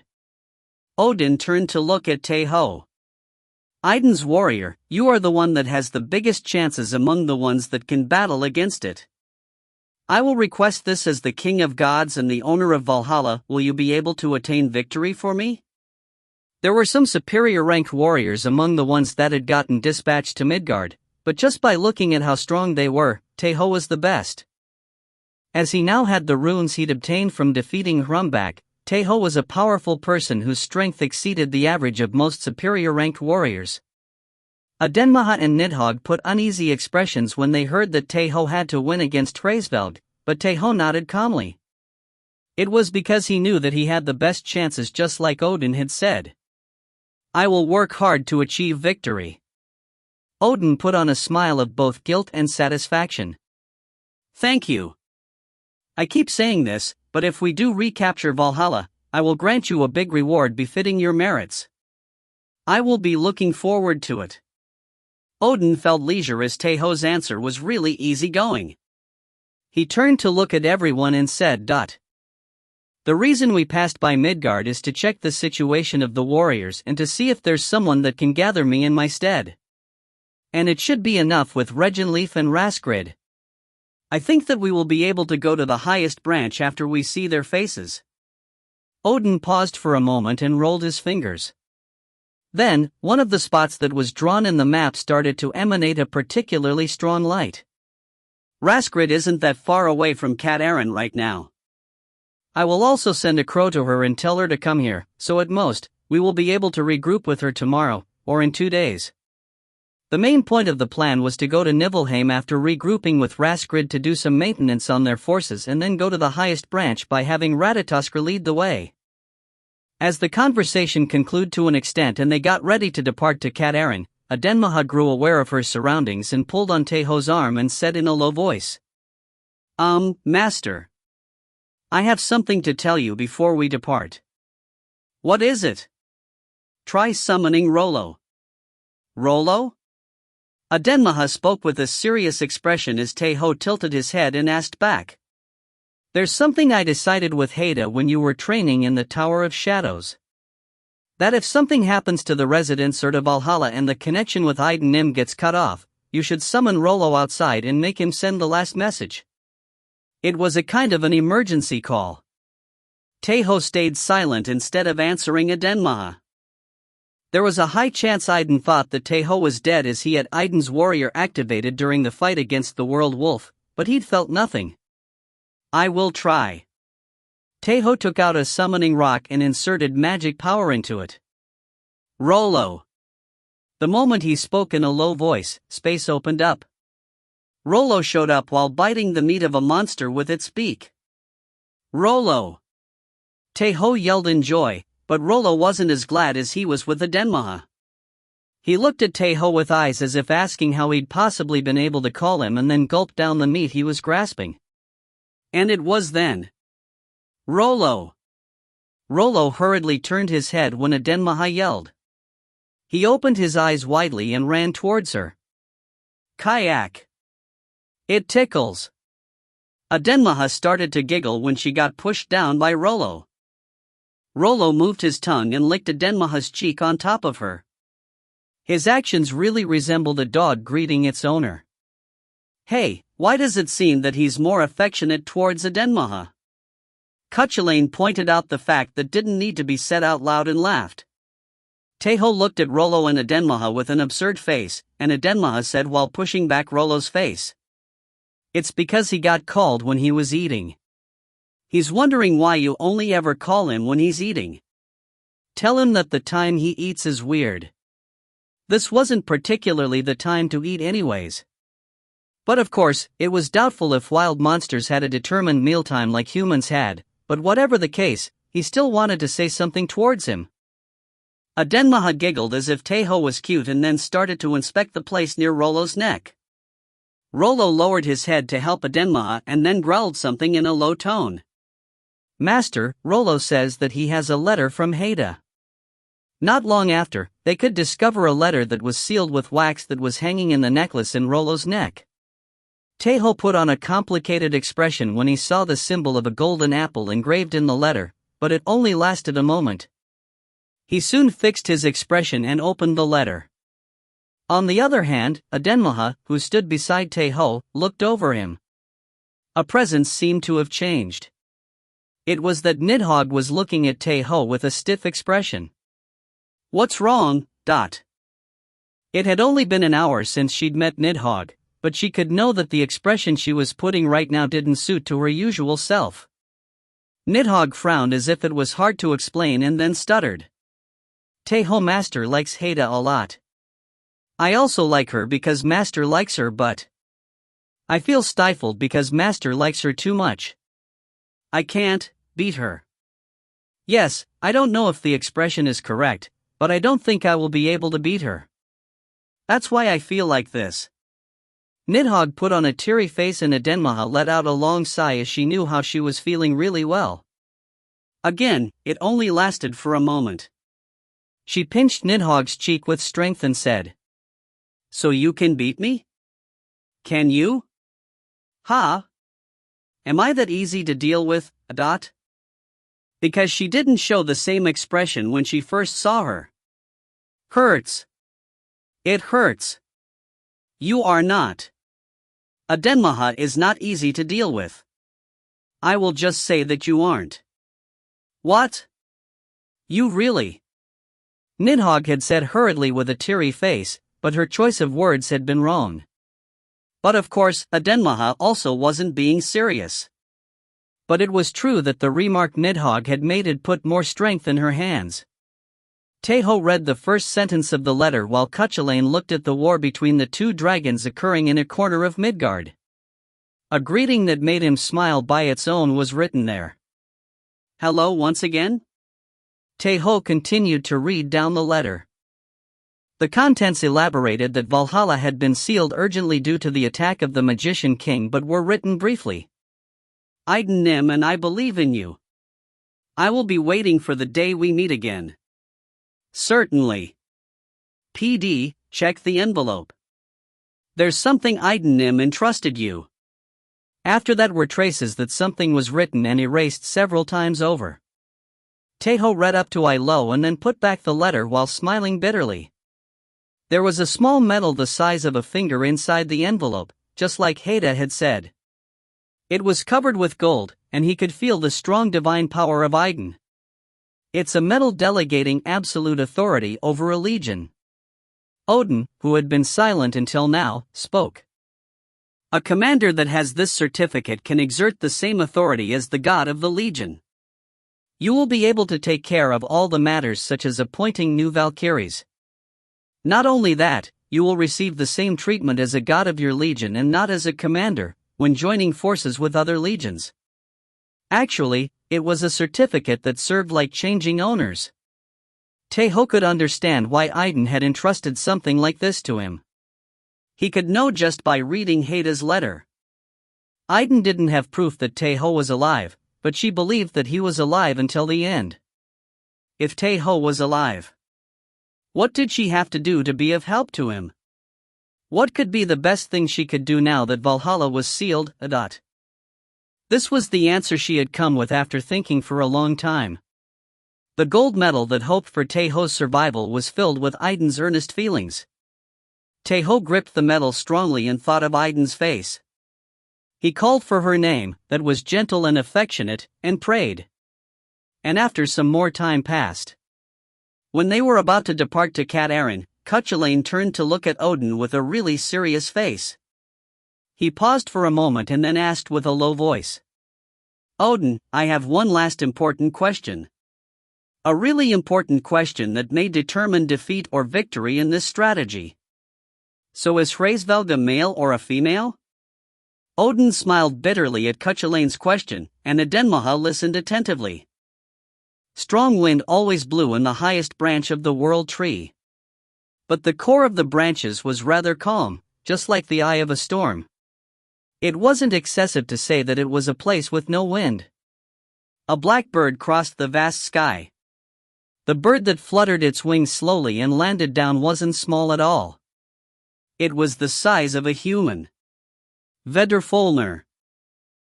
That was one of the several beasts living in the world tree, possessed strong magic power. It transformed into a human the same time it landed and then covered its naked, white body with its feathers that had transformed into hair. Vedrfolnir's human shape was a beautiful and intellectual woman that had sharp eyes like those of an eagle. She expressed etiquette as soon as she landed down and bowed. "My king, I have returned." It was a bright and elegant voice that seemed like a marble rolling on a plate. But the one Vedrfolnir expressed etiquette to didn't even turn to look at her. He looked down while sitting under the highest branch and said, "Ratatoskr still hasn't come. There has been no notices from it for a few days already.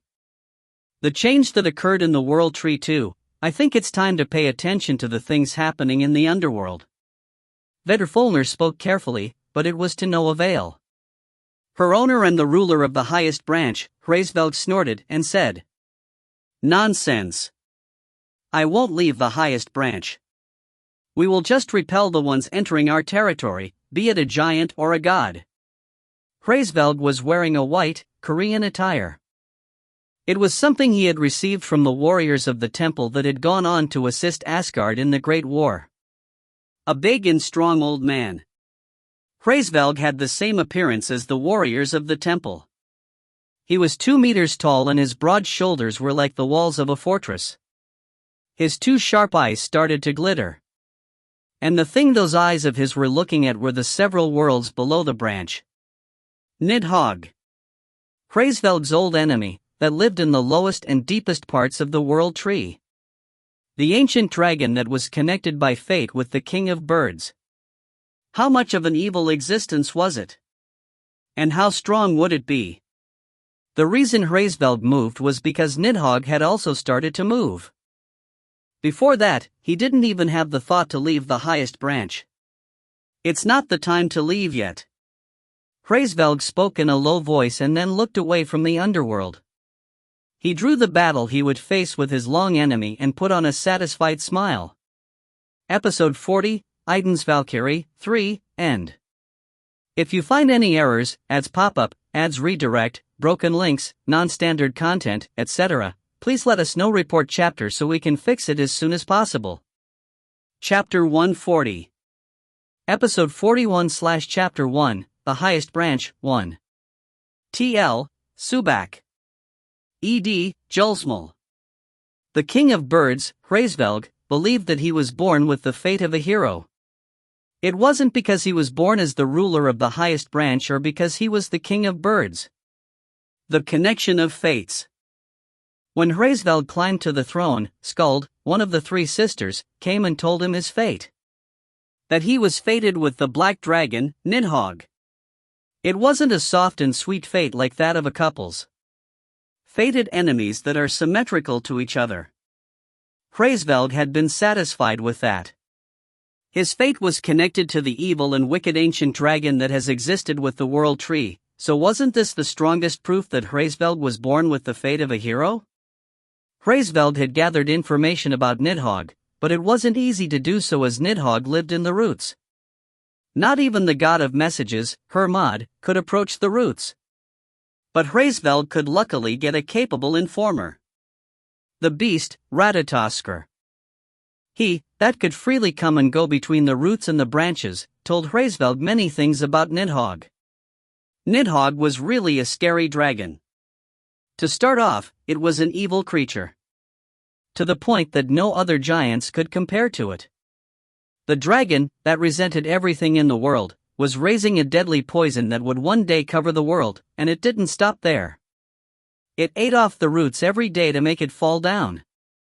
If the 3 sisters didn't sprinkle the waters of life which could heal the injuries of the world tree every day, then the world tree would have already crumbled. But its mind wasn't the only wicked thing. It was a strong existence suitable of its name of an ancient dragon. Based on Ratatoskr's words, there was no other dragon that was as strong as it even if they searched in Asgard and Jotunheim. The biggest and strongest dragon. Every time Ratatoskr visited the highest branch, he notified Hraesvelg of the curses Nidhogg was pouring onto the world. It was terrible just by listening to it. The black dragon, Nidhogg. That terrible and evil controller of shadows was Hraesvelg's fated enemy. The dragon had the same presence as a demon king, so it could be said that Hraesvelg was born with the fate to defeat the demon king. Hraesvelg was satisfied with his fate. He didn't laze away in his training for the fated duel that would one day come. Hraesvelg didn't leave the highest branch just like Nidhogg didn't leave the roots. But only once. Hraesvelg left the branches once in the past. It was when the Great War occurred in Asgard. Hraesvelg wasn't that interested in how the Great War turned out, but regardless of that, the reason he left the highest branch was to prepare for the fight against Nidhogg. How strong would Hraesvelg be? How would the existences that lived below the branches fight? Hraesvelg saw a man in the world he first descended to. It was something the citizens of the highest branch in Vetterfolder didn't know, but Hraesvelg experienced the first defeat of his life against that man. But he didn't feel bad. That man was an existence that represented the ideal of a hero. A great hero. The king of heroes. A shining existence that not even adding all the adjectives Hraesvelg knew of would be enough. Hraesvelg admired him. He wanted to be like him to the point where he wanted to gain experience by becoming his disciple. But Hraesvelg was the owner of the highest branch. He had to return for his citizens. When the Great War ended, Hraesvelg could hear about that man from Ratatoskr. The man had faced a heroic death by facing countless enemies in the Great War. Hraesvelg was deeply saddened, and he then grew determined. That he would one day become the same as that man. That he would become a great hero by putting that man as his objective. And his thoughts had remained the same even after 100 years had passed. Tae Ho! Brachii! Tae Ho and Brachii called out to each other on a mountain road that connected to the fortress. They ran towards each other and shared hugs of men. You were alive! You too, Brachii! The two of them yelled once again and embraced each other, but the two of them ended up inserting too much strength. Rather than inspiring hugs, it was more like a bear hug, which could be considered as a kind of attack. Cook! I surrender! Surrender! Why are you this strong? Pant! Pant! You too, Brachii! In the end, the one that loosened up was Brachii. The faces of the two were completely red from having used too much strength. And the woman that stared on at their stupid actions smiled bitterly from the side. Hug me lightly, please. Captain Siri. I told you to just call me Siri. As Siri lectured jokingly, Tae Ho smirked and opened his arms instead of replying. The two of them shared a natural and warm hug unlike the one with Brachii. I'm really glad to see you. Really glad. Me too. Meeting up again with a comrade was always a joyous thing. In addition, Tae Ho was seeing the two of them in 2 years. The emotions he felt could only be different. Hey, isn't the difference in temperature too different? Brachii complained with a discomforted face. Siri snickered and Tae Ho answered with an obvious face. Put yourself in my position. Indeed. It's understandable. I will have to try it now that I thought about it. Siri. Receive my love. I will decline. Siri dodged simply by falling back and shook her head, and Brachii laughed at that. You didn't change at all. Adenmaha. Adenmaha smiled brightly at Siri's call and then opened her arms just like Tae Ho had done. She hugged lightly with Siri and then placed her lips on her forehead. May Iden's blessing accompany you. Me too, me too. The one that had gotten excited was obviously Brachii, but this time, Adenmaha acted the same as Siri. I will decline. Sob, sob. You only hate me. Brachii dropped his shoulders in an exaggerated way. That wasn't because he was really disappointed but more because he wanted to make others laugh. And it was at that moment. I will do it then. Ha! Brachii and Siri grew surprised at the unfamiliar voice and turned to look. A woman with black hair, who seemed to have just arrived after following Adenmaha, was standing in the middle of the road. Just by looking at her appearance, she seemed to be a goddess. She was also really tall at the level of possibly surpassing the height of Siri, and thanks to her black hair, her white face was really beautiful in contrast. Nidhogg opened her arms while Brachii blinked. She was just about to bless Brachii and Siri, so Adenmaha hurriedly grabbed her arm and said, This is Nidhogg. She's a pure girl, so don't say anything weird. And don't have evil intentions either. Why are you only looking at me? Brachii pouted, and Adenmaha spoke to Nidhogg. Nidhogg, what did I say? Didn't I tell you to not approach unfamiliar people as you please? Yes, yes. Adenmaha did say that. I will listen to your words. How nice. Adenmaha stood on her toes and stroked her head. Nidhogg smiled as if she really liked Adenmaha's stroke, and Brackey and Siri tilted their heads at the scene that was somewhat twisted but was nice to see simultaneously. It seems like we need some introductions. It was Siri who spoke up. Tae Ho stood up and said, "She's Nidhogg. I will introduce her properly at a later time." Brackey just nodded, but it was different for Siri. It was because she immediately thought of the black dragon with the name of Nidhogg. But Tae Ho had already said that he would explain later. Siri was someone that would believe in Tae Ho until the end. I understand. Nidhogg, I'm Siri, and he's Brackey. I'm Nidhogg. I'm the second dragon of Tae Ho Master. Nice to meet you, Odot. Nidhogg waved her hand and greeted them like a child, and then, Siri and Brackey turned to look at Tae Ho. What? Why are you looking at me like that? The eyes as if they were looking at a bastard. It's all your retribution. Brackey opened his mouth once again while Cuchulainn laughed. The second? Is the first dragon Rollo? Hey, why does Rollo appear here? That's obviously me. And shouldn't you be surprised by the fact that she's a dragon? Brackey laughed as Adenmaha got angry. Let's speak about the details at a later time. Whatever the case, nice to meet you, Nidhogg. Treat me well. Same here. Tae Ho Master likes Siri and Brackey a lot, so I also like you too. Nidhogg embraced Siri and said. Siri got a bit perplexed, but she had already hugged with Adenmaha and Tae Ho. And in addition, she didn't dislike Nidhogg's childlike affection, so she hugged her back warmly. Hey, Tae Ho, aren't Siri and I different? Oh, now that I see. He could feel it even without using the eyes of the dragon. The amount of runes Brackey and Siri had increased exponentially, and they had become much stronger than before. Brackey smirked at Tae Ho's admiration and shrugged his shoulders as if acting cool. We became like this after fighting without stop in these 15 days. Don't you think that we will soon become superior ranked warriors? Yes, I do. Good, good. Now it's only a matter of time to catch up to you, what? When did you get that strong? The reason behind Brackey's shock was simple. It was because Tae Ho released the aura he'd been hiding.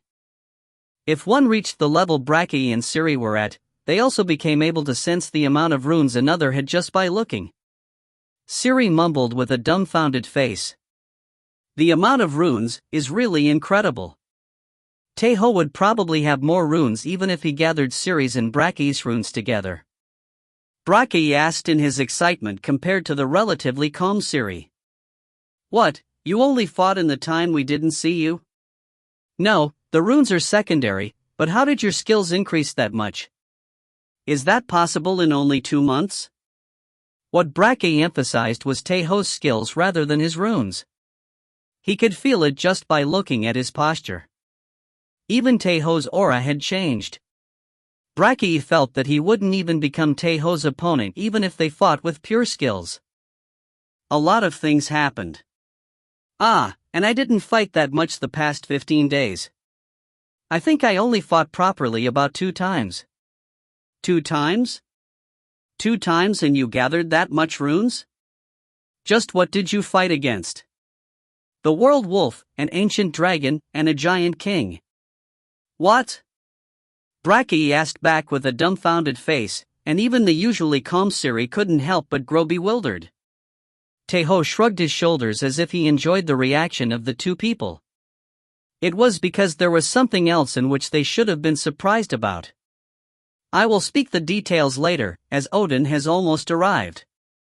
Who? Odin Nim. The king of gods.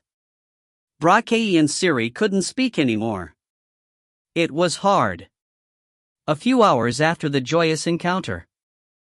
When Tae Ho arrived at the fortress, he shared greetings with Raskrid and the other Valkyries and started to speak about the things that had happened to him. Tae Ho's group had faced several adventures, but Braki's group didn't fall back either. And rather, just by looking at the density, Braki's group was higher. Compared to Tae Ho, who had been out of commission for almost 10 of the past 20 days, Braki's group had fought fiercely every day.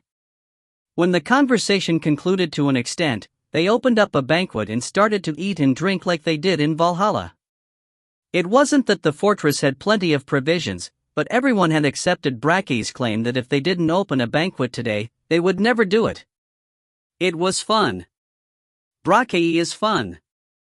It's fun being with him. Nidhogg arrived the room that was provided to Tae Ho and mumbled with sleepy eyes. Adenmaha assisted her and said to Tae Ho, "We will be departing tomorrow morning, so end it here and go to sleep." "Right. Have a good night. Sleep well." Nidhogg smiled merrily and staggered while walking and then tried to walk to Tae Ho's bedroom. But Adenmaha was a bit faster than her. "Wait, where do you think you are going?" Adenmaha grabbed Nidhogg's arm tightly, but she grumbled with still sleepy eyes. "I will sleep with Tae Ho Master. I also have to bless him today. I couldn't do it yesterday. Tae Ho Master likes blessings a lot." "A lot. Blessing. What do you mean?" Adenmaha opened her eyes sharply and asked. Her eyes were really cold and fierce. Tae Ho grew nervous unconsciously and answered quickly. "No, it's just a blessing. Only a blessing. Because of the warrior that had a Valkyrie meet him." He did have a fair cause because the warrior that had a Valkyrie meet him needed blessings of Valkyries to increase its completion rate. "Nidhogg is tired. I want to bless Master and go to sleep." Nidhogg freed herself from Adenmaha's hands and approached Tae Ho. "Wait, Nidho. Sleep well, Tae Ho Master." Nidhogg blessed Tae Ho like that, and it was the best blessing like she always did. "May Aiden's blessing accompany you." Nidhogg finished her blessing while smiling merrily and then lay down on her bed as if collapsing. She then fell asleep immediately. One person disappeared, and only 2 were left. The first one that opened her mouth was Adenmaha. "Tae Ho, Mas, Tur?" "No, so." He didn't know why he should make an excuse, but he felt like he had to do it. But it was at that moment. "Me too." "Ha! I will also give you the best blessing." Adenmaha yelled with a red face. "Ah, Adenmaha?" Adenmaha didn't stop. Thinking about it, she felt that it was too unfair. Not even her, who could be said to be a formal member of Aiden's Legion, had been able to bless Tae Ho, but some newcomer that came from who knows where dared to bless him? The excited Adenmaha pushed Tae Ho to his bed. If it was strength, Tae Ho was certainly stronger than her, but he couldn't resist her properly. Adenmaha took a deep breath. She faced Tae Ho, and he flinched and flushed unconsciously. He had received the best blessing from several people because of a just cause, but it was different this time. Thinking that the one he was facing was Adenmaha, he couldn't treat her as he did with Freya. While Tae Ho fell in chaos that was hard to describe, Adenmaha had also fallen in her own chaos. She trembled with a completely red face and yelled, "CL, close your eyes. It's embarrassing." "Then, wouldn't it be better to not give the best blessing? It's your retribution." When Tae Ho closed his eyes after he'd gotten pushed by Adenmaha's strength, Cuchulainn started to laugh. And it was after that. I will do it." Adenmaha grew determined and said. Tae Ho clenched his fist in the nervousness and then felt a soft and warm feeling. The best blessing. It was special indeed, and Tae Ho could only open his eyes. Synchro rate, 76%. The synchro rate had increased. That had increased up to 75% after the fight against Hrumbak, had increased 1 more %. No, this isn't even a fight, so can the synchro rate really increase with this? Cuchulainn was shocked, but originally, the synchro rate didn't only increase through battles. Tae Ho could then realize why the synchro rate had increased. It was because he could see another sentence of light that Cuchulainn couldn't see. Saga, the master of extreme cold. The second dragon, the Dragon Knight, Kalstead, had made a contract with the old enemy and twin star of the first dragon, Shooting Star, master of flames, was Javier, master of extreme cold. A seal of Javier was then carved into a Denmaha just like the seal of Shooting Star had been carved into Rollo. It was a saga that should have originally been created when Tae Ho's synchro rate reached the 70%, but it had only taken shape now as he didn't have anyone worthy to engrave it on. A Denmaha blinked as she understood instinctively what had happened to her. Her eyes, which had grown mottled red because of the embarrassment, started to show happiness. I'm now a real dragon. Increasing in rank from a sea serpent to a frost-white dragon. Tae Ho nodded and grew happy along with a Denmaha. And Cuchulainn, who'd been silently watching at all of it, said shortly, "This is crazy.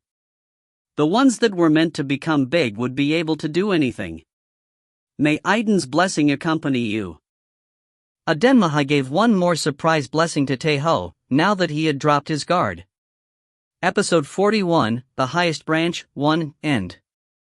If you find any errors, ads pop up, ads redirect, broken links, non-standard content, etc., please let us know. Report chapter so we can fix it as soon as possible. Chapter 141. Episode 41/Chapter 2, The Highest Branch, 2. TL, Subak. ED, Julsmal. The next morning, Tae Ho's group hurriedly prepared to depart. They were escorted by the Valkyries with Raskrid at the lead. It's regretful that we have to separate as soon as we meet, but we can't do anything about it as it's something this important. I will entrust Midgard to you. She faced Tae Ho as she spoke. Raskrid, who had received full authority over Midgard from Odin, was putting a warm expression like the goddess of spring that didn't suit her nickname of the Ice Princess. I will be able to trust in you, Raskrid. Raskrid put a smile as Tae Ho also spoke while smiling. Reginleaf extended her head behind her. Don't forget that I'm also here. Me too. Gander giggled and added. They were the usually magnanimous Reginleaf and pleasant Gander. The always sincere Ingrid frowned and said, "Show some etiquette towards the commander, the three of you. In addition, didn't he receive the medal from Idun? Ingrid always spoke politely to Tae Ho after he became a commander." Reginleaf smiled bitterly as if it was troublesome, and Gander let out a sigh in front of her. So in the end, Tae Ho had to be the one to step up. "It's fine in informal occasions. He says so. Everything is good with you, Ingrid, but the only flaw you have is that you are too stiff." Gander and Reginleaf added as if this was the opportunity. Ha! Ingrid just let out a sigh instead of rebuking, and Tae Ho patted her shoulder while trying to console her. The conversation with the Valkyries was a really enjoyable one, but they didn't have the leisure to make it long. Raskrid, who was just listening to the conversation, stepped up and stood in front of Tae Ho's to give him a blessing before they split up. "Let Odin's blessing accompany you in your path." Raskrid spoke shyly after blessing Tae Ho in his forehead. It wasn't because it was embarrassing to do so. It was because it was awkward to give Tae Ho a blessing of Odin when he would be traveling with him. The Ice Princess indeed. It was the hard-headed Raskrid, different from Ingrid. Raskrid finished giving her blessing while Cuchulainn thought. And then, Reginleaf laughed magnanimously and stepped up. "So I'm next? Then, it will be me. I will go after you." Ingrid spoke briefly as Gander said while giggling. "Let Tyr's blessing accompany you. Let Uller's blessing accompany you. Let Njord's blessing accompany you.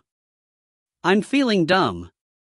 Cuchulainn mumbled when he saw the Valkyries blessing Tae Ho in his forehead. This also happened the day before, but he still felt that he got dumbfounded when looking at this scene. After the blessings ended, Tae Ho stood on the magic circle Odin prepared with Adenmaha, Nidhogg, and Merlin. Odin gave a blessing to Raskrid and the other Valkyries and activated the magic circle. They needed more time to get out of Midgard compared to when they got in. Cuchulainn asked in a low voice while the light of the magic circle started to get stronger. "Hey, you made it that way on purpose, right?" "What?" "The warrior that had a Valkyrie meet him." Tae Ho shrugged his shoulders as if he didn't know what Cuchulainn was talking about. No way. No way my ass. You did make it that way on purpose. It was, of course, half a joke. As the origin of the saga, the effects and ways it got stronger were decided automatically compared to the Geas where the user could set up the conditions. It was hard to control it precisely. The main reason the warrior that had a Valkyrie meet him took its current shape was mostly thanks to Heda, as she had given a blessing every time she saw him. "We will be able to solve the business in Midgard properly, right?" Tae Ho asked in a low voice as if he was getting nervous. Actually, the two of them were acting calm right now, but even in this moment, battles against the giants would still be occurring in Midgard and in Asgard. If they wanted to drive them back and protect Asgard, they had to successfully accomplish what they were entrusted with. It will turn out well. Raskrid isn't the only one here, there are also quite a lot of capable Valkyries. There's also Ciri and Brake. In my opinion, only we should do things right. Cuchulainn spoke refreshingly as if telling him not to worry, and then looked at the right of Nidhogg, who was sticking to Tae Ho. "And have some interest to Merlin too. Don't you know how to respect your elders?" "I am doing it plentifully." "Yeah, right." Merlin shrugged his shoulders as he was made aware of Cuchulainn's gaze. He had moved at a lower pace since they joined in Cat Aaron, as he had to assist Odin, who couldn't move properly, with several magics and mystical powers. And after a while, the magic circle finished its preparations just in time. For Asgard and the Nine Realms. For Asgard and the Nine Realms. The magic circle got activated after the two of them finished their greetings. The door to Niflheim opened up. And we arrived. After they closed their eyes and opened them up, they saw that they weren't in Midgard but in Niflheim. They were inside the floating garden of Hela where they had first departed from. Merlin, who had visited Niflheim previously although only once, looked at his surroundings with a quite calm face, but that wasn't the case for Adenmaha. She was busy looking at the sky that was bright even though it didn't have a sun. On the other hand, Odin, who had started to gather information through the crows, spoke to Tae Ho. "It seems like Hela is busy with her thing. It seems like we won't need to waste time. We will go to Ratatoskr immediately. The crows scattered once again as Odin waved his hand. One of the crows sent to Hela and would probably reach her when they finished their business with Ratatoskr. The administrator of the floating garden led them to the place Ratatoskr was locked up. He said that it was a prison made in a hurry by gathering the frost of Niflheim. After they got out of the palace of Hela, they saw a rectangle building made of ice from far away. When they approached it to a certain extent, Adenmaha pulled on Tae Ho's arm and whispered to him. "Master, you remember what you promised me last night, right? You are going to do it for real? Then I should do it for fake? I even got permission from Odin." Adenmaha spoke with eyes filled with enthusiasm as if she couldn't step back now. She had been holding it back since she had heard the story from Nidhogg. She is also really nice. That's why I like her. Cuchulainn's comment was precise as always. And because of that, Tae Ho nodded. He faced Adenmaha and said, "Then, do my share too. Leave it to me." Adenmaha clenched her fists and then glared at the prison where Ratatoskr was locked up. And the door of the ice prison opened. This place was an empty cube, befitting of a prison. Ratatoskr, asleep in a corner of the room, raised its head slowly as if wakened by the sound of the door opening. Adenmaha entered the prison and took a deep breath. She had already received permission, but she turned to look at Odin once again, and Odin nodded towards her. Odin and Tae Ho had already given her permission. So the only thing left now was to actually do it. Adenmaha held her breath and walked towards Ratatoskr. She didn't hide her resentment even a little bit and yelled, "Hey! Are you Ratatoskr? What are you?" Ratatoskr asked with fierceness as if it was annoyed. It didn't know about Odin or Tae Ho, but it thought that it had no reason to beg a girl that looked really weak. But its guess was wrong.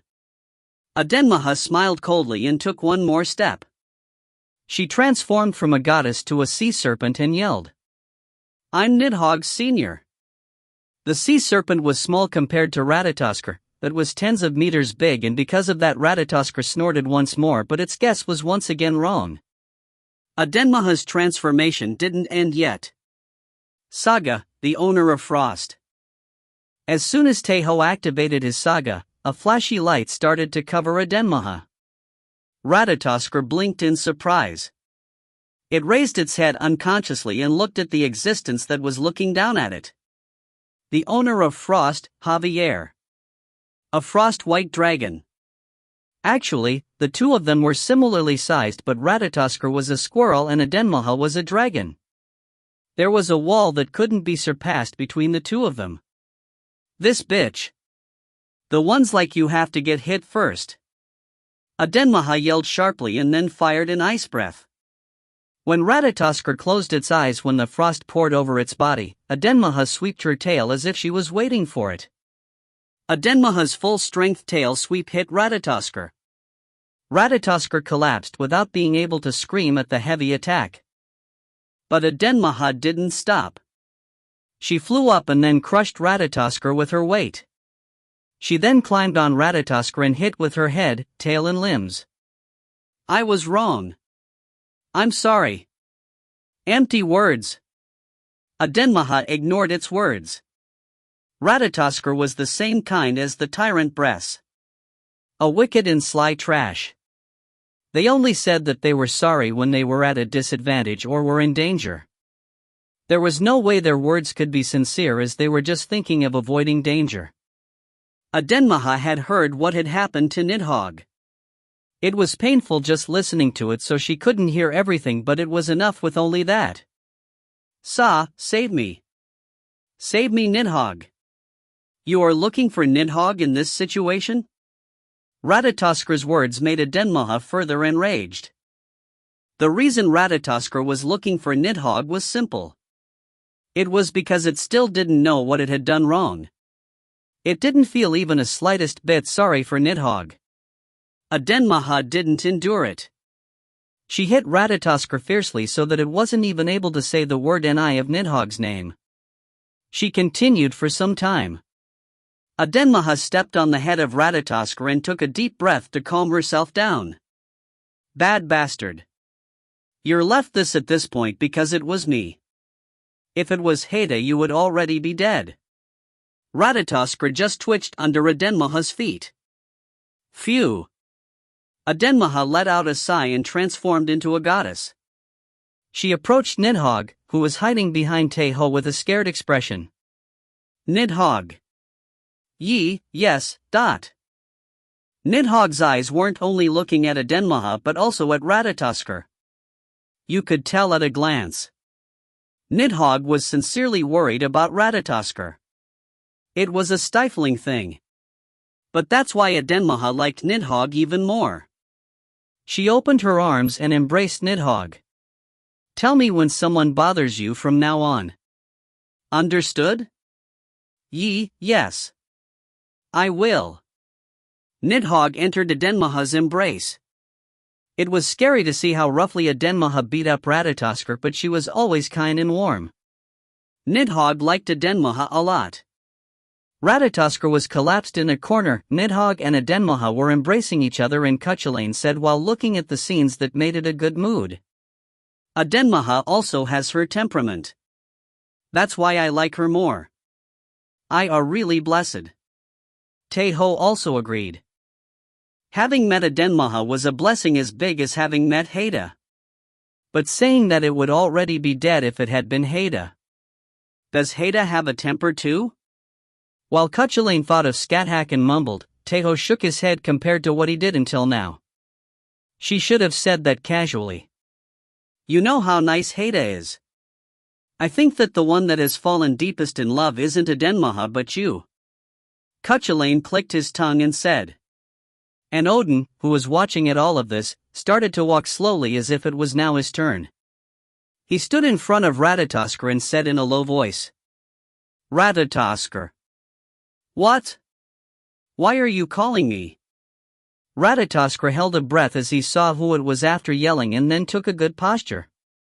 But Odin didn't even snort towards that Ratatoskr. He just looked at it with his unchanging cold eyes. We are going to head to the highest branch. You must know the path to get there, right? Ah, I do, but dash. Lead us. We have some business with Hraesvelg. Ratatoskr stood on its guard as soon as Odin finished speaking. It then stood up and stuck to a wall of the cold prison. Ah, no. I can't. Why are you saying that? Hraesvelg will try to kill me if he sees Nidhogg. Nidhogg, who was burying her face in Adenmaha's chest, raised her head when her name got called. Adenmaha frowned and as did Tae Ho. They understood why Ratatoskr had said that. And it was the same for Odin, but he just asked with a low tone with his unchanging eyes. How so? That's, anyways. I can't go there. Never. That crazy bird Hraesvelg will kill me. That's why I can't. Hraesvelg recognized Nidhogg as being a strong, and evil existence that was like the demon king that would bring destruction to the world. Hraesvelg's old enemy. The ancient dragon that showed its hatred towards the world every day. What would happen if that Hraesvelg saw Nidhogg? Nidhogg would greet shyly and Hraesvelg would get excited saying that he would duel his old fated enemy while putting the fate of the world on the line. Nidhogg would certainly not be able to speak properly and stutter. They didn't want to imagine what would happen after that. There was only one thing Hraesvelg would do when the things Ratatoskr had said over 1,000 years turned out to be lies. That's why it couldn't. It was impossible to go to Hraesvelg. Ratatoskr denied fiercely. It yelled several times that it didn't want to go. And that was a mistake. Ratatoskr was forgetting who was the one in front of it. Ratatoskr, it seems like you are misunderstanding something. Odin spoke with an unchanging tone, but his voice made Ratatoskr choke. The terrible pain that surged from the rune of obedience made Ratatoskr realize who was the one in front of it. The king of gods Odin. The merciless and cruel god of war. You don't have a choice. If Hraesvelg was the disaster that would come in the future, then Odin was an existence that could put Ratatoskr into an even more terrible pain right now. Hike. Ratatoskr let out a terrified voice and looked around, but there was no one that would side with it. Nidhogg, who might have stood up for it, was tied up. Adenmaha made Nidhogg bury her face in her chest so that she wasn't able to see anything. Odin's eyes was silent. And Tae Ho's and Adenmaha's gazes were also cold. I understand. I will lead you, that I will. In the end, Ratatoskr yelled while crying. And what is this? Why is it so big? The real deal is bigger. Much bigger than that. Episode 41, The Highest Branch, 2, End. TL note, thanks for reading. If you find any errors, ads pop up, ads redirect, broken links, non-standard content, etc., please let us know. Report chapter so we can fix it as soon as possible. Chapter 142. Episode 41/Chapter 3, The Highest Branch, 3. TL, Subak. ED, Julsmal. Adenmaha widely opened her eyes while revealing a dumbfounded face. What is this? Why is it so big? Her bewildered voice came out unavoidably. The body of the black dragon, Nidhogg. The body presented an overwhelming force to the ones looking at it even though it was only lying down. Adenmaha had faced quite a lot of hardships as a goddess of the Tuatha De Danann, but it was her first time seeing a dragon this big. Beside her, Nidhogg felt happy as Adenmaha exclaimed sincerely. She laughed stupidly and then spread her arms. The real deal is bigger than that. Muwak more bigger. Because Nidhogg's real body stretched 2 kilometers. From a simple glance, it was 20 times bigger than the dragon before them, so it was easily 10 times bigger.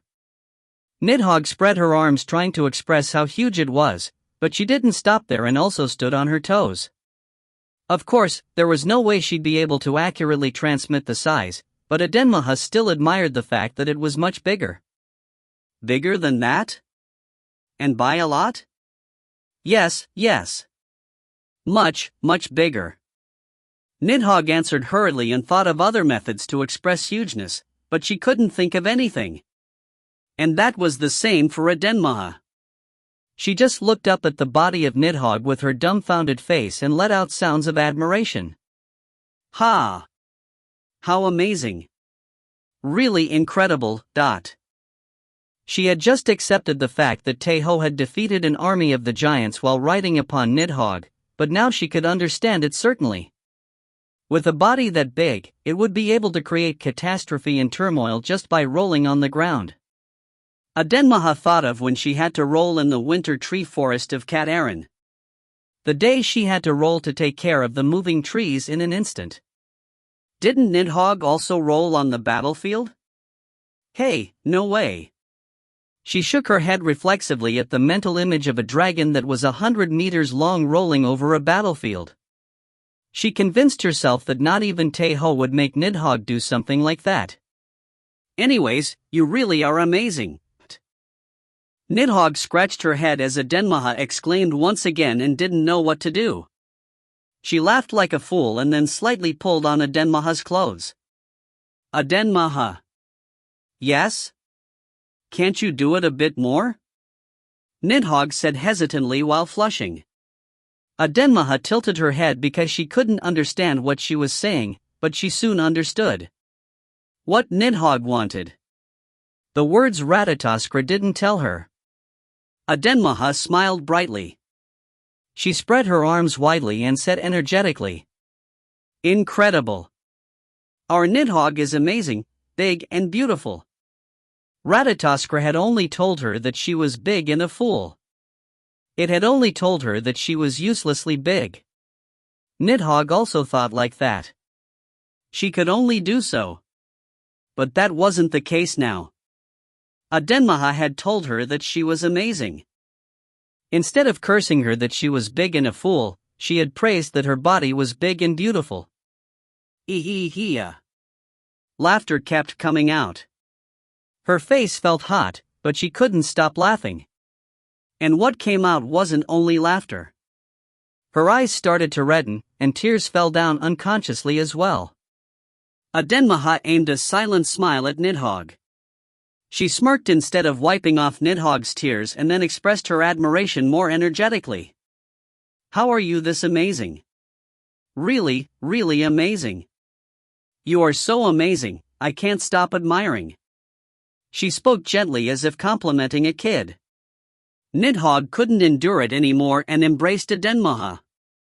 I like Adenmaha a lot. Me too. Me too, Nidhogg. ED note, narcissism much, Adenmaha? Adenmaha patted Nidhogg's back. Although Nidhogg was 10 centimeters taller than her, no matter who saw them, the one that got hugged this time was Nidhogg. Not a dislike but I like you. Nidhogg bit her lips and then burst into tears. She was crying so sorrowfully that she began soaking Adenmaha's clothes, but she didn't push her back. She rather hugged her more warmly. And Cuchulainn, that was looking at from a distant place, said as his eyes became red. How nice and warm. It's so nice and warm that I don't need a stove at all. Nidhogg was one case, but Cuchulainn had grown amazed of Adenmaha.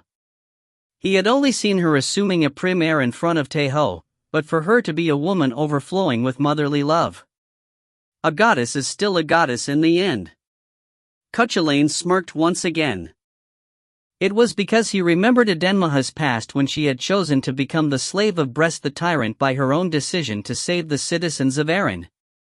Hela, who didn't know much about Nidhogg compared to the other two, looked at Nidhogg with surprise written over her face. I could have never imagined that the Black Dragon was like this. It was even more so as she had seen her fight valiantly in the battlefield. Odin smiled bitterly. Right, that was also the case for me. I only guessed that it would be an evil and wicked existence. He hadn't been able to realize it even though he had heard Nidhogg's cry filled with sorrow. Odin took a deep breath and turned to look at Hela. Are the preparations going well? We have finished everything. I will lead the Naglfar whenever you give the order and head to Asgard. There were already dozens of Naglfars prepared, ships made with the claws and nails of the dead. That's a relief to hear. The individual strength of the dead was certainly weak. They were beings that couldn't even fight properly against the giants, but the story changed when their numbers reached the 100,000s. Even though it would still be impossible to face the giants, it wasn't impossible to face the evil spirits.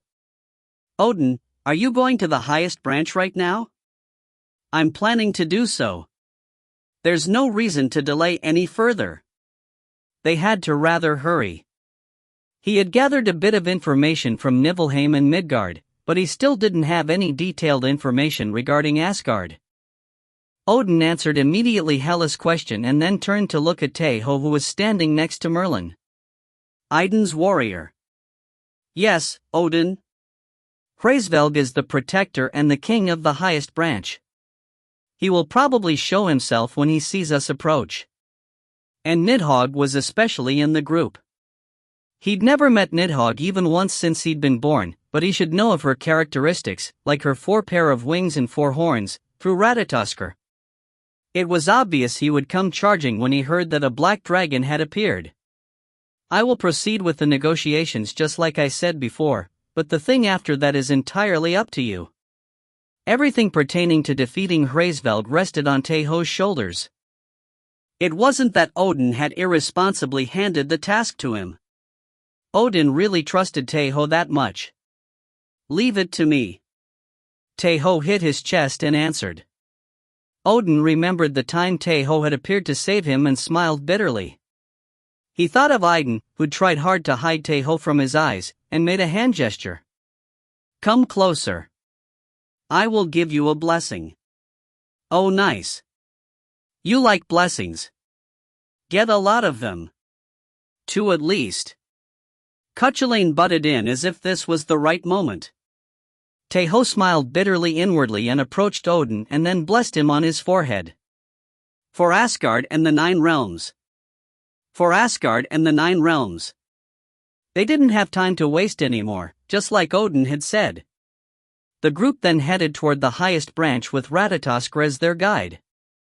The world tree, Yggdrasil, could be said to be a kind of system that was a composition of the world itself. Because of that, the world tree wasn't only what one could see. The world tree passing through Niflheim, Midgard, and Asgard was merely the corporeal part of the entire tree. Hraesvelg knew this fact instinctively. He couldn't explain it in detail, but he could feel it. There isn't only one path that leads to the highest branch. There were several other paths that led to the highest branch aside from climbing the materialized tree. And the path Ratatoskr used was certainly a path they couldn't see.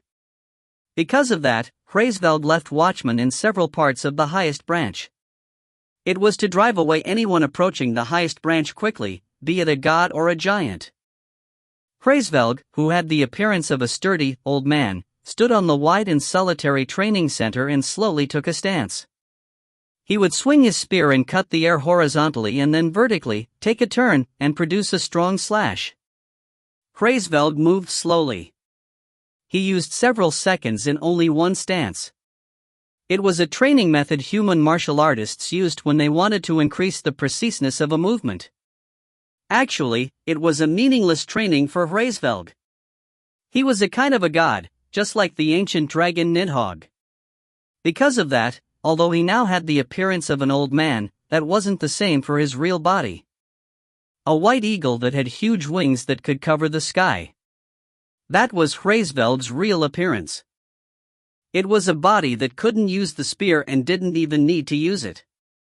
But Hraesveld still trained in his spearmanship. It was to become similar to the great hero that remained in his thoughts. A clean stab. Hraesveld pulled back his spear and let out a long sigh. He should have moved on to the next movement here, but he frowned and turned around. Young sparrows were flying towards him in a hurry. Hraesveld Nim. Hraesveld Nim. It appeared. Appeared. An infiltrator.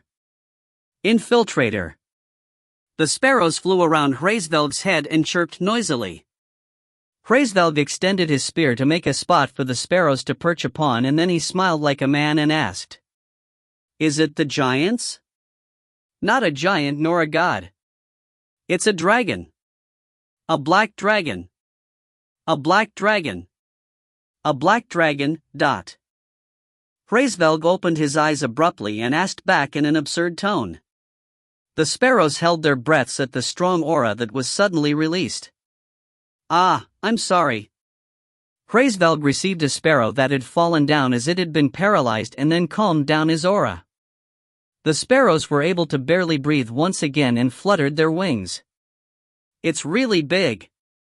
It has poison in its body. And has 4 pair of wings. It also has 4 horns." Hraesveld gulped dry saliva. He barely suppressed the aura that was about to come out reflexively and held his breath. 4 pair of wings and 4 horns.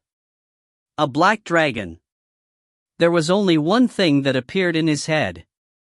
And right then, a black and huge bird came flying from far away. Hraesveld Nim. It was Hraesveld's aide, Vedrfolner. She usually transformed into a woman of long black hair first to express etiquette, but she didn't have the leisure to do so this time. She yelled towards Hraesveld while being in the shape of a bird.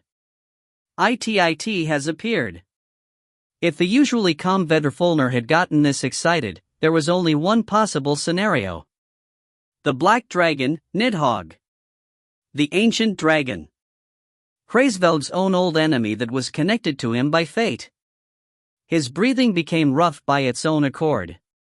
He felt that the beats of his heart had started to shake, and he clenched a fist in anticipation. He remembered the fight against the great hero he could still remember clearly when he closed his eyes. The excitement from that time surged up naturally, and an equally natural smile was slowly drawn upon his face. A final and decisive battle. A duel that put the fate of the world in the line. The day he had waited for 1,000 years. He could die in this battle. His opponent was the ancient dragon that resented the world. Perhaps, this may become the last day for Hraesveld. But he had no regrets nor fear. If he could pour all he was capable of. "Let's go. Lead the way, Vedrfolner." His voice was strangely calm compared to his hot chest. His eyes were also calm. The sparrows' hearts were moved by the current, hero-esque image of Hraesveld. Vedrfolner was about to burst in tears, but she held them back. It was the moment her master had waited his entire life for. She couldn't scatter her feelings with mere tears. "I will lead the way, my loved master. King of the highest branch, dot." Hraesveld looked at the sky and took a deep breath. He calmed down his hot ambition that burned like the sun and jumped to the sky. Episode 41, The Highest Branch, 3, End. TL Note, thanks for reading. Episode 41/Chapter 4, The Highest Branch, 4. TL, Subak. Ed. The highest branch wasn't a branch like its name implied. It was a small world that was stuck to the world tree just like Midgard and Asgard. Hraesveld flew in the sky in a majestuous manner. Vedrfolner flew a bit ahead than him to lead the way, and the sparrows that were riding on her back chirped and yelled. "The king is going. The king is going to fight against the black dragon." The birds that had a good hearing heard them. The birds that were uneasy because of the sudden appearance of the black dragon got happy and flew up. They then followed the track of their king. Hraesvelg didn't stop his citizens. It was because it would be better to have more witnesses in the great duel that would take place in a moment. But of course, Hraesvelg wasn't planning on putting his citizens in danger in vain as he was a king. He was planning to not let them approach to a certain range as they could get swept in the battle against Nidhogg. My king! My king! Our king! King of birds! The protector of the highest branch! The birds started to gather one by one and yelled together. Hraesvelg was a king that was loved by everyone as he protected the highest branch for 1,000 years since he climbed to the throne. They knew well about the black dragon Nidhogg thanks to the squirrel beast Ratatoskr, the manifestation of all the evil in the world. But they weren't afraid as the White Eagle King was with them. They were sure he would defeat a mere black dragon. Hraesvelg first headed to the core of the highest branch instead of going to the outer regions where the black dragon had appeared at. It wasn't to make more citizens follow him. It was because his real body was asleep in that place. Wake up, my body. The time has come. When Hraesvelg stood in the air and mumbled something, the entire highest branch started to shake. The birds that were gathered were afraid but happy at the same time. They closed their beaks tightly and concentrated. A huge flutter of a wing shook the world. The two wings that got spread while breaking the silence hit the air once again and Hraesvelg's original body appeared. The eyes of the sparrows that were riding on Vedrfolnir widened, and that was the same for the ones that had already seen the real appearance of the king and for the ones that were looking at it for the first time. If you connected the extremes of the wings, you could imagine that it was a big and wide plains. It was a huge existence that could create whirlwinds with a stroke of its wind. Hraesvelg's original body was a kind of a magic armor just like Nidhogg's body. A pure white eagle that had no stains. Hraesvelg looked at his own body with a satisfied expression and then took a step. He stepped on the air and then moved to the head of his original body. Vedrfolnir transformed into a beautiful woman and stood next to the king, and the sparrow sat in her shoulder and praised his greatness. Hraesvelg fluttered his wings once again. The ground shook once more and the white eagle crossed an incredible distance in a moment. It's the king! It's the White Eagle King! The king is going to fight against the black dragon! The citizens of the highest branch yelled with all their strength. They were also really excited right now. This was also Ratatoskr's merit. The citizens imagined their king defeating the black dragon and fluttered their wings even more strongly. And Hraesvelg finally reached the outside perimeter along his people. He opened his eyes sharply and looked at the black dragon. A black dragon that had 4 pair of wings and 4 horns, just like the sparrows had said, was standing still. It looked just like a black and huge mountain. It's smaller than I thought. An eagle was an animal which wings was bigger than its body, so just by looking at their size, it didn't seem like there would be much difference between Hraesvelg and Nidhogg. But perhaps it was an obvious thing. Because Nidhogg was the fated enemy of Hraesvelg. The story would fit if they were of a similar size. The dragon that had a poisonous fog around it didn't move, as if it had really become a mountain. Hraesvelg made his citizens stop and flew ahead alone. About 200 meters with Nidhogg. It was a really long distance that people wouldn't be able to speak to each other, but it was plentifully close for huge existences like Nidhogg and Hraesvelg. Based on Ratatoskr's words, the normal thing would be for the dragon to launch a surprise attack first, but it rather waited calmly for him. It was a strange thing, but Hraesvelg could find out the reason for it. It was also waiting for the destined duel. A smile spread in his mouth by its own. Right, it was a battle against its old enemy connected by fate. No matter how much of an evil creature it was, it would at least want to duel properly. Hraesvelg stood on the head of his original body and looked at Nidhogg's head. It was a distance that made people seem like dots, but this didn't impede the eyes of the Eagle King at all. He could see the scene of 200 meters ahead as if it was right in front of him. There was a black-haired warrior standing on the head of Nidhogg. A tall stature and trained body. Clear features and a strong resolution in his face. Is that Nidhogg's essence? And it was at that moment. The one that was estimated to be Nidhogg's essence opened his mouth and shouted in a loud voice. It seemed like he had used some mystical power that his voice was heard clearly regardless of the distance. King of Birds Hraesvelg. I'm called Tae Ho, the commander of Idun's legion. Idun's commander? Are you a warrior of Valhalla? That's right. Hraesvelg's eyebrows twitched. It wasn't only because his guess that the man was Nidhogg's essence was wrong.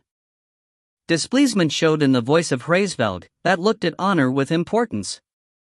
Bastard! Asgard fell in danger, but it seemed that a traitor has appeared. For a warrior of Valhalla to join hands with Nidhogg. Hraesvelg had no relationship with Valhalla, but it didn't matter. How could a warrior of a god join hands with the evil dragon? Treason was especially one of the things Hraesvelg disliked a lot. As he looked at the warrior with eyes filled with contempt, Tae Ho answered with his head high as if he didn't care at all. That's not the case. I'm a warrior of Valhalla that fights for Asgard in the 9 realms, and the king of gods Odin will prove this. It's true. Idun's warrior is an outstanding warrior even in Valhalla. Odin, that was seated a bit farther from Tae Ho, said in a low voice. Hraesvelg couldn't see Odin as he was concentrated on the man estimated to be Nidhogg's essence and asked in a surprised voice. Odin? You were alive? I could survive thanks to Idun's warrior. Odin smiled bitterly and said. His voice and looks didn't seem to be forced at all. Hraesvelg got perplexed. He didn't know about Idun's warrior, but it was hard to imagine the king of gods to join hands with Nidhogg. But this was reality occurring in front of them. Hraesvelg yelled bluntly. It's fine whatever it is. I don't care if it's the king of gods Odin or a warrior of Valhalla. The important thing is that the black warrior Nidhogg came to the highest branch. The white eagle Hraesvelg didn't miss the main point of the problem. Only the truth that Nidhogg had infiltrated the highest branch was important. Tae Ho nodded. He yelled in a pleasant voice as it was flowing as he wanted to. You are right, Hraesvelg. The important thing is Nidhogg. Come greet her. Tae Ho stood to a side and then, one of the rocks in Nidhogg's head split up and 2 people showed up. Women? They were both women. One was a tall and slender woman that had long black hair, and the other one was a white-haired woman that was dressed with the uniform of Valkyries. You could know who was Nidhogg's essence at a glance. The white-haired Valkyria Denmaha stopped at the entrance and the black-haired woman Nidhogg walked ahead. But it was at that moment. Kayak. Nidhogg, that took a step with a stiff expression, was about to fall down. Denmaha asked hurriedly as she got surprised. Are you fine? Yes. I'm fine. I didn't fall down. For her to almost fall down as she tripped with a rock. Nidhogg cleared her throat several times as it was embarrassing and then stood next to Tae Ho with still stiff movements. She then looked at Hraesvelg and waved her hand shyly. Hello? I'm Nidhogg. I wanted to meet you for a while. I also heard many things from Ratatoskr, although they weren't good things. It's fine as it's all a misunderstanding. Hi anyways. She hesitated for a moment and then increased her voice at the last part. She even smiled brightly. But the reply that Nidhogg wanted didn't return. Odin turned his head and held his laughter, and Tae Ho gritted his teeth to maintain his expression. When Nidhogg became dispirited and shrugged her shoulders, a reply came from the side of Hraesvelg. It was Vedrfolnir. Bastards! You dare to insult the king of the highest branch. You dare bring a fake to this place. There was nothing more evil. How could they bring a childish girl like that and say that she was Nidhogg's essence? Vedderfolner glared at Tae Ho's group with eyes filled with displeasement. But something completely unexpected came out from the mouth of Hraesvelg. She's real? What? She is really Nidhogg. Vedderfolner blinked as she didn't understand what Hraesvelg was saying, but he didn't say anything else. Actually, Hraesvelg also wanted to yell like Vedderfolner to bring the real deal. But he could know. Because he was connected to her by fate. The one in front of him was Nidhogg indeed. She was the black dragon Nidhogg. That's why Hraesvelg decided to think in another perspective. He spoke with the voice he managed to squeeze out. Nidhogg, stop acting. I heard that you were an evil existence, but you have crossed the line. Your actions right now aren't right manners when facing your destined enemy. He had expected the fated duel while thinking that the dragon was an evil existence, but wasn't it too much that it was acting like that? But reality always surpassed your imaginations. And I, Nidhogg, didn't act. I'm not evil. Tae Ho Master and Adenmaha said that Nidhogg was good, but Nidhogg spoke back while being aware of her surroundings. Adenmaha clenched her fist towards Nidhogg, telling her to cheer up, but that wasn't the case for the others. Odin couldn't endure his laughter and turned around, and Tae Ho pinched his thigh. That damned. Vedderfolner trembled. She couldn't endure looking how her loved king got despised anymore. Nidhogg. I know too well that you have tried to make the world tree fall by eating the roots. How do you dare act as an innocent kid? I didn't. I don't eat the roots. It's bitter and not tasty. The food Haida or Adenmaha makes are much more delicious. It was true. Nidhogg really disliked eating the roots of the world tree. Vedderfolner staggered. Strength was taken away from her body as Nidhogg's words were heard sincerely. Yo, you bitch. I remember the curses you had told to Hraesvelg Nim. I'm sorry. Ratatoskr forced me to do it. I'm sorry. It said that it would leave if I didn't. Nidhogg started to sob as she was really sorry. Her crying look looked really sad and poor. Hey, why are you making a kid cry? What did she do wrong? Adenmaha yelled. Vedderfolner, that was already in a groggy state, put an even dumber face. What? Make a kid cry?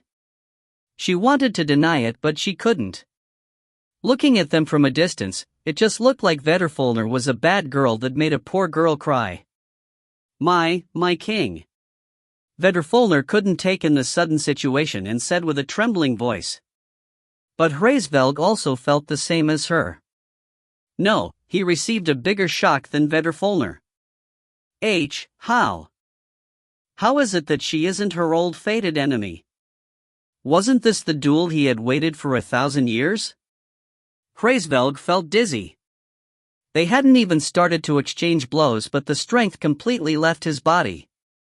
It felt like the sky turned yellow. The sparrows that were sitting in the shoulder of Vedderfolner got excited at the perplexity of their king. They, that were simple, thought that Nidhogg was acting. They crossed a distance of 200 meters in an instant suitable of being messengers and started to attack Nidhogg. Bad girl. Bad girl. But they were still sparrows. The only thing sparrows the size of a fist could do was to fly around Nidhogg's head and peek it. Originally, he had to stop the sparrows. They were weak creatures that could die by one attack of an enraged enemy. But there was no need to do so, and that fact made Hraesvelg feel more tired. Kayak. Don't do it. It hurts. I don't like things that hurt. Nidhogg couldn't even think about hitting the sparrows and just covered her head. Adenmaha and Tae Ho chased away the sparrows in her stead. An act. Vedderfolner couldn't finish speaking. Hraesvelg closed his eyes tightly. He didn't want to see anymore. Didn't want to hear anymore. The fated enemy that was connected to him. A destined duel against the devil that threatened the world. It wasn't something like this. The duel he had dreamed for a long time wasn't something like this. Hraesvelg showed tears in a really long while. They were tears of remorse that flowed down from a deep part of his heart. My king, ... Vedrfolnir also started to cry. She felt like her heart got torn when she looked at her king being sad. She felt so absent-minded that she couldn't even think about Ratatoskr. But it was at that moment. Hraesvelg! Tae Ho yelled once again. He glared at Hraesvelg, that turned to look at him reflexively and said, "We need your help to take back Asgard. That's why I have a proposal to make to you." Hraesvelg, that didn't even want to think anything by now, didn't show any reaction. Tae Ho yelled once again. "I request a duel with you as the commander of Iden. If I win, help us on taking back Asgard. As I am Nidhogg's master, she will also participate in the duel." Yes. I can fight well if it's with Tae Ho master," Nidhogg said. At that moment, Tae Ho activated the one that controls dragons, and at that time, the attribute of the aura covering Nidhogg's body changed. The Black Dragon Nidhogg. A strong aura that suited an ancient dragon. It was the same to when she stood on the battlefield of Niflheim.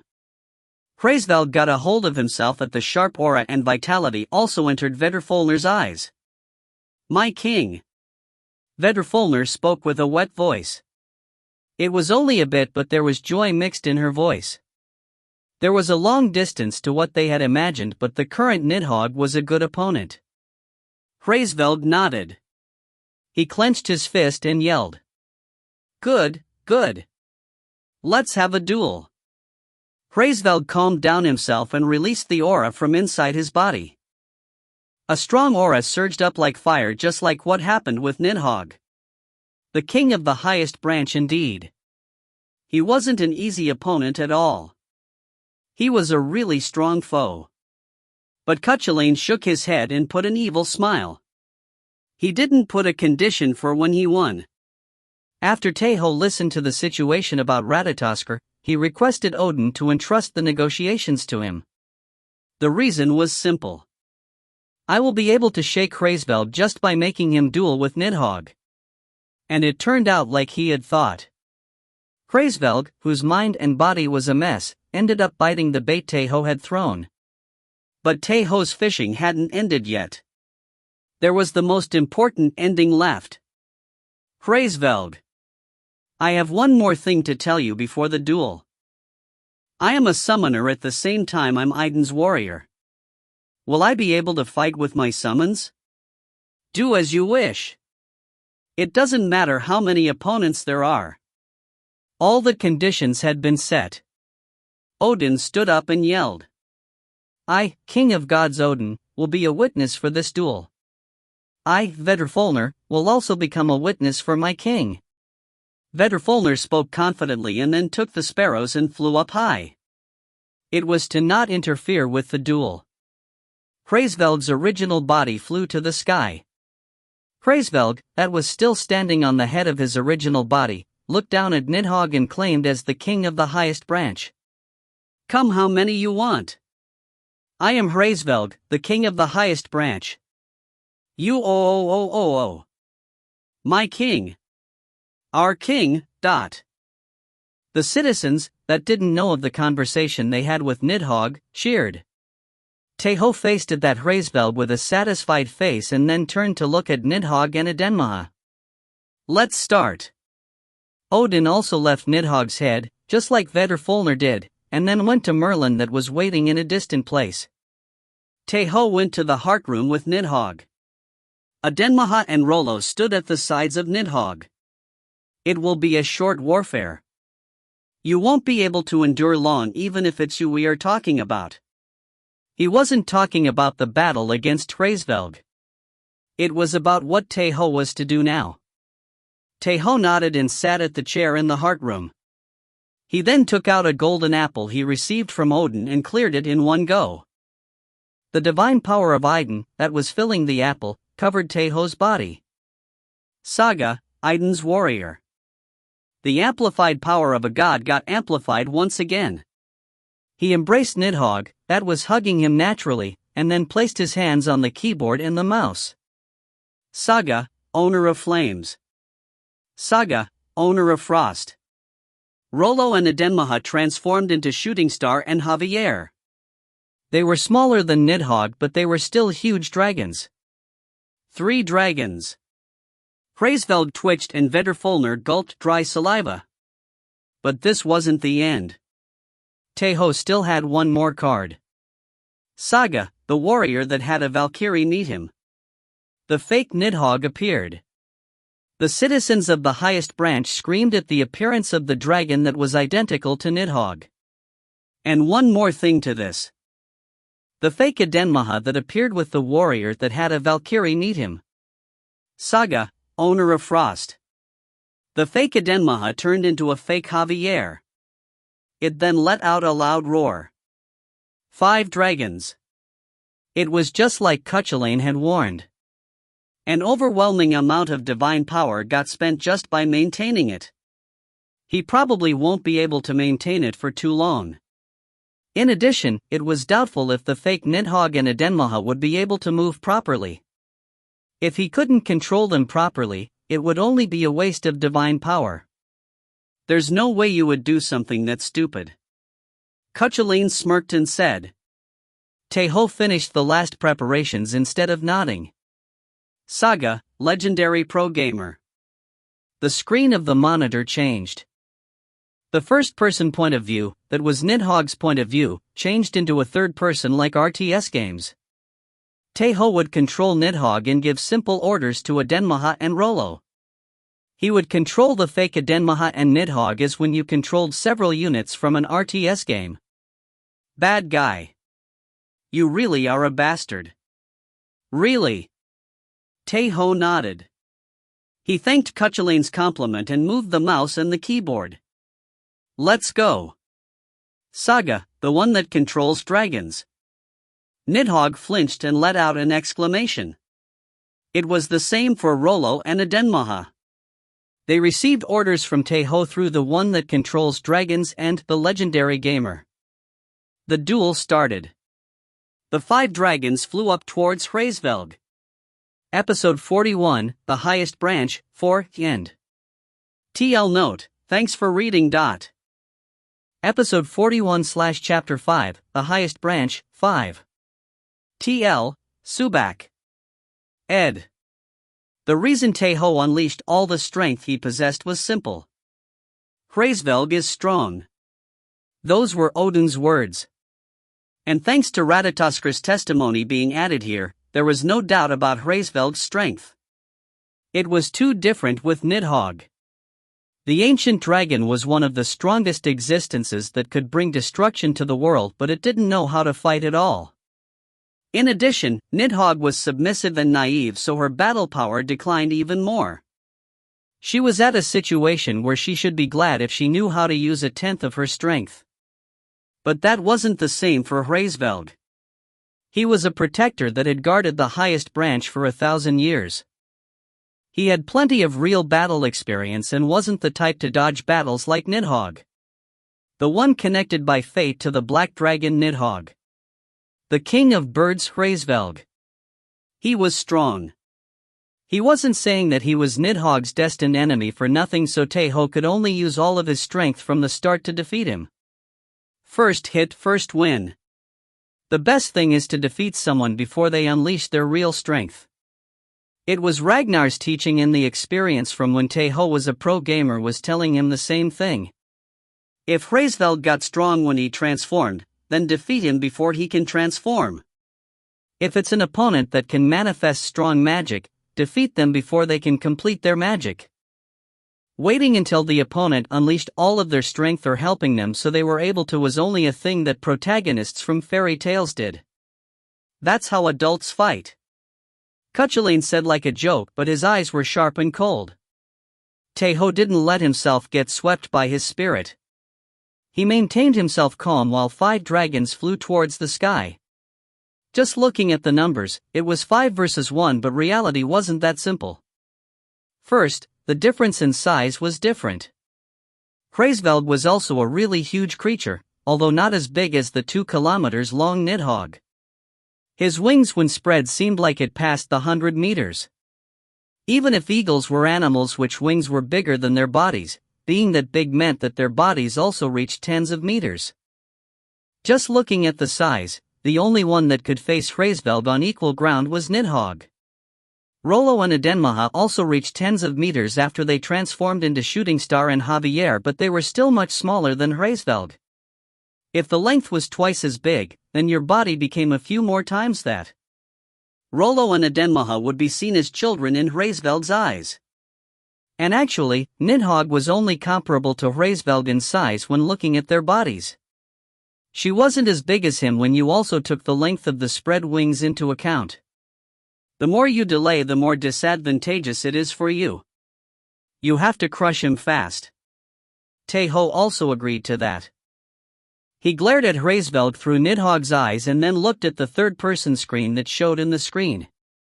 He quickly moved his hands and ordered. Hraesvelg spread his wings. He fluttered once and the ground shook. The moment he surged up, a strong wind became a wall and covered the heads of the 5 dragons. It was an overwhelmingly strong wind. Tae Ho placed Nidhogg, that was the strongest, at the front and pierced through the wall of wind. Adenmaha and the fake Adenmaha stuck close to her and elevated, and Rollo placed the fake Nidhogg in front of it and headed to Hraesvelg's rear. Looking at humanity's long war record, the strategy in a war served to accomplish one objective: surround and defeat. Big numbers would surround a minority and destroy them. Even if the total number of the enemy was higher than the allies, they took into account that they were in their local territory where they were bigger in number. Tae Ho was loyal to the basics. Nidhogg charged towards Hraesvelg and opened her mouth, and Adenmaha and the fake Adenmaha, that easily passed through the wall of wind by sticking close to Nidhogg's tail, flew sideways and attacked Hraesvelg's sides. The citizens of the highest branch gulped dry saliva, and a part of them let out a gasp. Right at that moment, a strong poison got fired from Nidhogg's mouth. It was a strong poison that seemed like it could melt everything it touched, and even if the opponent dodges it, they can only get infected. But Hraesvelg flew up once again instead of fearing it. A strong wind than the first time got generated to form a whirlwind and scattered the poison Nidhogg spat, and a part of them even flew towards Adenmaha and the fake one. Adenmaha and the fake Adenmaha hurriedly let out a breath and froze the poison and the wind altogether. Hraesvelg laughed and attacked Nidhogg. There was still the remnant of the poison, but he just ignored it. He had no need to fear the remnants, now that it wasn't even the original attack. Hraesvelg had prepared a long time for this battle. Although the shape was a bit different to what he was expecting, it wasn't that everything he had prepared had become useless. The first time he realized Nidhogg and him were old enemies, he didn't save time on increasing his resistance towards poison. It was an obvious thing, as he would be fighting the black poisonous dragon. Hraesvelg pierced through the wind mixed with poison and attacked Nidhogg. It was a sharp and fast movement, like a mother bird snatching her prey. But Tae Ho moved Nidhogg's body as if it was his own and dodged Hraesvelg's attack. He had barely managed to dodge it by twisting Nidhogg's body, so he couldn't even think about counterattacking. But she wasn't the only one that was at this place. Adenmaha and the fake Adenmaha, that flew on top of Hraesvelg's head, fired an ice breath at the same time. Hraesvelg snorted and showed a movement normal birds couldn't even imagine. He started to drop down from the sky and then turned his body at a 180 degree to surge up and hovered on top of the head of Adenmaha and the fake Adenmaha. This attack is what you call a barrel roll. The both of them let out a gasp and got bewildered. Nidhogg also expressed perplexion with a really surprised face. Hraesvelg fluttered his wings strongly. He tried to make Adenmaha and the fake Adenmaha crash by creating a strong wind. The two dragons fly desperately and let out screams, and Hraesvelg gathered all attention on him. "My king!" Vedrfolnir screamed. Hraesvelg, that was about to attack Nidhogg after sweeping down the two dragons, knew instinctively what Vedrfolnir's scream meant. He turned his head and rolled his eyes. He released his spirit and checked his surroundings. Adenmaha, that had pretended to act as if she was crashing, smirked.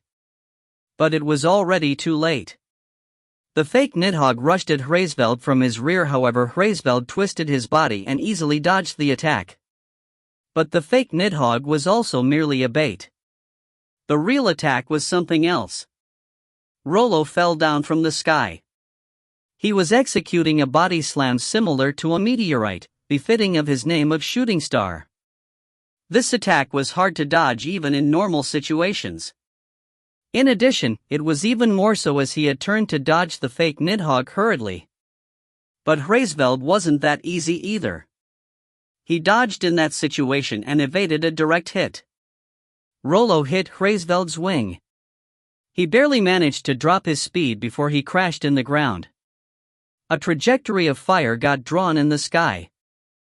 Hraesveld tried to flutter his wings and regain balance, but this time, Nidhogg charged towards that Hraesveld. She opened her mouth widely as if she was trying to bite him instead of firing poison. Bastard! Hraesveld roared and also opened his beak widely. It was to fire an overwhelming amount of magic power. But Nidhogg didn't stop and Hraesveld didn't hesitate and fired out his magic power. He fired away an incredible power that could seal even the movements of Hraesveld himself. Saga, the warrior that had a Valkyrie meet him. Right at that moment, Tae Ho activated his Saga. He changed the locations of Nidhogg and the fake one. Hraesveld's magic power hit the head of the fake Nidhogg and broke it down. And right after that Nidhogg, that had moved to the location of the fake Nidhogg, that was at the rear of Hraesveld attacked him. This time, Hraesveld had no means to dodge this attack even if it was him. Nidhogg bit Hraesveld's wing. Half of what she had bit were feathers, but there were some fangs that had penetrated Hraesveld's skin. Nidhogg inserted poison in Hraesveld's wings as if she had become a snake. Adenmaha and the fake one didn't stay still either. They sat on Hraesveld's back, now that his movements were sealed, and pushed him to the ground. Qua gone. Hraesveld crashed on the ground and a great shockwave swept the surroundings. An explosion shaking the ground got set off and a dust cloud arose to the sky. The process became different, but the results was as planned. Adenmaha fired an ice breath along with the fake Adenmaha and glued Hraesveld to the ground. Nidhogg just focused on pressing down Hraesveld instead of attacking him. But even so, Hraesveld was in good shape. As he put strength in his wings, a crack got formed in the ice made by Adenmaha. Nidhogg's body moved up and down. Rollo fluttered his wings in the air and glared at Hraesveld. It was to transform into a meteorite once again and attack him. Adenmaha and the fake one fired out an ice breath once again. Their task was to restrict Hraesveld's movements however they could. Nidhogg moved from Hraesveld's wings to his body. She spread her arms and legs widely and focused on pressing him down. Hraesveld tried to fly once again. The ice broke down and the three dragons shook. But he couldn't fly this time either. Tae Ho gulped dry saliva and handed over the mouse and the keyboard to Nidhogg. I will leave it to you. Yes, yes.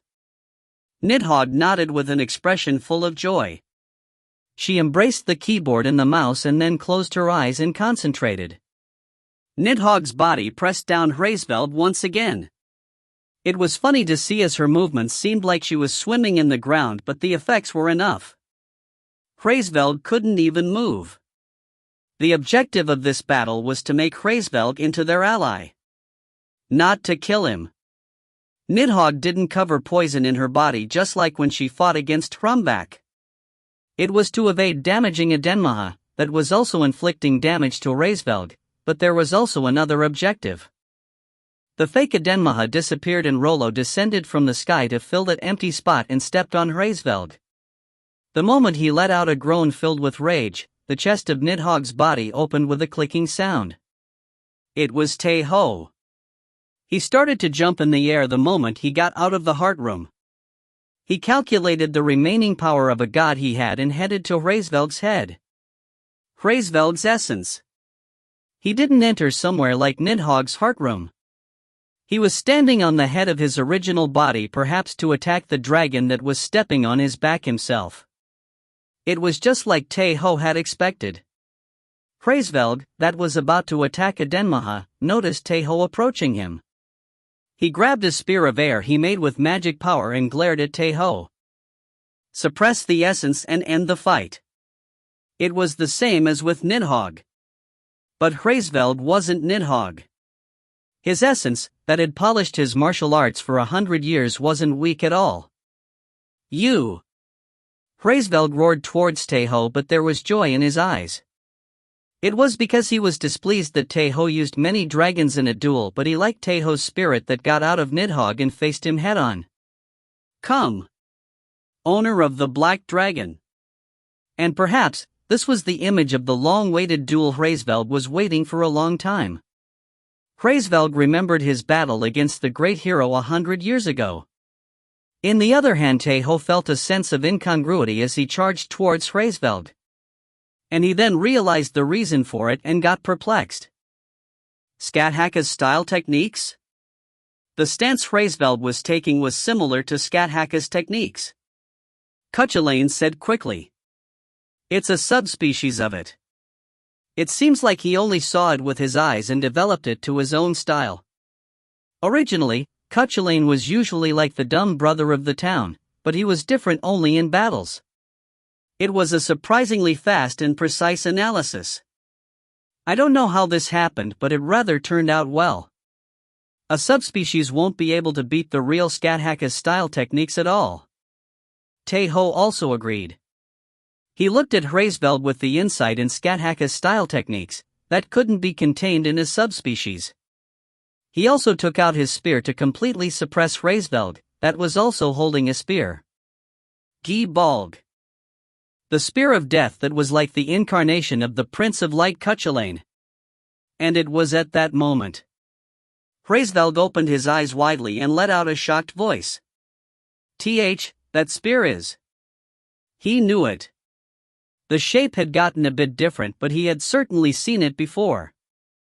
Hraesvelg couldn't speak as he was really surprised. It was to the point that he couldn't even breathe properly, although for a brief moment. And Tae Ho didn't let that opening go to waste. He got loyal to Ragnar's and Cuchulainn's teachings. Strike first, win first. He had plenty of time to hear why Hraesvelg got surprised at a later time. The attack that was like thunder that started from Tae Ho's hands extended to Hraesvelg's chest. Episode 41, The Highest Branch, 5, End. TL Note, thanks for reading. Episode 41/Chapter 6, The Highest Branch, 6. TL, Subak. Ed. The higher your comprehension you had in the sentence of the Milesians, you could unleash a higher skill compared to that. Tae Ho had increased the comprehension he had towards almost all weapons significantly in the 2 years he spent in the Tower of Shadows. Gi Balg was especially a weapon that needed a high comprehension rate, but the reason Tae Ho was able to use it was because he used it frequently, but also because he had Cuchulainn's help. Cuchulainn transmitted his strength through the sentence of the Milesians. He made Tae Ho's spearmanship much stronger and quicker. Wind Walk. One of the 3 stages Skathaka's style techniques had. The moment Tae Ho charged forward, he became the wind. No, he became an existence quicker than gale and crossed the air. The wind walk wasn't simply a technique that granted you fast movements. It gave you a natural movement like the wind. That was why it was hard to catch. Even if you were someone that could catch up to that speed, your reactions became dull by 1 step in front of the wind walk. In addition, Hraesvelg was currently taken aback with something else. The moment he realized Tae Ho's stab, Gi Balg was already stabbing his chest. The straight attack that was like thunder entered Hraesvelg's chest regardless of the strength behind it. Kuhak. Hraesvelg got pushed back helplessly and vomited blood. It was only this much as he only received the tip of the spear and not the complete blade. If he had been stabbed completely, it wouldn't have ended with this much. Hraesvelg didn't groan even at the pain that seemed like his chest turned to dust. He rather opened his eyes widely and glared at Tae Ho. Water flow. Tae Ho used Skathaka's style techniques instead of attacking Hraesvelg immediately. It seemed like he was just standing in place, but Hraesvelg didn't look at it that way. Tae Ho looked like the water of a flowing river that couldn't be grabbed by your hands. No way. Hraesvelg felt his consciousness dim once again. It was unavoidable. He had seen those stances in the past. The duel against the great hero he would never forget. So that is the case. Hraesvelg got sure of it. Iden's commander was certainly a predecessor of the great hero. His spear and the techniques he used were proof of it. Hraesvelg laughed. The pain in his chest still remained, but his smile didn't fade away and even let out a strange sound. It was a duel he didn't like. It was because the duel he had dreamed for a long time had dissipated pitifully and just accepted the duel half-heartedly. But it was now different. He wanted to fight. He wanted to execute the skills he had polished for 100 years to the predecessor of the great hero. Hraesvelg took a stance naturally. It was a stance that was similar to water flow. Cuchulainn opened his eyes sharply and said, "Energy is returning to his body. It seems like he has just turned on his engine." So he was a pervert that enjoyed getting hit. To smile like that after he got hit that much. But of course, half of it was a joke. He had cracked that joke to ease Tae Ho's tension. Just by looking at his aura, he has enough to easily overcome a superior ranked warrior. Hraesvelg's essence was strong.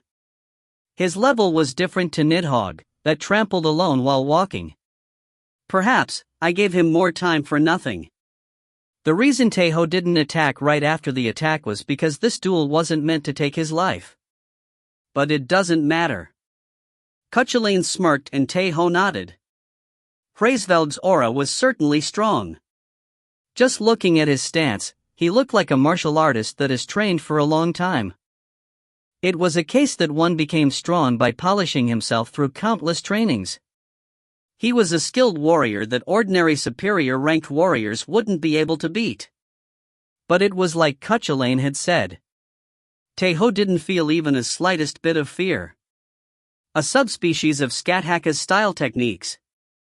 It was Hraesvelg's martial arts. He was a superior warrior that had developed himself by his own and reached a considerable level. But Tae Ho didn't look at him that way. He could obviously see the secrets behind the technique and know its weaknesses just by looking at it. And the reason for that was because Hraesvelg's martial arts was a subspecies of Skathaka's style techniques. Hraesvelg's spear was fast. It was sharp and also strong. But it couldn't hit Tae Ho. Tae Ho perfectly dodged Hraesvelg's attack as if he already knew where his spear was going to hit. He rather aimed for the moment Hraesvelg wouldn't be able to dodge and unleashed a perfect counterattack. It was a one-sided fight. If you saw it at a glance, it looked like Hraesvelg was pouring down attacks and pushing back Tae Ho, but that wasn't actually the case. Hraesvelg only hit the air and wasted strength. Each one of his attacks had strength that shook the ground with its aftershock, but it didn't matter as they didn't hit. There were times that his spear clashed against Tae Ho's, but there was no sound that tore the air. It was because Tae Ho swiftly pushed away Hraesvelg's spear as if water pushed you away. Hraesvelg increased the speed behind his attacks to increase the number of attacks, but it was pointless. The faster and fiercer his attacks became, the more strength and stamina he spent. Tack! Tack! Tack! The shaft of Gibalg hit Hraesvelg's shoulders, thighs, and back of his hand. The attacks perfectly cut off the flow of Hraesvelg's attacks, so his techniques broke consecutively. There was joy and despair mixed in Hraesvelg's face. The duel against the great hero was giving him endless happiness, but the fact that he couldn't even touch the great hero after 100 years of training made him feel despair. Tae Ho calmed his breathing. He dispelled Rolo's and Adenmaha's transformation and sent back the fake Adenmaha, but he had used too much power of a god. The situation could be turned around if he didn't end it now. Lightning strike. Tae Ho, that was on the defensive, turned to the offensive and Hraesvelg's posture broke with just that. Tae Ho pushed back Hraesvelg mercilessly. The blade of Gibolg, that was said to contain the power of a curse, was really sharp. Hraesvelg got covered in wounds in an instant and ended up dropping his spear. Rock smash. Tae Ho unleashed the last attack on Hraesvelg's thigh. Hraesvelg couldn't endure it anymore and collapsed. Hraesvelg looked up at Tae Ho. Gibolg was already at his neck. Kill me. Hraesvelg closed his eyes and said, but Tae Ho put away his spear and shook his head. He contained the words that would work the best to the current Hraesvelg. You are the king of the highest branch. Your life isn't yours alone, so treasure it. The effects of Bragi's rune was tremendous. Even he thought that it was a cheesy line, but he said it really naturally and in a really cool way at that. Cuchulainn let out a groan as if it was painful, but it was different for Hraesvelg. He put a really surprised face and then got moved. He smiled as he didn't only lose in skills but also in heart and said, I have lost. It's your victory. It was a fresh smile towards the clean duel, rather than despair about defeat. You are putting that arrogant posture until the end. Tae Ho listened to Cuchulainn's snort and put away Gibolg. He extended his hand towards Hraesvelg and said, It was a nice duel. I have also learned a lot. Hraesvelg would be fighting with them, so it was a good thing in the end. In addition, Tae Ho wouldn't have been able to use that easily if Hraesvelg hadn't used a subspecies of Skathaka's techniques. Hraesvelg looked at Tae Ho's hand with a dumbfounded face for a moment and then smirked again. He put a smile and grabbed his hand. You really do look like a hero. Suitable of being the predecessor of the great hero. The predecessor of the great hero? Actually, Tae Ho was also curious. How was it that Hraesvelg could use a subspecies of Skathaka's techniques? And when did he see Gibolg? Hraesvelg nodded at Tae Ho's question. He stood up while staggering a bit because of his thigh and then asked back. That's right. Aren't you the predecessor of the great hero? You are using his spear and even his martial arts. Gibolg and Skathaka's style techniques. By now, he couldn't not know who Hraesvelg was referring to. But Tae Ho rather asked with a careful tone. Are you talking about the Prince of Light Cuchulainn? Prince of Light, that's right. That person was also called that way. Hraesvelg spoke with a voice filled with emotions and looked at a faraway place. It's something that has already passed 100 years. I have gone down to Asgard in the Great War to test my skills. I met the great hero back then and received a teaching from him. The memory of that time was still clear. My essence couldn't defeat the great hero. It ended up in a messy defeat like right now, and I couldn't endure that situation as I faced my first defeat since I was born. I forced him to make him kill me as I have lost. But do you know what he said? There was no way Tae Ho could know. Hraesvelg smirked as he put an expression that he didn't know well. He said the same thing as you. To treasure my life as a king. That my body doesn't only belong to me. Indeed, those are cool words suitable to me. Cuchulainn, that had criticized Tae Ho when he had said it, now spoke with a satisfied face. But Tae Ho didn't care that much. It was because there was something more important than that. Cuchulainn? If he had met with Hraesvelg before, shouldn't he have told them? In addition, it seemed like Hraesvelg deeply respected him. Perhaps, it may have become possible to turn him into an ally without making this much of a fuss. Cuchulainn snorted at Tae Ho's urging. I don't know, I can't remember. Do you know how many guys challenged me? I don't know if it would have been a beauty like Nidhogg. How can I remember an old man? In addition, Cuchulainn was crazy about taking revenge for Skathak and Aaron. Actually, Cuchulainn couldn't even remember the Great War properly by now. Tae Ho sighed inwardly and activated Bragi's rune. He contained words that had become much cooler than before, to move Hraesvelg's heart. Hraesvelg, king of birds and owner of the highest branch. The name of this spear is the Spear of Death Gibolg. This is the strongest spear of Eren that has been created by the Queen of the Land of Darkness Skathak and gave it to Cuchulainn, that was her disciple and the strongest warrior of Eren, the Prince of Light. Oh, that story. Hraesvelg got sincerely moved. It was partly because of Bragi's rune, but it was possible because Hraesvelg really admired Cuchulainn. Tae Ho paused for a moment to put an expression filled with sorrow and spoke with a tone that was enough to shake Hraesvelg's heart. The Prince of Light Cuchulainn, the great hero, has sacrificed himself in the Great War to save countless people. You could say that his end was a really heroical one. If he hadn't been there, the Great War would have ended with the victory of the giants. It was a voice that seemed like he would shed tears as soon as he closed his eyes. Hraesvelg put a really moved face, but Cuchulainn's reaction was completely different. Hey, what's wrong with you? Are you hurt somewhere? It was a voice that had bewilderment and embarrassment mixed in it. Tae Ho ignored Cuchulainn's words like he usually did and continued to speak. The great hero has died like that, but he chose to struggle for eternity. Can you see this spear? The great hero has left his soul inside of Gibolg in his last moment. It was for the sake of the next generation. Oh. Then in this moment, he's also. That's right. The soul of the great hero resides in this spear. Tae Ho raised Gibolg high. There was eagerness in Hraesvelg's eyes. The great hero has said that he clearly remembers you. He says that he's happy that you look the same although 100 years have passed. He also says that your skills have increased by leaps and bounds. Hey, when did I say that, huh? You are really scamming here. Is a cheat like Saga not enough for you? But Cuchulainn's yell didn't reach Tae Ho this time either. Hraesvelg took a breath and trembled because he got moved. The great hero. That's right.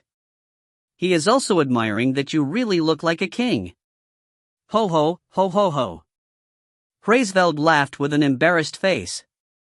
It seemed like he was trying to contain it, but you could clearly see that he didn't know how to act because of how happy he was. He really likes it. Hey, tell him clearly. Skathak's style technique is the strongest martial art, but that isn't the case for a mere subspecies. But rather, it's clear that the subspecies has a limit as it doesn't contain an essence. It will rather be better for you to learn another martial arts. The great hero says that your talent is really regretful. The teacher of the great hero is currently in Iden's Legion. He wants to introduce you to her. Oh. The teacher of the great hero. Hraesvelg's eyes shone, and at the same time, Cuchulainn raised his voice. Hey. When did I? Do you think I will leave an old man stick to our master? It seemed like he would decline, but for the reason to be that. Tae Ho, that got bewildered, couldn't ignore Cuchulainn's words this time. He asked back unconsciously. What about me then? You already have an owner. And one that is grabbing you tightly at that. He couldn't decline. Because of that, Tae Ho decided to concentrate on Hraesvelg once again instead of discussing with Cuchulainn. But it's impossible right now. Valhalla, where the teacher of the great hero resides, is currently being under attack from the giants. A voice filled with sorrow came out once again. It seemed like he had no talent in acting, but he was acting perfectly right now, maybe because of Bragi's rune. Hraesvelg fell completely for Tae Ho's act and put a serious expression. And Tae Ho saw that Hraesvelg was a fish he had almost caught. Hraesvelg, owner of the highest branch and king of birds. The great hero needs your strength. Can you accompany us? Hraesvelg nodded slowly at the question that was filled with sincerity. He put a smile suitable of a hero and said, In the first place, the conditions of the duel was that and I have lost. I have to keep my promise. It had already been decided since he said that he had lost. But regardless of that, the reason Tae Ho put effort was to make Hraesvelg sincerely help Asgard. And Tae Ho's plan had worked really well. Hraesvelg claimed in a loud voice to be heard throughout the entire highest branch. The king of birds Hraesvelg tells you. From now on, the highest branch will lend its strength to Asgard. It was the decision of their king, and the citizens of the highest branch had already seen the battle. In their eyes, the battle between Tae Ho and Hraesvelg was a cool duel that had ended by a tiny margin. They could only read the auras as they were really far, and Tae Ho had induced it to make it look that way. It wasn't a completely messy defeat. Their king had faced many enemies confidently and in the end showed a hero cleanly accepting his defeat. Because of that, the citizens of the highest branch didn't oppose to the decision of their king. They claimed that they would follow their king. It was possible, as Hraesvelg was a king that got loved by everyone. Thank you. Tae Ho requested to shake hands like he could relax a bit.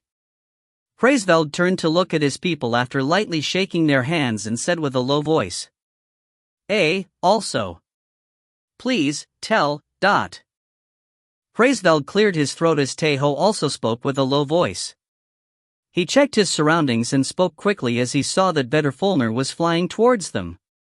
Will I be able to speak with the great hero at a later time? Not through you but directly. Hraesvelg flushed. His eyes were shining like a kid that couldn't hide his shyness. Tae Ho held back his laughter and spoke seriously. I will try to make a place for the two of you soon. I don't want to, no. I don't. A shy grandpa.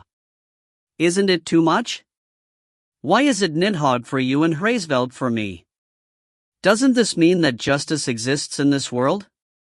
Cuchulainn cursed out at Tae Ho's answer, but fortunately, it was only heard by him.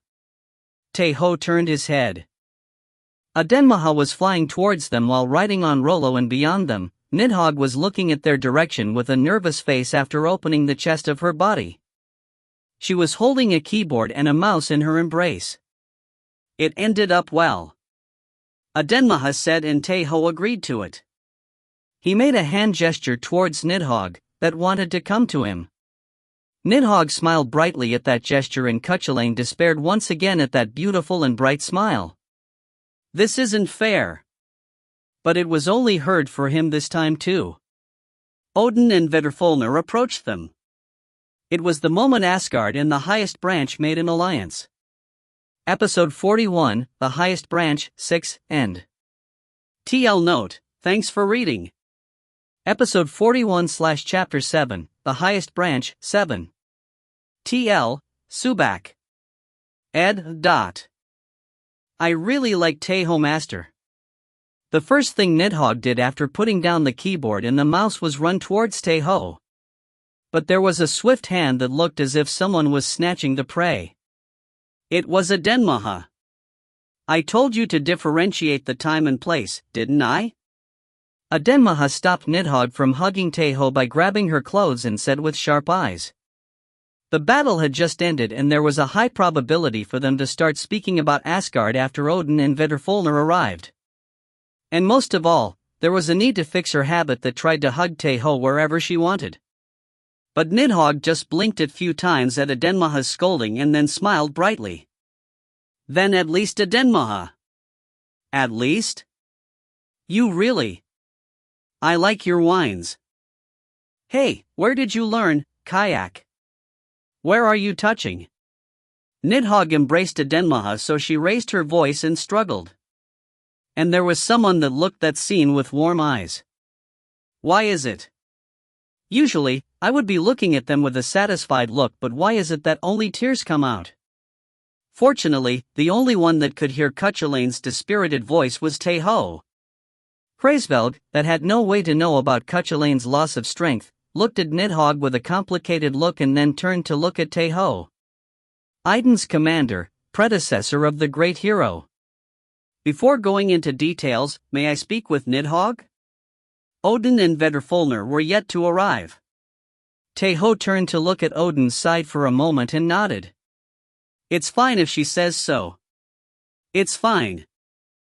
I wanted to speak with Hraesvelg for a long time. Nidhogg agreed immediately. Adenmaha gave up struggling in her embrace and dropped her shoulders. It was obvious as Nidhogg's essence was also strong, compared to Adenmaha when she was in her goddess appearance. Hraesvelg let out a sigh and fixed his expression. It was an expression suitable of the king of the highest branch. Vedrfolnir. Hraesvelg said in a low voice as soon as Odin and Vedrfolnir arrived. Vedrfolnir understood his meaning just with the look in his eyes and tone and bowed. Yes, my king. I will prepare it. Vedrfolnir started to recite a chant in a low voice. Hraesvelg then spoke to Odin. Odin, I will first take care of this side. Do it. I will wait. The god of magic Odin realized what magic Vedrfolnir was preparing with a glance. Because of that, he agreed to Hraesvelg's request without even thinking about it. It was because what she was going to do now would be of help and not obstruct them the slightest. Hraesvelg spoke to Nidhogg once again. Nidhogg, Vedrfolnir has the ability to read the memories of the one she touches. May we look at your memories? Nidhogg blinked at the polite question and then turned to look at Tae Ho and Adenmaha as if trying to get an answer. Tae Ho nodded and Adenmaha whispered in a low voice. Do it if you want to, and don't if you don't want it. The right to choice was on Nidhogg. She thought for a moment and then let Adenmaha go from her embrace. She then faced Hraesvelg with a slightly nervous expression. It's fine if you read my memories. What do I have to do?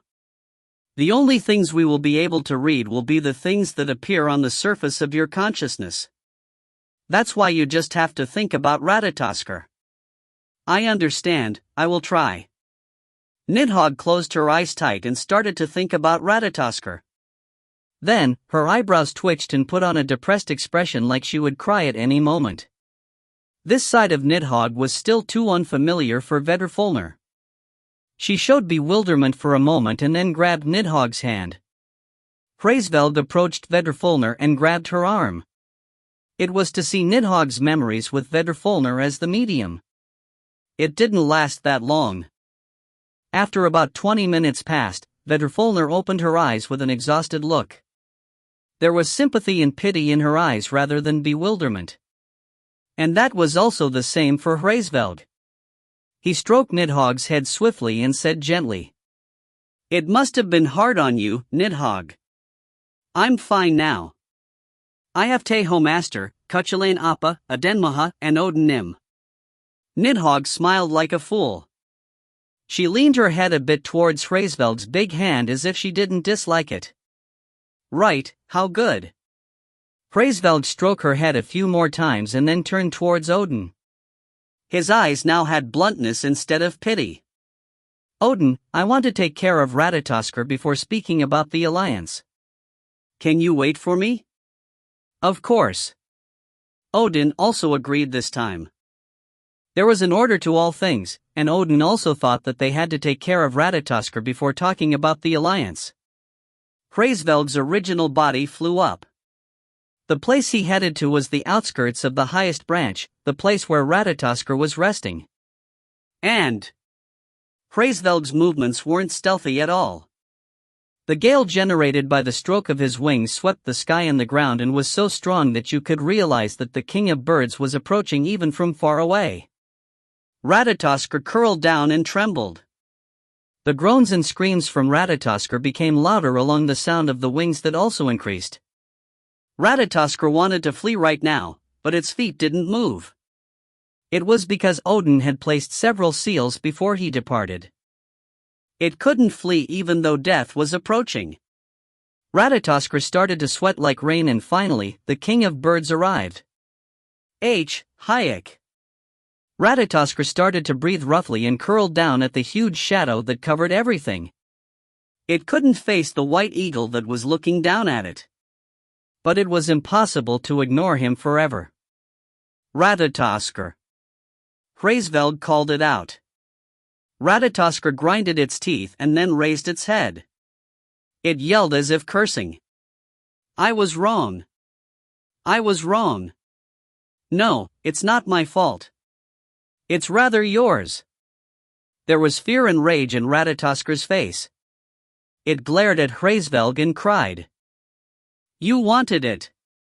You wanted Nidhogg to be an overwhelmingly evil existence. For your long enemy to be a strong existence. That's why I did it.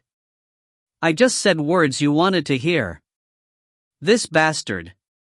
Vedrfolnir got enraged, but it was different for Hraesvelg. He didn't lose his composure until the end. There wasn't even a slightest bit of trembling in his eyes when he extended his big hand to restrain Vedrfolnir. Ratatoskr. There's something you are misunderstanding. The calm voice that was heard from the sky made Ratatoskr shut its mouth. Ratatoskr felt a terrible fear at the voice even though it didn't contain killing intent or rage. Hraesvelg continued speaking. It's true that I hoped for that. It's true that I wanted my destined enemy to be a strong one and had the rights for me to defeat it. But even so, there's something that hasn't changed. The essence of its sin. The biggest mistake Ratatoskr made.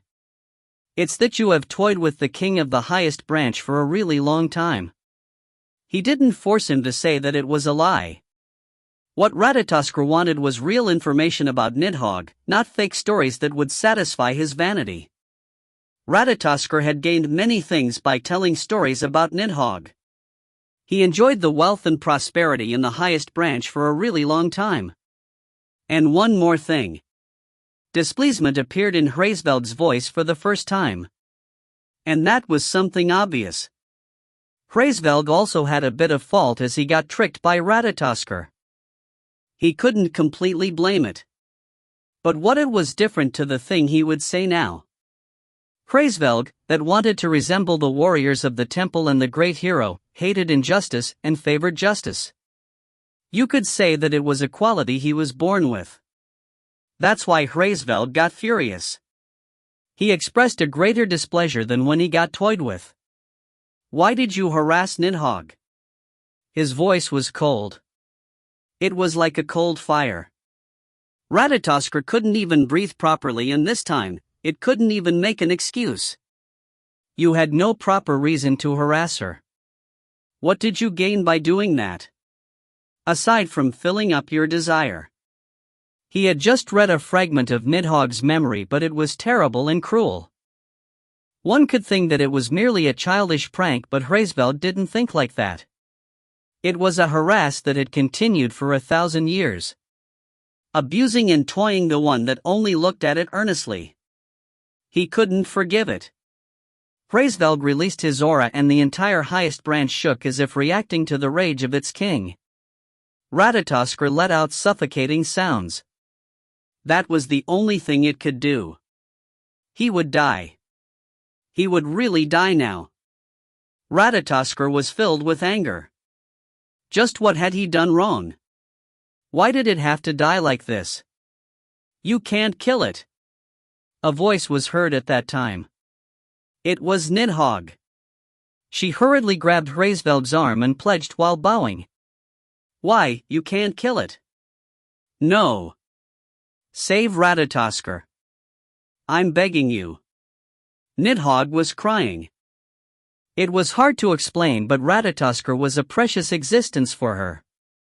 It was because Ratatoskr was the only one that had visited her regardless of the situation. Hraesvelg looked at Nidhogg with regretful eyes, and Odin also said, I'm also opposed to killing Ratatoskr. It still has its uses. There was also something they had to investigate. Hraesvelg nodded. He had already known that Nidhogg and Odin would stop him. I want to tear you to shreds for having toyed with me for a long time, but I will leave your execution for now. I will trap you in a prison for now. No. No. I don't want to. Nidhogg. Save me. Help. Ratatoskr's despair got farther. Nidhogg breathed roughly and Hraesvelg's big hand got placed in her head. Nidhogg. Nidhogg raised her head and looked at Hraesvelg. He spoke to the one connected by fate with him in a low voice. that doesn't change. Rather than thanking you for having saved its life, it would be blaming you instead. Saying that all of this happened because you got out of the roots. There were people that won't change in the world.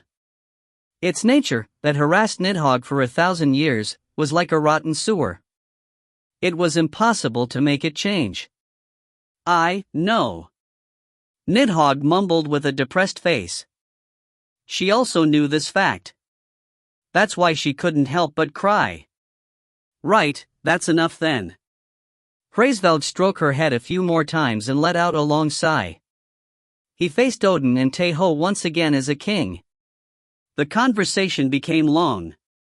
Let's return now and talk about the alliance. He would keep the promise. Hraesvelg's original body flew up once again. And the talk about the alliance didn't last that long compared to what they thought. It was because Hraesvelg requested to rest for a moment. Taking back Asgard wasn't an easy thing. Odin gladly accepted that proposal as Nibelheim and Midgard also had to cooperate. He used his crows to transmit the news to the two places. Because of that, Tae Ho relaxed at the lodging Hraesvelg decided for him. The room that had a high ceiling and had a big terrace was a really fantastic scenery, but he couldn't enjoy it properly. Right, it's time to rest by now. He had kept running since he left the roots. And he finally reached the rest point. He had entered the turning point that was Asgard's recapture. He had spent an overwhelming amount of power of a god against the battle against Hraesvelg, and the mental fatigue he had accumulated and had been ignored flowed down all at once, so he felt like he would collapse at any moment. Tae Ho lied down on the bed that was placed alone in the middle of the room. He took out Heida's letter instead of falling asleep immediately. Idun's and Heida's story. The letter of the two people that was filled with worry towards him. Heida believed that Tae Ho would be alive. She was earnestly craving for it, and that was the same for Idun. But now, he got able to go to rescue the two of them. There was no need to bury his worry towards them. Hello once again? He felt like he could hear Heida's voice, and the gentle smile of Idun popped up in his head. Nidhogg glanced at that Tae Ho from a distance. She sat at the entrance of Tae Ho's room and mumbled with a depressed face. Heida is too strong. I don't think I will be able to beat her. She didn't know if beating was the correct expression, but she felt like that. A voice was heard next to her the moment she dropped her shoulders with a teary face. What about Adenmaha? Adenmaha, I think I will be able to beat her. Because she is easy to deal with? Yes, she is Aes, no. She's not. Not at all. I will say that she's not. Nidhogg, that had been mumbling unconsciously at herself, stood up and hurriedly denied it. However, it was too late. Adenmaha, that sat next to Nidhogg and spoke with a voice to induce an answer from her, spoke with a fierce voice. You will? Ugh, you really? It hurts. Hurts. The war between dragons that has resumed once again. Usually, Cuchulainn would have already cracked a joke by now, but he was silent today. It was because he was thinking about his only master.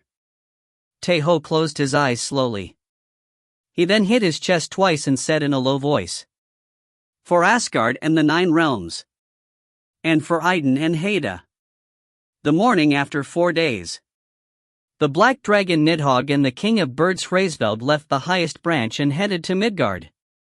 Episode 41, The Highest Branch, 7, End. TL Note, thanks for reading. If you find any errors, ads pop up, ads redirect, broken links, non-standard content, etc., please let us know. Report chapter so we can fix it as soon as possible.